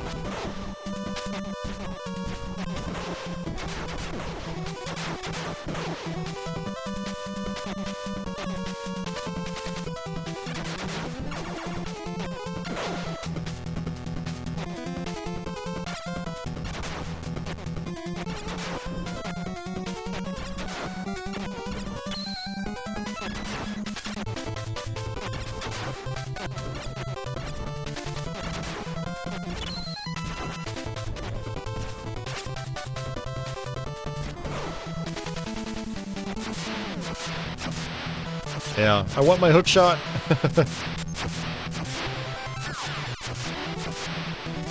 Sebastian says this game reminds me of Castlevania and Mega Man at the same time. Yeah, I mean, that is kind of a good comparison.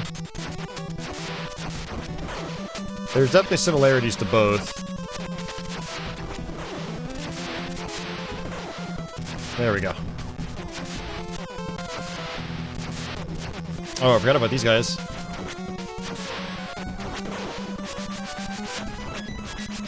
Yeah, you can smack down their boomerangs.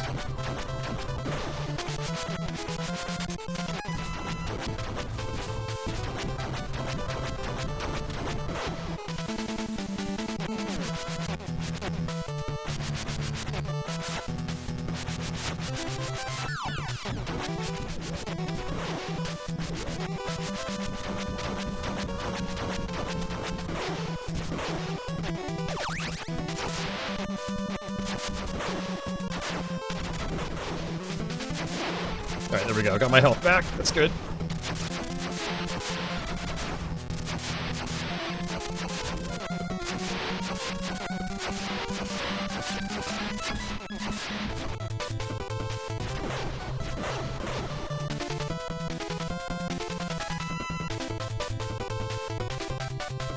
Okay, good. It does time out. Because I really don't want the sword. And the hook shot is just so good at this game. Oh, you can actually skip that guy. I figured that one out. Hey, Beaker Man, welcome back. Mega Mania. These guys are a little frustrating to deal with. Oh, I meant to take that top route.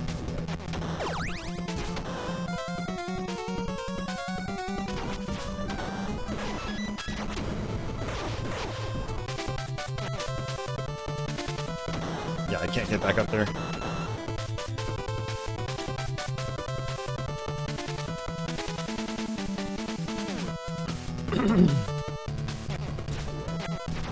Nice thing is these guys do drop health packs. It's definitely worth killing them.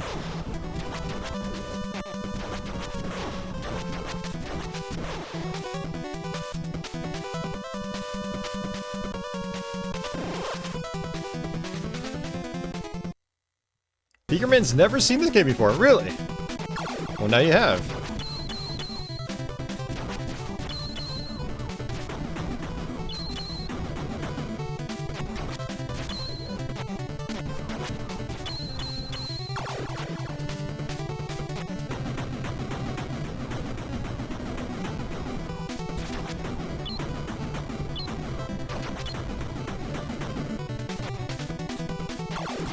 I basically just tank on this boss. I tank against the tank. Yeah, the thing about some of the enemy design in this game, video game obsession, is that some of the enemies are small and they're fast and they are annoying. Yeah, it can be a little irritating, but you know, once you figure out how to deal with each situation, it's not too bad. Like these guys right here.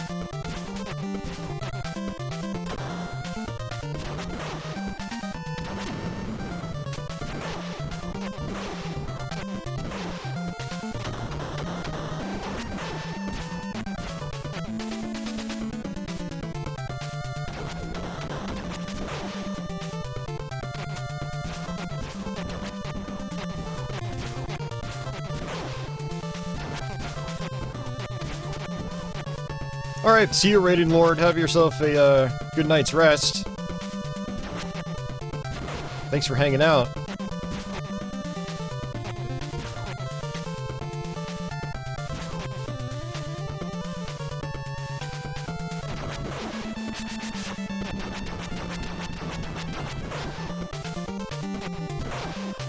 One thing that's nice is when you fall into a pit, I don't think you die instantly. I think it just takes away some health.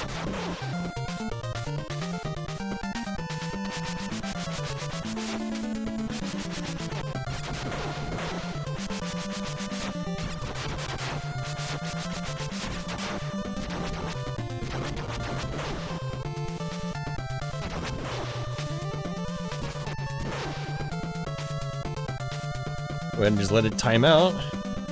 Maybe it's more like Contra mania.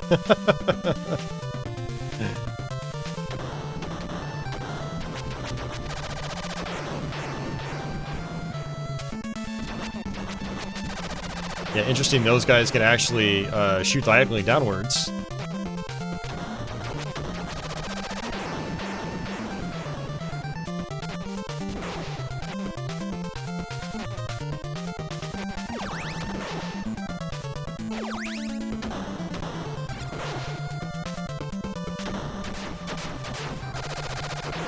Whoa, what's happening here? Huh, my shuriken like started to rotate around that power-up. I've never seen that before.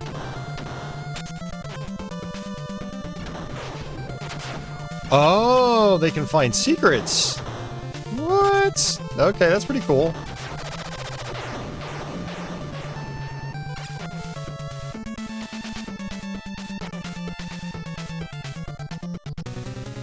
Tyson is back, oh yeah.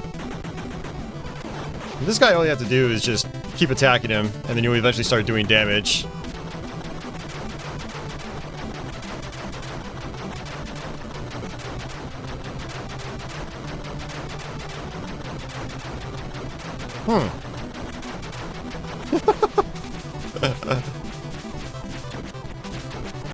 This is interesting. I've never seen this before. Did we just glitch out the boss?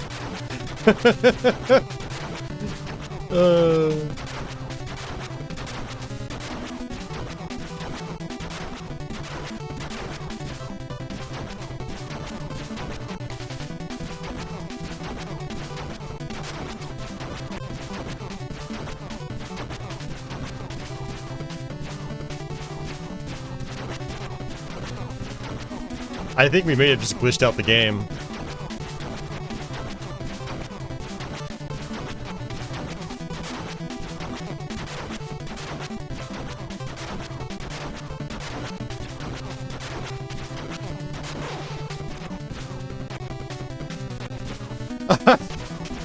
Man, I'm gonna have to kill myself. This sucks. Man, that's not cool.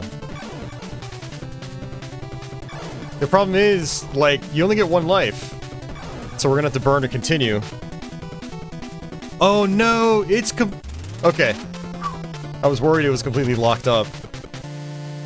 That's insane. I've yet to see that before.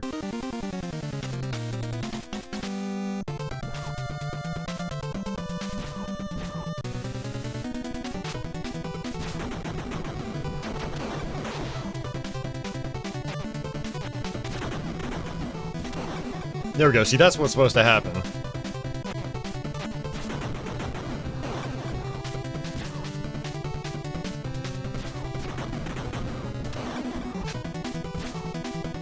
I think I was too powerful for the boss.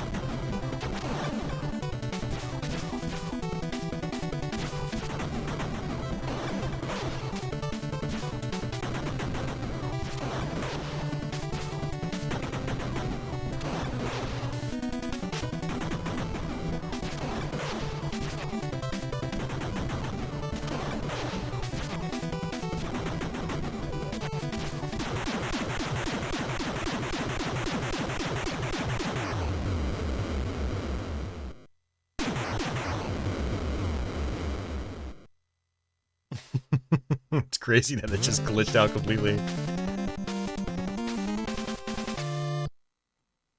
From what I understand, I think there are only 5 levels in this game.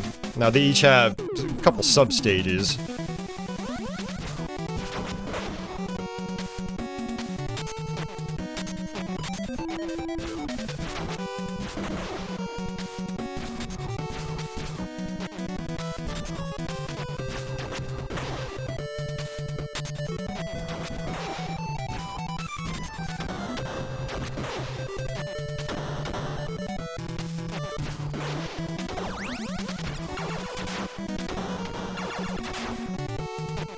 Let's just skip that guy.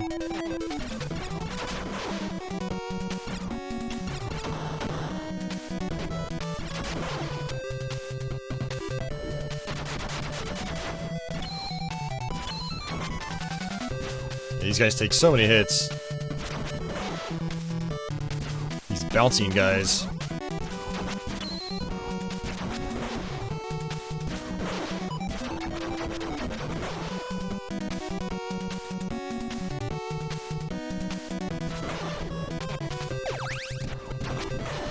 Thankfully, they don't follow you over here, so you can just kind of skip them.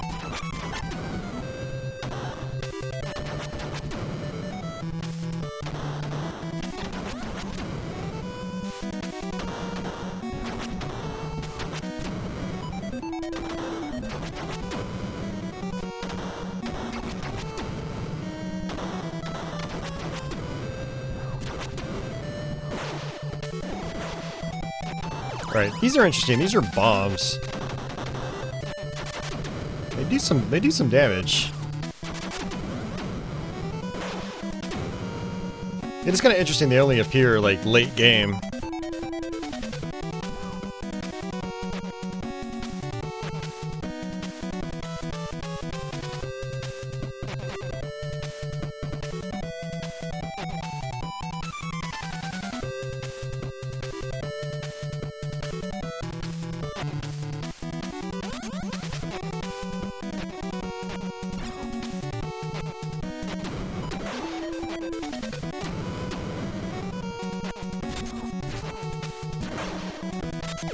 I will take that.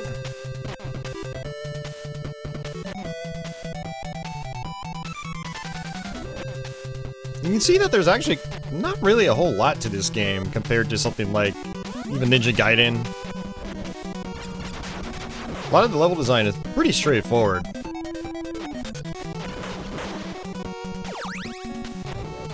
Ooh.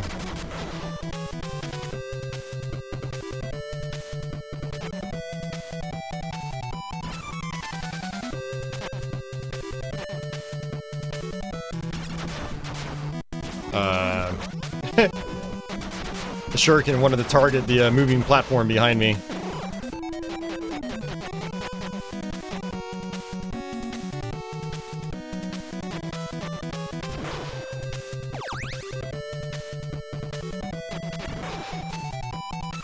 I don't know which one I want.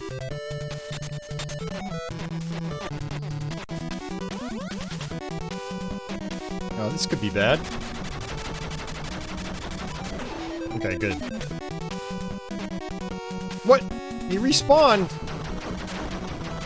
You're not supposed to do that.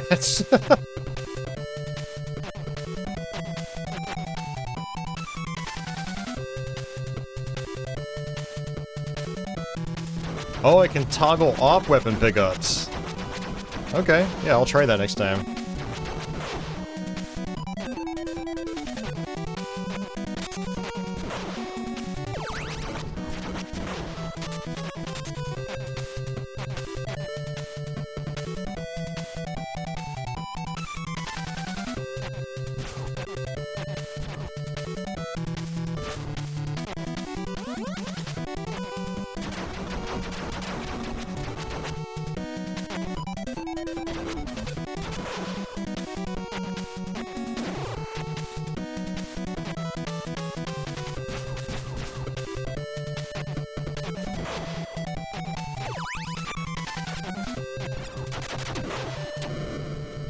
JD, it is not working.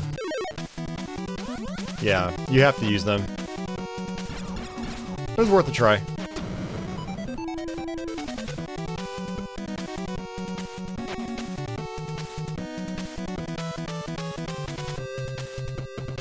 Yeah, I mean, it would be really useful if I could say, like, save my shurikens for the boss fights.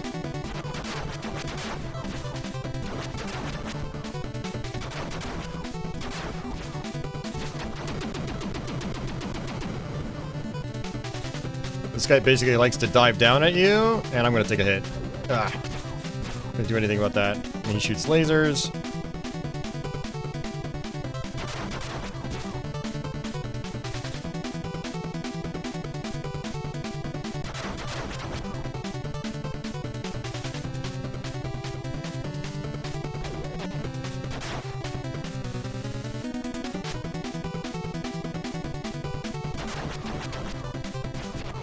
This was my first roadblock in terms of difficulty. This boss was definitely took me a few tries to get the hang of. He doesn't make a sound cue or anything, so you just have to kind of keep tapping in one direction and hopefully you get it just right. Hey Zach, welcome back. Hope you're doing well.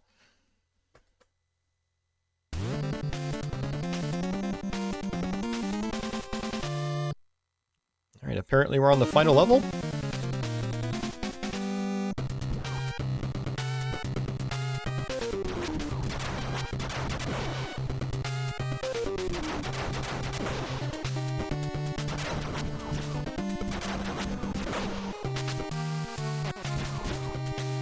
Sorry, we have mines.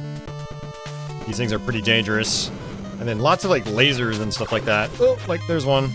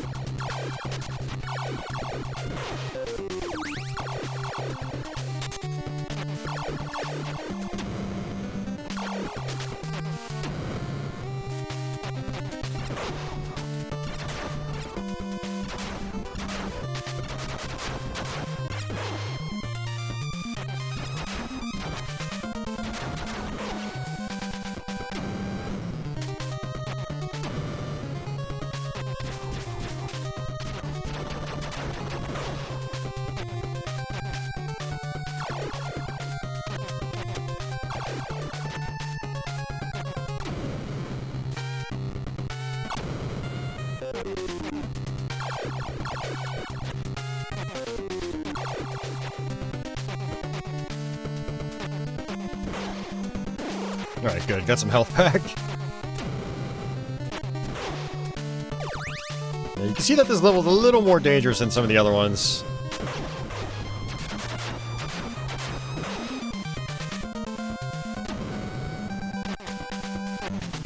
Definitely a pretty Shatterhand-looking level.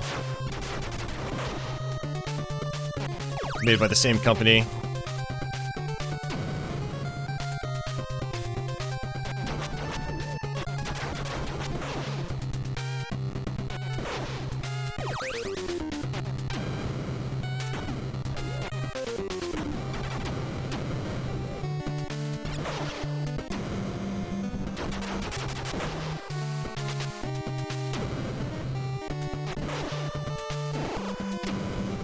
At least they are pretty generous with health pickups.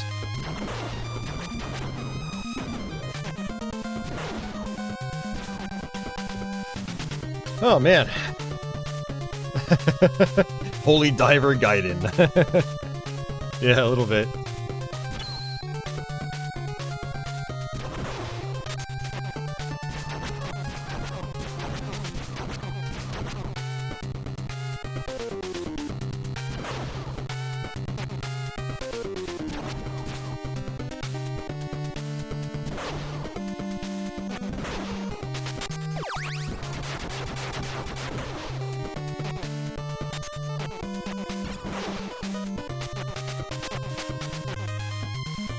Hey Rune, welcome back.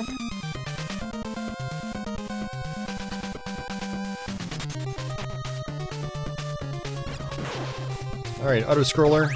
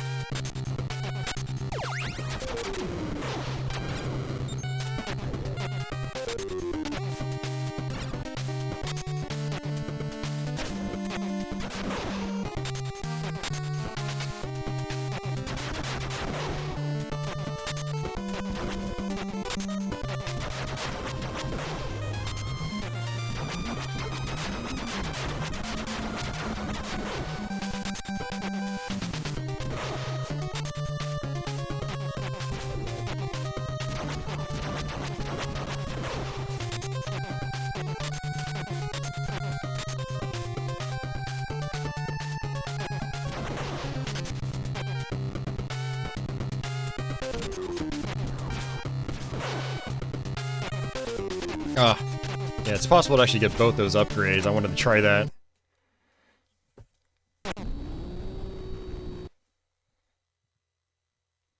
Alright, I am told this is the final boss. I don't know for sure, because I've never actually beaten this boss. But it definitely has a lead up like a final boss.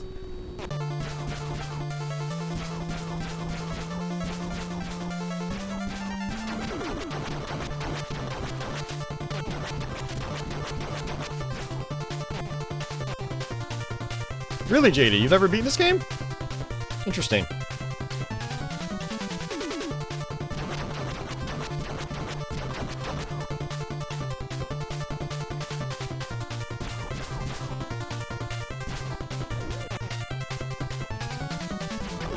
Oops.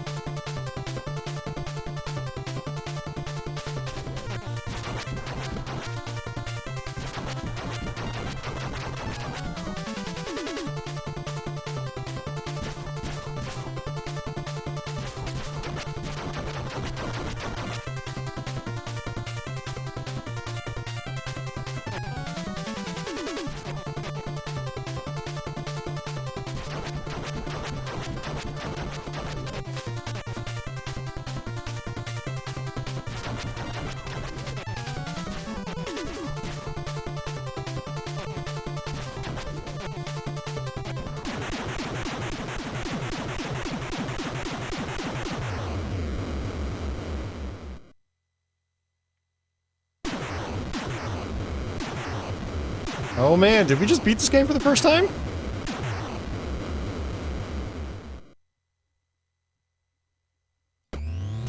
Yeah, I think we did it. Sweet! That's the first time I've ever beaten this game. Oh, man.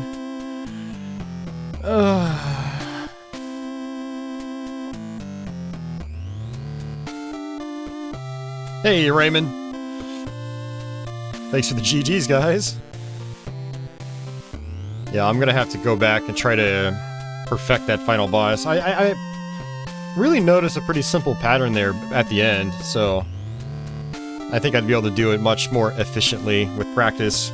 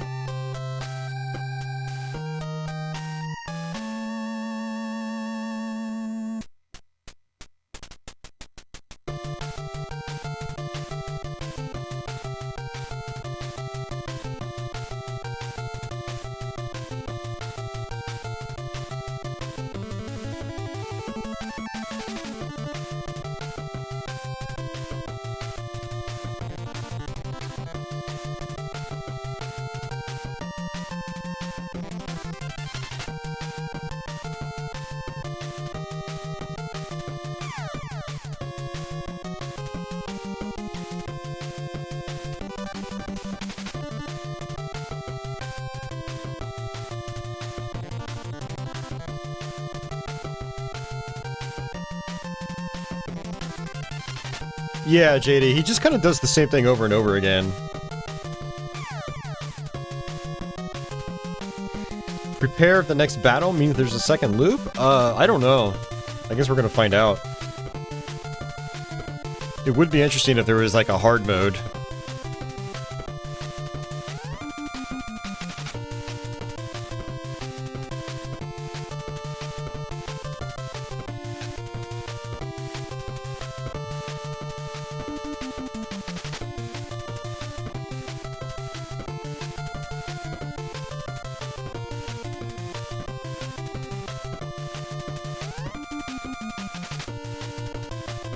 Yeah, it's one of those where it's not letting me skip past this. Yeah, I guess there is no second loop.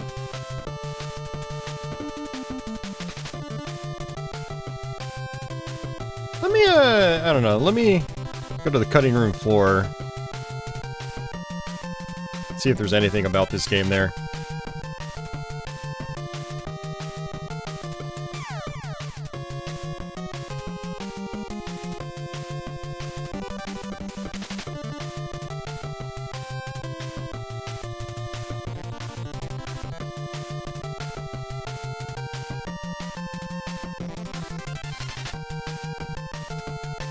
Apparently there's a level select. Ooh, there's a music test as well.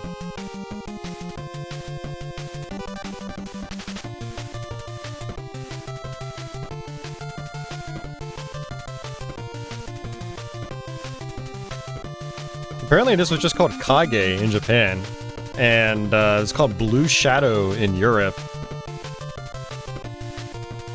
Came out in 1991 in Europe.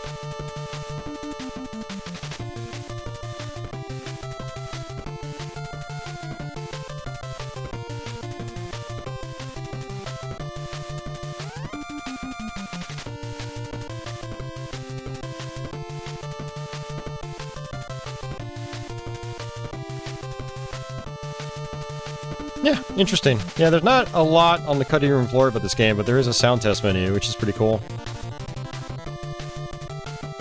Let's actually reset that, see if we can actually put that in. Now Ninja Gaiden begins. More Ninja Gaiden Shadow on the Game Boy.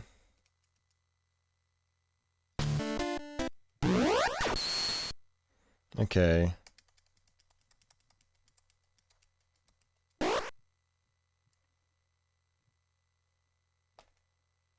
Oh, you have to have a second controller to do the sound test.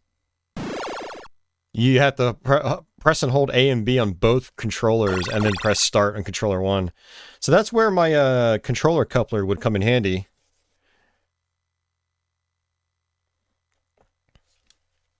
That's actually pretty interesting. Yeah, well, we got the code right, but you have to then hold A and B on both controller 1 and controller 2, and I only have one controller plugged in, so... And it looks like some of these level selects require the second controller as well.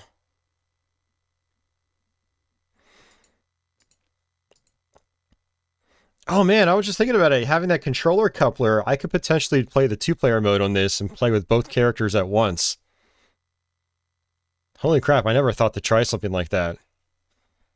Doing some 2-player at the same time games with the controller coupler.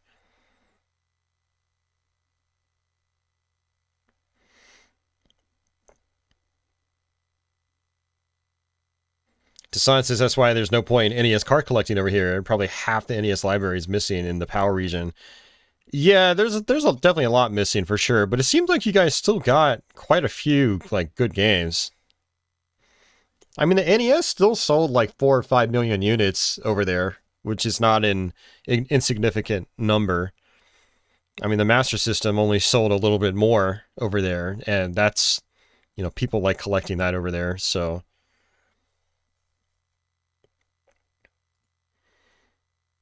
See, now I'm kind of curious. I'm going to go through my flashcard list and kind of see...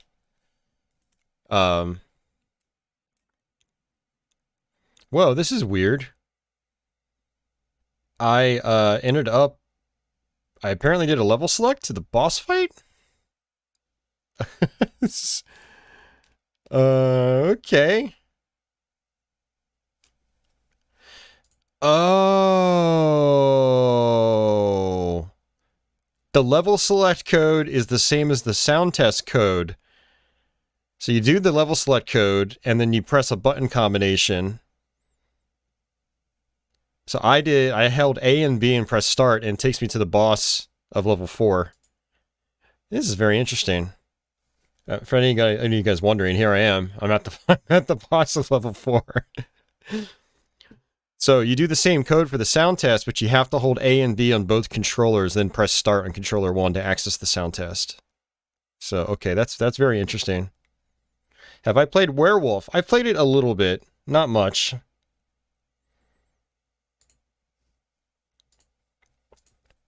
Okay.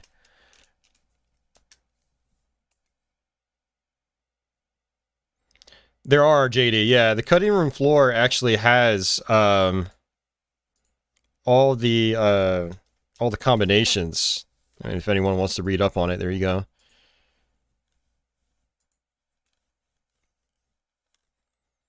Yeah, that's very interesting. But yeah, let's see. Power region.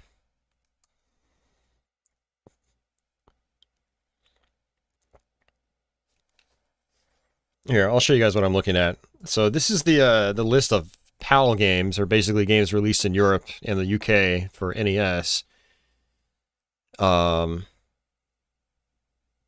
This should be most of them. You got Astian Axe, okay. Bad Dudes, Balloon Fight. You even got Barbie, wow. Batman, Return of the Joker, Batman in the video game. Batman Returns. Wow, you guys got all 3 of those. Battle of Olympus, Battletoads.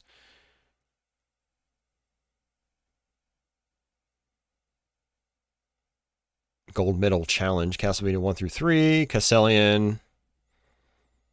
Chip and Dale, you got both Chip and Dales. City Connection, Cobra Triangle. Darkwing Duck. A Boy and His Blob, Days of Thunder. Defender of the Crown. All 3 Double Dragons. Dr. Mario. DuckTales 1 and 2. Oh, you did not get Dragon Spirit, though. Oh, that's a bummer. Dragon Spirit's a good one. Eliminator Boat Duel. You got Fazanadu, or Faxanadu. I like pronouncing it Faxanadu. Ghosts and Goblins, Ghostbusters 2. You did not get Ghostbusters 1, not that you're missing anything. Godzilla 1, you did not get Godzilla 2. Okay. You got Goonies 2, Gradius, Gremlins 2, nice, Guardian Legend, Guerrilla War. I mean, it looks like you guys are getting a lot. You guys got a lot of strong releases.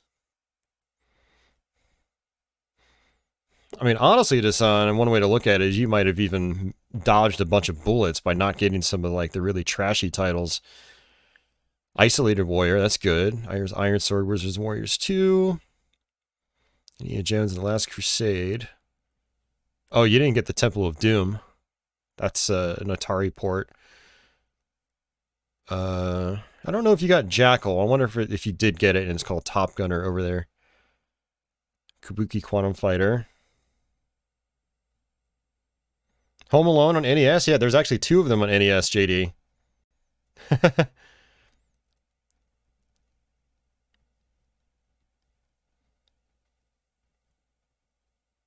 You did not get Silver Surfer. Oh, that's a bummer.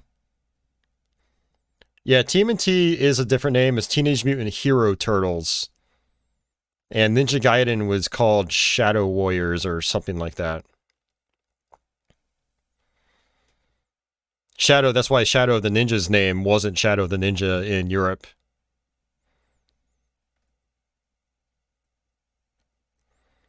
Lemmings, Life Force. Little Ninja Brothers. Little Samson. Low G-Man. Maniac Mansion, Marvel. Yeah, I mean, this is still a really quality lineup, Dasan. Ooh, you didn't get Mega Man 6, though. No Mega Man 6 for you. You also got the Mario Brothers Classic. We didn't get that. It's a revised version of the arcade Mario Bros. It's like more faithful to the arcade game. So that's pretty interesting. Mighty Final Fight, you got that. You got Mike Tyson's Punch-Out. Monster in My Pocket. Oh yeah, you got Mr. Gimmick. We didn't get Mr. Gimmick over here.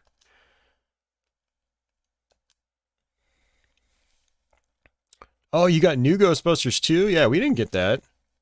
That's a good one. That's like a really good one. New Zealand Story. Nigel Manson's Noah's Ark. North and South. Operation Wolf. Oh, you got Over Horizon as well. We didn't get that either. POW. Yeah, you also got Parodius. We didn't get Parodius.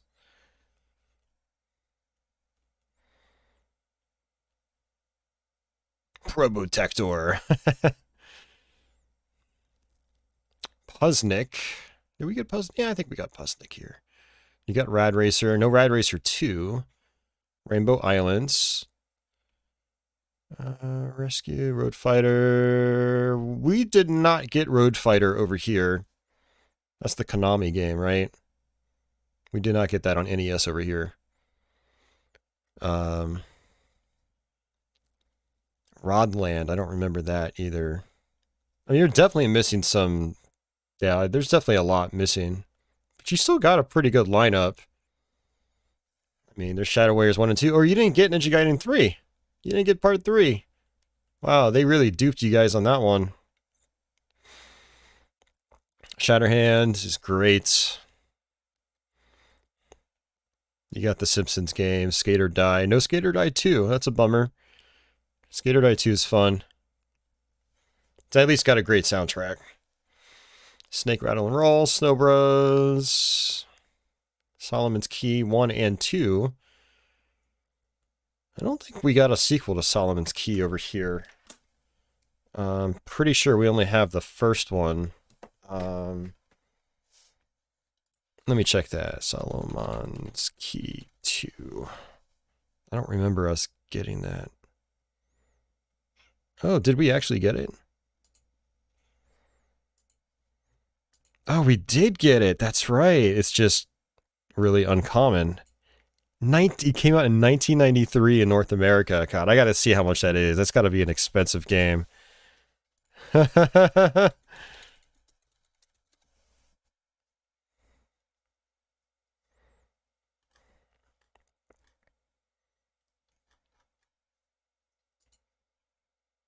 Yeah, there's barely any copies on eBay, and the ones that are there are mostly Japanese.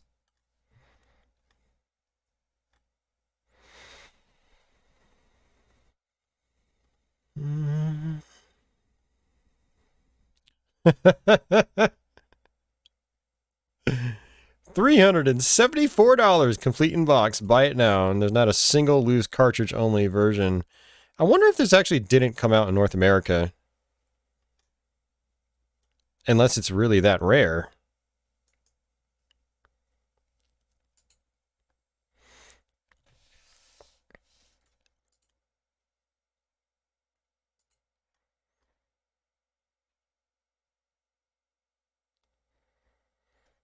I mean, Wikipedia says Solomon's Key 2 was released in North America on March 11th, 1993. There's box art and everything for it. And there's only one copy of it on eBay. Let me check Starland, make sure like they even have a listing for it. That sounds pretty cheap. No, Dasan. We have a lot of affordable NES games. Yeah, Starland has a listing for it, so it does exist. Holy crap.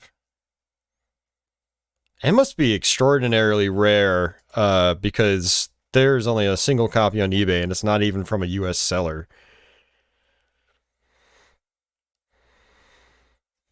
I mean, it looks like it's an American version though. It's got the American licensing. Wow. I had no idea. Let alone that in the fact that it would be so uncommon. Like, it's legitimately uncommon. If there's only one copy on eBay at any given time, it's not an easy find. Wow. Okay, well, I just learned something. Okay. And you got Startropics. You got both Star Wars games. Mario 1, 2, and 3. Oh, you got a Mario Bros. Plus Tetris cartridge? That's really interesting. I didn't know there's a combo cart for Mario Bros. and Tetris. You got Super Turrican. We didn't get that.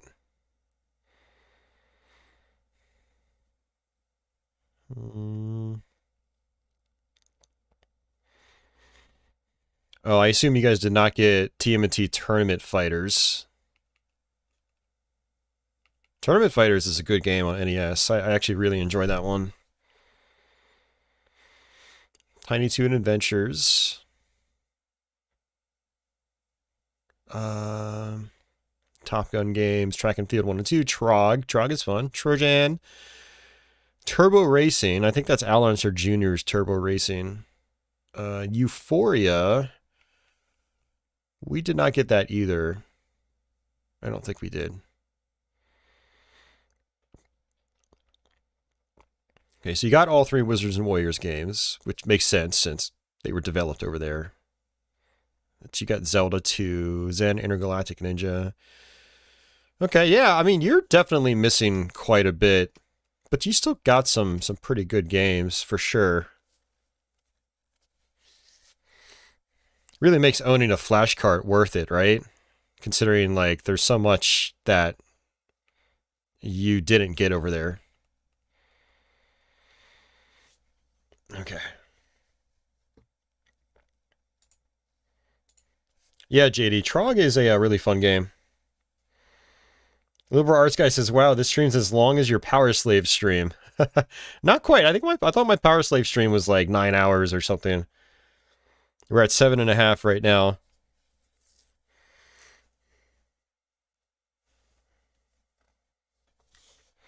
Oh, yeah, that's right. Yeah, going back and playing games in the PAL region, for one, is like you have to deal with slower games.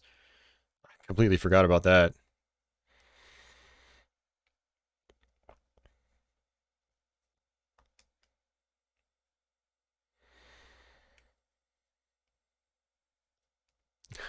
Nine fun hours of Power Slave.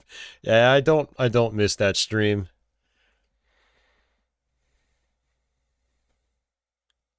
I don't really miss that game either. Especially with the remaster. I'd rather just play the remaster.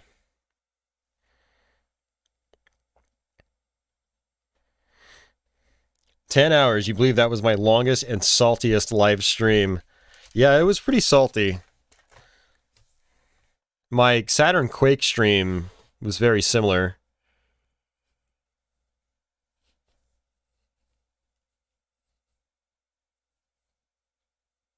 You know, this is interesting. I don't have a ROM for Solomon's Key 2.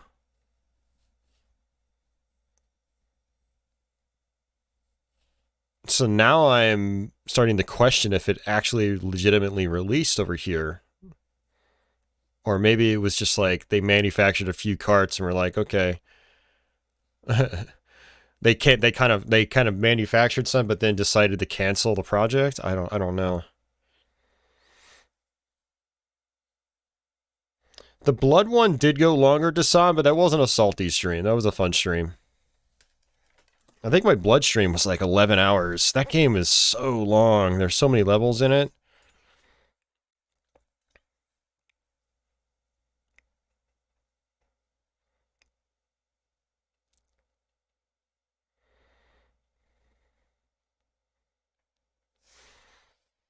Actually, that's not a bad idea.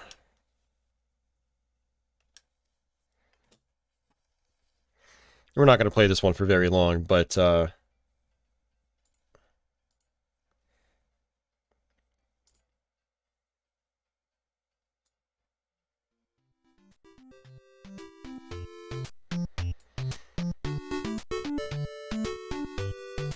let's see.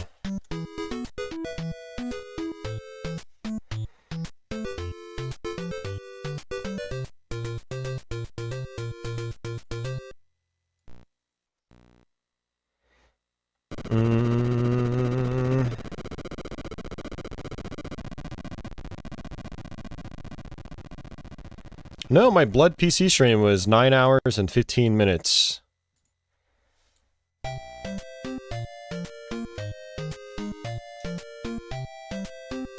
Yeah, for some reason I thought it was 11. I know my first Diablo stream was almost 12 hours.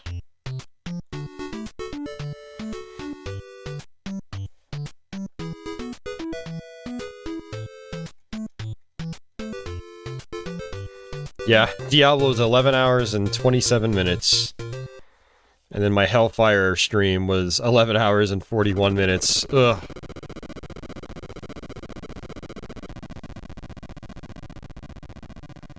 You had my, oh my god! Quake Saturn has a text ringtone for a couple of months. That's hilarious. Oh man, I would have loved to have seen that.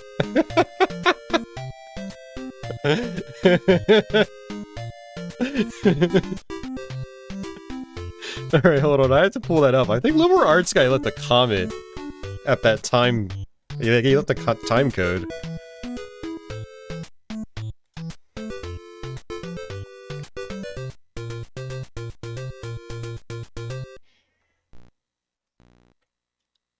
Yeah, my Quake Saturn stream was 7.5 hours.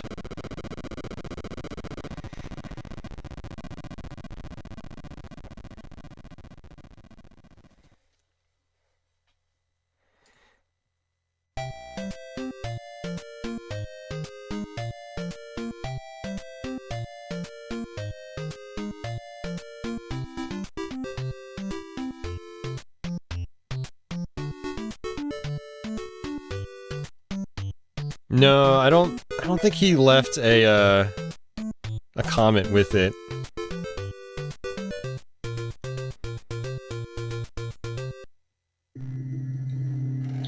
Well, what? How did that? What the? Okay, I'm trying. Did you just like clip through the floor? That went off during your college class. The whole 100-person class fell over laughing.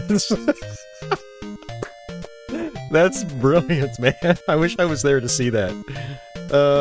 Yeah, now I want to find the clip. I really, really want to find it, and I don't know where it is in the stream.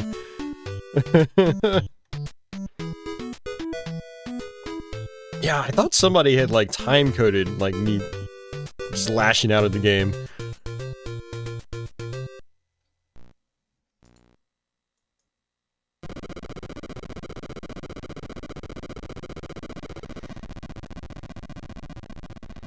Oh, yeah, the PS1 Hexen stream, yeah. Hey, hey, at least it motivated me to play the PC version again. And I did a stream of that, so it was worth it.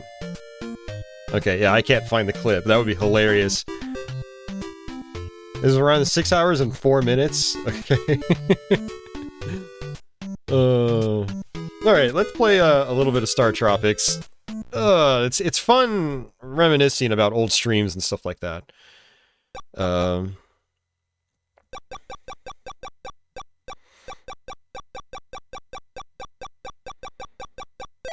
Hi.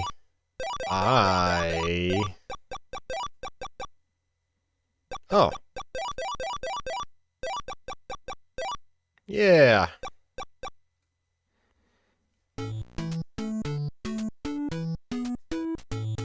You watch that stream every 6 months or so. The Saturn Quake stream. No way.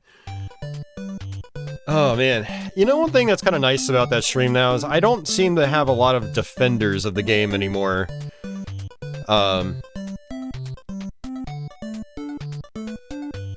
I hope I was able to sort of expose some of that game's BS.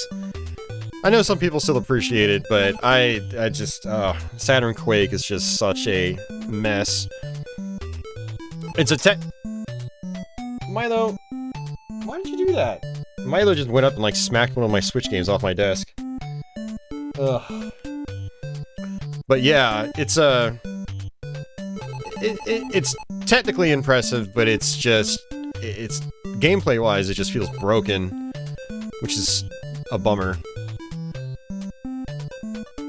Power Slave and Duke Nukem 3D on Saturn, they're definitely way better, like, playable games. Quake is just, it's cool to look at and kind of imagine what it could have been like if it was actually fun to play.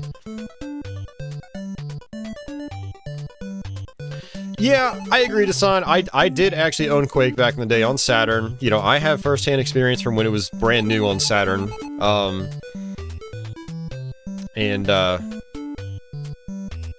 So yeah, I mean, I did enjoy it for what it was back then, but,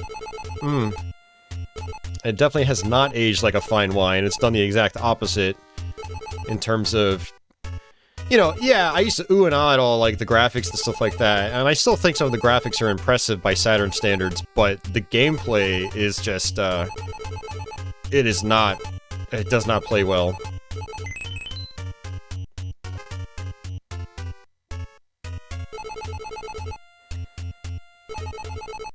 Yeah, so for any of you guys that have not seen Startropics, it is like an action-adventure game, a little bit like the first Zelda, but it is also more linear, like you go from level to level to level to level, you don't constantly explore a big open world.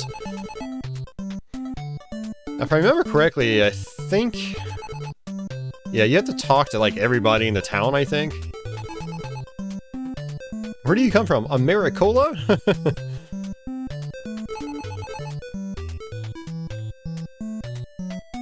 It's like Doom on the SNES, you had no PC at the time and lapped that up, yeah. Well, you know, the funny thing about it is I'd rather play Doom on Super Nintendo than play Saturn Quake. Like, Doom on Super Nintendo, like, your bullets actually collide with the enemies and the hit detection works, you know? There are times in Saturn Quake where you'll shoot like a rocket at an enemy and it'll just go right through them. You're like, or it'll explode and not do any damage. You're like, what is going on here? Or like, you'll be right in front of an enemy with a shotgun and the shotgun won't do anything. It's just, it's very inconsistent. Yeah, I mean, this is true too, Liberal Arts Guy, and that's something I've been meaning to try to go back and do, is play Saturn Quake on the easier difficulty. But by the time I got Saturn Quake, I had already been playing the PC game for a couple of years, and so you know, Nightmare was like, you know, the equivalent of ultra-violence in Doom. Like, that's what you play it on. Like, yeah, you can try the other difficulties, but it feels like the game was balanced around that difficulty, Nightmare. Saturn Quake, it's the exact opposite. So yeah, that is something I do need to try. You know, maybe we can, well, I'd say we can do a live stream of it here, but the problem with that is I get tons of copyright claims on that Nine Inch Nails soundtrack, which sucks. So my days of covering Saturn Quake are probably over unless I create like a rip that has different music on it. Which, I mean, that's pretty doable. I do, oftentimes when I stream Quake now, I use the Quake 2 soundtrack with it.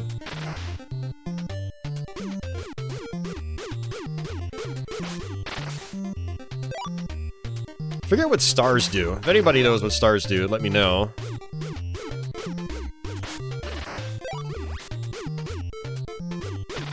Yeah, you eventually get, like, special, weapons, projectiles, and whatnot. This is another NES game I played a lot of back in the day, but I never actually finished it.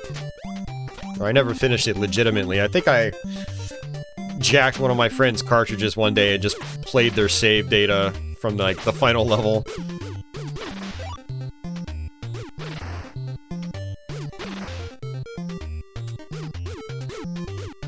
And the gameplay in this is also very stiff. You're kind of like locked to a grid. There's no diagonal movement in this game. That is something they fixed in the second game, but just something kind of interesting about the movement style in this.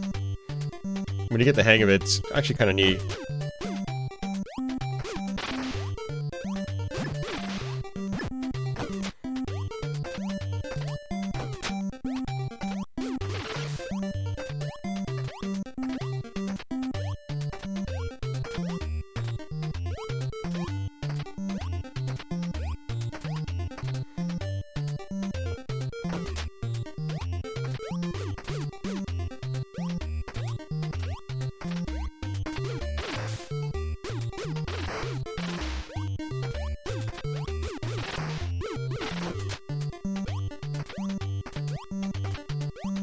Nothing. Okay.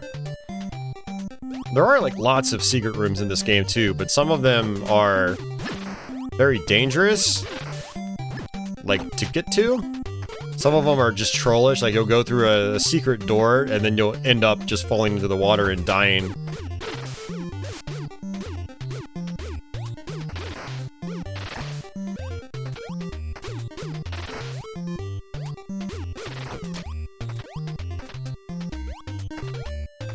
Okay, I guess I have to go and find another switch to go upwards. Man, it's been a long time since I played this game.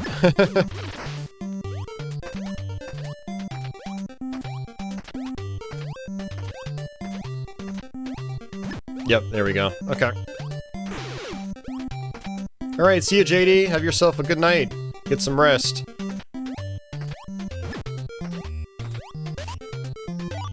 Alright, we got the torch. It's basically like you throw little fireballs.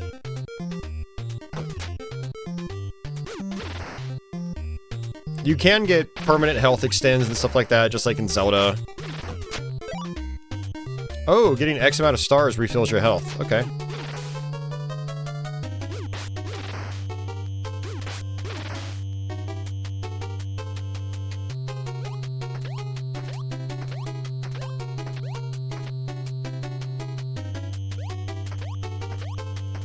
I don't remember if I've ever played Startropics on stream here before, like, at all.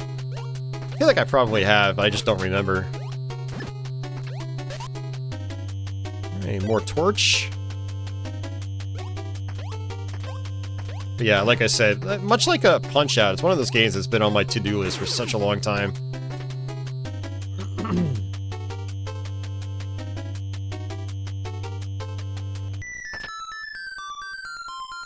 Alright, this is actually good. This, is one of those things, though, where I think you can unlock more doors. And this is where I would like to have save states enabled, but I forgot to turn them on.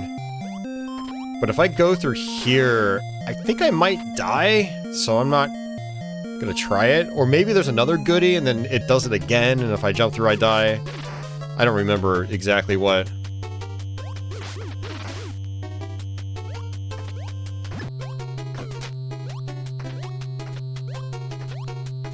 I wonder if this is still going to be filled up. Nope. You've actually beaten Punch-Out! Oh, yeah, the PAL copy, so it probably wasn't optimized and it runs better.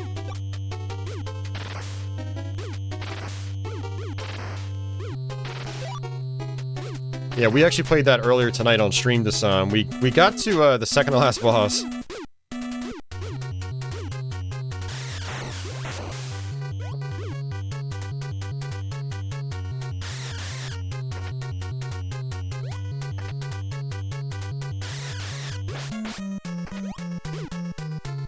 I definitely would not want to be anywhere near a snake this big.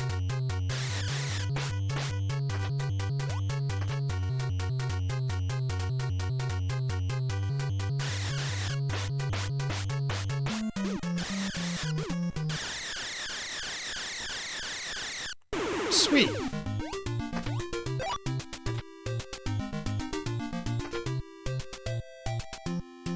Was the Mr. Dream version? Oh, we were playing Mike Tyson version.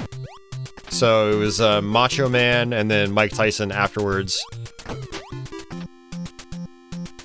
But yeah, the Mr. Dream version, I mean, it's basically the same fight as Mike Tyson, right? I don't think it's any different, it's just a different character sprite.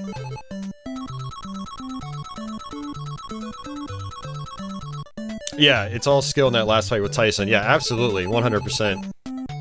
You have to be able to react so quickly. Yeah, we typed in the Tyson password and we tried him a couple times. And failed miserably, but...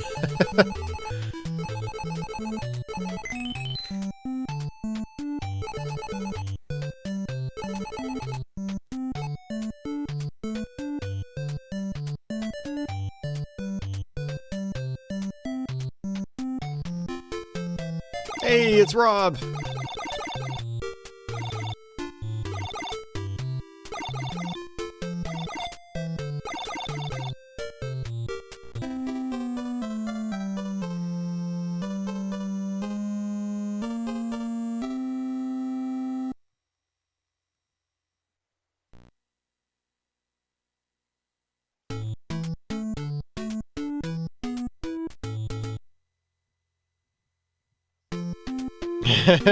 Why are my live streams so short? Only 7 hours.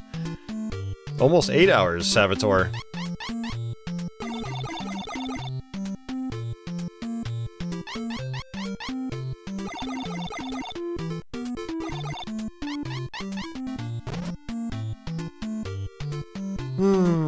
Alright. Let's see if I can remember how to do any of this.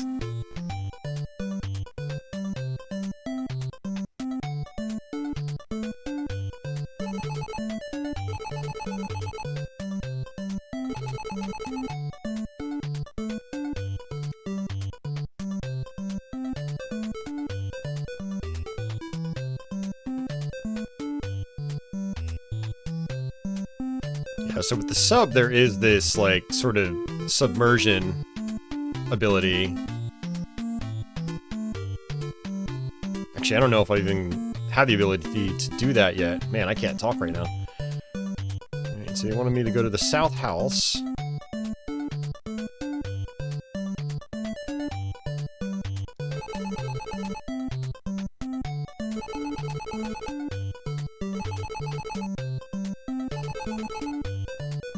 A butthole on the beach. A clue to a lost dolphin. Okay. Sure. Alright, see you, Dasan. Have yourself a good day.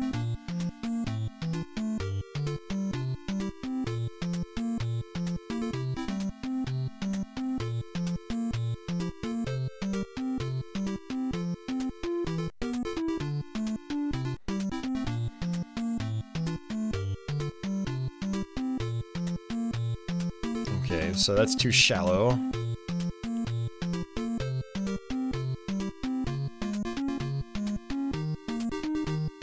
Oh, you know, I have an idea. This game does kind of block you into specific areas.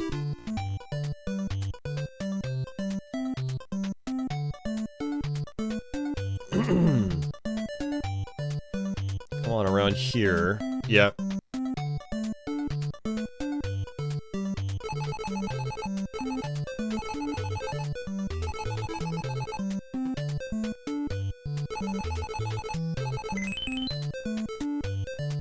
Okay.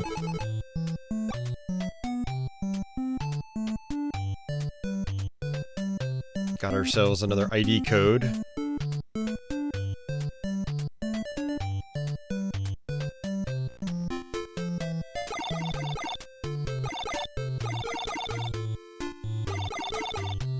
Yeah, there we go. Now we can submerge. Okay.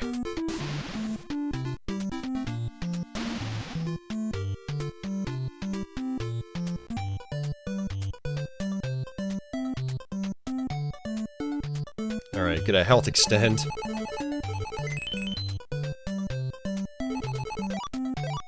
Oh wow, that... Okay, we got 6 blocks of health now. Okay. Very nice. Alright, more action.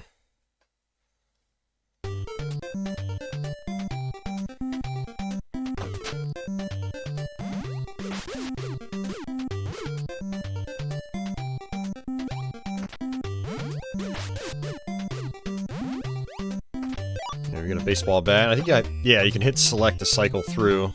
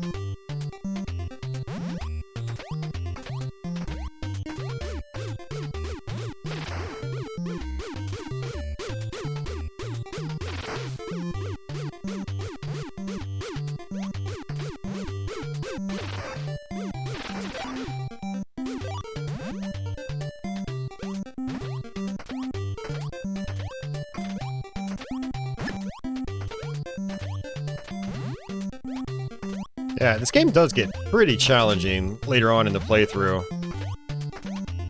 I remember making it pretty far back in the day, but really struggling with some like the later caves and whatnot. I mean, hell, I think even just like the 3rd cave starts to really ramp up the difficulty.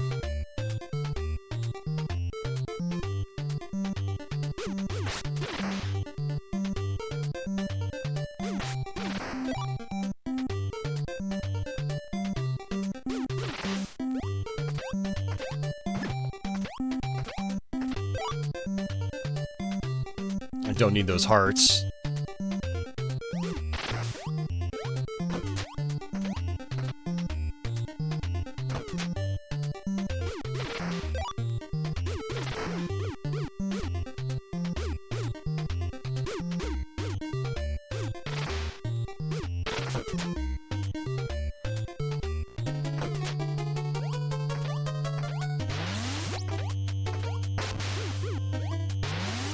It's a big puffer fish.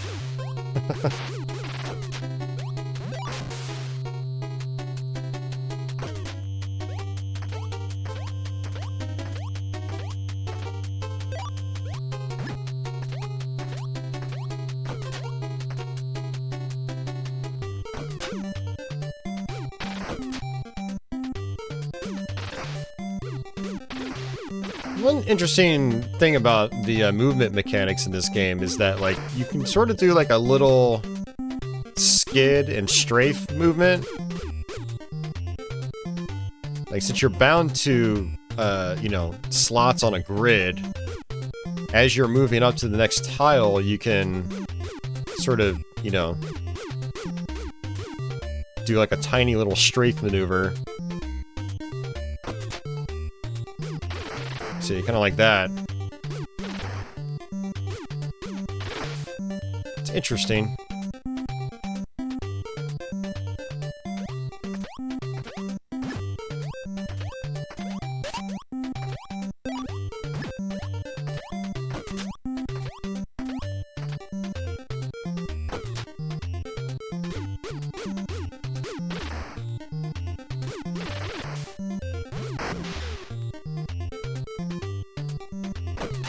There's the dolphin.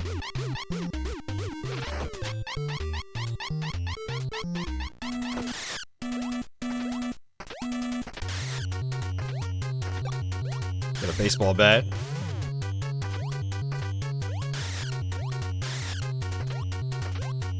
Alright, are you gonna come down here? Oh, there you go. Oh, I missed completely.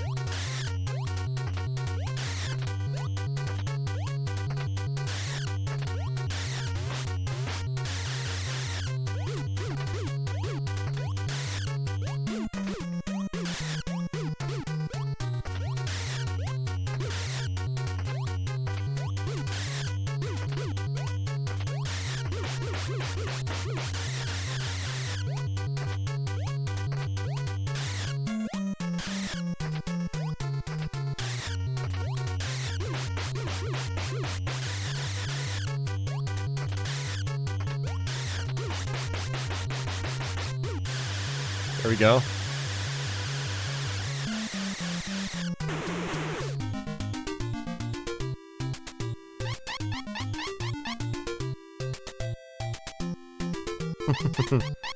Alright, second dungeon down.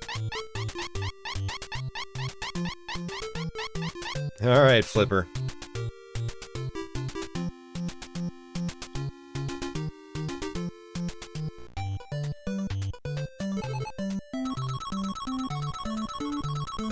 It's interesting you get to score in this game. This game is an interesting amalgamation of a variety of genre types. I think that's one thing that's cool about it. A little bit of story, a little bit of adventure, but you still get this, there's a scoring system, and you've got items and inventory.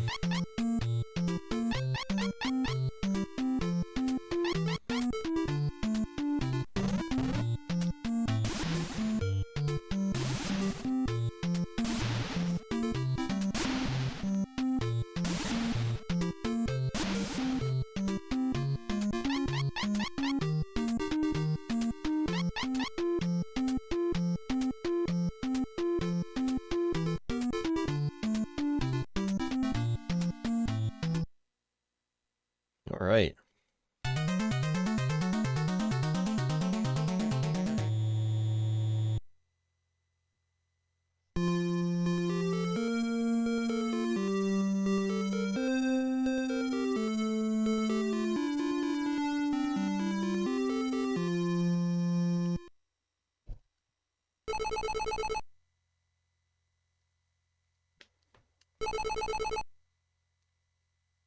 It's always strangely calm after a storm.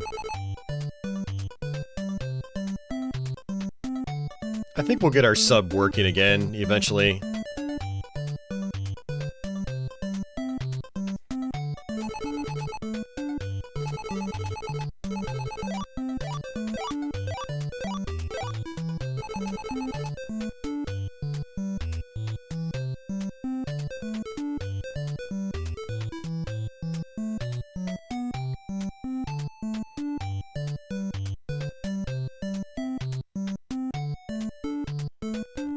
This is our third cave. Let's see if this is the one I remember where it starts to get a lot harder. Actually, you know what? I might be thinking of a later one.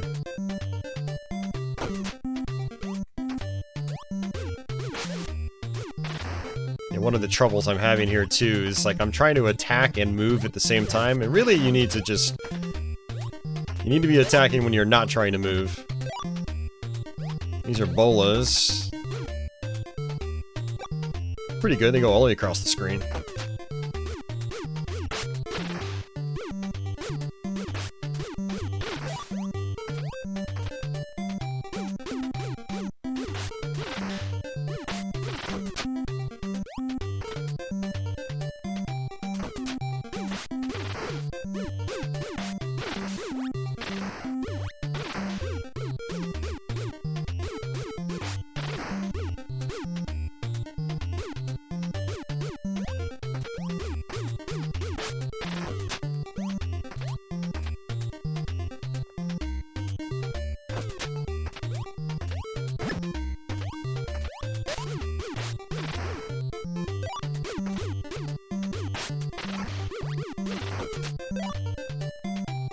wonder if these do anything.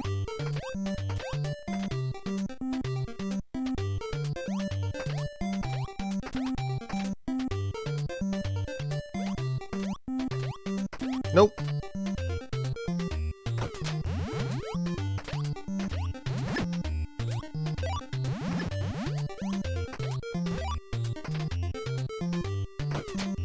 Oh, yeah, no, this is the dungeon. I remember these guys. Creepy looking skeleton bird things.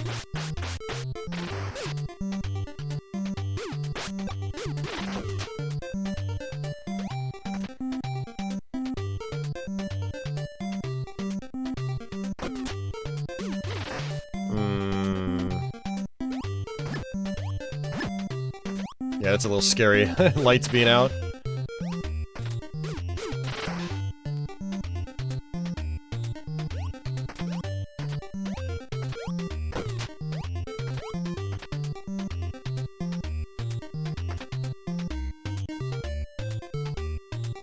Oh, check this out. Stairs. I'm going to guess that's my exit. Let's see what's behind this door.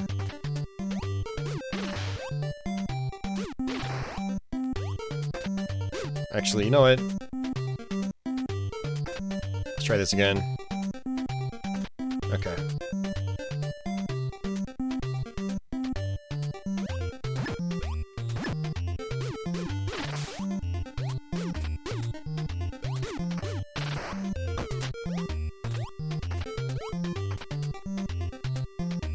Oh! This is my exit. Oh, that sucks. I wanted to go up those stairs and see what was there.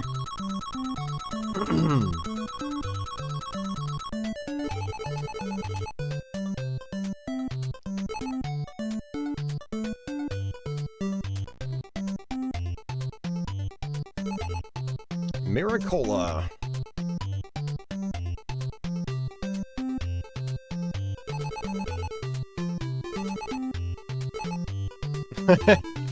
I'm a brave sailor. You almost died at sea? Okay, maybe I don't want to go with you.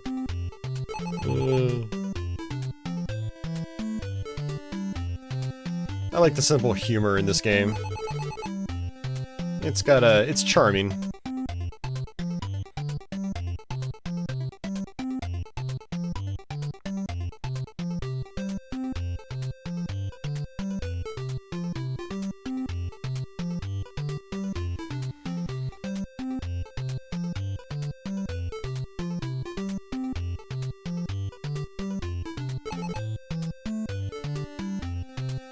I guess we have to get him to move.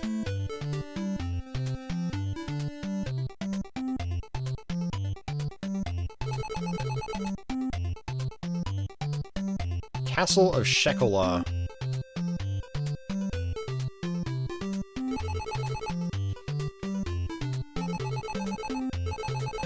They really like coconut milk in this place.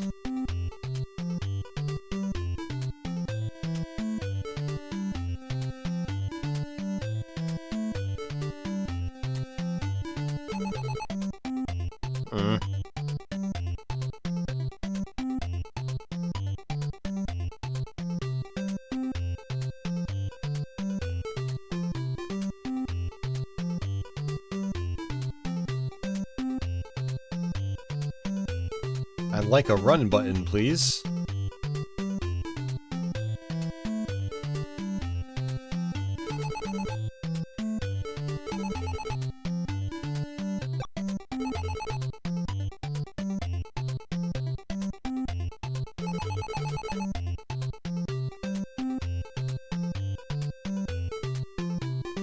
We have a chief with a sick daughter. Did I talk to everybody? I think I did.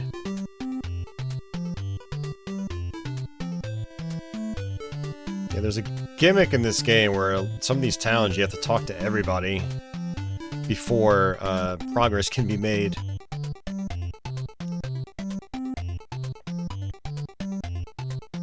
Let's see if I talk to Fat Dude down here. Oh, I think I did when I walked in. Yeah, Miracola.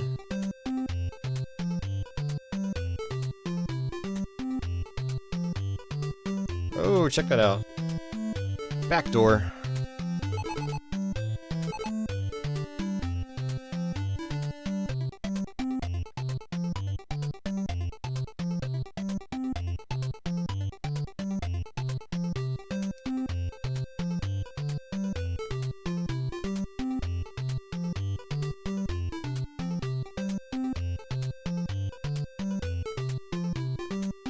Let's try this again.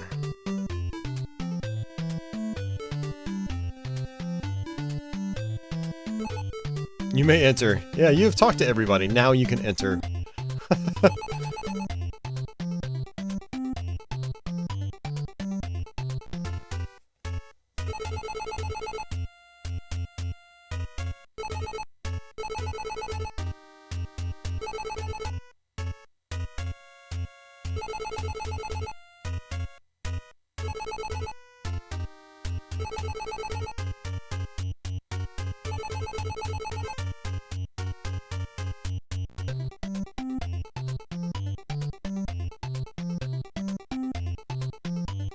Alright, let's see if this guy lets us through now.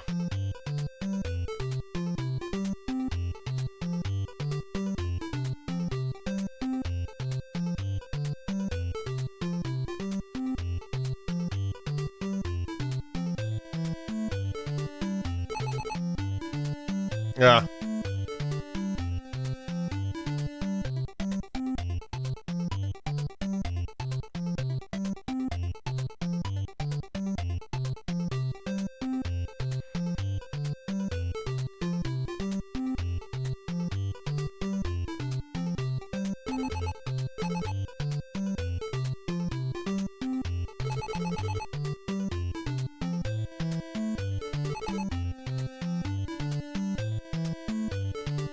Alright, now we should be able to leave.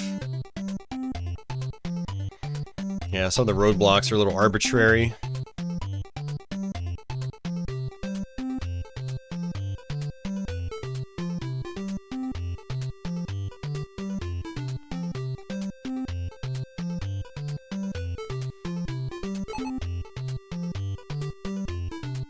Alright.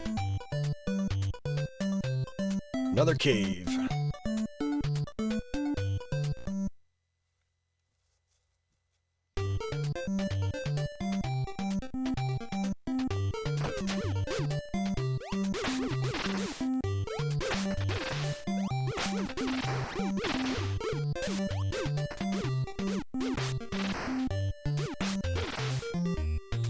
So you will eventually upgrade your yo-yo. It'll get better. You'll get better ones.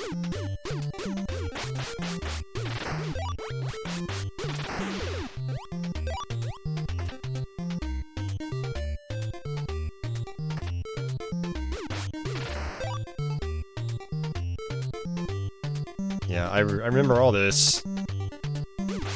I did play this game a lot growing up, but it's been a while since I messed around with it.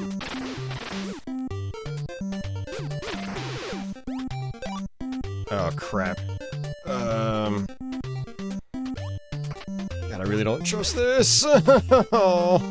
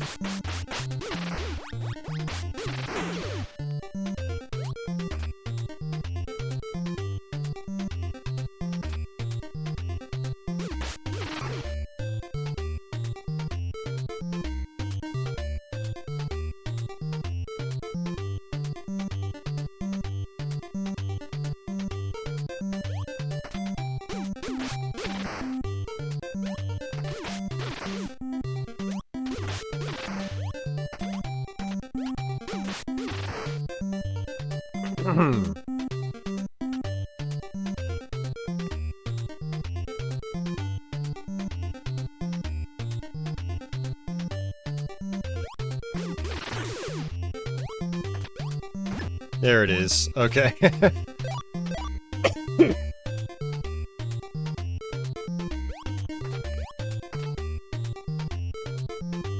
We got a slingshot, too.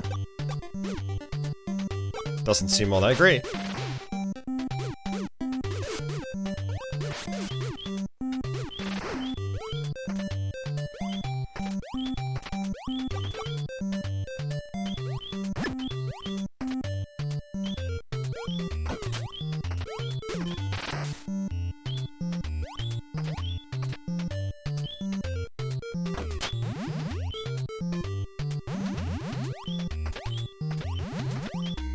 Okay, that was close.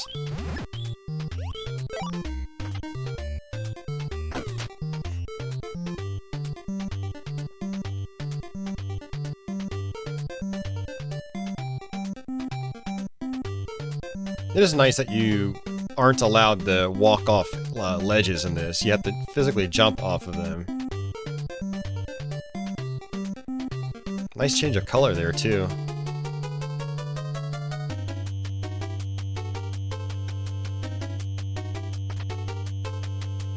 Taking us an extra life? Yeah. Nice. Man, it's been a long time. I don't even remember this.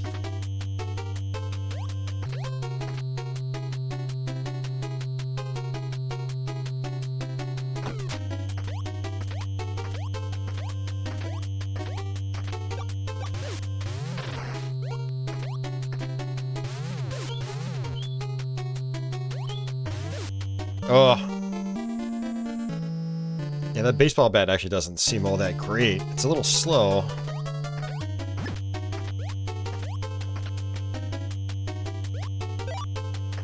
Oh, nice. You can freeze it.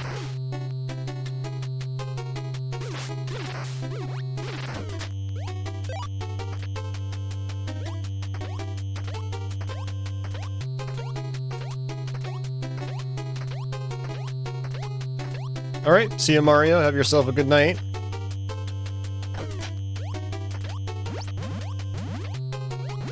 It's like a mud monster.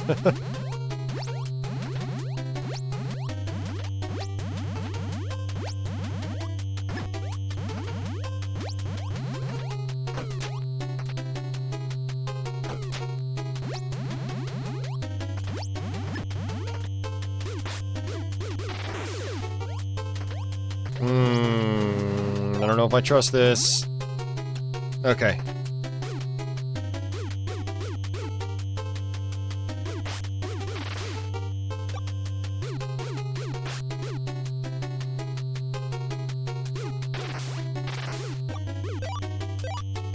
I like that you can grab items with your yo-yo. That's handy.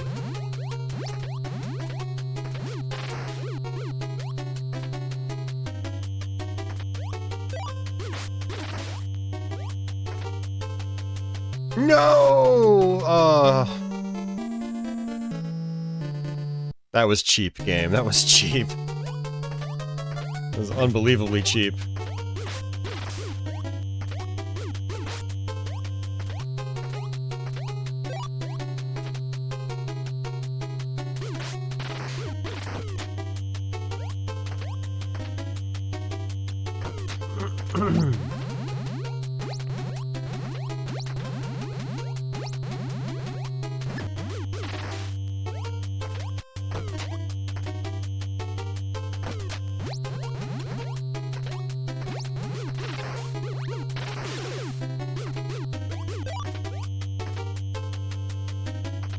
Shame that door doesn't really lead you to anywhere decent.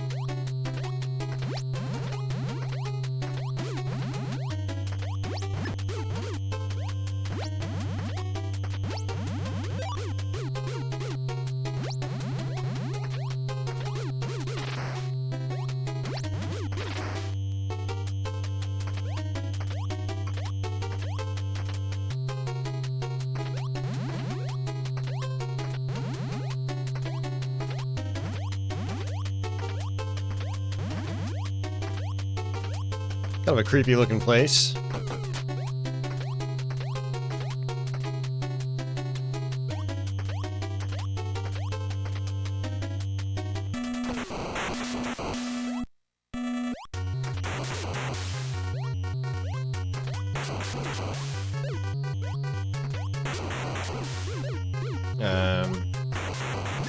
Oh, I see. Okay.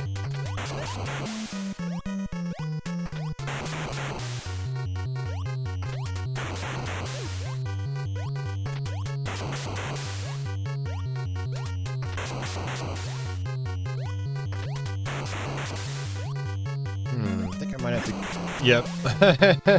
Had a feeling.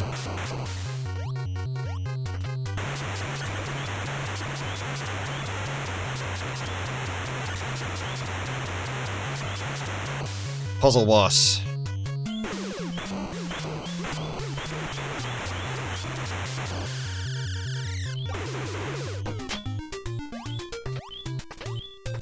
That's kind of clever.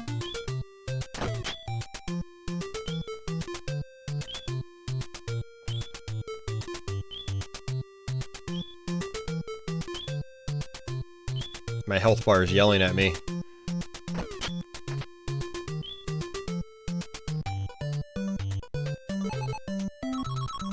Well, I haven't made it this far in Startropics in a really long time. So much so to where, like, I don't even remember some of this stuff.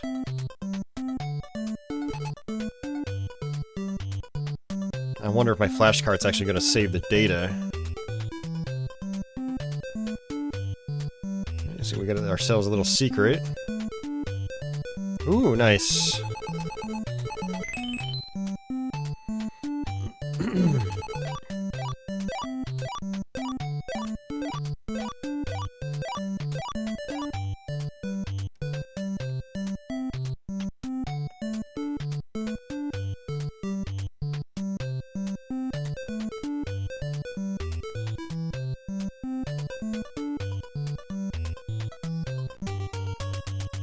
Oh, this is...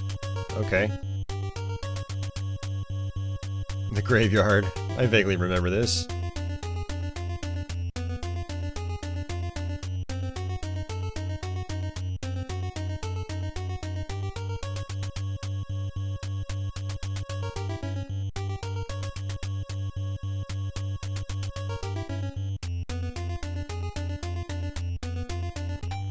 Alright, let's go back.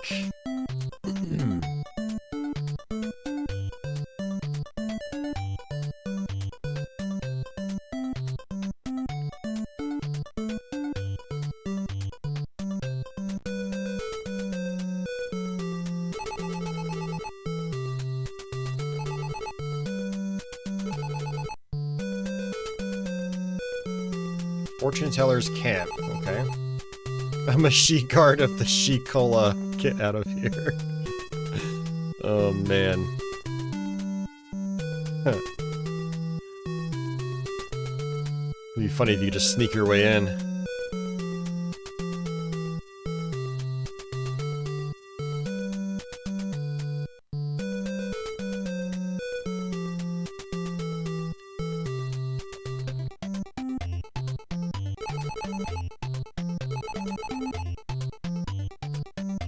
Ghost Village into a pond. Okay.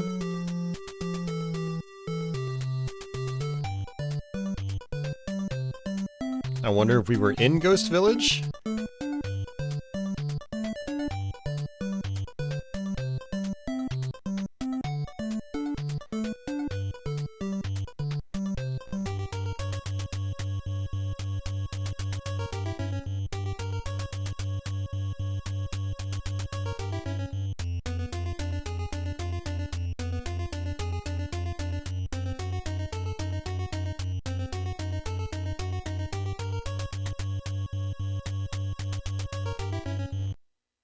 Uh-oh.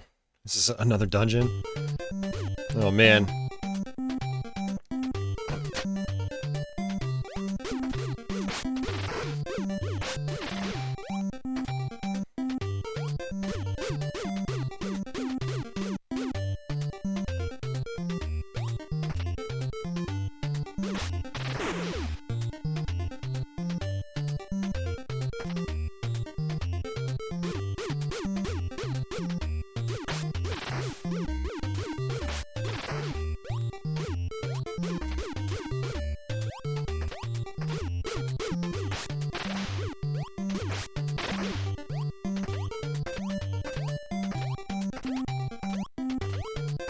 Oh, I probably have to go all the way back.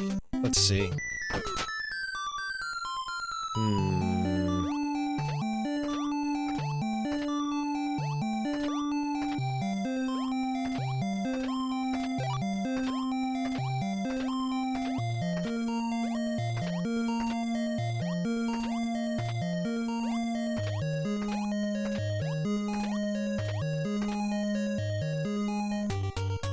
Yeah, I figured it would take me back out. Let's go back.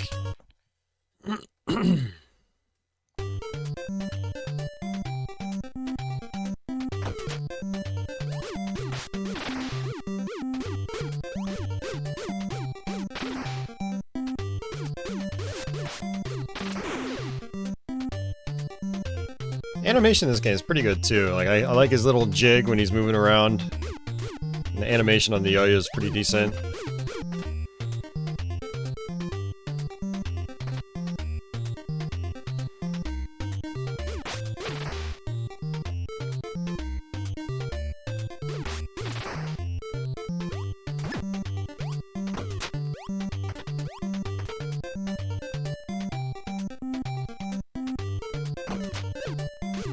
Oh no, invisible enemies.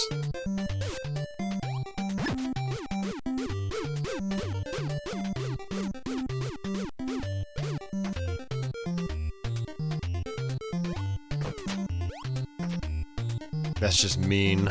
Invisible enemies.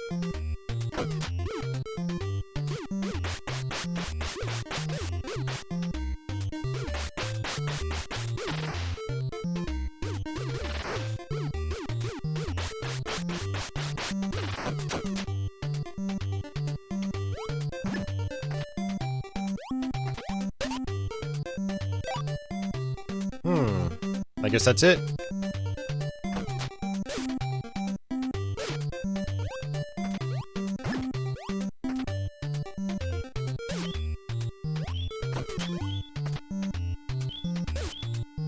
It's so cheap. I don't know how you're supposed to avoid that. Maybe there's an item I missed that I'm supposed to have. That might be it. I'm pretty sure there was probably another town of some kind.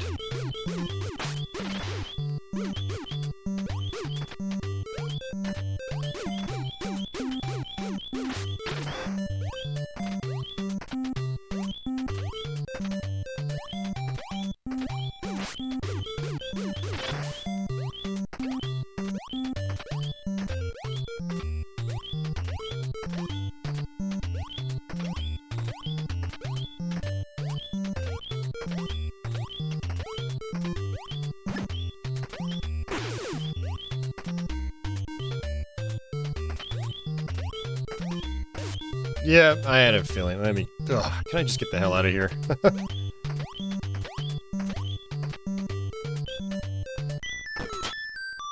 Okay.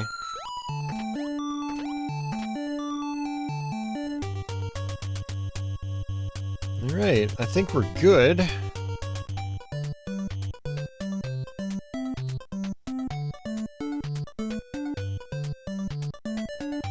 And it doesn't even seem like I was able to attack those invisible enemies. I wonder if they're just, like, floor traps or what.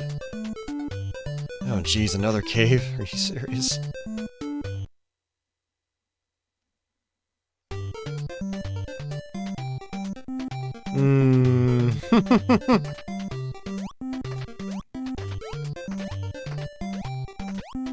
Okay, that's actually a dead end for now.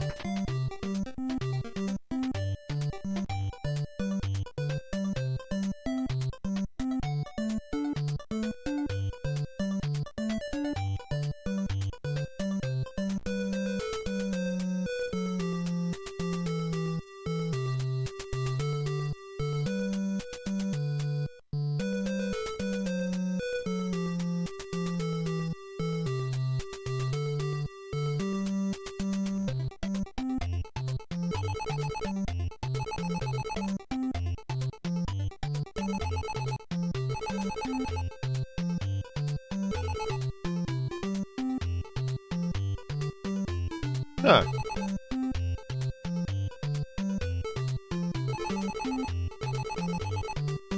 That's weird. I got a scepter. I assumed that was the crystal ball. Huh.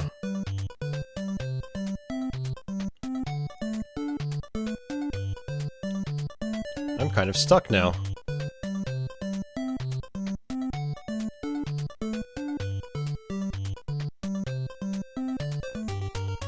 Yeah, there's no record of me having this item. There's no, like, inventory to pull up.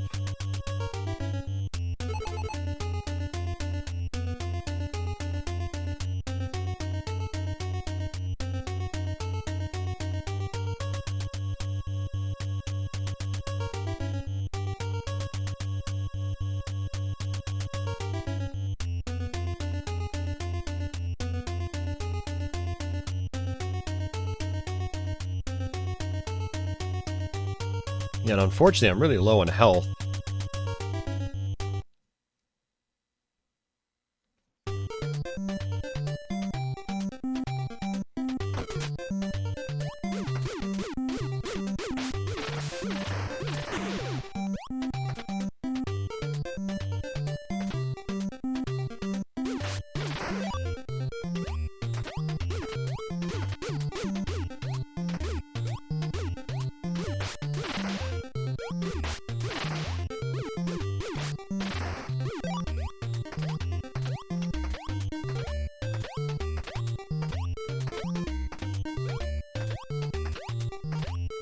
Well, I guess one strategy is to play this top section over and over and just grab the health refills.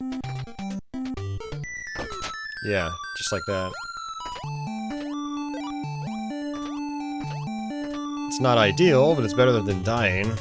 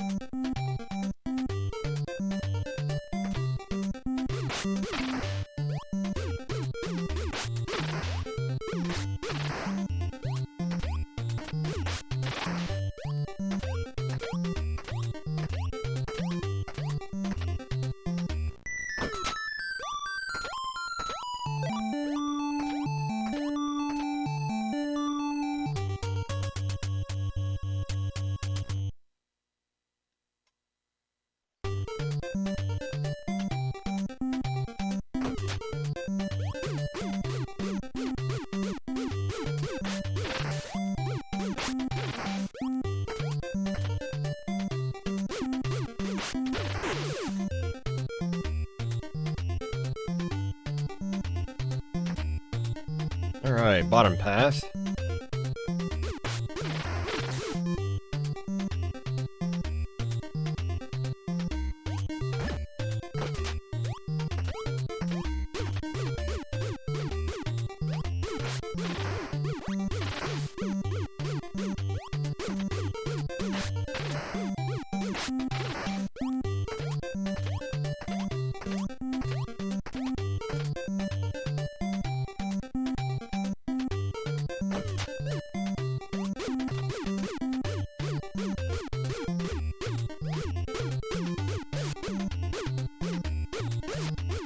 Jeez, you just can't do anything.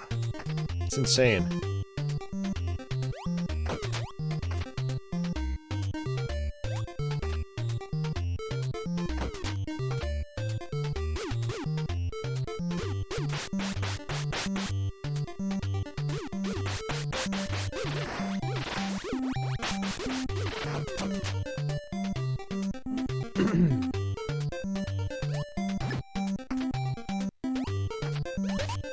Yeah, see, that's...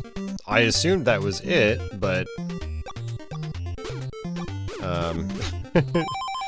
there's no indicator that we've held on to it. Unless it does something else that I don't know.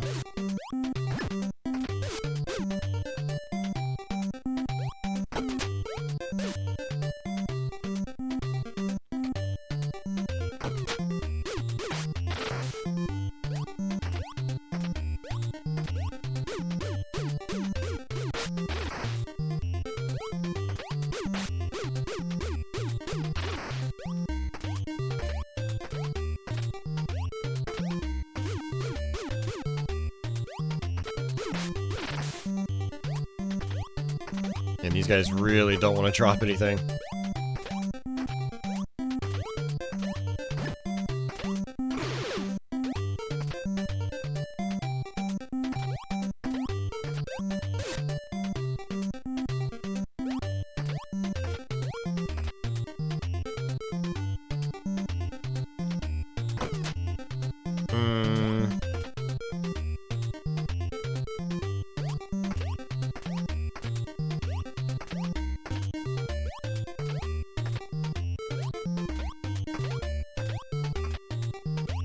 Looks like that might be a hidden wall.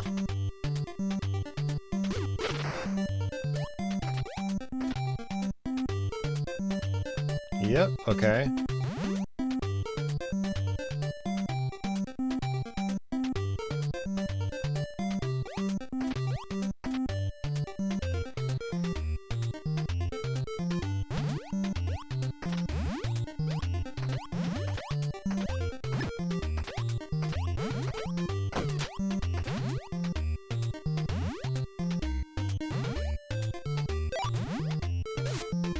Whoa! That is so cheap.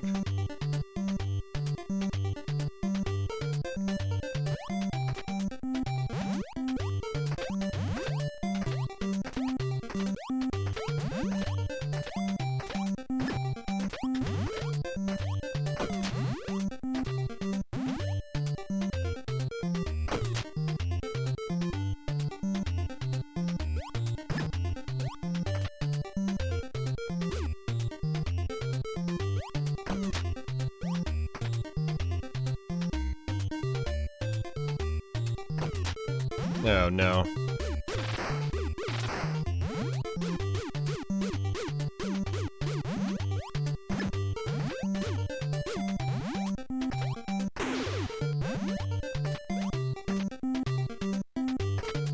Got super lucky there.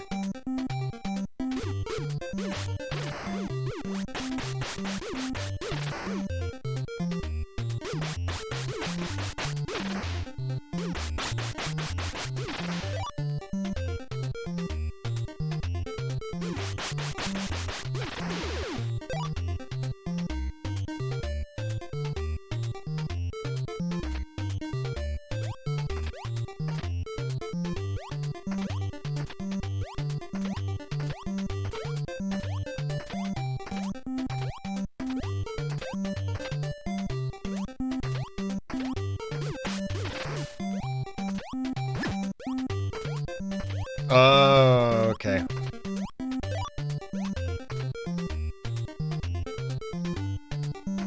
We have a lantern.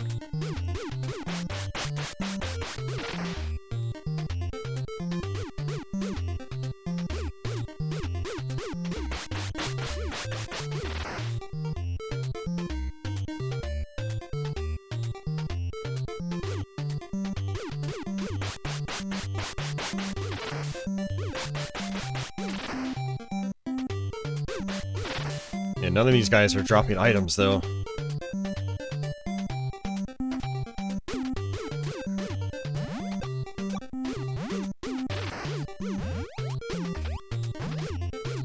Okay, so I really don't understand what I'm doing here. I got a lantern, but it's not doing anything.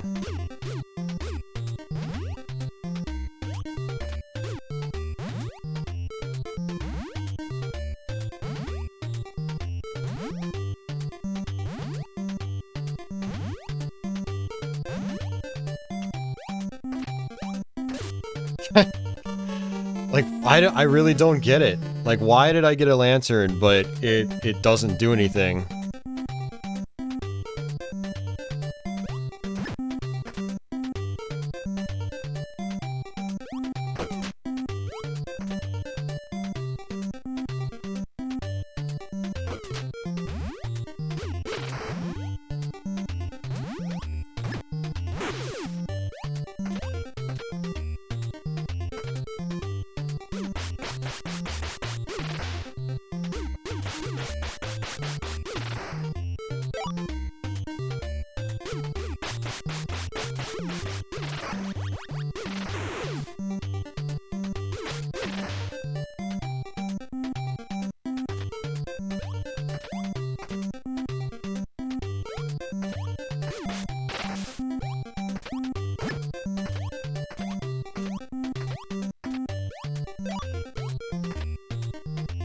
Okay.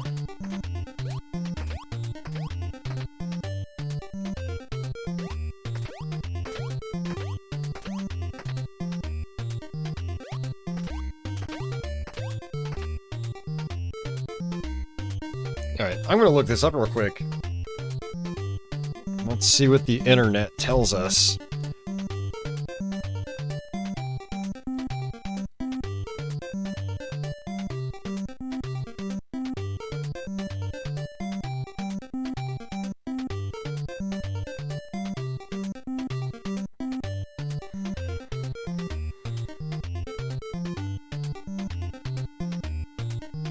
Rod of Sight allows you to see ghosts so you can kill them.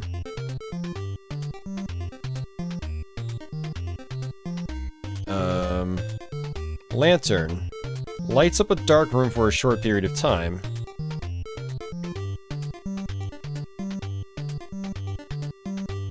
Well, how do I use it, though?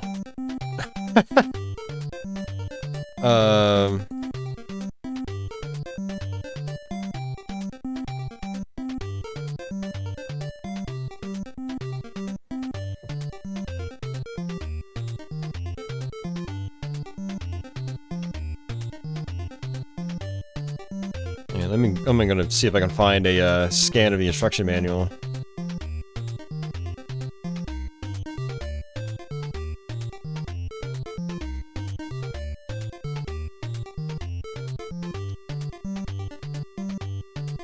Alright, I'm reading the instruction manual.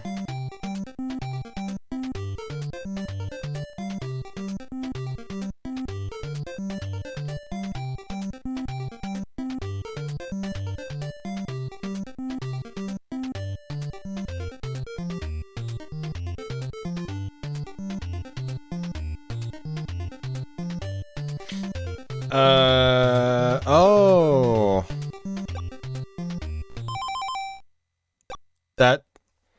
There's a second screen I didn't even know about.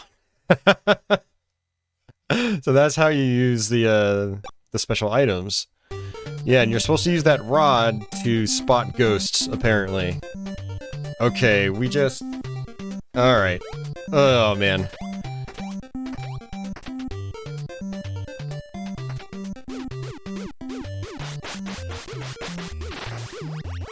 And this entire time I didn't even know there was a second menu.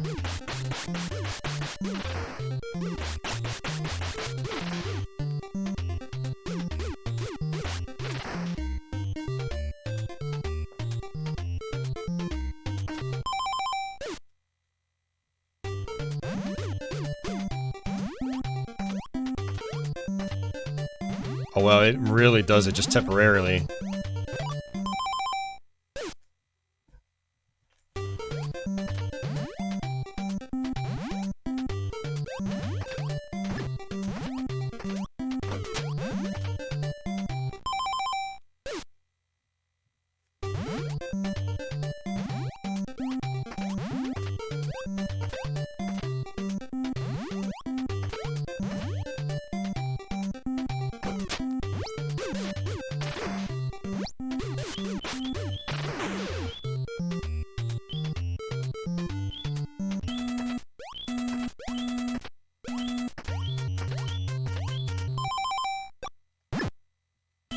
Alright, no ghosts in here.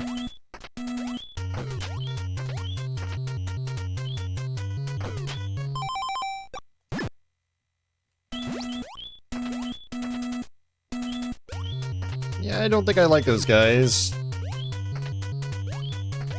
Especially when I have no health. Ugh.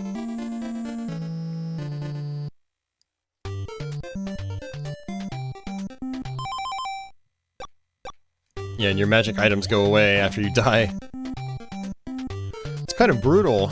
You don't get more than 3 hearts back after you die. That's rough.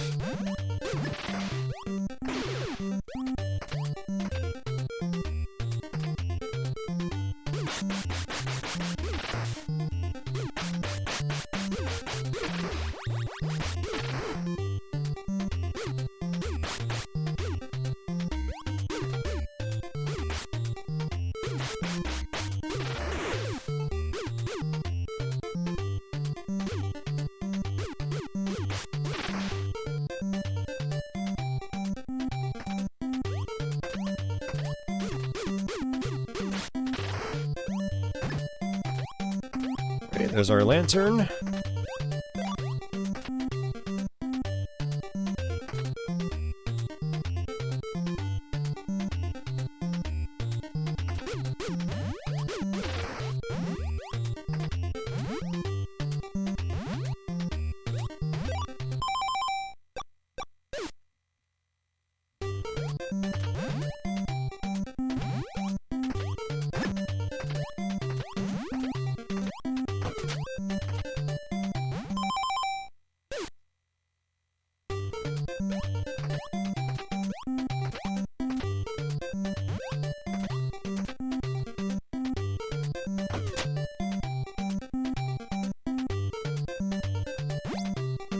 I wonder if I can jump over those. Okay, I can. Okay, cool.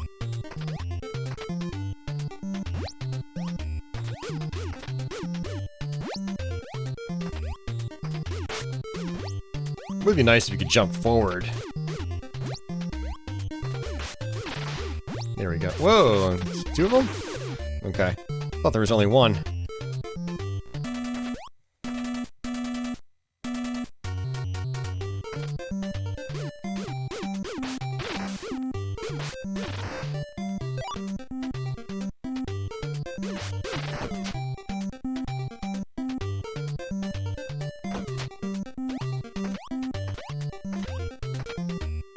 Whoa, they can... okay. They can sit on those blocks. I had no idea. I think that's the first enemy type that can actually go through those green blocks.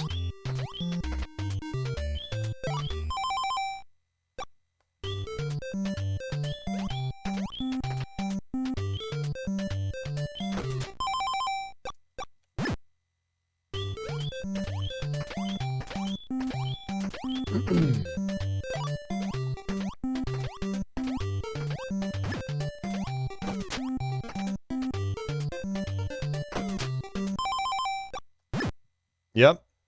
Okay, they're actual ghosts. And you can kill them. Okay.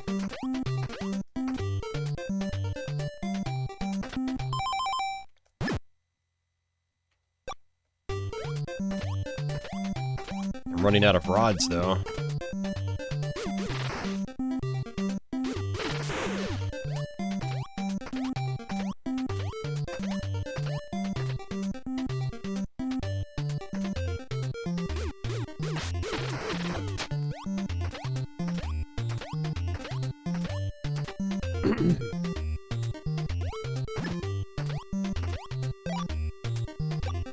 What is that? It's like a shield or a reflective mirror? Oh.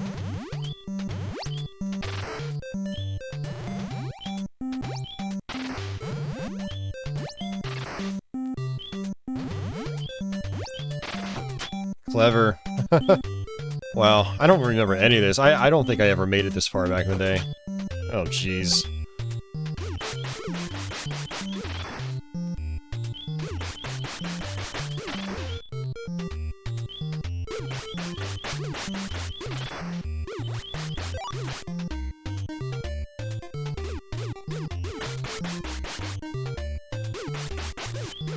Oh, did not mean to move right into him.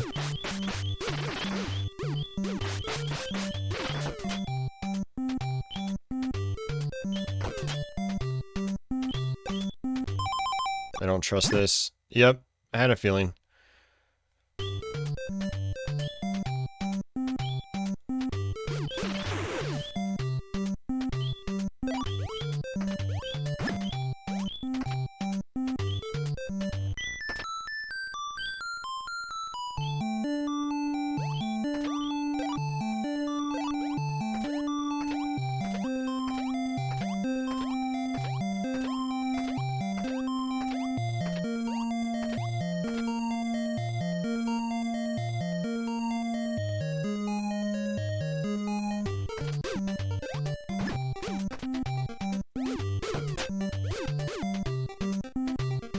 Yeah, I have no more rods.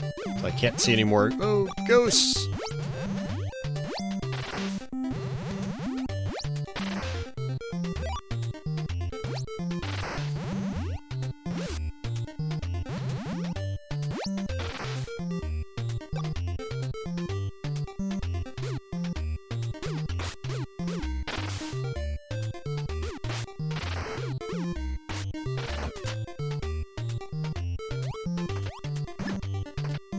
Oh, nice. Another rod.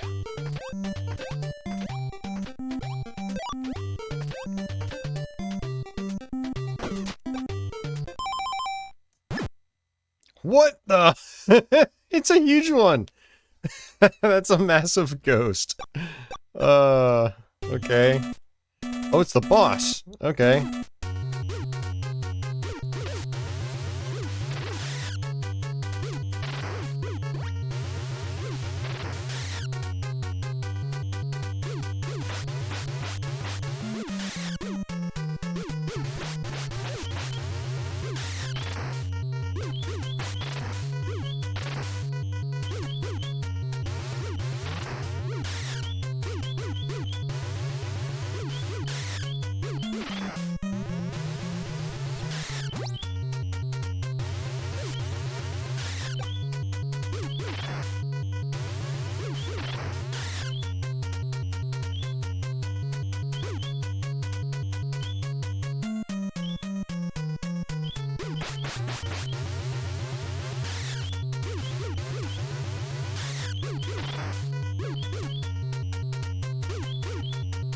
Oh, why did I do that? Alright, this is... Oh, I thought we had one more life. Man, we were, I think, close to actually finishing that dungeon. That was a tricky one. And it's just put me right back at the beginning.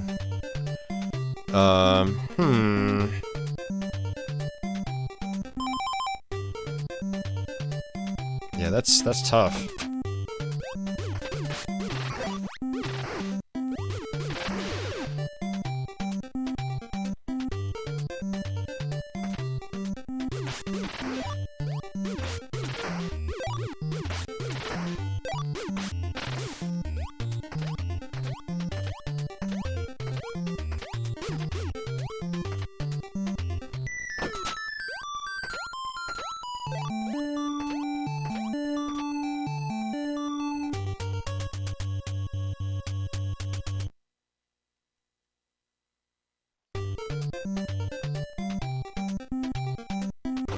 I think we're probably going to be wrapping up here shortly. I'm actually getting quite tired at this point in time, and chat has been pretty much dead for the last hour. It's just been me sitting here talking to myself. But I think I'm going to try to finish this dungeon once more, now that I kind of have, you know, the gist. And then after that, I think I will try to save the game and then get out of here. Yeah, I might even be able to just continue where I left off on my own, because this flashcard does support, you know, battery backup. Hey, Mr. Serial Killer, welcome. We are just about 9 hours into this stream. Needless to say, it's been a long one. We've been playing Startropics for about the last hour or so. Played a lot of fun games tonight.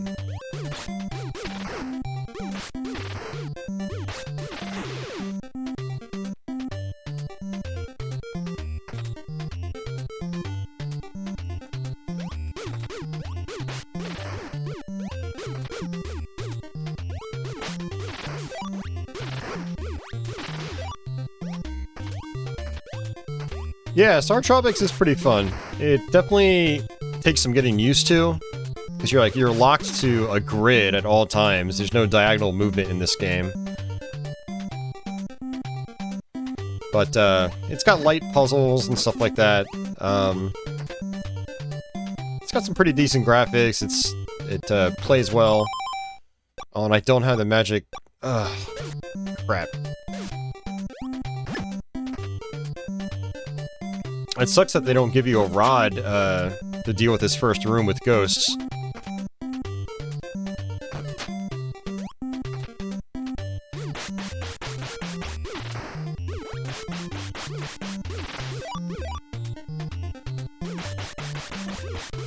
I do love how responsive your attack is in this game.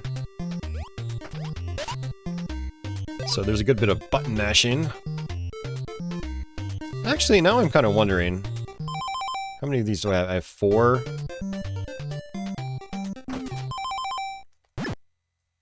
Yep, there we go.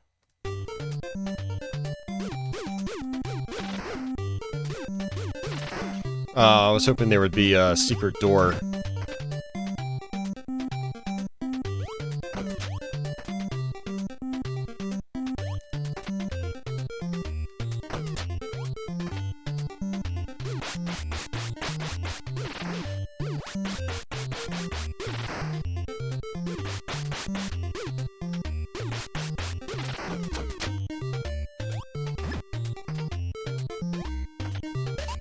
Nope, no more rod. Alright, so now we use it again. Oh, there's 4 ghosts in here. Oh, jeez.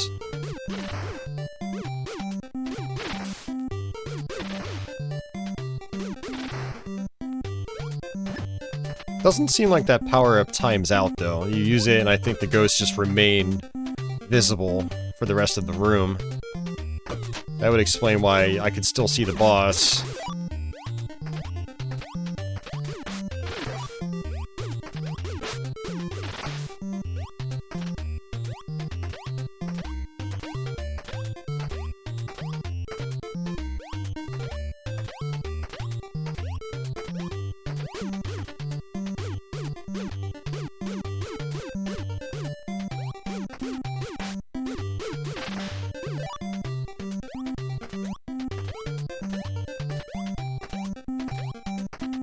Where was my switch?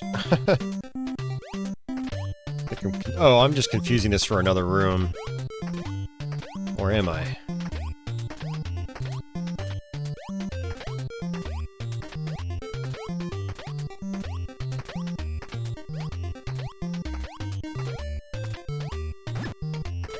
Nope, that's right. Okay.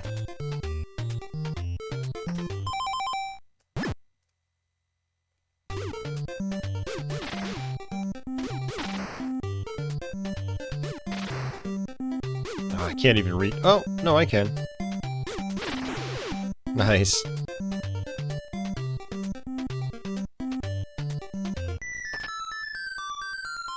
That's okay. Get some health back. But I think the ghosts are going to reappear, and I only have 1 more rod to use.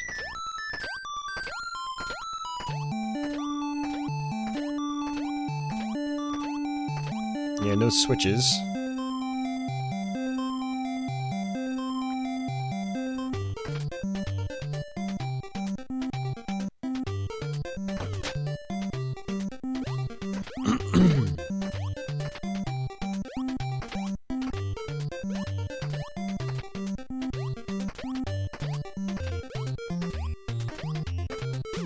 I'm guessing that stairwell is just gonna lead me out, and I don't want to go out.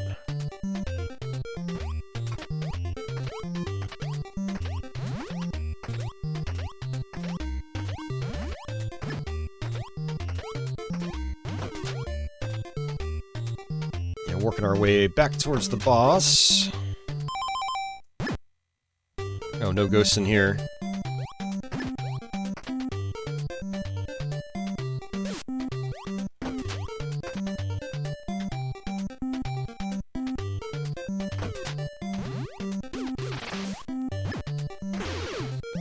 Alright, we're gonna get ourselves a lantern.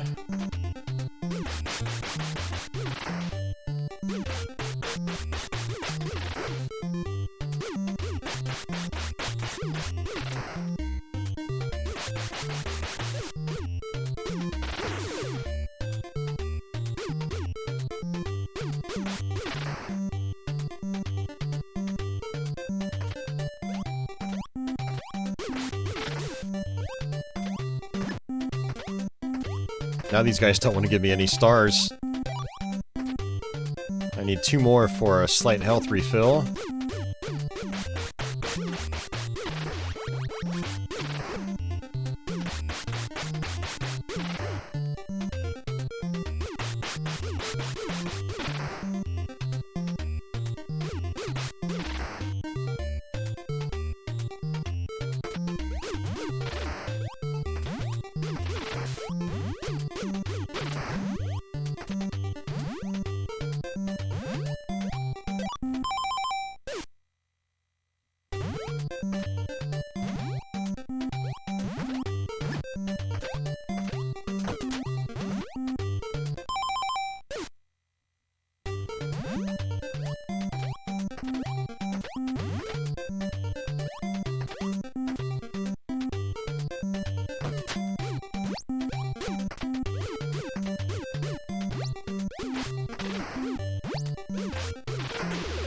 Nice.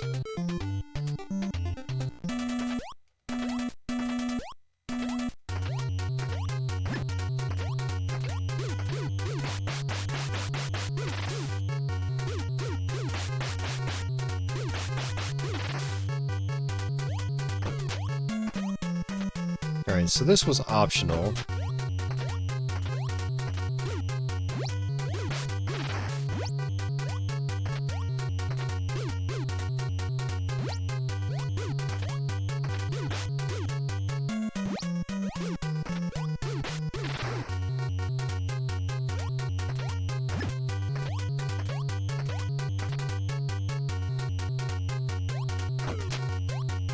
Wow, yeah, that was totally optional. Jeez.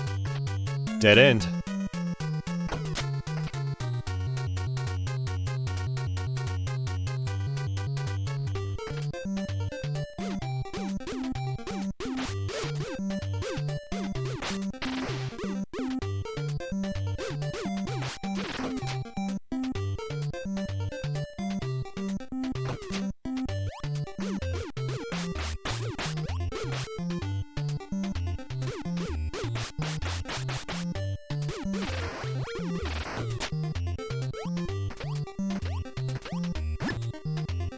Ah, too late.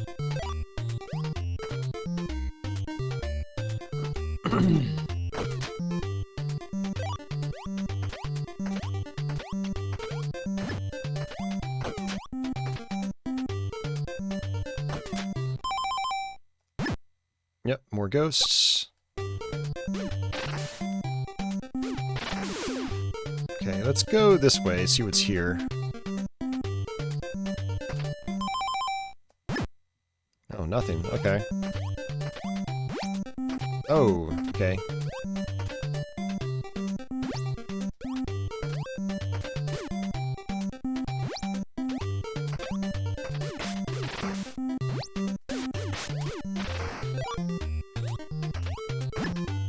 Oh, that was worth it. Got another rod.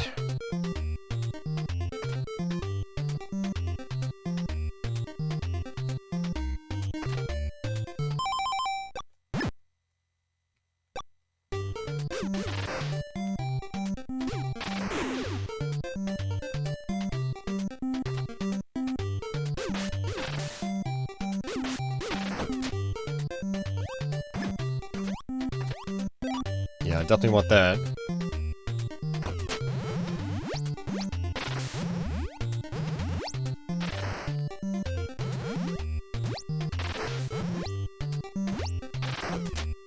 That's cool. It's all like Legend of Zelda.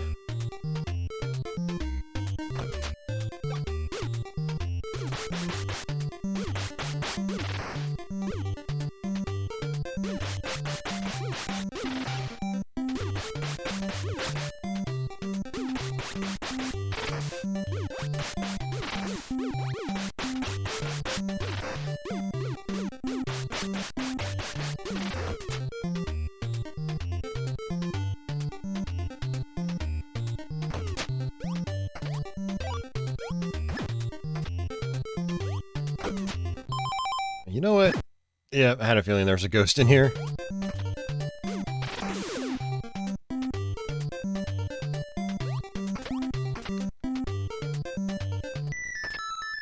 Yes, I will gladly take those hearts.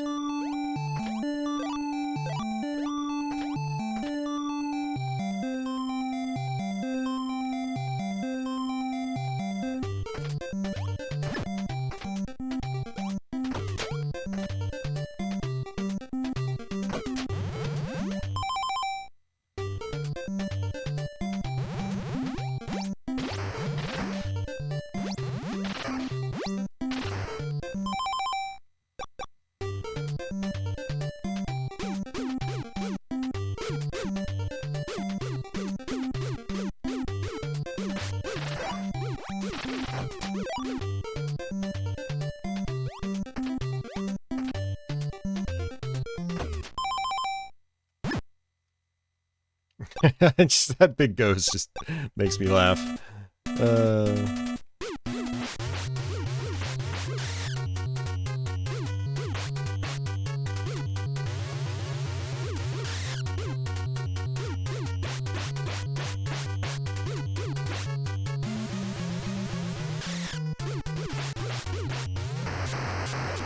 Nice, first try.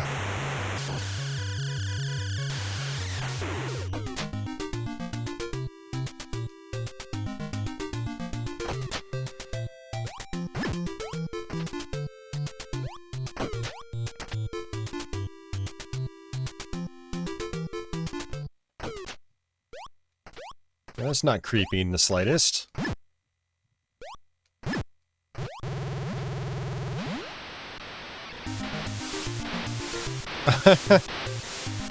Wow.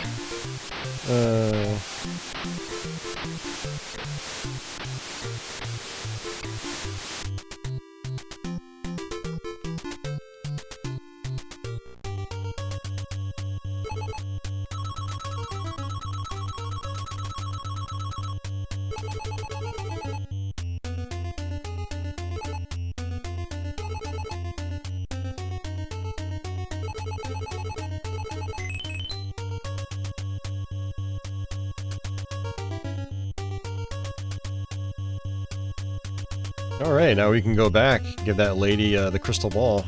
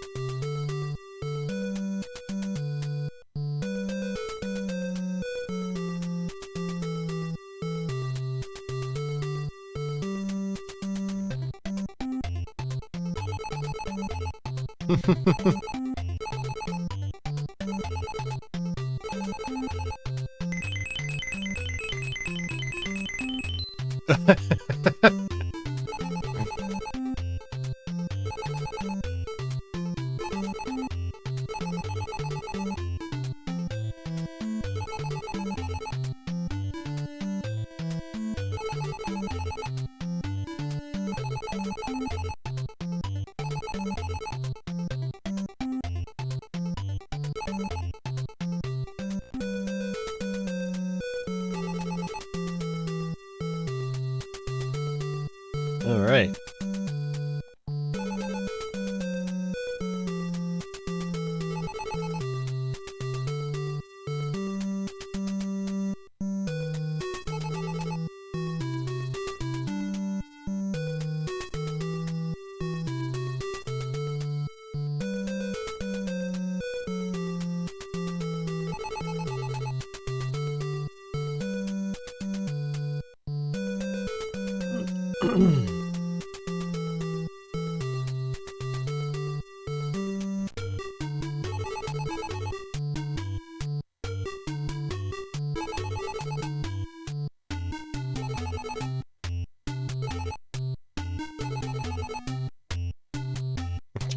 Michelle is my name.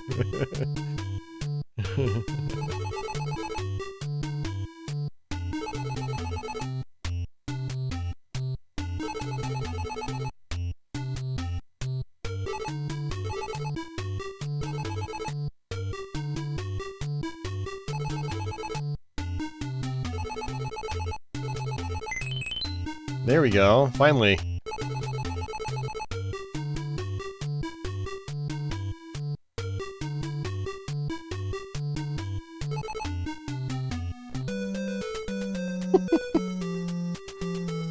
It's so goofy.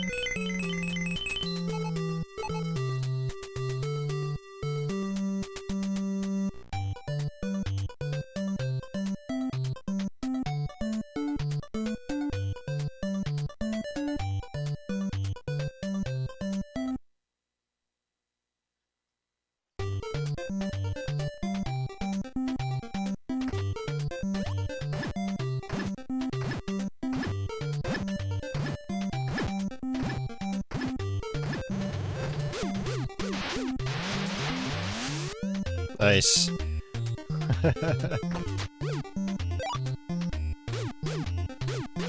Yeah, now our yo-yo is a lot better.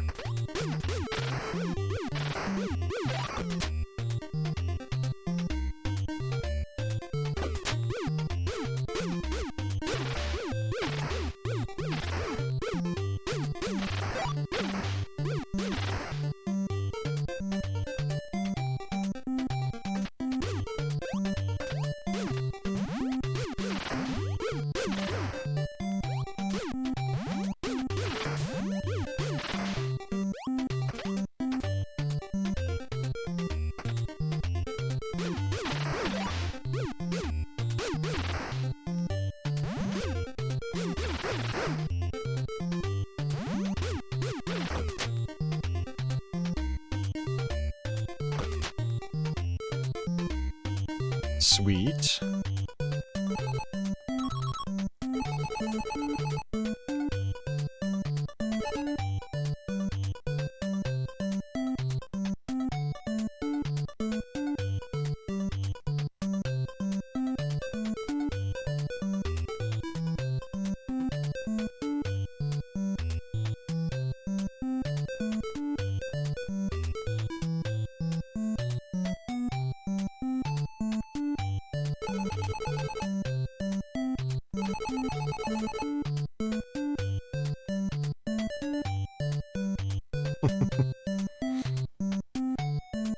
Alright, I'm guessing we have another dungeon.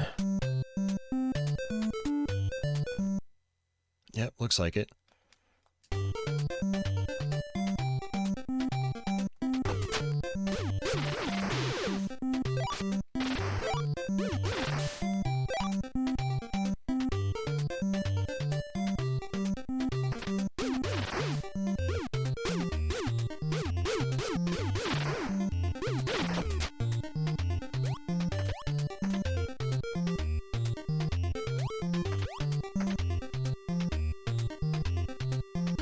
I'm pretty sure you have hidden switches, but I'm not trying to jump into random bodies of water to find that out.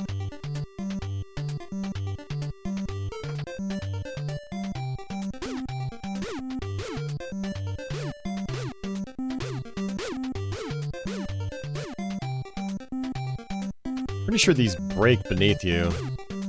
I don't trust this. Yeah.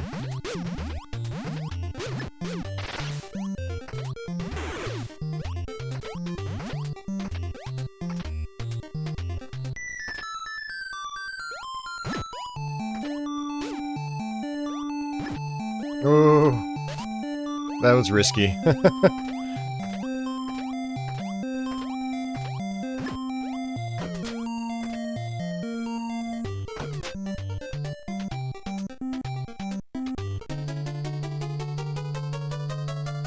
Oh, wait, what?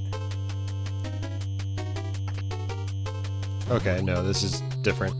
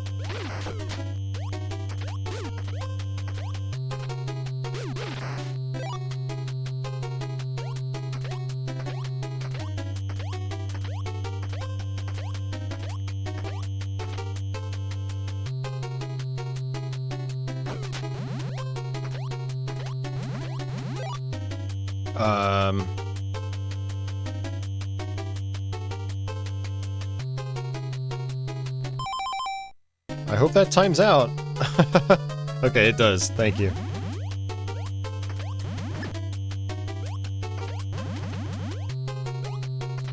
Yeah, there's no way I'm gonna be able to get that.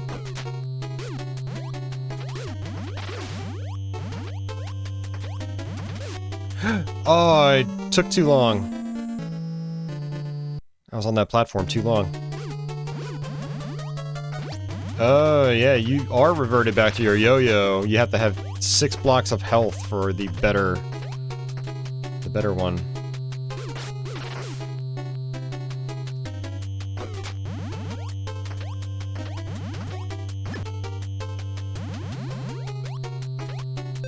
Aha!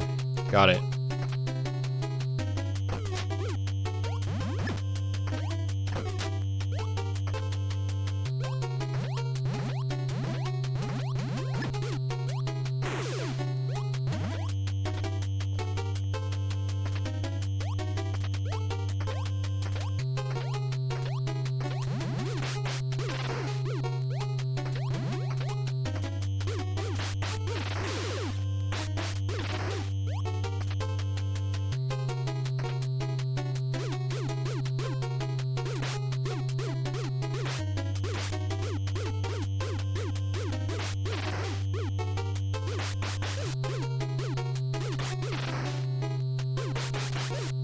Jeez, those guys are a little tough to avoid.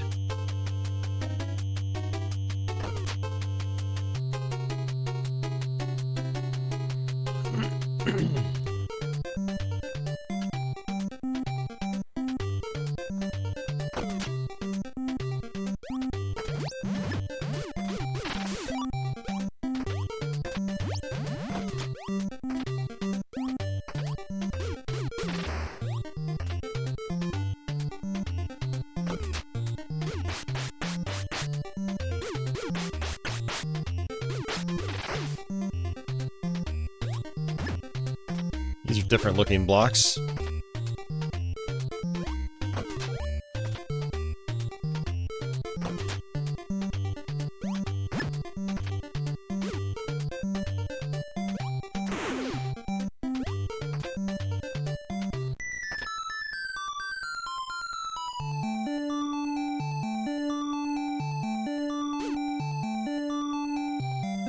Yeah, I can't do anything there.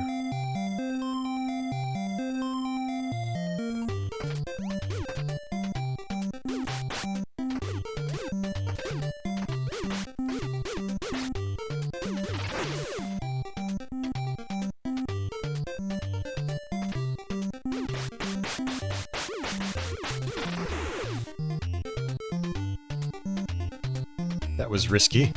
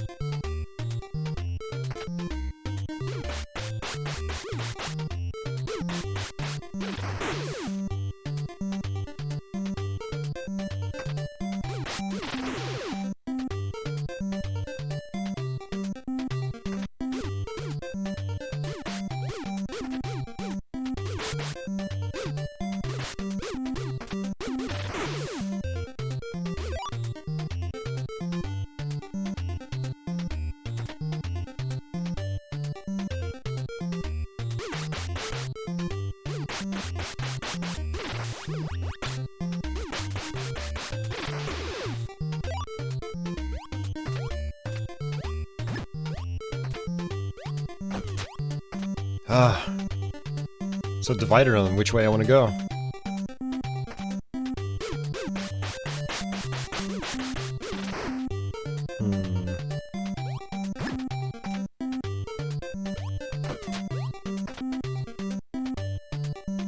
Yeah, I just looped around in circles.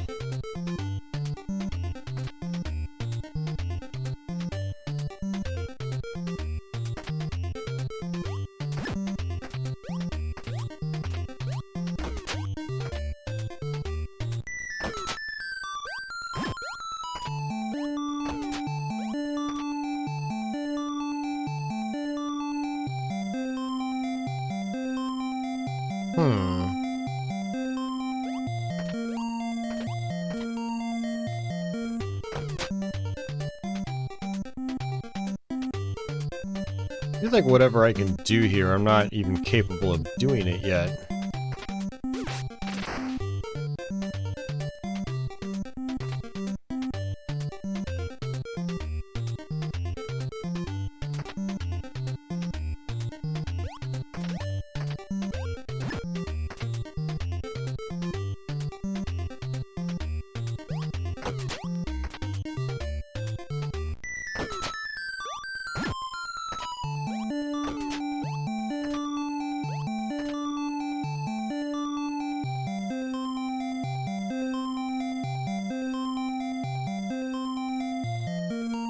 I think this is a puzzle I'll have to solve another day.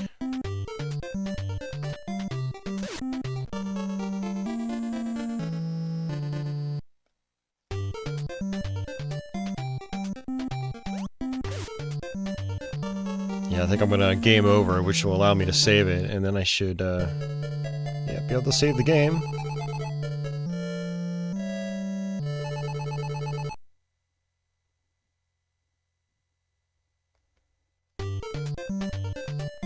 Alright, let's see what the flashcard does.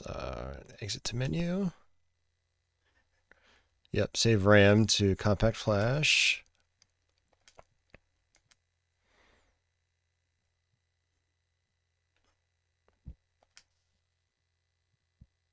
Alright, yeah, that should, yeah, theoretically should save. Let's actually see if, it retained it.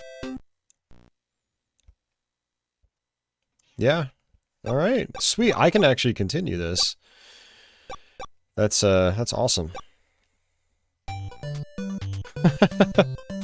Man, I haven't been this far in this. I'm pretty sure I made it past all this back in the day, because, like, I remember getting to the part of the game where there's, like, the big piano, and I remember,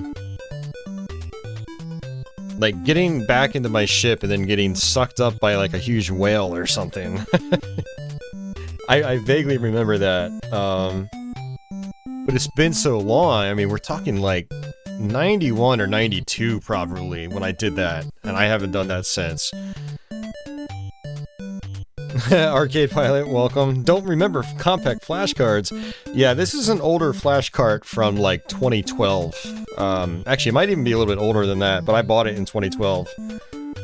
It's crazy to think I've had my power pack for over 10 years now. It's been one hell of an investment, though. It was worth it. But, yeah, guys, that's gonna do it for me. We've been streaming for 9.5 hours. I think it's time for me to get going. It's 6 a.m. It's going to be daylight out here shortly. So yes, I'm going to get out of here. Thank you guys for hanging out. I'll try to have this up and time-coded sometime later today or sometime tomorrow. Yeah, it was fun finishing it off with Startropics. Definitely a good kind of game to just kind of zone out to. Hey, no problem, Arcade Pilot. No problem.